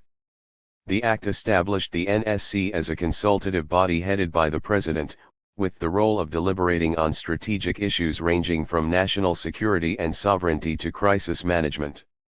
Besides 4 military officers, the chairman of the JCSC, and the chiefs of the Army, Air Force, and Navy staff, the NSC comprises 8 civilians: the President, the Prime Minister, the Chairman of the Senate, the Speaker of the National Assembly, the Leader of the Opposition in the National Assembly, and the Chief Ministers of all 4 provinces. 87 The creation of the NSC morphed the armed forces into a class and apparent guardian type that was unwilling to leave the functioning of the state to the civilians. The permanent presence of the 4 most senior military personnel ensured the continued protection of the defense forces' interests, and participation in molding the socio-economic and political future of the state. The PMLQ's media advisor, Mushahid Hussain, claims that the new organization was not meant to challenge existing democratic organizations. This is because of its consultative character. In his view, the Turkish model that Pakistan seems to have followed does not indicate an enhancement of the power of the armed forces. 88 However, a closer look at the Turkish model of the NSC shows how the military's power was gradually enhanced. The amendment in the 1961 Turkish constitution carried out in 1982 institutionalized the NSC as the highest non-elected decision-making body of the state. In Turkey, one of the spin-offs of the institutionalizing of military power was an increase in military officers' political and economic strength. 89 In any case, it is almost impossible to restrict a pre-Darian military in an elite-dominated society to a limited role and treat its recommendations merely as advice that can be ignored. To involve the armed forces in any form of decision-making, or give them a formal role in administration at even a basic level, is inviting the trouble of reducing the civilian capacity to monitor or punish the military for shirking from its role as an agent. As in Pakistan, the Turkish military used its political power to draw economic dividends. The basic idea of the NSC revolved around the Turkish model of government. 90 With the creation of the NSC, the armed forces did not remain politically neutral. However, the political leadership, especially those partnering with the military, showed a lack of sensitivity to the potential threat of conferring a formal political role on the armed forces.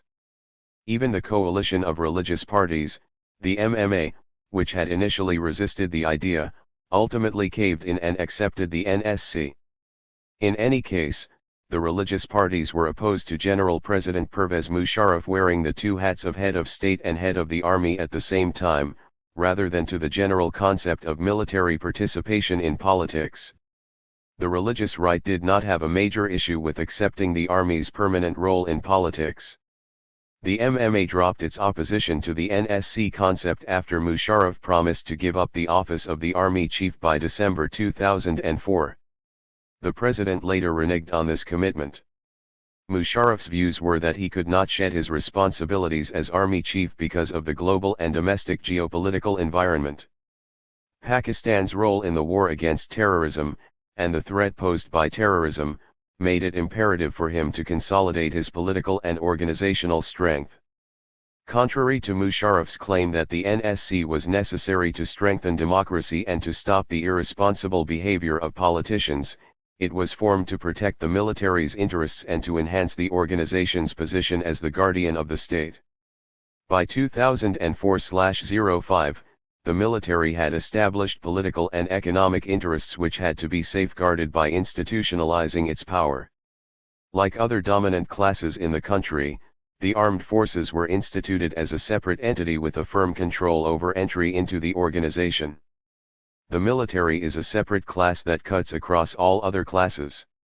Its members belong to the landed feudal class, and the indigenous and metropolitan bourgeoisie. However, there are no hard and fast rules that bar those from other social classes from entering the military. In fact, over the years the lower income groups have also managed to join the armed forces, and gain social mobility as a result. The institution provides its members with sufficient financial opportunities to improve their lot. However, entry into this class is tacitly restricted to certain ethnic groups, and depends on predetermined and tightly controlled organizational standards and mechanisms. While vertical mobility within the military class is determined by prescribed bureaucratic organizational norms, the members of this class enjoy the most horizontal mobility. Over the years, the military class has been able to penetrate all other classes and groups because of its political influence, a privilege prohibited to other classes. Members of the military fraternity have become feudal landlords as well as business people. Hence, money or other resources are not the criteria for membership. In addition, the organization has established norms which cannot be challenged from outside the organization. The high regard for the hierarchical organizational system, the primacy of the chief of the service, especially the army chief, the distribution of national resources among members of the military fraternity, and the protection of all serving and retired members of the armed forces, are some of the norms that are strictly upheld by the organization. In fact, the other classes and the general public are forced to respect these norms. Over the years, the military has penetrated the state, society, and economy, in ways that are both physical and intellectual. Intellectual penetration refers to the military's ability to market its image as the only disciplined organization, with superior capabilities to the civilian institutions. Although the notion of the military's superiority is not popular in Baluchistan and Sindh, this is certainly the perception in the largest province, the Punjab. Furthermore, in most public sector educational institutions there is an almost unquestioned acceptance of the classical realist paradigm for understanding strategic issues or international relations. This is primarily the result of the state's ability to market military power as the key option for its security as a state. The military fraternity is the main beneficiary of this image, which is necessary to protect the interests of the armed forces and its civilian allies. The political stakes of the armed forces are intertwined with their economic interests. The organization has craftily established its stakes in the economy, which must be protected through political control. The intellectual and physical hegemony of the military actually serves the purpose of guarding these economic interests. Given the image of the military as a key protector of the state's sovereignty, the economic stakes of the organization are rarely challenged. Even the religious parties, which seem to be questioning Musharraf's control of the state, hardly have any reservations about the military's economic interests.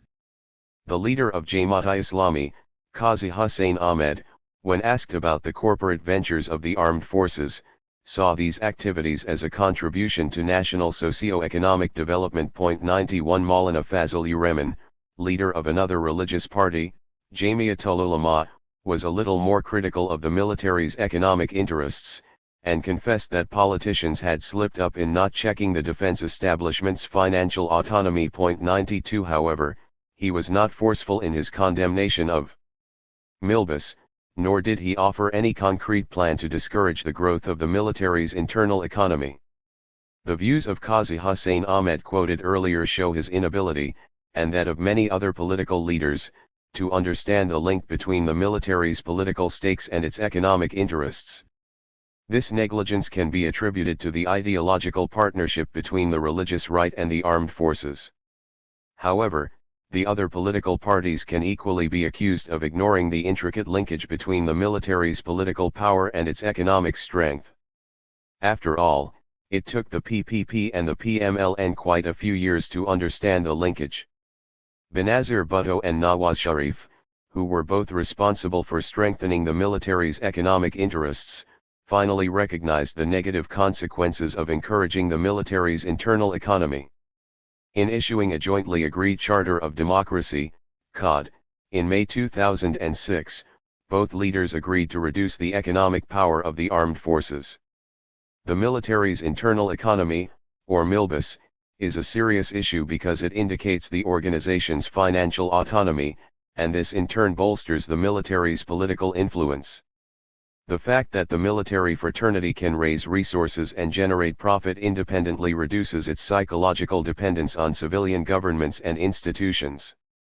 The military's internal economy has evolved over the 59 years of the country's history.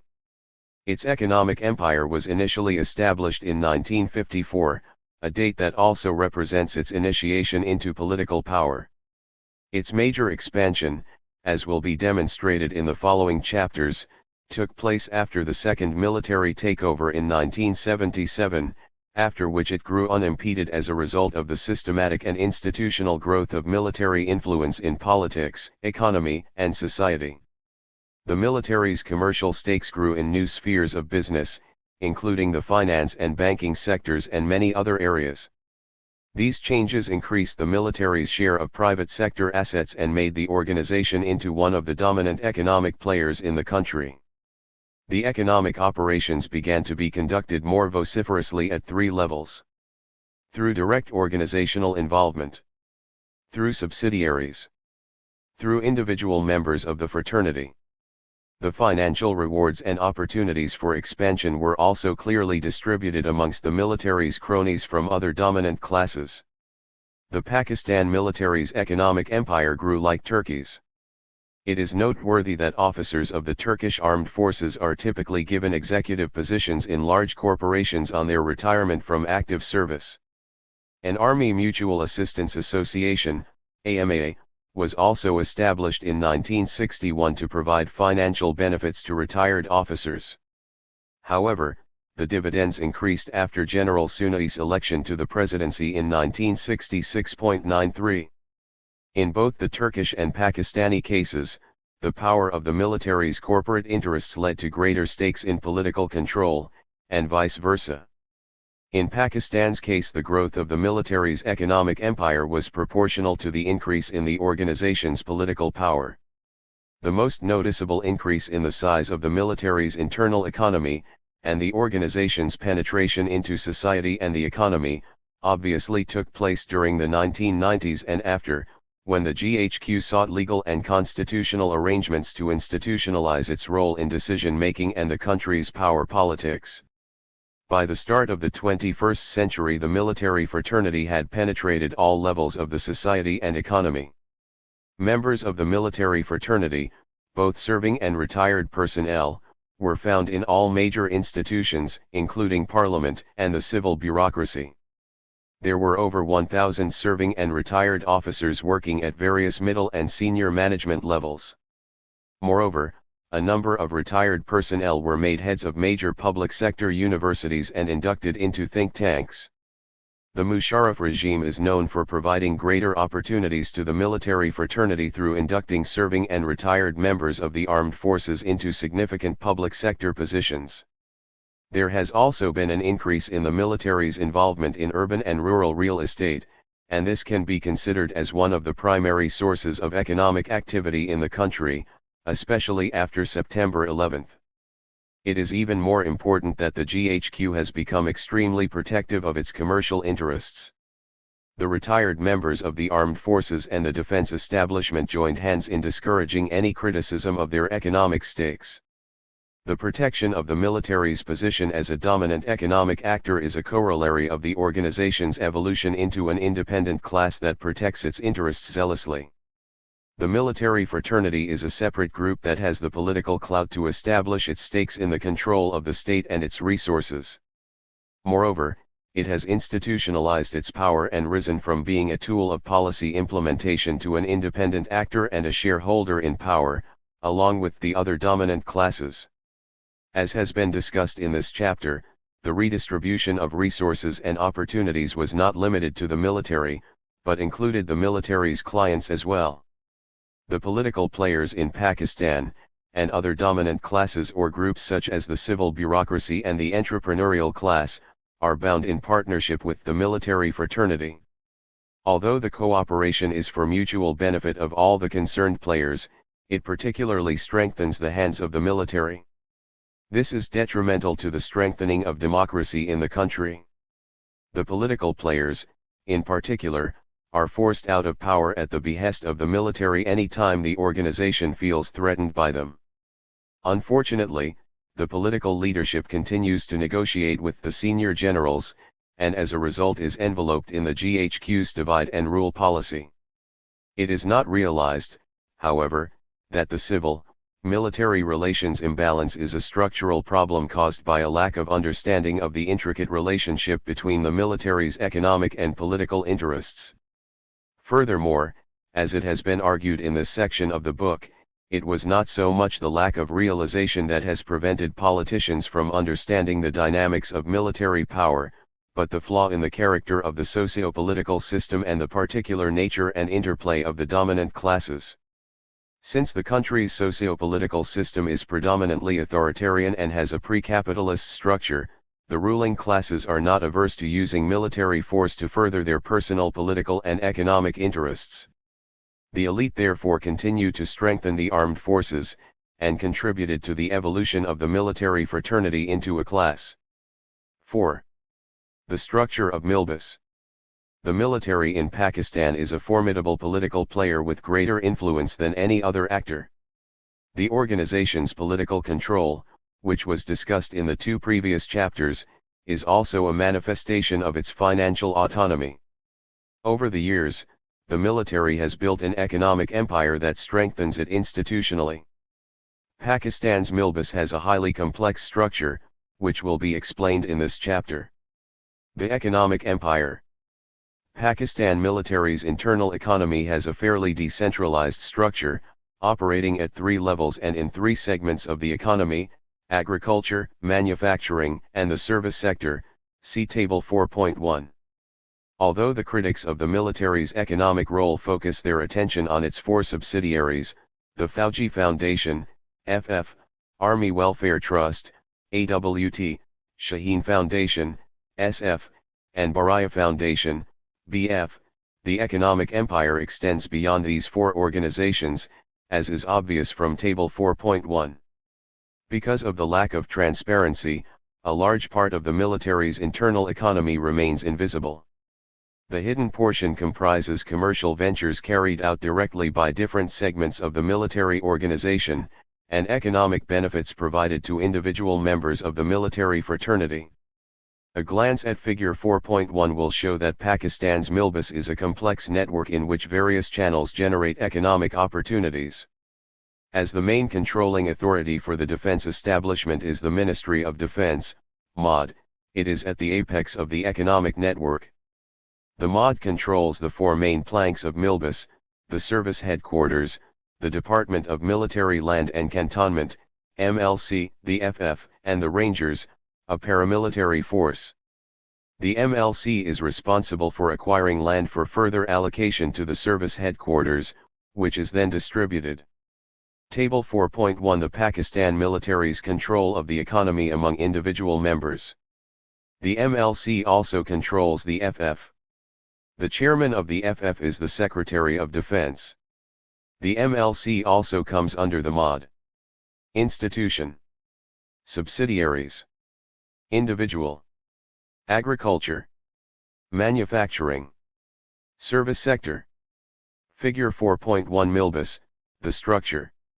The economic network broadens further at the level of the service headquarters. The 3 services have independent welfare foundations, which are directly controlled by the senior officers of these services. In addition, the 9 corps of the Army, subdivided into divisions and units, run independent ventures, identified in this study as military cooperatives. Then there are institutions such as the National Logistics Cell, NLC, the Frontier Works Organization, FWO, and the Special Communications Organization, SCO, which are controlled by the Army. The Pakistan Rangers, which is a paramilitary organization, comes under the administrative control of the MOD as well. Placing the MOD at the top of the organizational chart does not, however, mean that the economic initiatives are centrally planned. It simply indicates the administrative position of the MOD in the overall system of defense administration in the country. Each of the 3 services plans independently. In fact, the MOD is used as a forum to negotiate economic opportunities and the monopolization of resources. For instance, it is used to obtain ownership of provincial or federal government land and sanction its distribution between the three services, which then allocate it to their personnel. The various government departments such as the MOD or the MLC are an administrative mechanism for economic exploitation. The operations of Pakistan's Milbus represent a cross between the Indonesian and the Turkish models. It is similar to the Indonesian Milbus in the multiple levels of the military's internal economy. Indonesia's armed forces, Angkatan Bersenjata Republik Indonesia, ABRI, conduct commercial ventures through a number of welfare foundations. They also run cooperatives which are operated directly by the organizations through the rank and file involvement of their personnel. In Pakistan's case, the cooperatives started to grow mainly after the 1980s as a result of the general financial empowerment of senior military commanders. While the Pakistan military's cooperatives draw on the military's public sector resources including labor, they have not necessitated the establishment of a separate cadre of officials specializing in economic and political management. This is one of the key differences from the Indonesian system. Another difference concerns the financial or administrative linkage with the civilian public sector institutions. Unlike in Indonesia, the Pakistan military's internal economy is an independent entity. The similarities with the Turkish model involve the management of resources and administration of commercial ventures. In order to avoid the involvement of serving personnel in direct business activities, the military mainly uses its influence and resources to provide welfare funds for investment. The four welfare foundations are controlled by the service headquarters and run by retired military personnel. The profits are distributed between the shareholders, who again are retired military personnel. The inter-services rivalry within the armed forces is reflected even in the structure of the internal economy. Unlike the Turkish Military Foundation, OYAK, which represents the interests of all services, Pakistan's Milbus is known for the independence of the three armed forces. The three services have separate welfare foundations and housing schemes. On the surface there does not seem to be competition between the three services, because of their difference in size. However, all three have engaged in an unbridled expansion of their commercial and other economic operations. The military's economic empire operates at three distinct levels. Direct involvement of the organization. Subsidiaries. Individuals. The next sections explain the structure and operations at each of the three tiers. Level 1, the organization. At this level the military is directly involved in profit-making activities. The commercial operations comprise two distinct segments. First, major public sector organizations controlled by the army, and second, the cooperatives. The three major public sector organizations are the NLC, the FWO, and the SCO. The National Logistics Cell, NLC. Created in August 1978 by the Quartermaster General, QMG, of the Army, the NLC is the largest goods transportation company in the country. It has one of the largest public sector transport fleets in Asia, of 1,689 vehicles. The company also engages in the construction of roads, bridges, and wheat storage facilities. Although it is presented as an attached department of the Ministry of Planning and Development, the basic control of the organization is with the Army, see Figure 4.2. In terms of strategic management, the organization is part of a civilian organization, the Ministry of Planning and Development, as mentioned above. The NLC board is headed by a chairman who was the Federal Minister for Planning and Development. This was subsequently changed to the Minister for Finance. The members of the board comprise the Federal Ministers for Communication, Railways, and Food and Agriculture, the Deputy Chairman of the Planning Commission, the Federal Secretaries for Planning and Development, Finance, Communication, and Railways, and the Pakistan Army's QMG, who is also the Secretary of the board. The ground operations, however, are managed by the Army. The NLC is staffed by serving Army officers. The four main divisions highlighted in Figure 4.2 are headed by serving officers with the rank of brigadier. The NLC is staffed by about 7,279 people, of whom 2,549 are serving personnel. The rest are retired officers and civilians. The civilians mainly work in administrative and clerical positions. The organization is managed through a national logistics board headed by a chairman who is a federal minister. However, the operational control of the organization is with the Army's QMG. The estimated net worth of the NLC in 2001 was 3,964.652 million rupees, $68.356 million US dollars. Figure 4.2 Structure of the National Logistics Cell. The company was established in 1978 to deal with a specific crisis of major bottlenecks at the only operational seaport at Karachi. The QMG, Major General Saeed Qadir, was instructed by General Zia-ul-Haq to launch Operation Survival, aimed at creating an independent cell to be placed under the Ministry of Communication, which at that time was being run by Qadir. Its mandate involved the establishment of an infrastructure to transport goods from Karachi port, and building roads and other facilities for wheat storage. 1 Hence, the NLC is one of the prime examples of a replacement institution. This concept involves the military filling a gap or replacing an inefficient civilian institution through creating a parallel structure which is under the control of the armed forces. According to Qadir, he was given a broad mandate from the onset, which included not only transportation but also constructing and repairing the roads network that was considered necessary for transporting goods from one part of the country to another. 2 The organization was also involved in providing support to the Afghan operation during the 1980s. Frontier Works Organization, FWO. The FWO was established in 1966 to construct the 805 km Karakoram Highway 3. It remains the largest contractor in the country for constructing roads and collecting tolls. The company is staffed by the Army's Corps of Engineers, which was put together to construct the road link between Pakistan and China.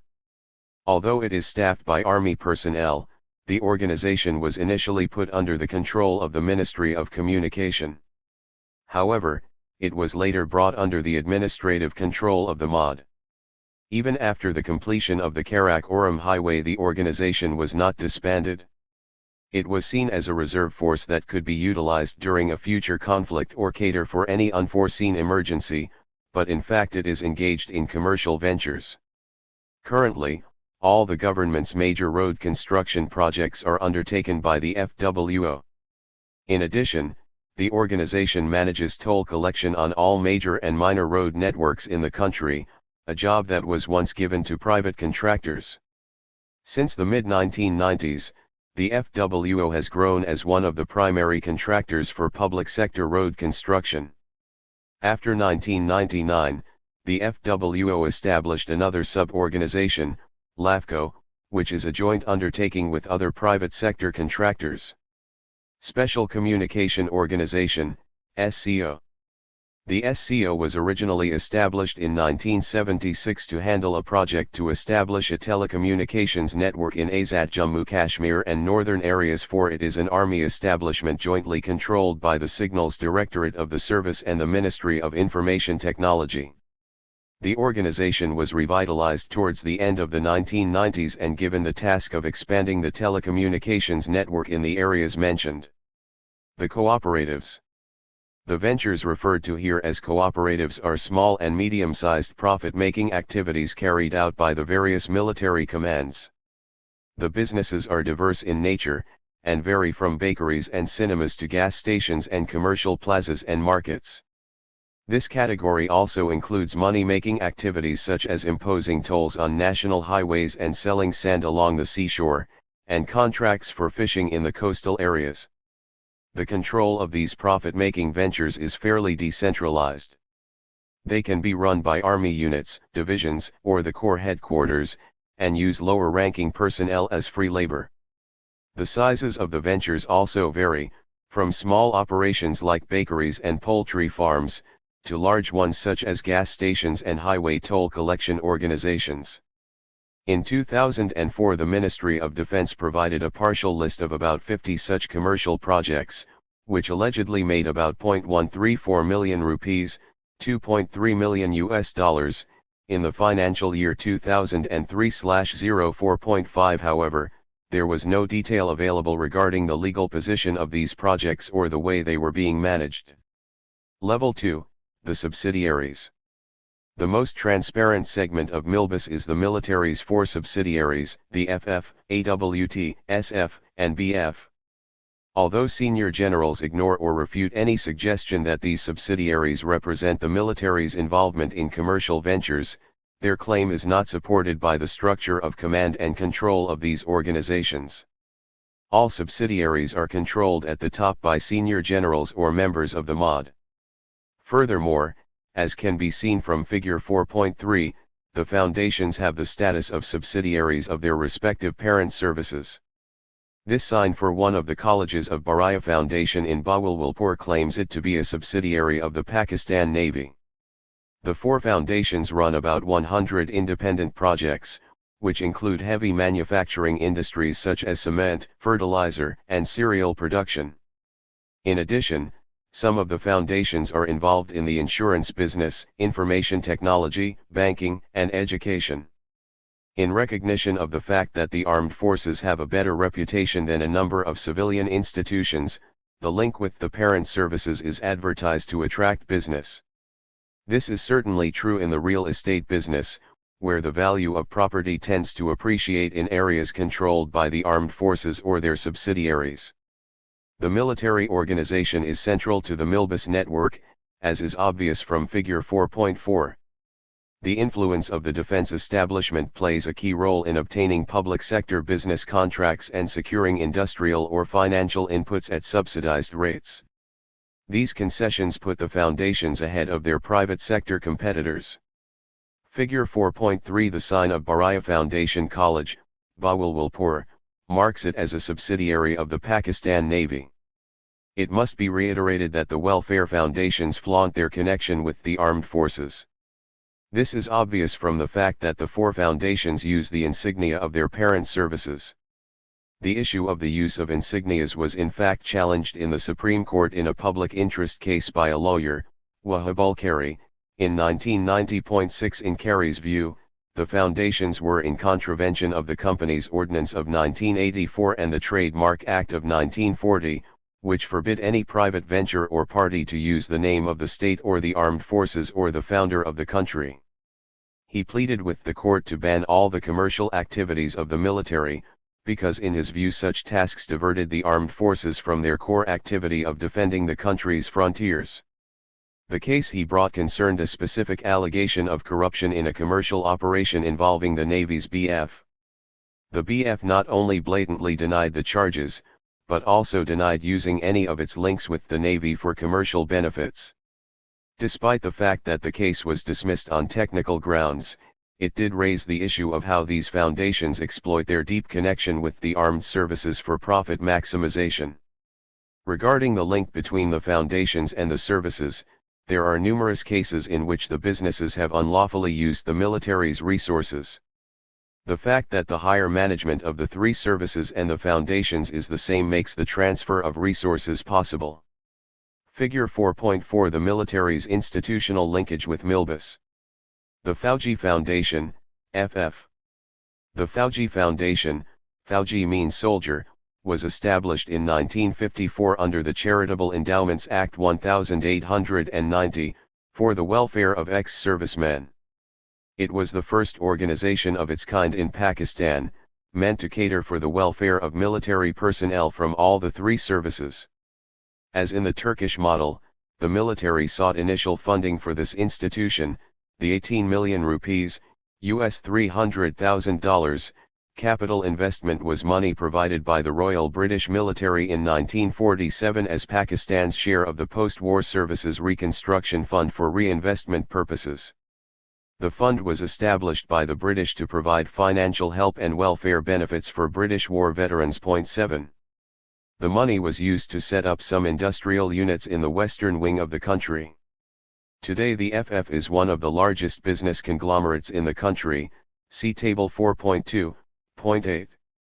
The FF is also a major taxpayer in the country. 9. However, until the beginning of the 1970s it was exempt from paying taxes. 10. The FF started its industrial operations in both wings of the country. The industrial operations were primarily in consumer-oriented, non-tradable commodities like rice, flour, jute, and textiles. In 1982 it had assets with an estimated worth of 2,060 million rupees, $35.52 million, in the shape of 29 industrial units. 11 Currently its declared assets amount to 9.8 billion rupees, $169 million, with a total of 25 independent projects. Out of the total number, about 18 are completely controlled by the FF, while the remaining 7 are listed as subsidiaries, with shareholdings by other parties as well. 12 Most of the heavy manufacturing industrial projects are categorized as subsidiaries, which means that these are shareholding ventures. The fully owned projects mainly comprise agri-based ventures such as farms, the motorway project and educational institutions. Out of the total of 25 projects, only the fertilizer and cement factories are listed on the stock exchange. Table 4.2 List of Fauji Foundation projects. Fully owned projects. Associated companies. Affiliated projects. Investment Board. Foundation Gas. Fauji Corn Complex. Fauji Security Services. Fauji Sugar Mills. Overseas Employment Services. Fauji Foundation Experimental and Seed Multiplication Farm. Mari Gas Company Ltd. Fauji Cement Company Ltd. Fauji Fertilizer Company Ltd. Fauji Fertilizer bin Qasim Ltd. Foundation Securities, PVT, Ltd. Fauji Kabir Wala Power Company Ltd. Fauji Oil Terminal and Distribution Company Ltd. Foundation. University. Pakistan Maroc. Phosphor, S.A. Employing about 6,000 to 7,000 retired military personnel, the foundation is run by a governing board that is predominantly controlled by the army. One of the features of the organization is the domination by the largest service, the army, despite the fact that it was meant to be a tri-service organization. About 80 to 90% of jobs are taken by army personnel, with remainder being divided between the Air Force and the Navy. All the managing directors of the company have been senior retired army officers. At a glance, the organizational structure gives the impression of a highly centralized structure, see Figure 4.5. The strategic control of the organization is in the hands of the MOD and the military establishment. The Committee of Administration is the apex body that gives overall direction. The chairman of this committee is the Secretary of Defense. The members comprise the Chief of General Staff, CGS, the QMG, the Adjutant General, AG, the Chief of Logistics Staff, Pakistan Army, CLS, the Deputy Chief of Naval Staff, Training and Personnel, Pakistan Navy, and the Deputy Chief of Air Staff, Administration, PAF. The Secretary of the Central Board of Directors acts as the Secretary of the Committee. The operational planning and running of the foundation is the responsibility of the Central Board of Directors. The Chairman of the Board is the Secretary for Defense, and the Vice Chairman is the Managing Director of the FF, who is a retired Army LT General. All the members of the board are from the FF, with roles such as Directors of Finance, Planning and Development, Industries, Systems Evaluation and Development, Human Resource and Administration, Welfare, Education, Welfare, Health, Corporate Advisor and Secretary to the Board. The Board of Directors carries out the overall plans which are presented to the Committee of Administration for approval. A report of the performance of the FF is also presented to the Committee of Administration. Figure 4.5 Organizational Chart of the Fauji Foundation. From an operational perspective, the FF is decentralized like its three sister organizations. It has four major divisions: fully owned projects, associated companies, affiliated projects, and the investment board. The first division comprises all those projects that are totally financed by the FF. The other two divisions have major funding from the FF but have administrative independence. The last category covers the FF's international partnership. This is a joint undertaking between the Fauji Group, represented by the FF, the Fauji Fertilizer Cooperation and Fauji Foundation bin Qasim Ltd, and Office Sharifian de Phosphates, Morocco with 50:50 equity, between the Pakistani and Moroccan owners, for the production of 375,000 metric tons of phosphoric acid per annum. The project is scheduled to start operations by mid-2007.13. The decentralized structure is necessary for two reasons.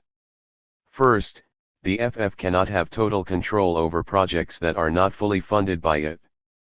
Second, because some of the associated companies are headed by senior officers equivalent in rank to the MD of the FF, it would be difficult to have central control. For example, the managing director of the FF and the director industrial, popularly known as heading Fauji Fertilizer, are both retired LT generals. 14 This does not mean that there is no consultation between the two. However, smooth running calls for lax control and independence for the fertilizer group. A senior general would be far more comfortable exercising independent control of his unit. On the other hand, the previous experience of these senior officers as colleagues helps business communication. The basic philosophy here is that old associations help in developing the understanding and confidence in an individual that in turn is necessary to obtain better results for an organization. This concept was explained by the managing director of the FF, Light General, RTD, Mohammed Amjad, in the context of why General Musharraf preferred to appoint military personnel to head public sector corporations. 15. The FF claims to provide for the welfare of 8.5 million beneficiaries, who comprise ex-services staff and their dependents. 16. Army Welfare Trust, AWT. The AWT is the Army's welfare foundation, established in 1971 to create greater employment and profit-making opportunities for the largest service. The Army felt that the welfare needs of its personnel were not being met by the FF. Some tend to link this creation of a new organization with the dire economic straits that the military was in after the U.S. arms embargo of the 1960s. 17 The Army was facing a resource crunch between the two wars of 1965 and 1971. As is obvious from Figure 4.6, the AWT is controlled by the Army GHQ. The Managing Director, MD, of the Committee of Administration, which is the apex body, is also the MD of the AWT. The office bearer is the AG of the Army.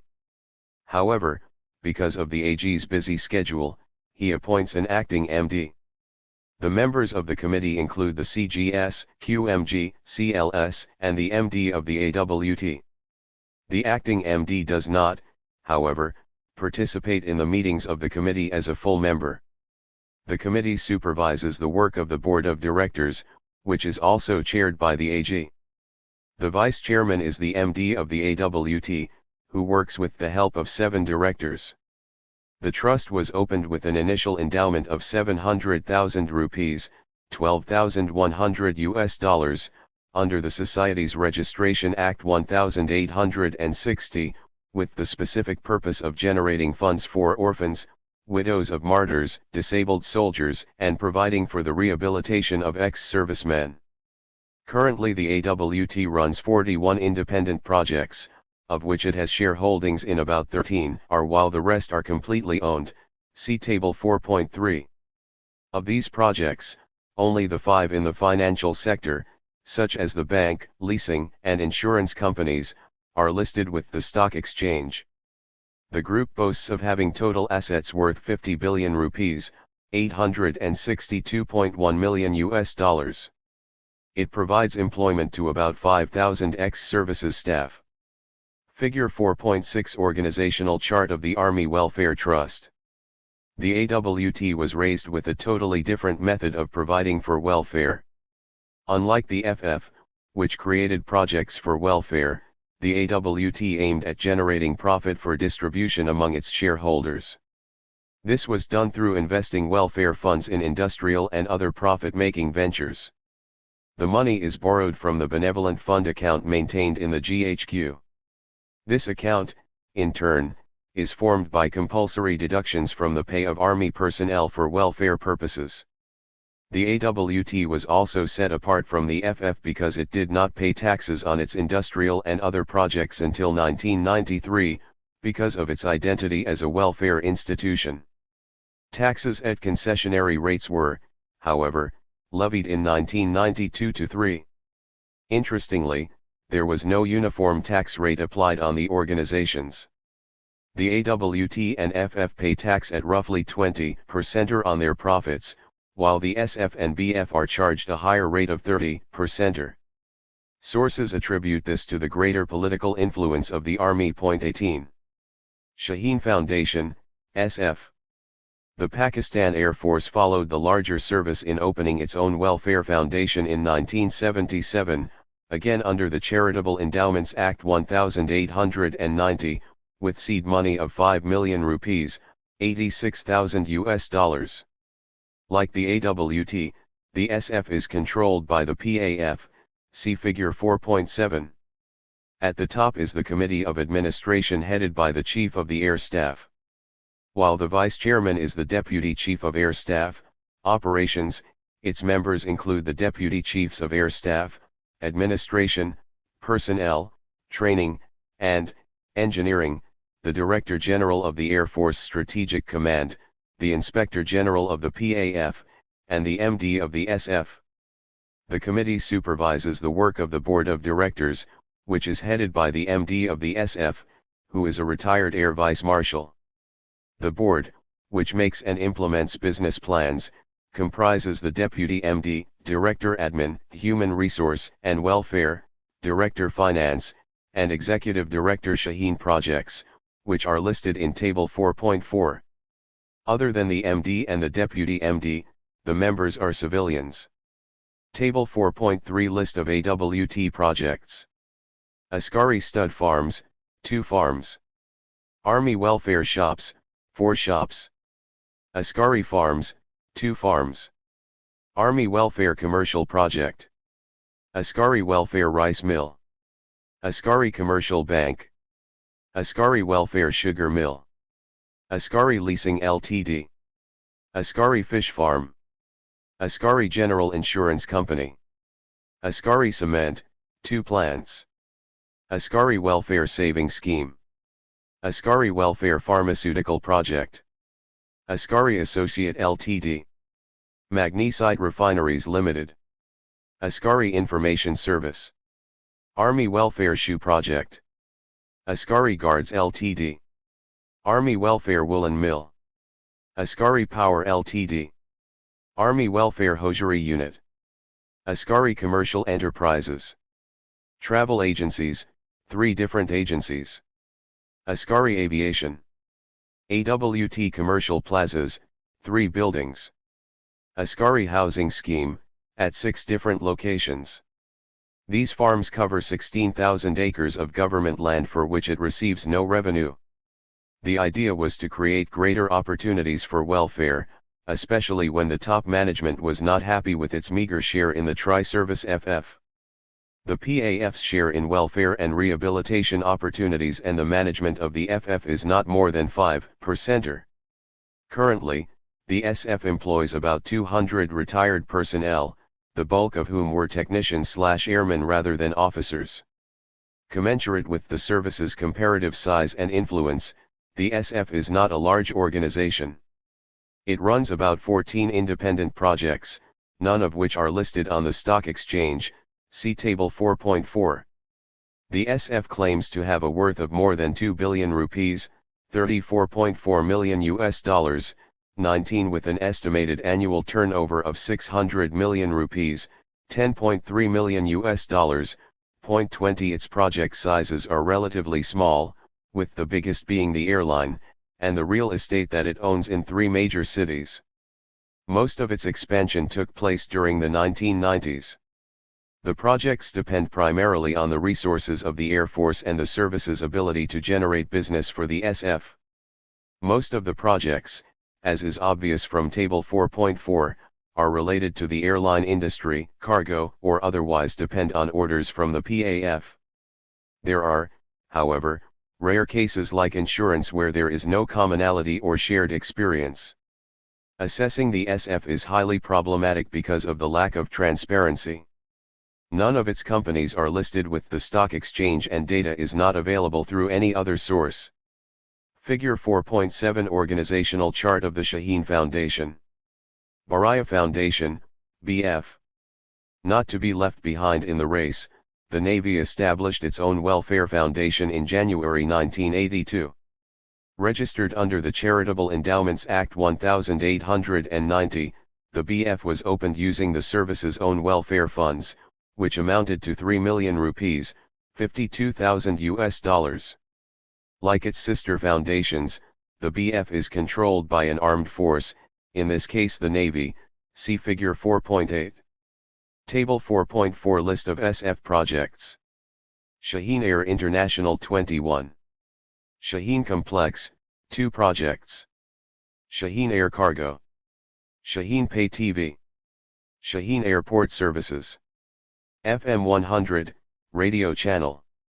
Shaheen Aero Traders. Shaheen Systems, Information Technology. Shaheen Insurance. Shaheen Knitwear. Shaheen Travel, 3 projects. Figure 4.8 Organizational Chart of the Baraya Foundation. Although very little is known about the administrative structure of the BF, sources indicate that the organization's structure is similar to SF. The BF runs 19 projects, see Table 4.5, none of which are listed with the stock exchange. Its estimated value is around 4 billion rupees, $69 million. Getting official assessment of its worth was difficult because of a resistance by its employees and naval personnel to discussing their business ventures. This resistance is partly because of the controversy regarding some of the projects, especially the housing schemes. Most of the BF's relatively capital-intensive projects, like Baraya Paints and the real estate development programs, are shareholdings.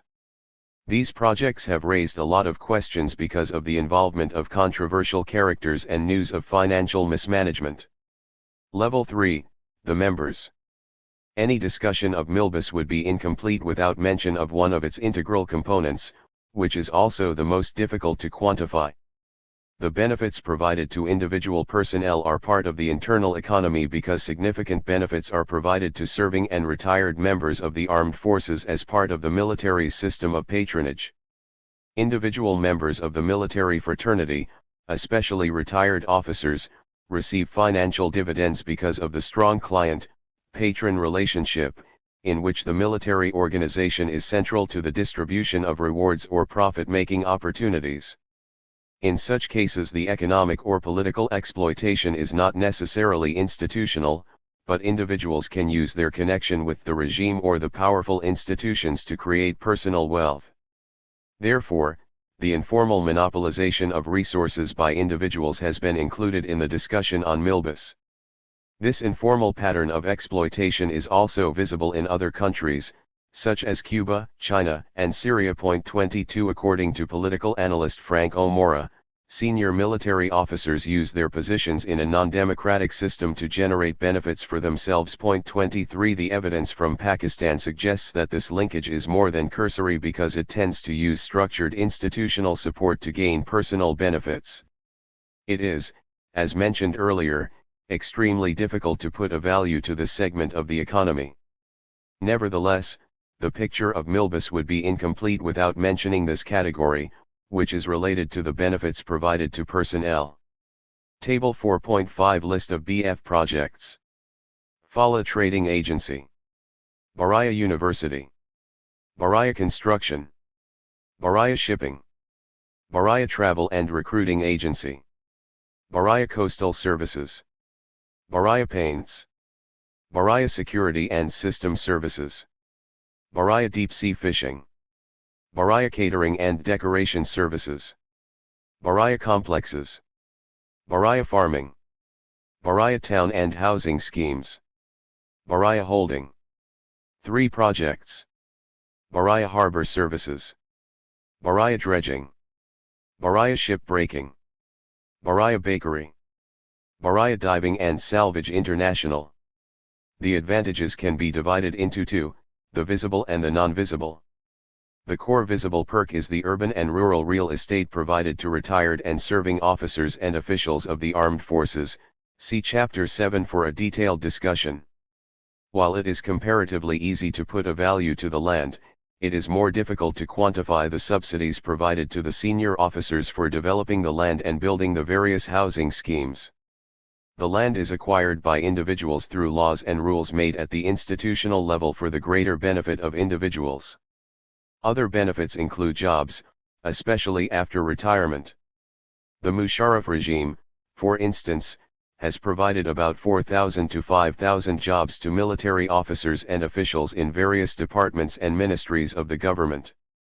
The employment for serving and retired military personnel is not generated through a process of open and fair competition, but it is part of the preferential treatment given to members of the military fraternity. These jobs are therefore not filled by open competition, nor do they attract the best minds available in the public sector. The pay and perks of these jobs have a financial cost to the state, which needs to be included in the discussion on Milbus. The invisible benefits are the business or other opportunities obtained by retired personnel using the influence of their parent organization, the Defense Services. Retired personnel tend to use their contacts in the armed forces to enter the weapons procurement business as defense contractors. This is nothing unusual. However, the more ambitious senior officers can enter into other ventures as well, and use their contacts in the military or the government to obtain advantages. One of the key examples in Pakistan is private ventures like the Varan Transport Company.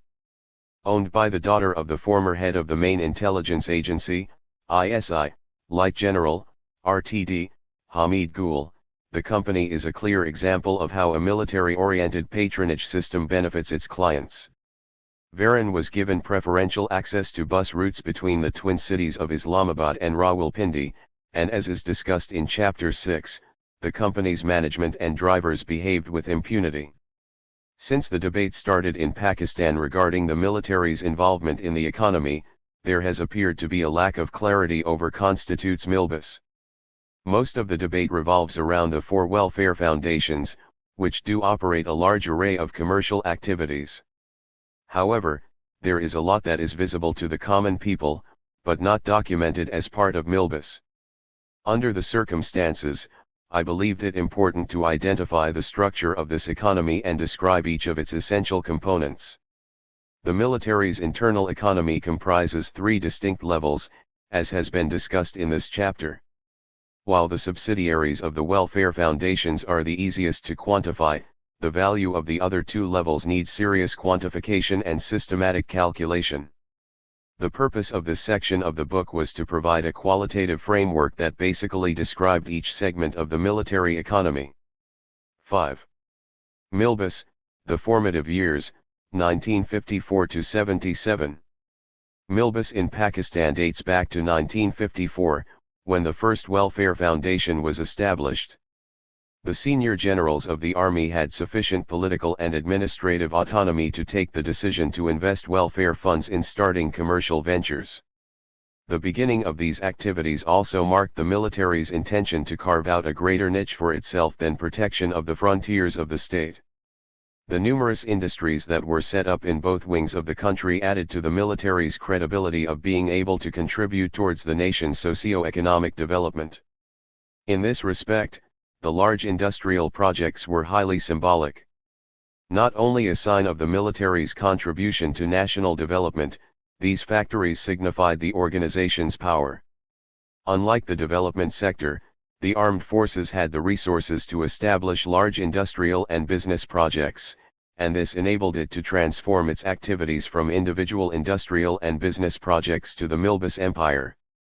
In the ensuing years, the economic empire grew slowly but steadily. During the period under study, Milbus grew most significantly in the years from 1954 to 1969, when the military's influence in government was growing, or when it gained direct control of the government. The growth of the military's internal economy, however, stagnated during the years of extreme political crisis, 1969 to 72, and remained depressed under the rule of the civilian leader, Zulfikar Ali Bhutto. This can be attributed to the relative strength of the civilian government. Moreover, these years also represent a time when the military had not started evolving into a parent-guardian type and an independent social class. This chapter examines the growth of the military's internal economy during these formative years. Setting up the economic empire, 1954 to 69. The military established its first welfare foundation in 1954, with funds received from the British as part of Pakistan's share of the Post-War Services Reconstruction Fund, which had been established in 1942. However, unlike in India where the funds were distributed amongst those who had fought during the Second World War, Pakistan's military generals opted to use the funds to establish large industrial projects. This is perhaps because the Indian military was forced to comply with tougher mechanisms of accountability and subservience to political governments than its counterpart across the border. The literature on Pakistan's military does not provide any explanation of the defense establishment's motivation to go into business except for the welfare of its personnel. 1. This can be termed the institutional self-interest paradigm, in which economic activities are pursued for the betterment of the institution and its members. The military's perks are justified as part of the welfare that becomes necessary to alleviate the material concerns of armed forces personnel, in comparison with other groups or institutions. The military personnel interviewed for this book justified the perks sought by the military by comparing these with the benefits enjoyed by civil servants, especially those serving in administrative posts in districts. Given the fact that the military considers itself as a primary institution of the state, they believed the perks of the officers should match those of the civil servants. 2. There are two other possible reasons for the development of the military's internal economy, which have not previously appeared in the available literature on Pakistan. The first is based on a combination of the paradigms of the military as strategic national savior and organ of national development. Considering the military's ability to determine its own direction and to contribute to national development, the organization takes upon itself the responsibility of contributing to the authoritarian economic modernization of the nation-state. 3. The military's commercial activities benefit from the economic development model that is important for the survival of the state which the armed forces are meant to guard. Here, the emphasis is on the superior capacity of the defense establishment to achieve progress that others cannot undertake so well. I deduced this perception of the military's greater capacity from my discussions with various military personnel. According to the head of the Armed Forces Services Board, Brig. RTD, Zahid Zaman, military officers have greater analytical capacity than civil servants. 4. In comparing the military with the civil bureaucracy, he was trying to establish the military's intellectual and moral superiority over another relatively strong institution. Others do not restrict themselves to domestic comparisons. In the eyes of Light General, RTD, Amjad and Major General, RTD, Jamshid Ayaz, the armed forces can conduct business or politics because of their expertise in managing men and materials during service. The two officers emphasized the military's superiority at managing commercial or political responsibilities by comparing Pakistani generals with international political leaders from military backgrounds, such as President Dwight D. Eisenhower, General Colin Powell and President Ronald Reagan. 5. The second explanation relates to Locke's anarchic paradigm, in which economic activities are driven by the greed of individual personnel. The greed is linked with the organization's power and authority. Powerful generals conveniently use the system to satisfy their personal greed and ambitions. Pakistan's Milbus case often reflects an overlapping of institutional self-interest and the anarchic paradigm, where senior generals use their institutional authority and military mechanisms for personal predatory appropriation. The underlying concept behind starting the first foundation was to create an autonomous system of welfare for armed forces personnel. This was a case of institutional self-interest. Nonetheless, the development also served the purpose of creating the image of the military as a strategic national savior that contributed to national development through setting up major industries. The Fauji Foundation, FF, invested in various industrial units in areas with high consumer demand, such as tobacco, sugar, and textile production. In the western wing of the country, investments were made in the acquisition or establishment of the Khyber Tobacco Company in Mardan, a cereal manufacturing factory at Daimiel near Rawalpindi, a sugar mill at Tando Mohammad Khan in Sindh, and a textile factory at Jhelum. In the eastern wing it acquired or established East Pakistan Lamps and East Pakistan Electrical Industries, both at Dhaka, a rice mill at Rangpa, a flour mill at Chittagong and a jute mill near Dhaka. It also had financial stakes in Fauji Ceramics and West Pakistan Lamps Ltd, which were later liquidated. 6. The FF was one of many West Pakistani investors in East Pakistan, a situation that invoked the ire of the country's Bengali population. The people of the Eastern Wing accused the government of representing the interests of West Pakistani capital and its establishment. The common people's anger was mainly directed against the establishment, especially the military, which was predominantly Punjabi and Pathan. In the case of the FF, the profits from its business ventures were repatriated to the Western Wing for reinvestment in welfare projects in areas where the military came from. This contributed to the inequitable distribution of resources.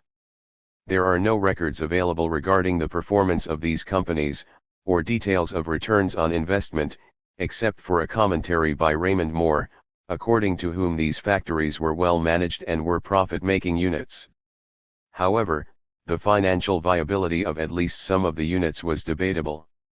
For instance, the textile mill had to be closed down despite its tax breaks and the frequent injection of capital to upgrade its hardware and for other kinds of expansion. 7 The military managed to seek financial help from the government for its ventures. Despite this evidence, the military insists that the foundations are not part of the public sector. There is no evidence of any serious objection raised by the civil society or the political leadership to the military's economic build-up. There are three possible explanations for the apparent complacency of the civil society. First, the dominant elite did not object to the military's expansion of its organizational interests because these were embedded in the larger stakes of the ruling elite, which dominated the state and its polity.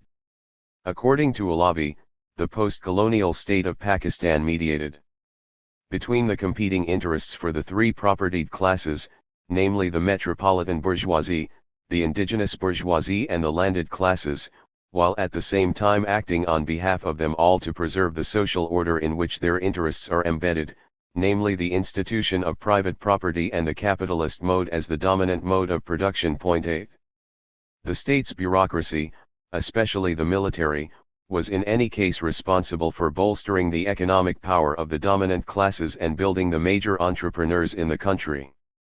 The army chief who later became the president in 1958, General Ayub Khan, had also created the domestic private sector.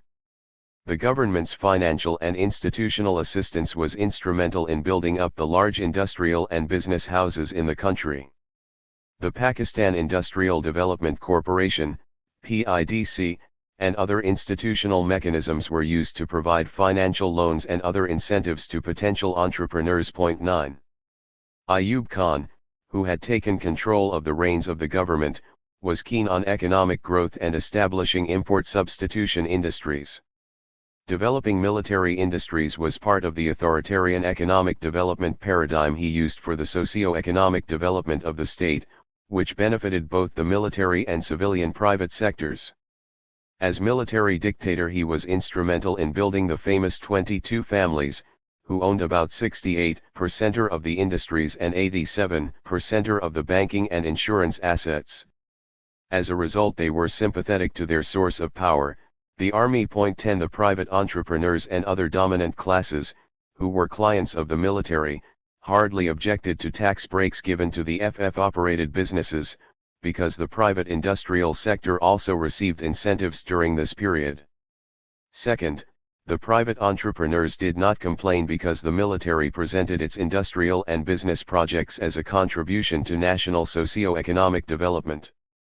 The FF, like the private entrepreneurs, was a beneficiary of the state-sponsored authoritarian economic modernization. It must also be noted that during the formative phase of the economic empire, there were fewer cases of senior generals engaging in predatory appropriation. Like the armed forces of Kemalist Turkey, Pakistan's military considered itself responsible for nation building and the security of the state. The country's economic security was part of the military's larger role of ensuring the security and integrity of the state. In this respect, Pakistan's military was no different from others such as the Turkish armed forces, which intervened to check an economic slowdown and bring about economic progress. An expert on Turkey, Tim Jacoby, believes that the military elite consider economic progress important because of their dependence on national resources for purchasing weapons and strengthening the armed forces. 11 The military's business-industrial complex, in fact, indicates the will of the defense forces echelons to spearhead the drive for economic development. In Pakistan, the political and economic changes were part of the Great Revolution that Ayub Khan claimed to have introduced through acquiring power in 1958. The military business complex was part of the drive towards fulfilling his economic development agenda, which focused on establishing import substitution industries. It is also worth mentioning that the decade of the 1960s saw the military's rise to power and significance in other countries as well, such as Turkey and Indonesia, which also represent the parent-guardian type. The Indonesian military under Suharto was making headway in the business sector. This work was undertaken in collusion with Suharto and his cabal, and with the use of serving military personnel. Turkey, on the other hand, followed Pakistan's model in investing the military's pension funds in developing its industrial business empire. Ankara imposed a 10% levy on the basic salary of every military personnel to raise funds for investment. 13 In these three cases, the militaries aimed at bringing about national economic growth and affluence for its personnel. More importantly, as it appears from Turkey's case, the military-industrial or business complex was meant to promote the private sector and to place itself the military closer to the emerging bourgeoisie. 14. Third, the civil society, particularly the political leadership, did not have the capacity to stop the armed forces from enhancing their institutional autonomy. The military bureaucracy in the country was relatively stronger than the political leadership and the rest of the civil society. The military was part of the larger bureaucratic institution of the colonial state of Pakistan, which had acquired relatively greater maturity than the political institutions. This maturity, which led to greater autonomy from the bureaucratic machinery, was inherited from the days of British rule. 15 The politicians, on the other hand, were engulfed in the domestic political crises that led to rapid changes in government. As part of its praetorian character, the military highlighted the weakness of the political leadership and presented the civilian institutions as corrupt, inept, and redundant. 16 The political leadership certainly did not have the capacity to stop the military bureaucracy from gaining further autonomy through developing an independent material base in the society. 17 In the form of its commercial projects. The period from 1954 to 1969 is crucial in terms of enhancement of the military's political ambitions. The military took over the state and projected itself as the primary definer of national interests, at the forefront of undertaking the political and socio-economic development of the state. The most senior army general and the country's first military dictator had imposed indirect army rule through bringing about constitutional changes. The new constitutional framework introduced a presidential form of government led by General Ayub. The military dictator sought political legitimacy through projecting the organization's contribution to the nation's development. Using the paradigm of the military as a strategic national savior, it took upon itself the responsibility for infrastructure development, such as constructing the 805 km long Karakoram highway connecting Pakistan with China. The Frontier Works Organization, FWO, was established in 1966 for the purpose of building this road. The organization was retained beyond the completion of its initial objective and later developed into the primary road construction giant in the country. Senior generals, such as Light General, RTD, Asad Durrani, justify the continued presence of the FWO by claiming that a strategic contribution like the Karakoram highway could not have been possible without it. He was of the view that where would we Pakistan have been if FWO wasn't there. 18 The organization's website also touts the construction of the highway as an example of the military's superior capacity. 19 Given the military's perception of itself as a superior entity, Ayub Khan brought serving and retired members of the organization into the government. He also inducted military personnel in the civil service to help him with governing departments and the country at large. Since the armed forces personnel were considered the most reliable and above board, they were trusted more with managing the government departments and the country. Senior military officers were therefore appointed to senior posts in public sector corporations and other departments. 20 The induction of military personnel into the government was more than just a matter of bringing the right people to the management of the state. The top management of the armed forces was also concerned about building and strengthening the corporate ethos. The institutional fabric of the armed forces appeared to be under threat during the 1950s. The Army High Command was jolted by a failed coup attempt, popularly known as the Rawalpindi conspiracy, involving 53 officers and a number of civilians. In March 1951, a group of military officers and some prominent civilians with a leftist orientation, such as the famous Urdu poet Faiz Ahmed Faiz, were accused of planning a coup to overthrow the civilian government and establish a military council, which would hold elections for the legislature and resolve the Kashmir issue through the use of force. 21 Although the attempt failed and a trial was held in which the officers were ultimately pardoned, the incident pointed to the need for building a stronger organizational ethos, or a social contract, between the military's high command and other members of the organization.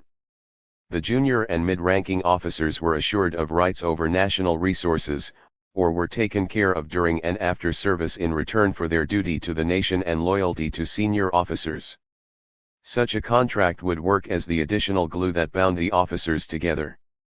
The system of welfare in which the personal needs of the officer cadre and the soldiers were catered for in return for their allegiance to the senior management, especially the commander-in-chief, later the chief of staff, was one of the important factors in transforming the military into a fraternity. The military operated on the principle of taking care of its members from the cradle to the grave, seeing to their needs even after retirement. The organization's welfare needs were effectively catered for by the senior generals. Indeed, as Commander-in-Chief of the Army, Ayub Khan had lamented the physical conditions of the armed forces personnel. 22 These were ameliorated through establishing organizations such as the FF. The basic purpose of the FF was therefore to provide for the welfare of war veterans and their dependents in an institutional manner. The profits earned through the 5 businesses initially established under the umbrella of the FF were to provide funds for setting up hospitals and schools, or to provide grants to those in need. This welfare structure would become an essential component of the corporate character of the armed forces. Military personnel are proud of the way in which the institution takes care of its men. Under this strategy, other personal benefits were provided as well, such as the grant of agricultural land to military personnel.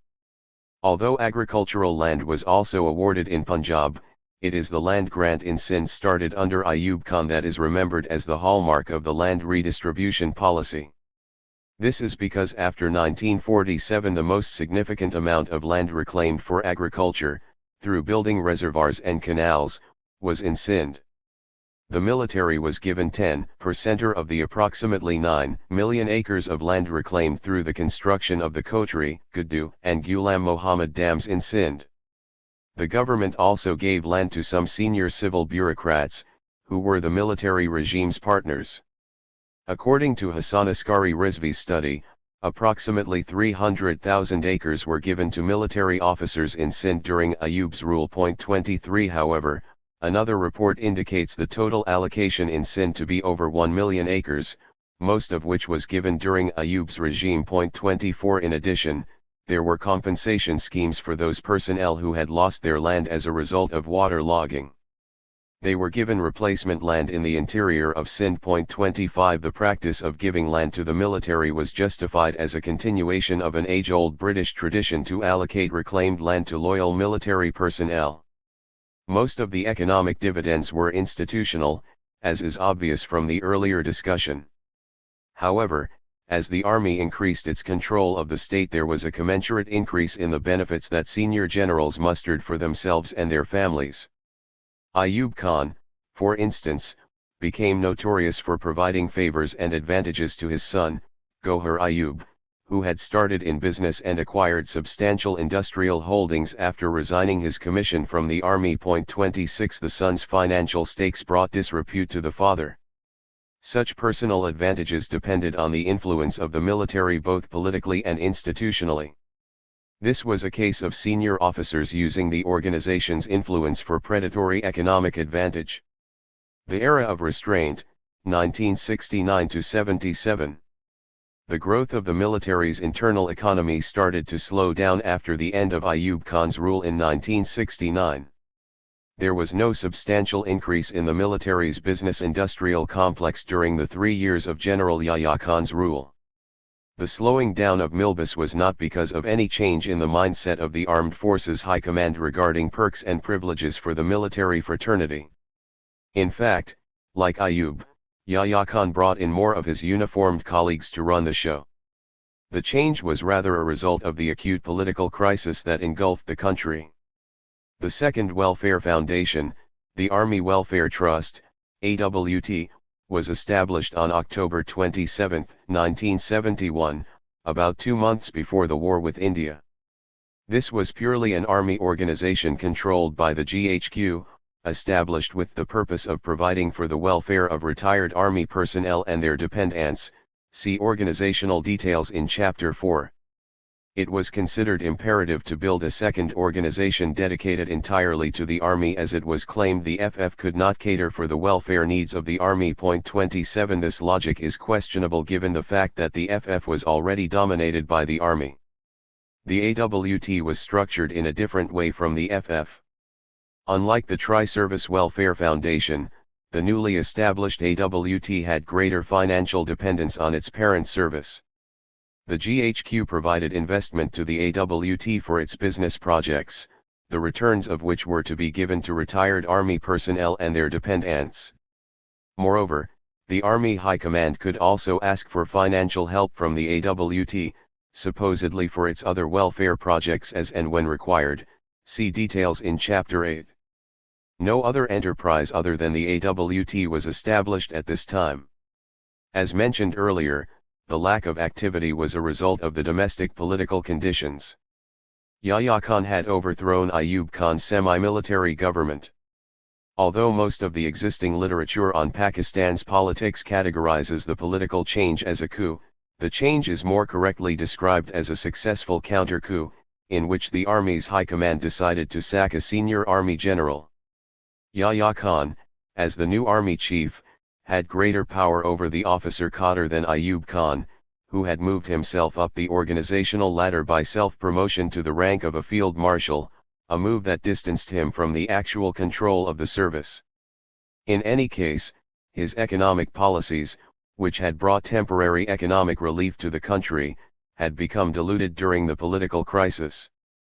Ayub Khan's policies had resulted in concentration of wealth in the hands of a few, a policy criticized by many including the internationally acclaimed Pakistani development economist, Dr. Mehboob-ul Haq, who has written about the financial and political domination of 22 families in the country during Ayub's era.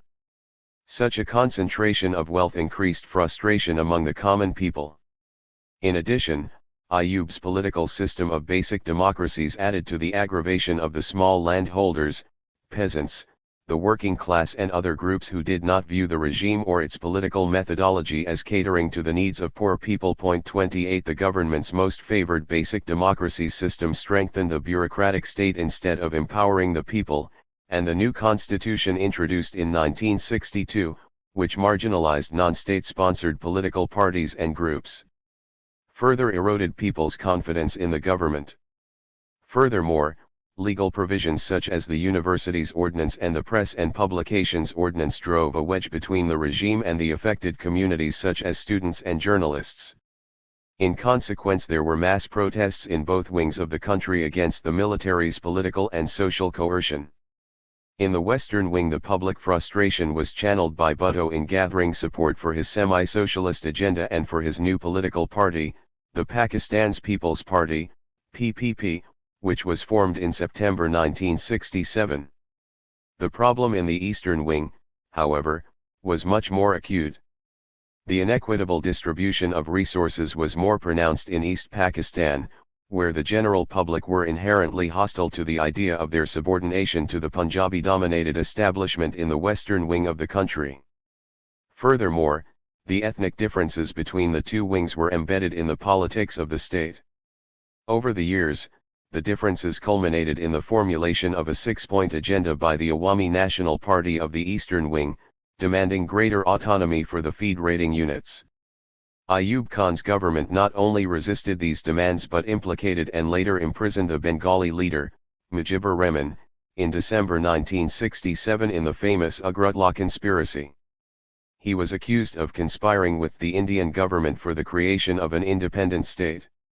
Although the government could not finally prove the charges and the case was based on flimsy evidence, 29 it deepened the divide between the government and the Bengali leadership and populace. It was in these circumstances that Yahya Khan took charge of the country in 1969. However, there was no substantive change in Islamabad's policies regarding East Pakistan, which resulted in further estrangement between the two wings. It was the war with India that proved to be the last nail in the coffin of an united Pakistan. The end of the war in December 1971 brought about domestic political change in Pakistan, which had an impact on the growth of Milbus. Zulfikar Ali Bhutto, who became the first popularly elected prime minister, did not encourage the military's political or financial autonomy. He tried to dilute the financial autonomy of the armed forces through challenging the military's authority to distribute certain perks and privileges. For instance, he took away some of the land that had been given to military personnel as part of his land reforms exercise. 30 Moreover, he did not encourage the opening of other welfare foundations, and the third one was not established until after Bhutto's fall in July 1977. Bhutto viewed the armed forces primarily as a policy instrument, and therefore he used them for carrying out developmental work, such as developing a communications network in Azad Jammu, Kashmir, and the northern areas. The creation of the Special Communications Organization, SCO, in 1976 basically aimed at using the military's development potential rather than giving the organization extra authority. Bhutto clearly had no desire to make the military autonomous or to support any activities that enhanced its independence from civilian institutions, or indeed from himself. However, Bhutto failed to put life into his plans to curtail the power of the armed forces. Like Dr. Faustus, he was divided between two urges: to bring about a new socio-political system that would empower the masses and democratic institutions, and to acquire absolute power for himself. He ultimately gave in to the latter desire, which inadvertently led him to strengthen the political power of the armed forces. As a consequence, the military removed him from power in 1977 and assassinated him in 1979. Ultimately, Bhutto's flawed politics and the GHQ's interests brought the military back to power. The end of Bhutto was the end of an era of restraint of the military's political and financial autonomy. The years discussed in this chapter represent an initial phase of the military tasting direct power for the first time, but they also represent more than that. Like the ruler-type militaries of Latin America, Pakistan's armed forces viewed themselves as the primary institution responsible for the integrity of the state and its socio-economic development. This particular understanding was also reflected in the nature of their economic exploitation. Most of the industrial projects were undertaken as a contribution to national development and the welfare of military personnel. However, certain other activities such as the exploitation of land resources were driven by the military's perception of itself as an autonomous strategic national savior with the right to appropriate any amount of national resources for the betterment of its members. Pakistan's Milbus belied the self-righteous streak of the military's senior management. Land and other resources or foreign aid could be utilized for the betterment of military personnel since they were more responsible than any other political or civil society player. This was also the period when the economic predatoriness of senior officers of the armed forces began, and this trend increased in the ensuing years. 6. Expansion of Milbus, 1977 to 2005. One of the lessons that the generals learned from civilian rule, especially the years under Bhutto, was that the army could not leave national governance in its entirety to politicians. Even though Bhutto had failed to strengthen democracy and establish the dominance of civilian institutions, he had posed challenges to the military's authority and autonomy. Consequently, Zia-ul-Haq's regime sought to re-establish both the dominance and the autonomy of the armed forces.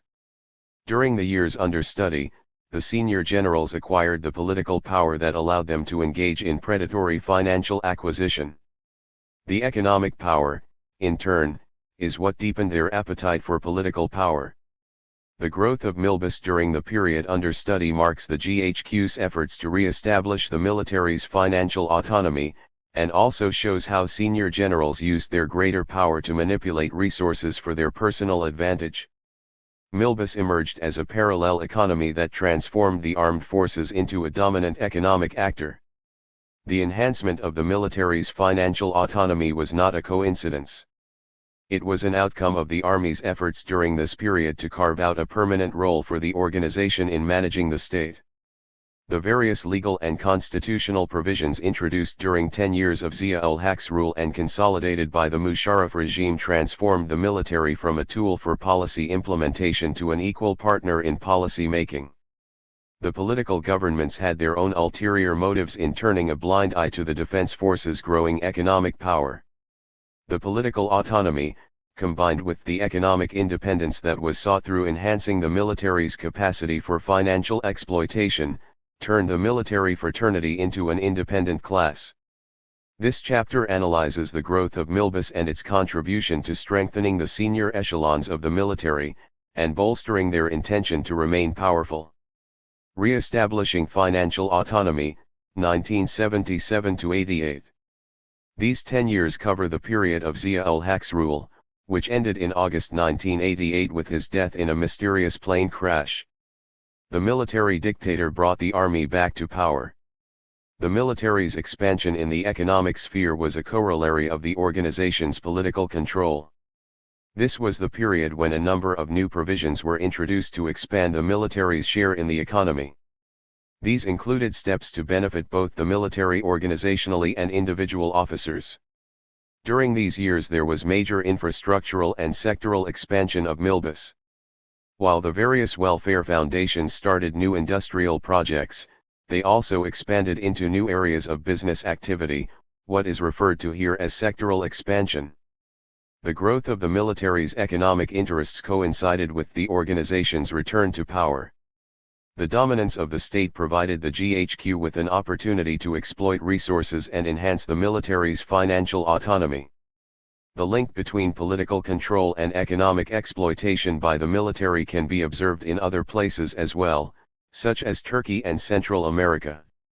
An expert on the political economy of military business in Central America, Kevin Casas Zamora, believes that the growth of the military's commercial activities in this region was a consequence of the region's long-standing tradition of military dominance over the body politic. 1 Commenting on Turkish politics, William Hale observed that when they assumed power in 1960 and 1980, the armed forces seized the opportunity to secure increased salaries and fringe benefits for the officer corps.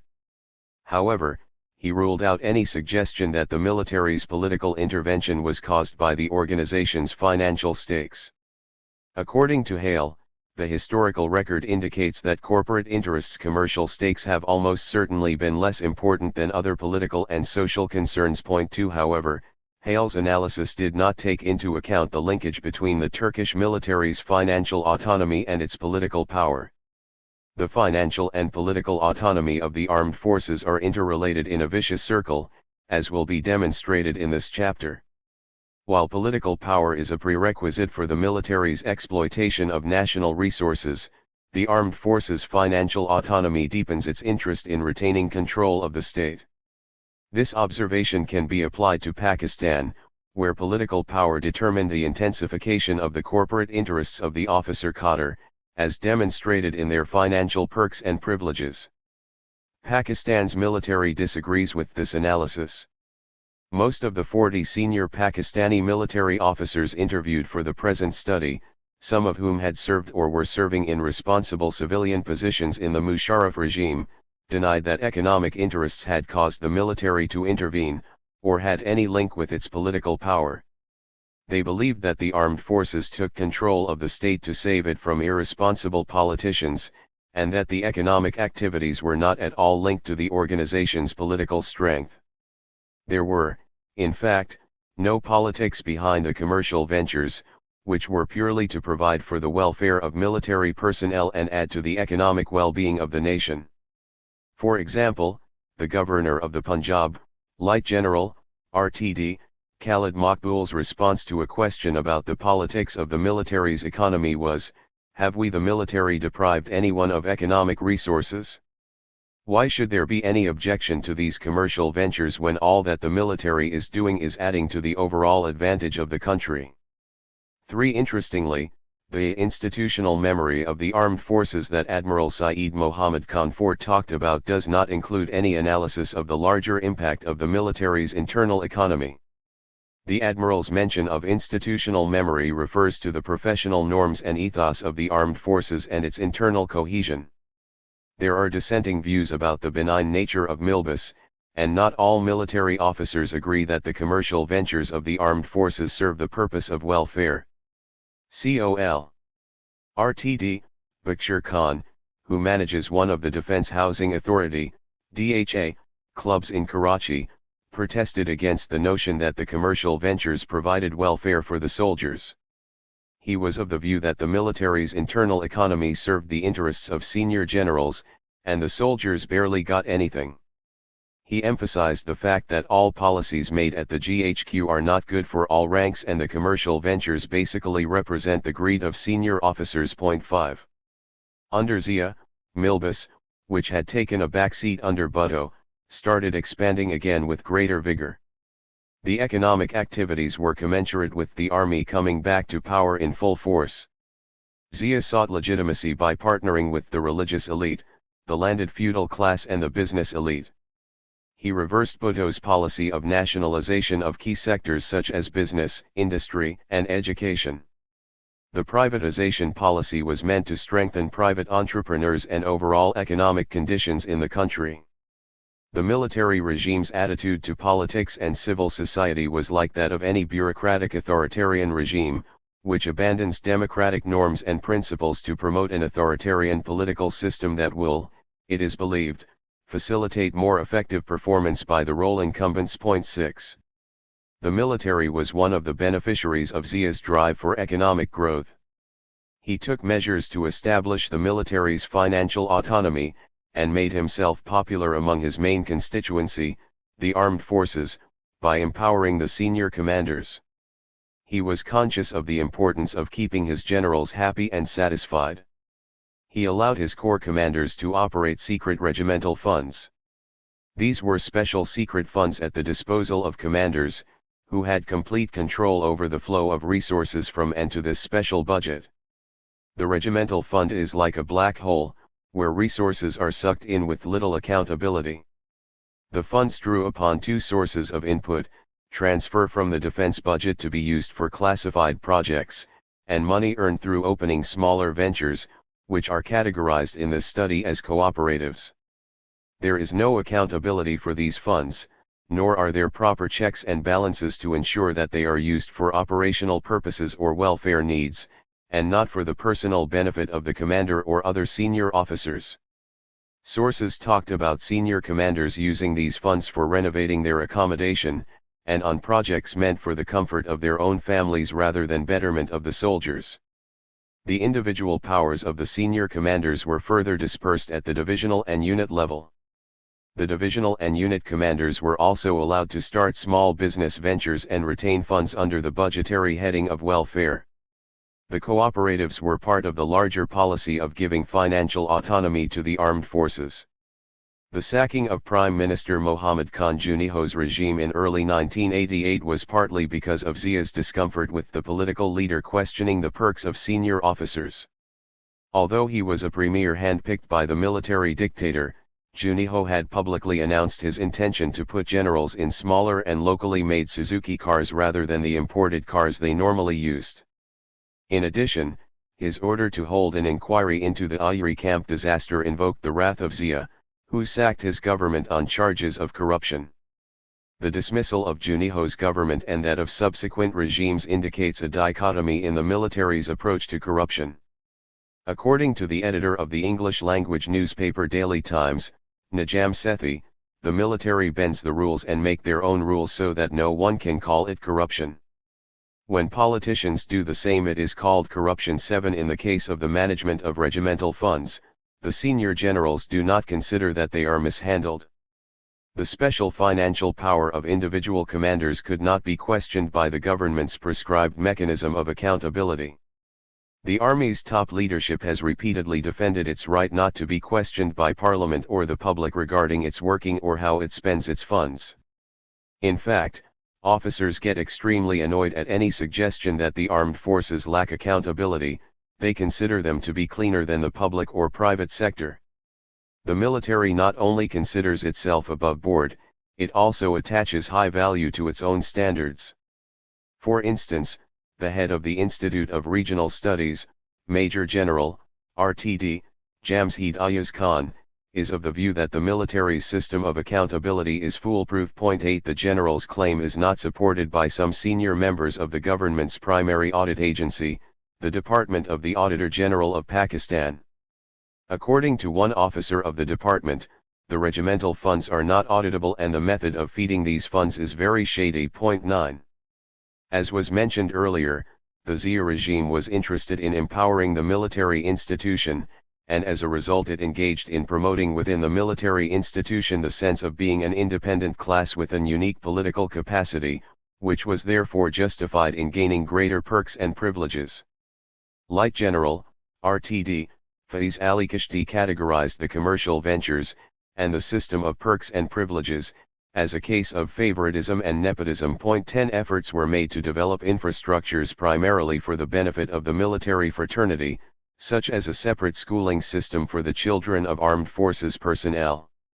In 1977, the GHQ decided to develop its own schools inside army cantonments. 11 The idea was to provide a better quality education for the children of military personnel. The Army's schools are part of the elite system of education in the country, which can be found in the civilian sector as well. According to Tariq Rahman, these educational institutions use English as the language of instruction, and provide a chance for social mobility that ordinary government-run schools do not. 12 Pakistan's educational system is designed as an elite versus a non-elite system. Being part of the elite group with ample political muscle, the Army could buy quality education for itself. A good schooling and college system also fed into the Army's requirement for personnel. A number of officers' children trained at these elite schools would eventually join the service.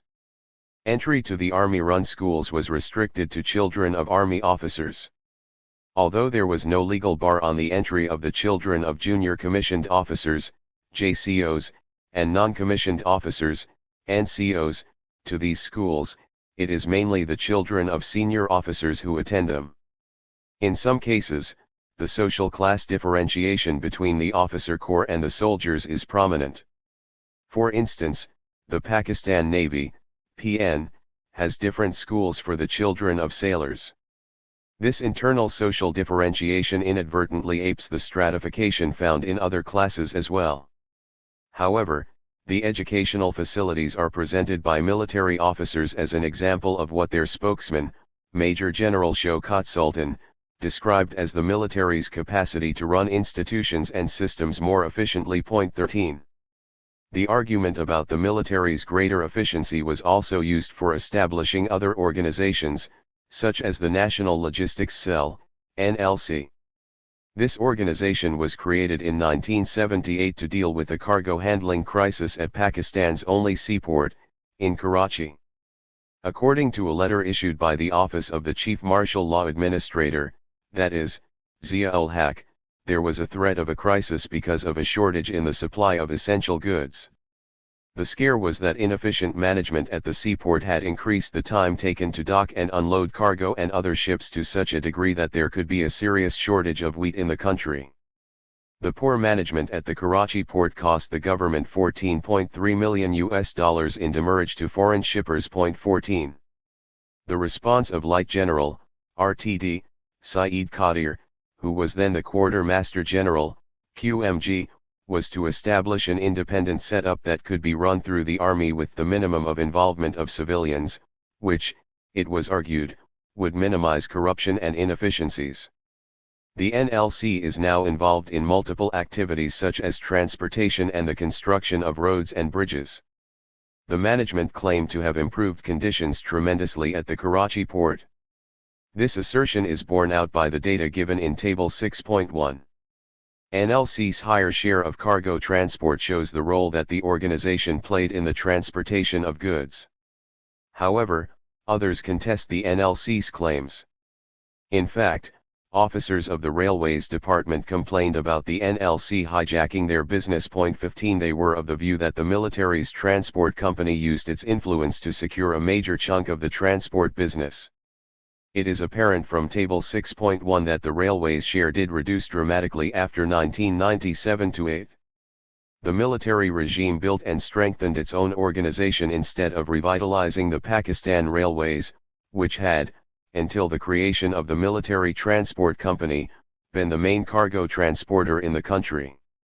The creation of the NLC was not a case of privatizing cargo transport but of shifting work from one public sector institution to another, and hence creating a duplication of efforts. Table 6.1 Comparative Capacity for Cargo Transport, 1995-2000. Source, NLCHQ's report.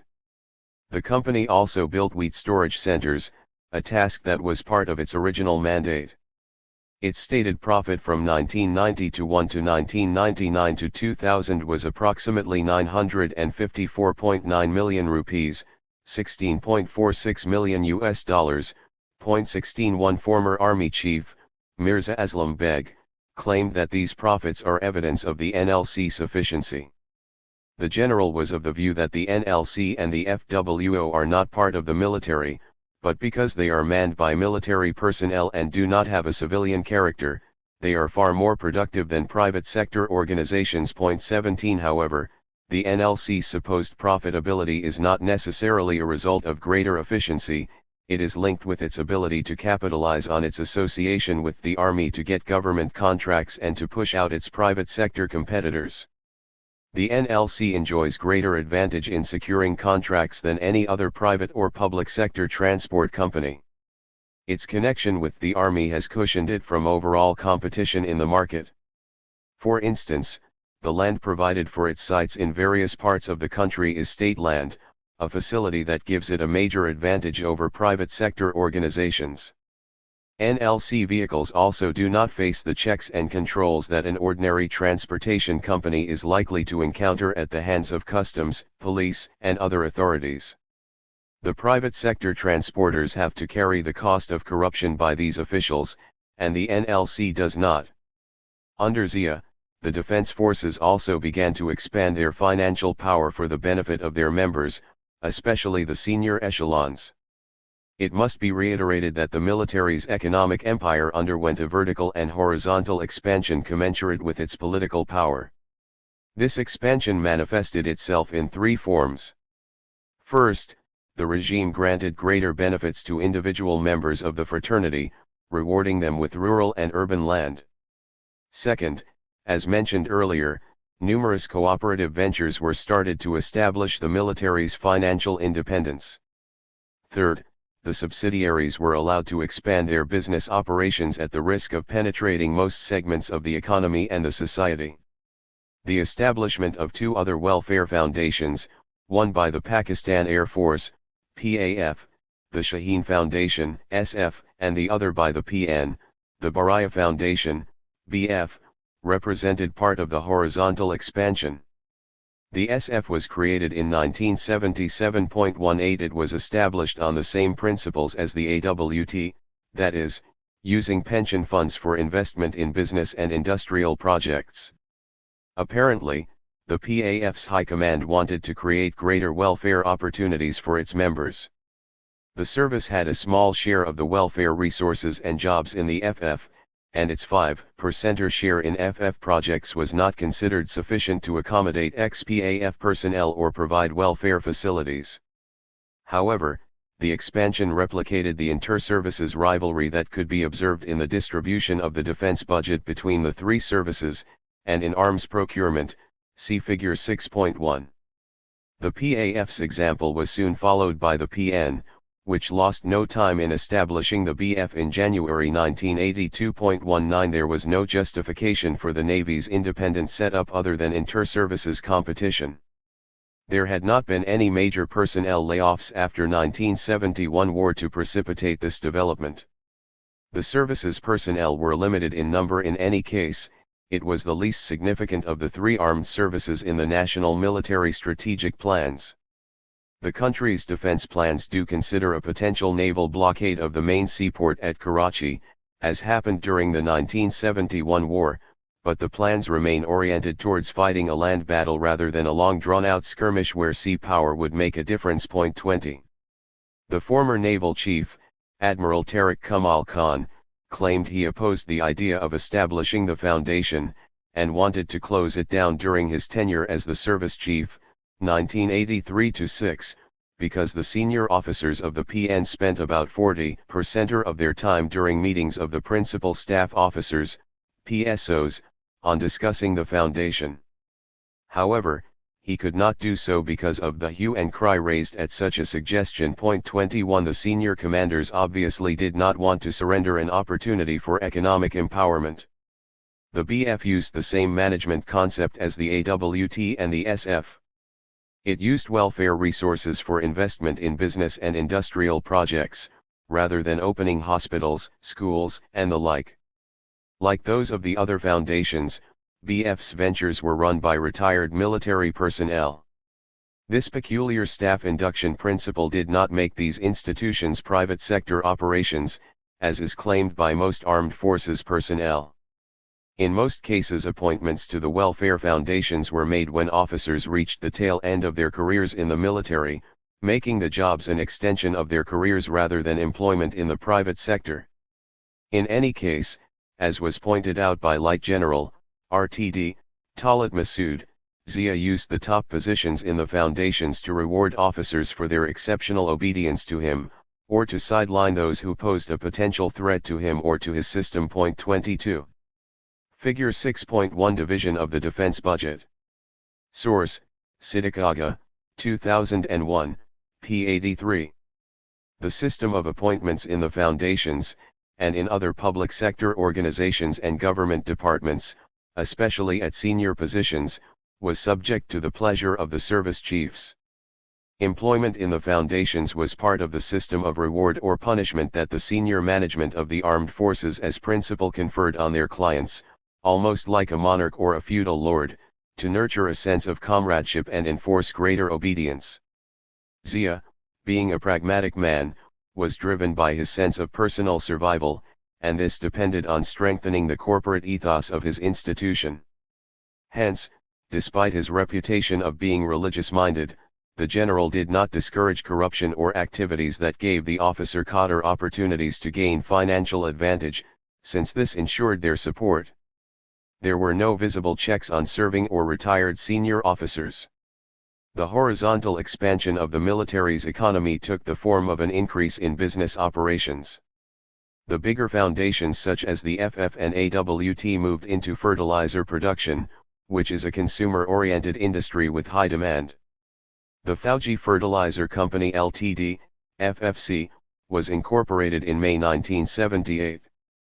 Its first plant was established in 1982 to manufacture urea, at a cost of 3,300 million rupees, $56.9 million, with equity of 814 million rupees, $14 million. This operation was similar to the jute factory opened in what was then East Pakistan. Just as jute was the mainstay of the economy in the country's eastern wing, the western wing's economy was highly dependent on agriculture.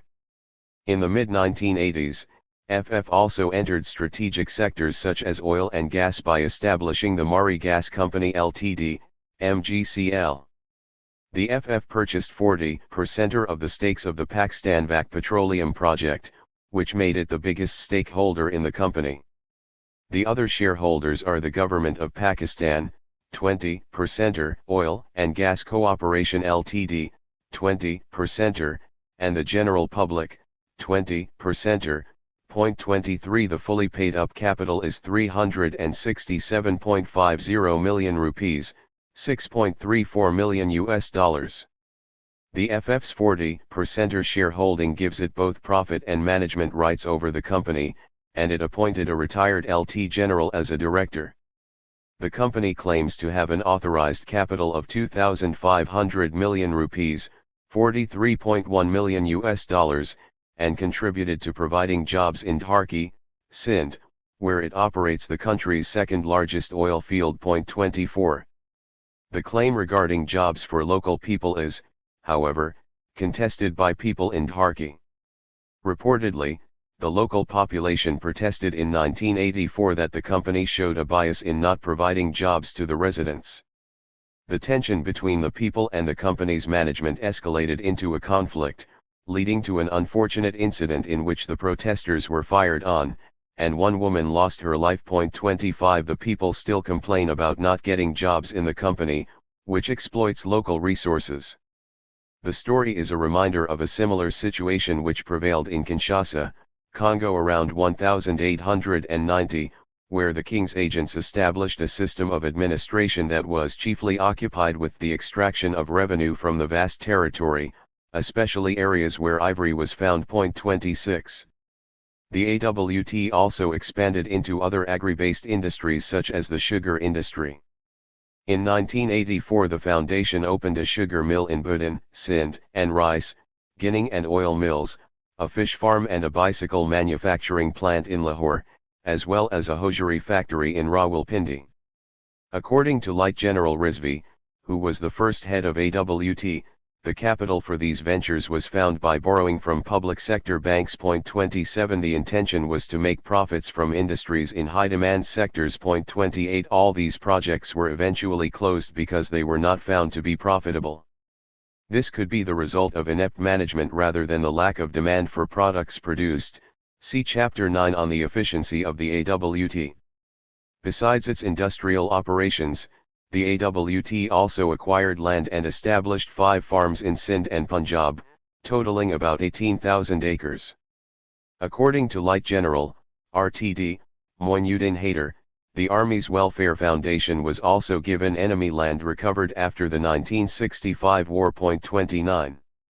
It must be noted that although the AWT was established in 1971, it actually started its operations after 1977. A number of serving officers were posted to it, especially in the early 1980s. Point 30. From a rehabilitation perspective, the Welfare Foundation was an opportunity to give extended employment to officers.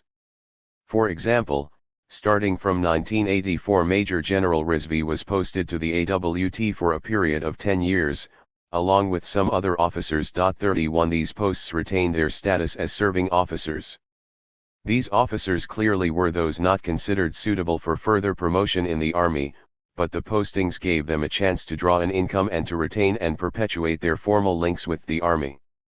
Rizvi and the other officers were not formally trained for managing businesses, but Light General, RTD, Mohammed Amjad claimed, if military officers can run the country, why can't they run business ventures? We are trained in management. 32 other senior officers also subscribe to this view. They are of the opinion that senior officers have ample experience of personnel and materials management during their military careers, and that this gives them an advantage in running commercial ventures. Light General Kazi, who became the Federal Minister for Railways, and later Education, threw a challenge by saying, "Show me one business run by any serving or retired military officer that has failed." Remember that the only time the railways was out of deficit was when it was run by a general. 33. He was referring to his own tenure, but he did not point out that the railway came out of deficit mainly because of the sale of its land, which resulted in an injection of capital. 34. The system for the appointment of retired military personnel was further fine-tuned under Zia. It shifted from a policy where officers at the tail end of their military career took these postings. The new approach was to appoint them to posts in these foundations or similar organizations for a set period of time immediately after retirement. The SF and BF followed the example of the two Army-controlled foundations in opening their own business ventures. The SF established an advertising agency in 1977, a knitwear factory in 1981 and an airport service company in 1982. The concept behind the knitwear business was to benefit from the PAF's demand for hosiery. It had a large budget for this purpose. So, to accommodate retired senior personnel and the service at the same time, the SF management started this industrial unit that would basically recycle PAF's resources for the purpose. No assessment was made about the future of the business, and especially what would happen when the PAF's hosiery budget was exhausted. Knitwear production for local consumption was soon terminated, and the business switched to exports, but reportedly with unimpressive results. This pattern was also followed by Shaheen Aero Traders, established in 1988 to supply hardware and other required material to the PAF. 35 Although the financial details of the company's operations during the 1990s are not known, in 2000 the SF's management claimed an average annual turnover of about 40 to 50 million rupees, 690,000 to 852,000 US dollars. 36 This venture was completely geared to providing for the PAF's needs for spare parts and components. The business was handy particularly after the imposition of an arms embargo in 1990, when the PAF was forced to acquire spares and components for its US-built F-16s from the arms market. Creating its own company of course minimized the involvement of private contractors in such operations. Other ventures such as Shaheen Airport Services also benefited from PAF's influence and contacts. The company was set up to provide ground handling at major international airports in the country. The human resources it acquired from the PAF, and its influence in getting things done, proved crucial. Domestic airlines and related business fall under the purview of the MOD, which is controlled at the top by military officers. The service also provides the bulk of pilots to the national carrier, Pakistan International Airlines, PIA. Meanwhile the BF set up its Fala Trading Company in 1982. The company supplies stationery and office supplies to government offices, particularly to agencies with which the Navy interacts, such as the Maritime Security Agency, MSA, Karachi Port Trust, KPT, and the Director General Defense Procurement, DGDP. The underlying concept was to set up companies that could then do business with all those departments controlled by the MOD. For instance, BF's trading company did business with the KPT, in the financial year 2002/03, worth 60 million rupees, 1.03 million US dollars. 37. The increase in the military's political and institutional power also strengthened the paramilitary forces, which saw themselves as akin to the armed forces mainly because of their connection with the defense establishment. The Pakistan Rangers, which is a border security force, is controlled by the MOD like the three services of the armed forces. In 1977 the Rangers took control of fishing and other resources in 4 lakes in Sindh. This activity impinged upon the interests of low-income people from the poor fishing community in that area. 38 In this case, strengthening the monitoring of bordering areas was used as an excuse to exploit opportunities to generate funds. The Rangers, which is headed by an Army Maj General, leased out fishing in these lakes to private contractors at the cost of excluding the local fishing community and depriving them of their livelihood. Because the Rangers monopolized the grant of fishing licenses, the catch was sold at lower prices than previously, depriving the community of their rights. This was done in violation of the provincial government's Fisheries Ordinance 1980.39. Subsequently the Rangers took control of another 20 lakes in the province, and this too ultimately led to a conflict between the Rangers and the fishing community. The intrusion of the Rangers threatened the livelihood of hundreds of fishermen living in about a dozen big villages and thousands of small settlements on the 18,000 kilometers coastline of Sindh and Baluchistan. 40 The bulk of the expansion, however, took place in the 1990s and after 2000. The expansion was directly linked with the increase in the number of Rangers personnel in Sindh.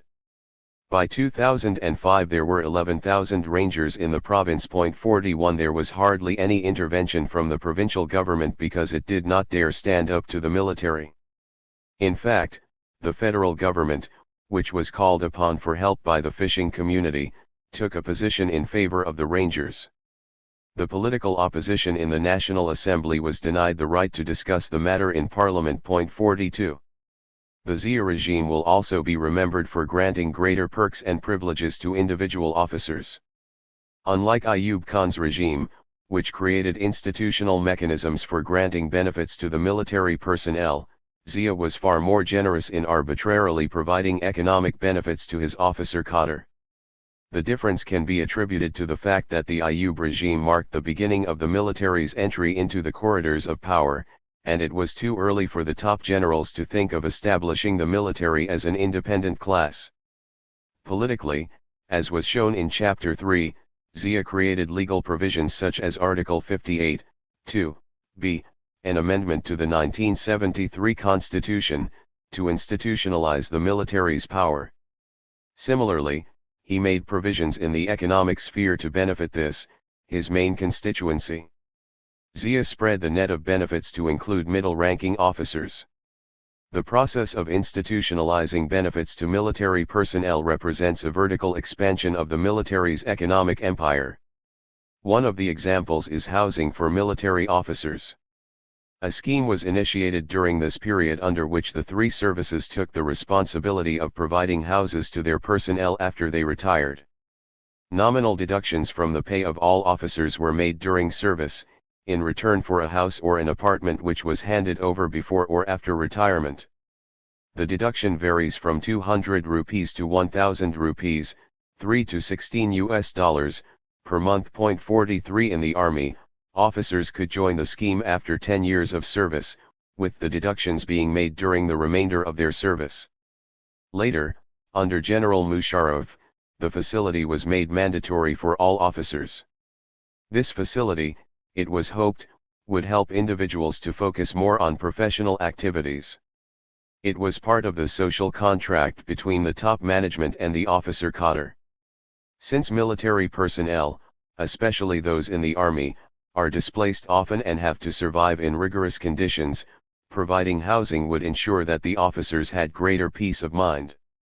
Whether it actually enhanced their professionalism is debatable, but it was definitely a measure by the top management to redefine the extent of the rent owed by the nation to the officer cadre for providing security. Interestingly, the primary beneficiaries of this social contract are the senior officers, and not the JCOs and other ranks, and their equivalent in the PAF and PN, as was pointed out by Col. Bakshir Khan. 44 None of the 27 housing schemes developed by the military on state land catered for the needs of the non-officer cadre. These housing projects, and the allocation of urban land to the officer cadre for constructing houses, was, claimed Brig. A. Tirmeza, a scam started by General Zia, which benefited a lot of officers who used the opportunity to make money, hence, encouraging corruption in the defense services. 45 I argued in the introduction to this book that the monopolization of benefits by senior officers is a key feature of Milbus, which suited the elitist nature of the Pakistan military's officer cadre. The character of Milbus had much in common with the elitist nature of Pakistan's politics and socio-economics. An editorial in a Pakistani English-language newspaper, The Nation, claimed that during Zia's regime some senior officers acquired unexplained resources, which it was rumored were linked with heroin smuggling during the Afghan War. 46 Although the editorial used the word rumor, it is a fact that the officer cadre of the armed forces became more affluent during the Zia years than in the preceding years. The use of state land for constructing housing schemes also encouraged the military's subsidiaries to branch into real estate development. This refers to the BF's housing scheme, started in 1986. Although this was not a new trend, the Army already had its DHA schemes. The BF scheme made it clear that the military establishment would promote land development by the welfare groups. The fundamental concept was simple, and was not restricted to the armed forces. Other groups including branches of the civil service and the judiciary also indulged in land development. The groups raised money that was invested in purchasing land and the development of housing. The significant issue is that influence and authority were used to acquire the land cheaply and sell it at a good profit. The military was the greatest beneficiary mainly because of the greater confidence it could command from people investing in the schemes. The benefits given to military personnel also included agricultural land, which was distributed to both officers and soldiers from the three services. However, ordinary soldiers got less land and were not provided with the subsidies that were available for the senior officers. See details in Chapter 7. Other facilities given to senior officers included permission to import luxury cars without paying any customs duty. From 1977 to 1997, approximately 43 senior ranking officers benefited from this scheme. This included 27 Army, 10 Navy, and 6 Air Force officers, all above the rank of Brigadier. 47 In addition, 115 military officers were re-employed in the public sector on contract. This included 18 ambassadors, a sizable proportion of the total of 42 ambassadors posted abroad. 48 Clearly, the institutionalizing of perks was mainly concentrated in the officer cadre. The increase in the military's political power resulted in greater economic predatoriness by the higher echelons of the armed forces. They used political influence to grab greater opportunities for themselves, and this trend increased with time. These perks and privileges can all be seen as a part of milbus, and signify the military's financial autonomy. As well as the military's autonomy, the other explanation for these trends is that the members of the military fraternity were natural beneficiaries of Zia's overall economic liberalization policy. Zia wanted economic progress, which he aimed to achieve by reversing Bhutto's business and industrial nationalization policy. While he brought the private sector on board with his privatization agenda, the military business complex also became a partner in furthering the privatization goals. The situation in Pakistan was similar to that in Turkey during the 1960s. The Turkish armed forces benefited from Prime Minister Süleyman Demirel's efforts to reduce the role of the public sector through encouraging the private sector. In 1961, the regime established the Armed Forces Mutual Assistance Fund, popularly known as OYAK. According to this approach, a 10% deduction was made from the salaries of military personnel and civilian employees of the MOD for investment in profit-making ventures. 49 While in Turkey it was the civilian regime that initiated the economic integration between itself and the army, in Pakistan's case it was the army that provided opportunities to the civilian private sector, and in the process of this integration benefited itself. Civilian, military politico-economic integration, 1988–99. Democracy was restored in Pakistan after Zia's death in August 1988. The years after Zia, however, did not witness a reduction in the military's economic stakes. In fact, the commercial network expanded as a result of the efforts of successive civilian governments to work out a détente with the army. The killing of an elected prime minister by the Zia regime indicated the military's immense power, and provided a warning that the politicians must not question the organization's interests. The twice-elected regimes of Benazir Bhutto, 1988–90, 1993–6, and Nawaz Sharif, 1990–3, 1997–9, tried to appease the army generals through providing greater economic opportunities. According to Nawaz Sharif's finance minister, Sirtaj Aziz, for us the Sharif government the main challenge was reducing the military's political strength. Had we begun to curb their financial interests as well, it would have had an immediate reaction from the armed forces. 50 The perks and privileges of the military were considered as a vital part of the military's corporate interests. Challenging these, it was understood, would be tantamount to questioning the authority of the generals. 51. Most governments used the economic rewards for the military to buy time, as the former Speaker of the National Assembly, Ilahi Bukshir Sumro, explained. Milbus was an area that no government wanted to touch. Sumro claimed that he tried to draw the attention of President Ishaq Khan to the military's burgeoning economic empire, but was told that the issue was like a beehive that shouldn't be touched. The military is too powerful an agency and we the politicians will get stuck if we press the issue. 52 Although Benazir Bhutto denied that she ever tried to ignore the issue 53 in a 2-hour interview on the subject she tended to evade the question about whether she used economic opportunities as sweeteners for the generals. However, one of the prominent leaders of her party, Shah Mahmood Qureshi, who is also a member of the National Assembly elected in 2002, confessed that all civilian governments ignored Milbus or provided economic opportunities to placate the military. 54. The fact is that despite transferring power to civilian leadership in 1988, the army continued to be a powerful player in politics, and no government dared to challenge its core interests. The political changes that took place in 1988 were essentially superficial. In November 1988 power was transferred to Benazir Bhutto because, according to the then army chief, General Mirza Aslam Beg, he, Beg, was one of the greatest proponents of democracy. He argued that he had done a great service to the country by not taking over the reins of government and instead transferring power to the civilian regime. He further claimed to be different from his predecessor, Zia, in not wanting to perpetuate the military's control of politics. 55. The fact, however, is that Beg could not have taken over power soon after Zia's death in 1988. There are 3 explanations for this. First, by 1988 the international environment did not support a continuation of the military regime in Pakistan. Second, the domestic political conditions did not support its extension either.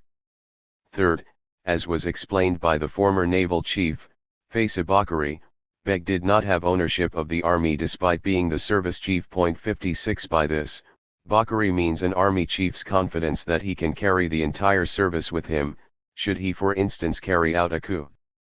General Beg was certainly no proponent of democracy, since he was involved in destabilizing Benazir Bhutto's first regime. In any case, an unstable democracy was part of Zia's legacy. The Eighth Amendment to the 1973 Constitution had empowered the President to dismiss the Parliament.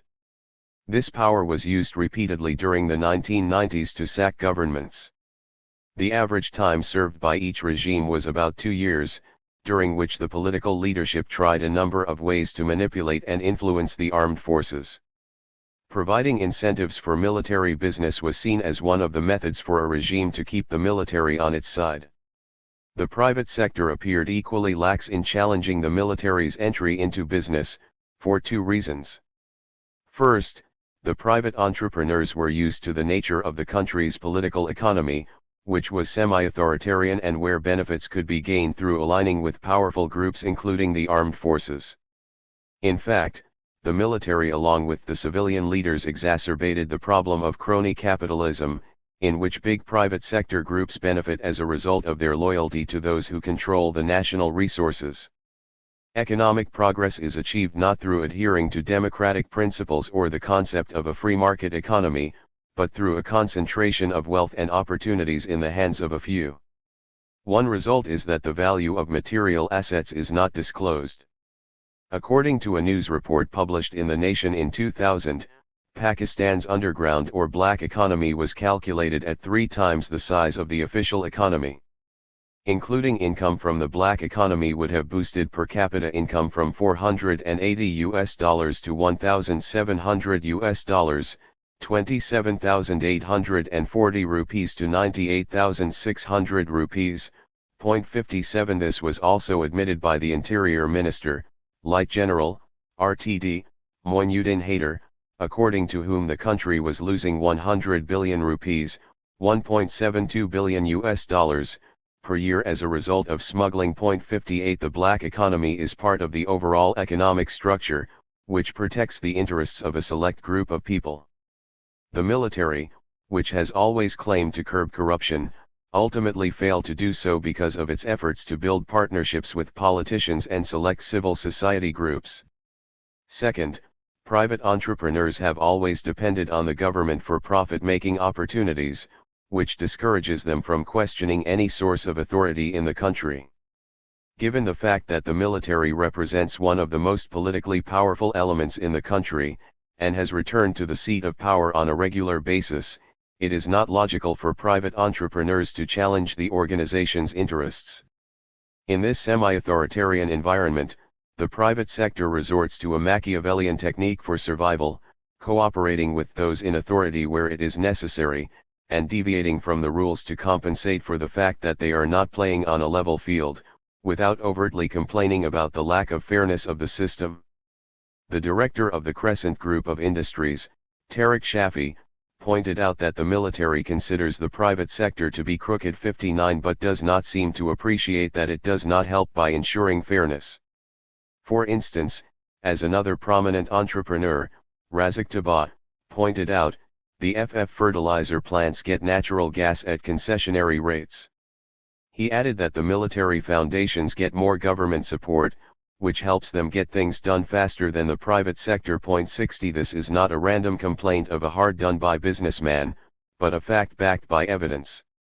For example, the government provided subsidies worth 1.5 rupees, 1.2 and 1.1 billion, 25.86 million US dollars, 20.69 million and 18.97 million, to the FF in 2004, 2005 and 2006 respectively. 61 It is noteworthy that no private sector business group received this kind of support.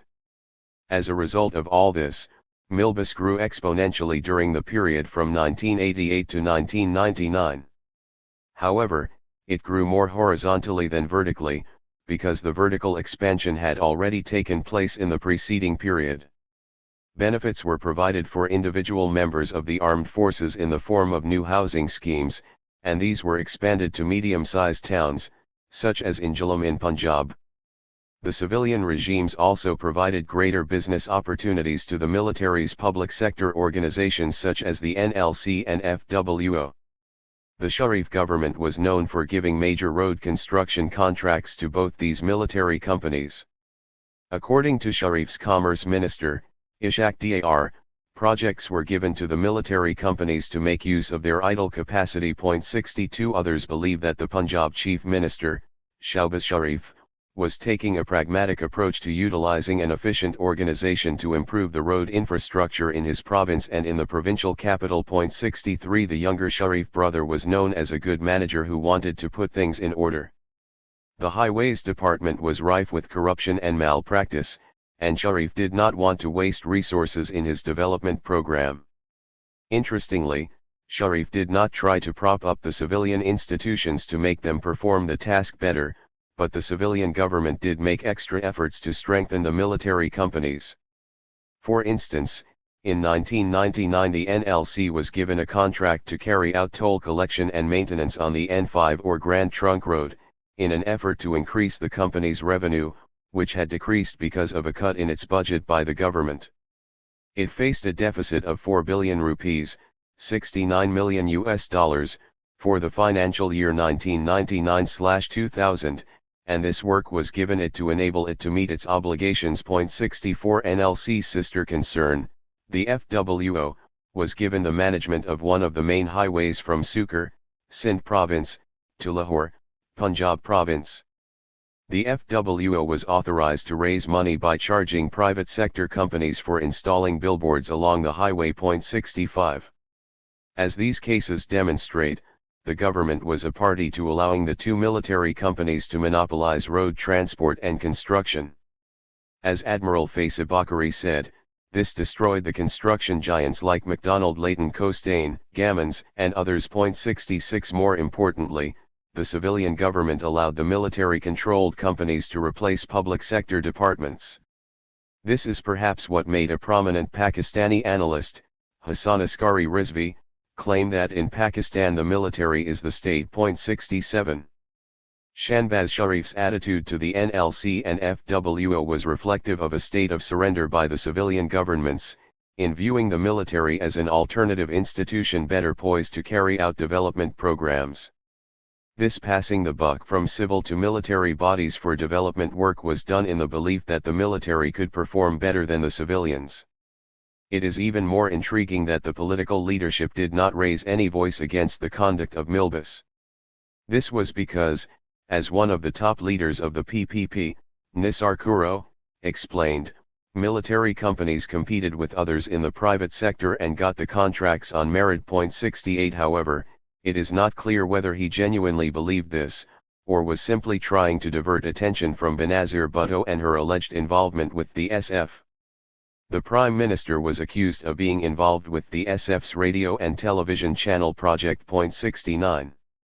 The most noticeable expansion of Milbus was at the level of the subsidiaries, which enhanced their operations to include newer areas of business activity such as banking, finance and insurance, real estate, travel, IT, the energy sector and education. Projects were planned that could benefit individual officers as well as the organization as a whole. The expansion of business activities was partly a result of internal pressure on serving generals from retired officers who wanted greater job opportunities. This interest expressed itself in multiple ways, ranging from a continuation of the facilities and prerogatives introduced by the Zia regime to expansion into newer fields of commercial activity and greater dispersion of control. Commanders showed greater autonomy in selecting commercial ventures. Senior officers were also given greater opportunity to select and establish projects on which they could work for 3 to 5 years after their retirement from active duty. Appointments in the welfare foundations and their related businesses were seen as easing an officer back into civilian life. Although not all personnel consider these foundations as the main opportunity for employment, the senior staff tend to view them as a good opening in the commercial sector. The jobs are much sought after, especially at the senior level, because the environment in these organizations is closer to the military environment than anywhere else in the private sector. The discipline in the organizations is similar to that of the forces, so they might not be extremely successful corporate ventures, but they are known for greater order than is typically found in the private sector. Senior generals find it comfortable to work in these organizations, and a 3-year job in one of the foundations saves them from the immediate shock of working in the private sector or under a purely civilian administration. 70. These concerns, of course, are taken on board while making the decision whether or not to establish or expand the military's business ventures. For instance, in order to accommodate helicopter pilots from the service, who otherwise would not have got a job in the private sector. 71. The Army established Askari Aviation in the early 1990s. The company employs 5 to 6 helicopter pilots from the service. 72. A prominent parliamentarian, MP Bundara, explained the expansion of the military's economy as the armed forces moving by stealth into having their ears and eyes in all important sectors of the economy and the state. 73. This movement, he added, made the military into a corporate state, like Japan. 74. The Pakistan Armed Forces had by now mutated into a parent guardian type that would use its muscle to penetrate all segments of the society and economy. As mentioned earlier, there were no resistance from the civilian governments, which not only continued to support these activities, but also did not attend to the issue of correcting the balance between defense and development. Expenditure on defense and all economic interests were part of the prerogatives on which the armed forces were not willing to negotiate during a period when they were not in the forefront in running the country. The blatant use of intelligence agencies to manipulate the overthrow and change in governments had left civilian governments too insecure to challenge the military's involvement in business. However, the blatant neglect of the military's increasing financial autonomy can also be explained as part of the détente between the civilian governments and the military. The political leadership, especially the successive ruling parties, represented the dominant elite who had also benefited from the gradual process of liberalization of the economy. Nawaz Sharif, in particular, was a product of Zia's military rule. The Prime Minister was not averse to the expansion of the military's business complex. Hence, he did not question the financial autonomy of the armed forces, except for taking some measures on the advice of his financial team, such as putting an end to the tax breaks of the three foundations, the AWT, SF, and BF. Although there was variation in the percentage paid by each organization 75, the fact is that the foundations did not resist the imposition of tax. The tax break was a major distortion that was amicably renegotiated during Nawaz Sharif's regime. However, the abolition of this tax break did not apply to individual benefits. For example, military officers continued to enjoy tax breaks on urban and rural properties. It is only civilians who pay taxes while living in a defense housing scheme or cantonment. In 1999, the Sharif regime also suggested restructuring the AWT, an idea that was finally ignored by the GHQ.76. The army was far too powerful and autonomous to need to follow a suggestion to downsize its economic empire. In any case, the change of government in October 1999 did not allow the opportunity to negotiate a restructure. The expansion of Milbus, especially at the level of the subsidiaries, followed three strands. Establishing ventures that could draw upon the resources of the armed forces. Setting up major import substituting industrial units producing items with high consumer demand. Starting ventures that brought greater dividends for individual officers. This period is also known for military bureaucrats turned business people in the foundations becoming bolder in entering new areas of operation, such as banking, investment, and insurance. Key projects are the Askari Commercial Bank, Askari Leasing, Askari General Insurance, Askari Commercial, and Shaheen Insurance. The establishment of the AWT's bank in 1992 was certainly a major development. Nawaz Sharif's finance minister, Sirtaj Aziz, said that the bank was General Mirza Aslam Beg's idea. He had come to the minister with the plea that the military needed a bank to help the soldiers invest their welfare funds that they would risk wasting otherwise. 77 The bank grew into a major private sector bank during the 1990s. Compared with other private sector banks, its record was impressive. Run fairly conservatively, the bank could boast a good reputation, and fairly stable total assets and numbers of customers. In December 2002, for instance, its declared total assets were approximately 70 billion rupees, $1,207 million approximate, and it had 250,000 banking customers. In 2004, its non-performing loans, NPL, were about 4% of the total NPL of private sector banks. This performance cannot necessarily be attributed to good planning. The Askari Bank is a fairly conservative bank, and like other commercial banks in the country, it made money through investing in the stock market rather than innovative investment. The leasing and insurance companies owned by the AWT also boast a good turnover thanks to the support provided by Askari Bank. Other banks could not guarantee such high dividends. However, three key factors ensured that the Askari Bank performed well. First, because of the bank's association with the army, most civilians who sought loans were too afraid to default on them. This was different from other public and private sector banks. Second, the army provided it with financial cover, and finally, it had the confidence of an impressive clientele in the form of the armed forces. An important question, however, is that why the army thought of entering the banking sector. Experts like Peter Locke are of the notion that it is natural for militaries to enter the banking sector, especially for money laundering. This comment is based on the observation of similar practices in Latin America. 78 The timing of the establishment of the bank was certainly critical. The early 1990s was a time when rumors were afloat of a lot of drug and corruption-related money in the financial markets. The ballooning of the black market had, in fact, started under Zia and continued through the 1990s. In his book Whiteout, Alexander Coburn, a columnist for the New York Times, accused a senior general of Zia's army, General Fazil Haq, who was also the governor of the NWFP, of being part of the drugs trafficking racket.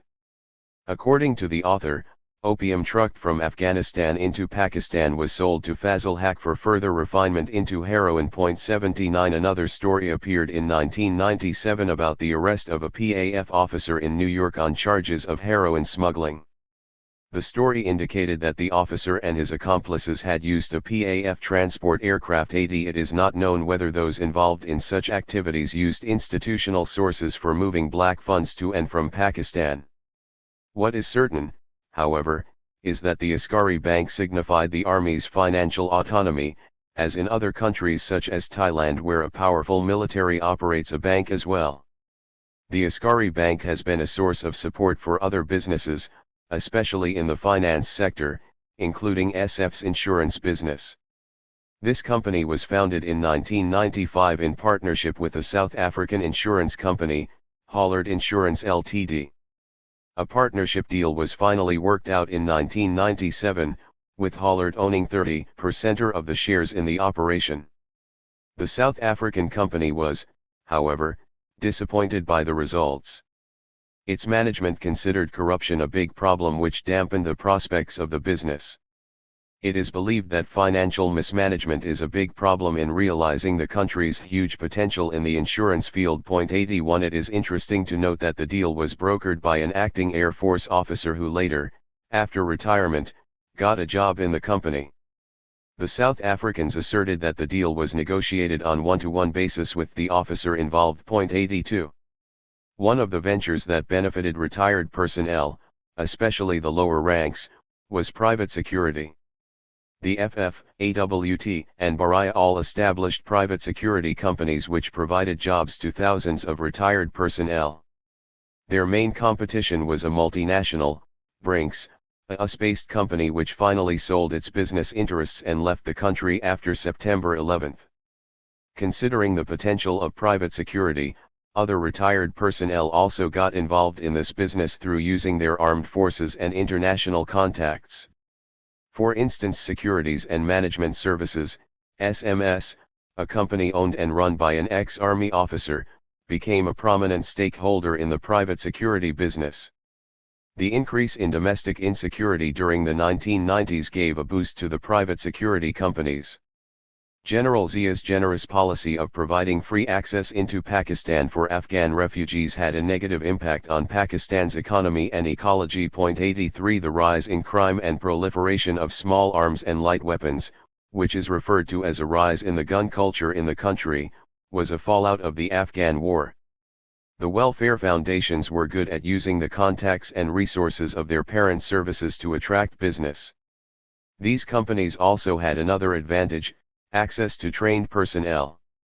However, as the owner of SMS, Ikram Sehgal, claims, these companies lost their advantage because of the problems of overstaffing and poor management. 84.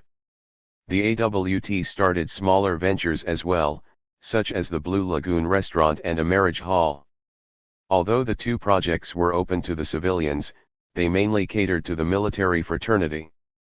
Both the projects were opened on army land, which means state land. However, the income was not deposited in the government treasury but retained by the foundation. 85. The smaller foundations, BF and SF, are particularly dependent on contracts from their parent services.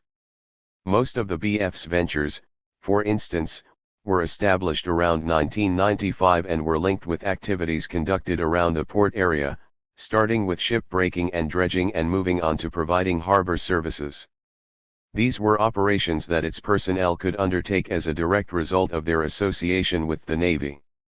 Moreover, given the links, it was possible for them to get these contracts more conveniently than private sector firms could. Similarly, the BF's paint factory was established in 1995 to manufacture paints that could be used on naval ships.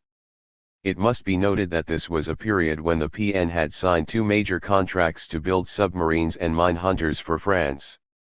The 4 vessels were assembled in Pakistan, and the paint job was subcontracted to the BF. The major investment in this project, however, was by the entrepreneur Malik Riaz and other private investors. Riaz, who is a civilian businessman and a significant real estate developer, has been a major investor in several of the BF's projects including its housing schemes. 86 Since there is little accountability and little information in the public domain, it is difficult to be sure how operations were conducted. The probable beneficiaries were the private investors, who got returns on their financial investment, and senior naval officers who allowed the venture to use the BF's logo, and ensured that it got contracts from the Navy and other services as well. Malik Riaz partnered with the BF for the construction of 2 housing schemes, in Lahore and Rawalpindi. The contract between Riaz and the BF gave the BF 10% of the shares and 25% of the total plots in the housing schemes without the BF making any financial investment. It was also agreed that should the BF agree, Malik could alternatively pay 100,000 rupees, $1,725 per plot to obtain full ownership of the developed land. The value of the land would of course have been higher after the completion of the development work. This was partly because of the use of the BF's logo, which gave added credibility to the scheme and resulted in price escalation. The involvement of the Navy, and especially the use of its logo, was subsequently challenged through a writ in the Supreme Court in 1998 by a public interest lawyer, Wahab ul-Kari. He contended that the terms of the contract indicated corrupt intentions and collusion over the personal interests of the contracting parties. He pleaded with the court to ban all the military's commercial activities, because in his view such tasks diverted the armed forces from their core activity of defending the country's frontiers. He also argued that the military foundations were in contravention of the Companies Ordinance of 1984 and Trademark Act of 1940, which forbid any private venture or party to use the name of the state, the armed forces or the founder of the country. 87 In its response, the BF denied the charges, and the use of official connections in any form. Kari's case was thrown out by the court on technicalities, so unfortunately the points he made were not decided in law.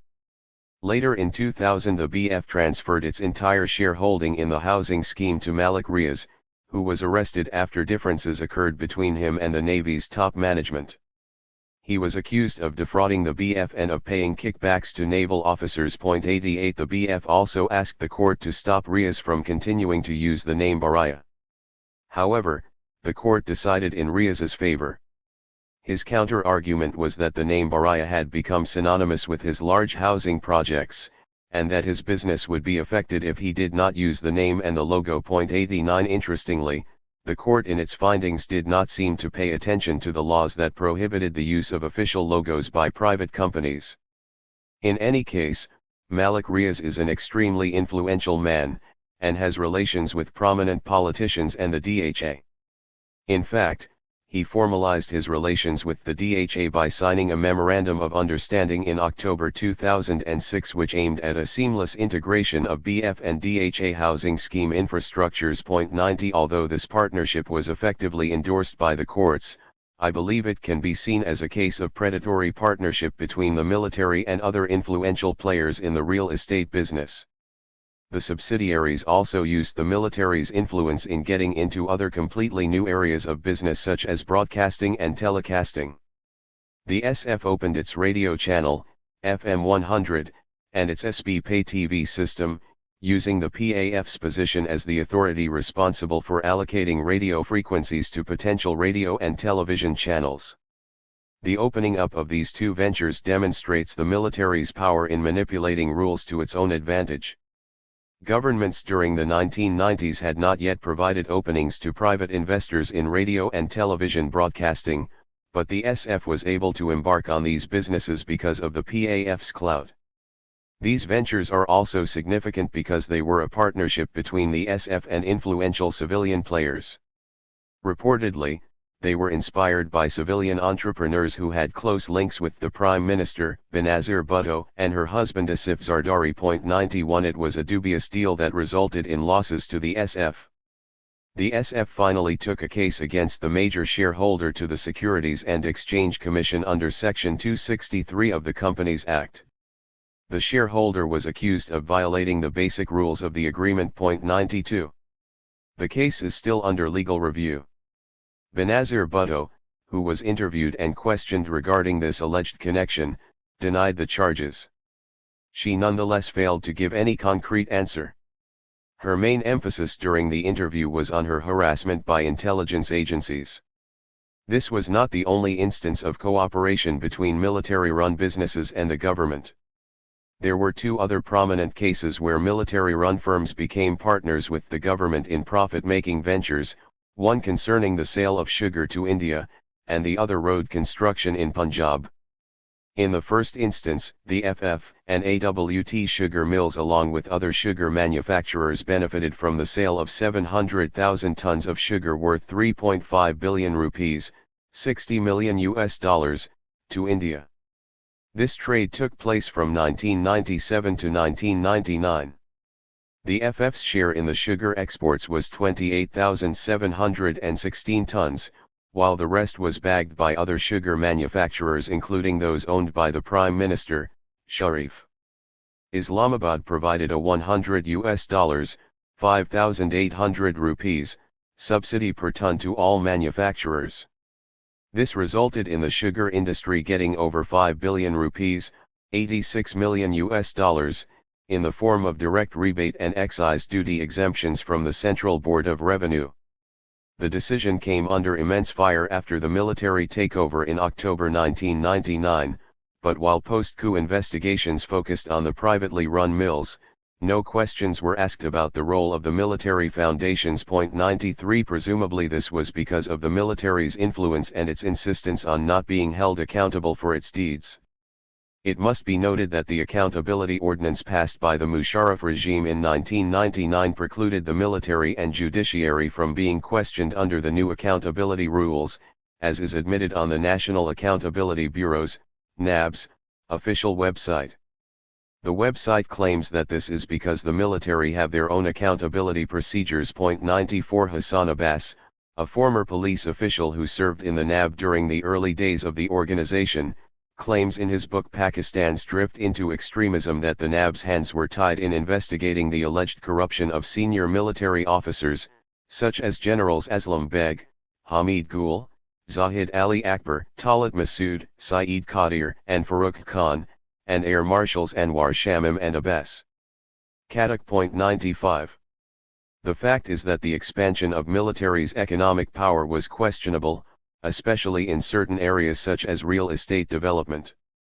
In fact, this is one area of activity that became most noticeable for graft, that is, the use of influence and official position for self-gratification. During the 1990s the military used its influence to grant land and houses to its members. The subsidiaries were also allowed to develop housing schemes. From 1988 to 1999, the military's real estate development took four forms. Housing schemes by the military at an institutional level. Real estate development by welfare foundations. Construction of commercial buildings in urban centers. Allocation and distribution of land to retired and serving military personnel. In addition, the foundations entered the travel industry through opening an airline, an aviation company and several travel agencies. Shaheen Air International, SI, was opened in the early 1990s by the PAF's foundation, the SF. The airline depended on the PAF's human resources.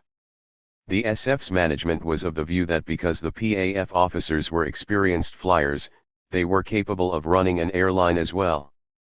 This perspective was contested by professionals in this field. One source was of the view that managing airlines is a complex operation that requires professionalism and training. 96 Military personnel do not of course share this view. They generally believe that their training in managing human resources and materials in the armed forces enables them to manage commercial projects and companies. 97 This proficiency, however, could not save SI from incurring losses and temporarily closing down operations in 1996. It was reopened in 1997, only to be sold to a private investor based in Canada in 2004, with liabilities totaling 1.5 billion rupees, $25.9 million.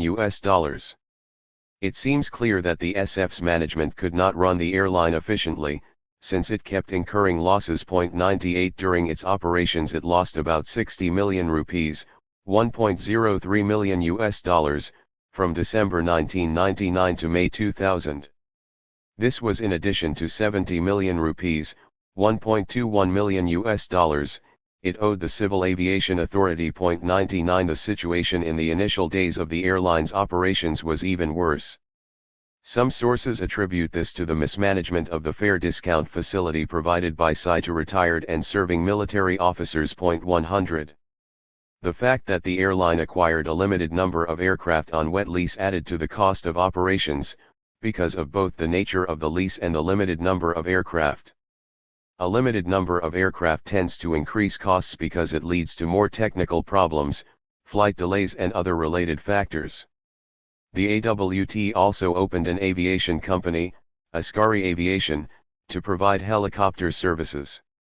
It hires retired personnel from the Army Aviation Branch.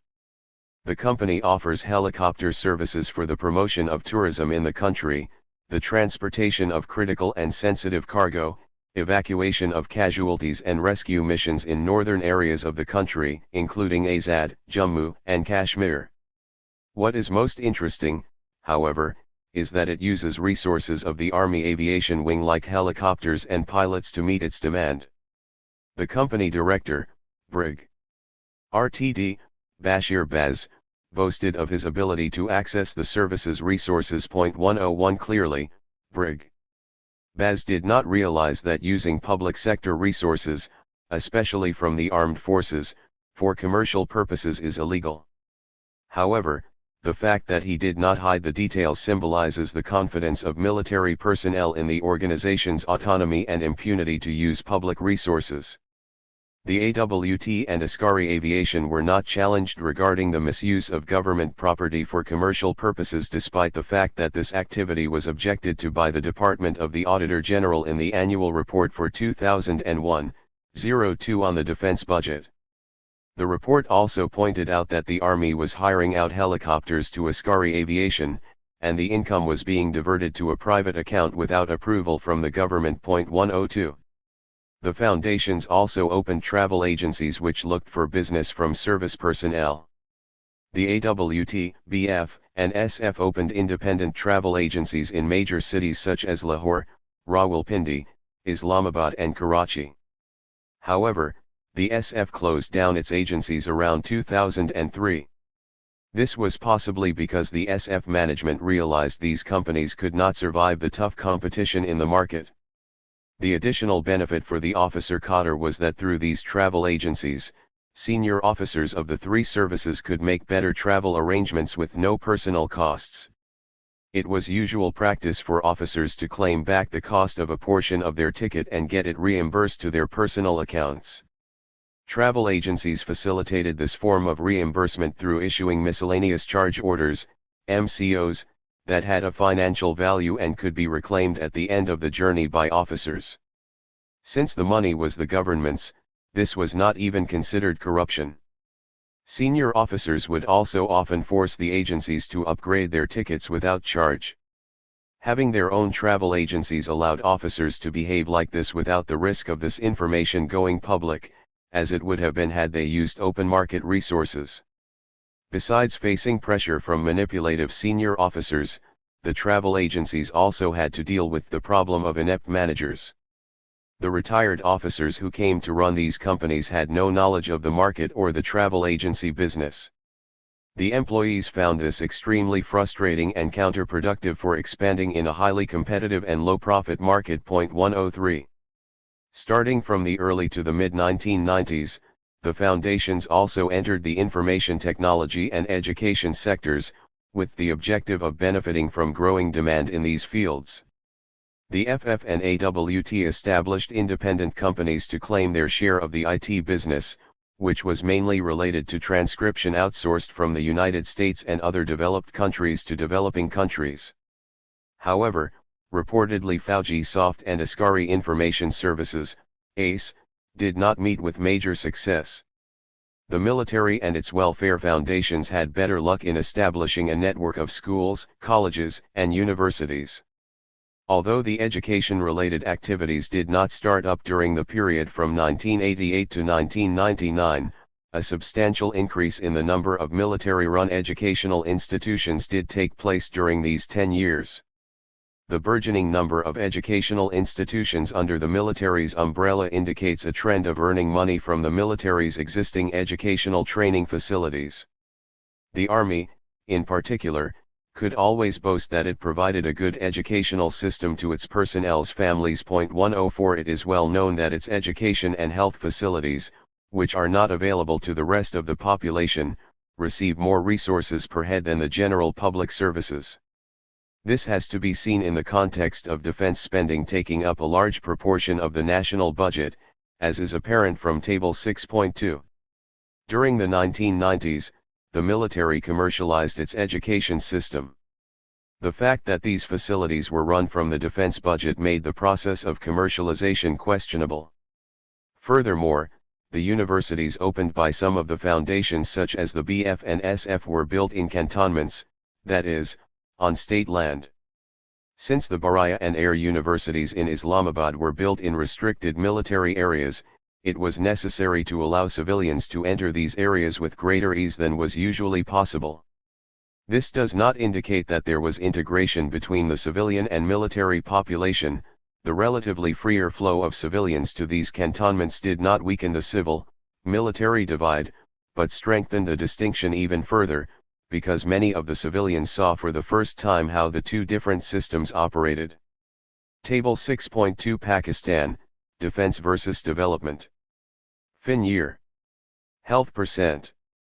Education %. Defense %.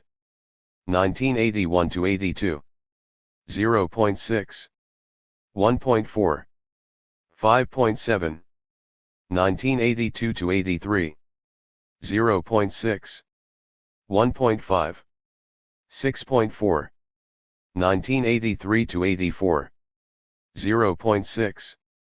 1.6. 6.4. 1984 to 85. 0.7. 1.8. 6.7. 1985 to 86. 0.7. 2.3. 6.9. 1986 to 87. 0.8. 2.4. 7.2. 1987 to 88. 1.0. 2.4. 7.0. 1988 to 89. 1.0. 2.1. 6.6. 1989 to 90. 0.9. 2.2. 6.8. 1990 to 91. 0.8. 2.1. 6.3. 1991 to 92. 0.7. 2.2. 6.3. 1992 to 93. 0.7. 2.4. 6.0. 1993 to 94. 0.7. 2.2. 5.9.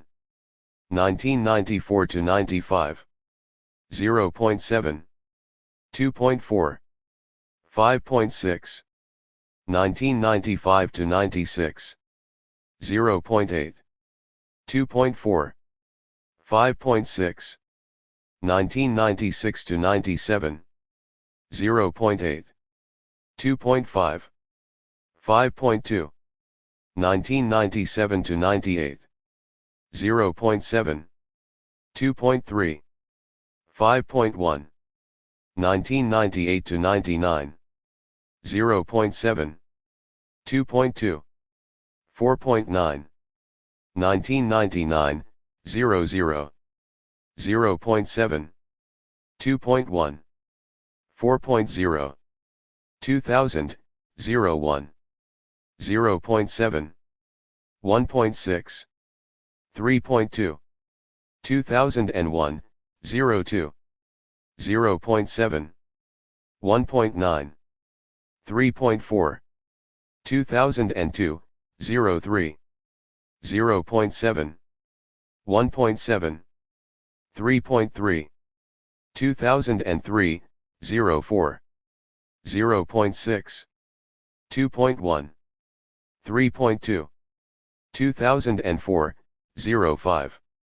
0.6. 2.1. 3.2. Over the years, military cantonments, especially in larger cities, were opened up for restricted use by civilians.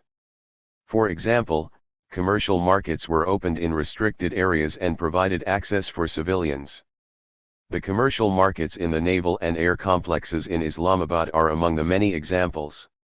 The commercialization of military-controlled educational institutions was started by the army opening up its elite schools for the children of civilians. The overall environment of these schools was elitist. For instance, the PN's internal school system was highly class-oriented, with children of naval ratings and sailors going to PN model schools, while officers' children used BF schools in bigger towns like Islamabad and Karachi, two stations where the Navy was present. Since these schools were for the elite, their opening up primarily benefited the civilian elite rather than the middle class or the lower middle class. The military schools charged higher fees to civilians, making it impossible for low-income people to access their facilities. The AWT, FF, and BF also had their own schools, undergraduate colleges and universities which charged higher fees to civilians and offered subsidized rates to the children of military personnel. The military-run schools and colleges compete with the best private elite schools. Their reputation for cleanliness and discipline are two factors that attract students to them. They do not necessarily enjoy an advantage in the quality of their teaching. During this period, Milbus also expanded into areas with high capital investment and returns. This included the oil and gas, electricity supply, and cement manufacturing sectors. The FF's Fauji Oil Terminal and Distribution Company Ltd, FOTCO, emerged as the largest petroleum handling facility in the country, capable of managing 9 million tons of oil per annum. 105. FOTCO was interested in acquiring Pakistan State Oil, PSO, which is one of the largest public sector companies in the country. Earning an annual pre-tax profit of about 4 billion rupees, $69 million, PSO is a major revenue generator for the government and one of the three major oil marketing companies in the country. The company has a 71% share of the domestic market, which made a number of people argue against its privatization. 106. Reportedly, there was apprehension about the sale of the company to foreign investors, which would mean that they controlled a major segment of the domestic market. 107. Therefore, preferring FOTCO was a way of ensuring control over strategic resources and preventing them from falling in foreign hands. While seeming to follow the World Bank and International Monetary Fund, IMF, directions on deregulating public sector industries, the government could keep a sensitive asset secure through its sale to FOTCO. There are others who view such move as contrary to the principle of privatization. The opposing view is that since FOTCO is an extension of the armed forces, PSO's sale to FOTCO would not help in reducing the burden on the public sector. 108. The controversy around PSO's privatization, however, highlights the manner in which the armed forces and its subsidiaries have the opportunity to benefit from the government's privatization process.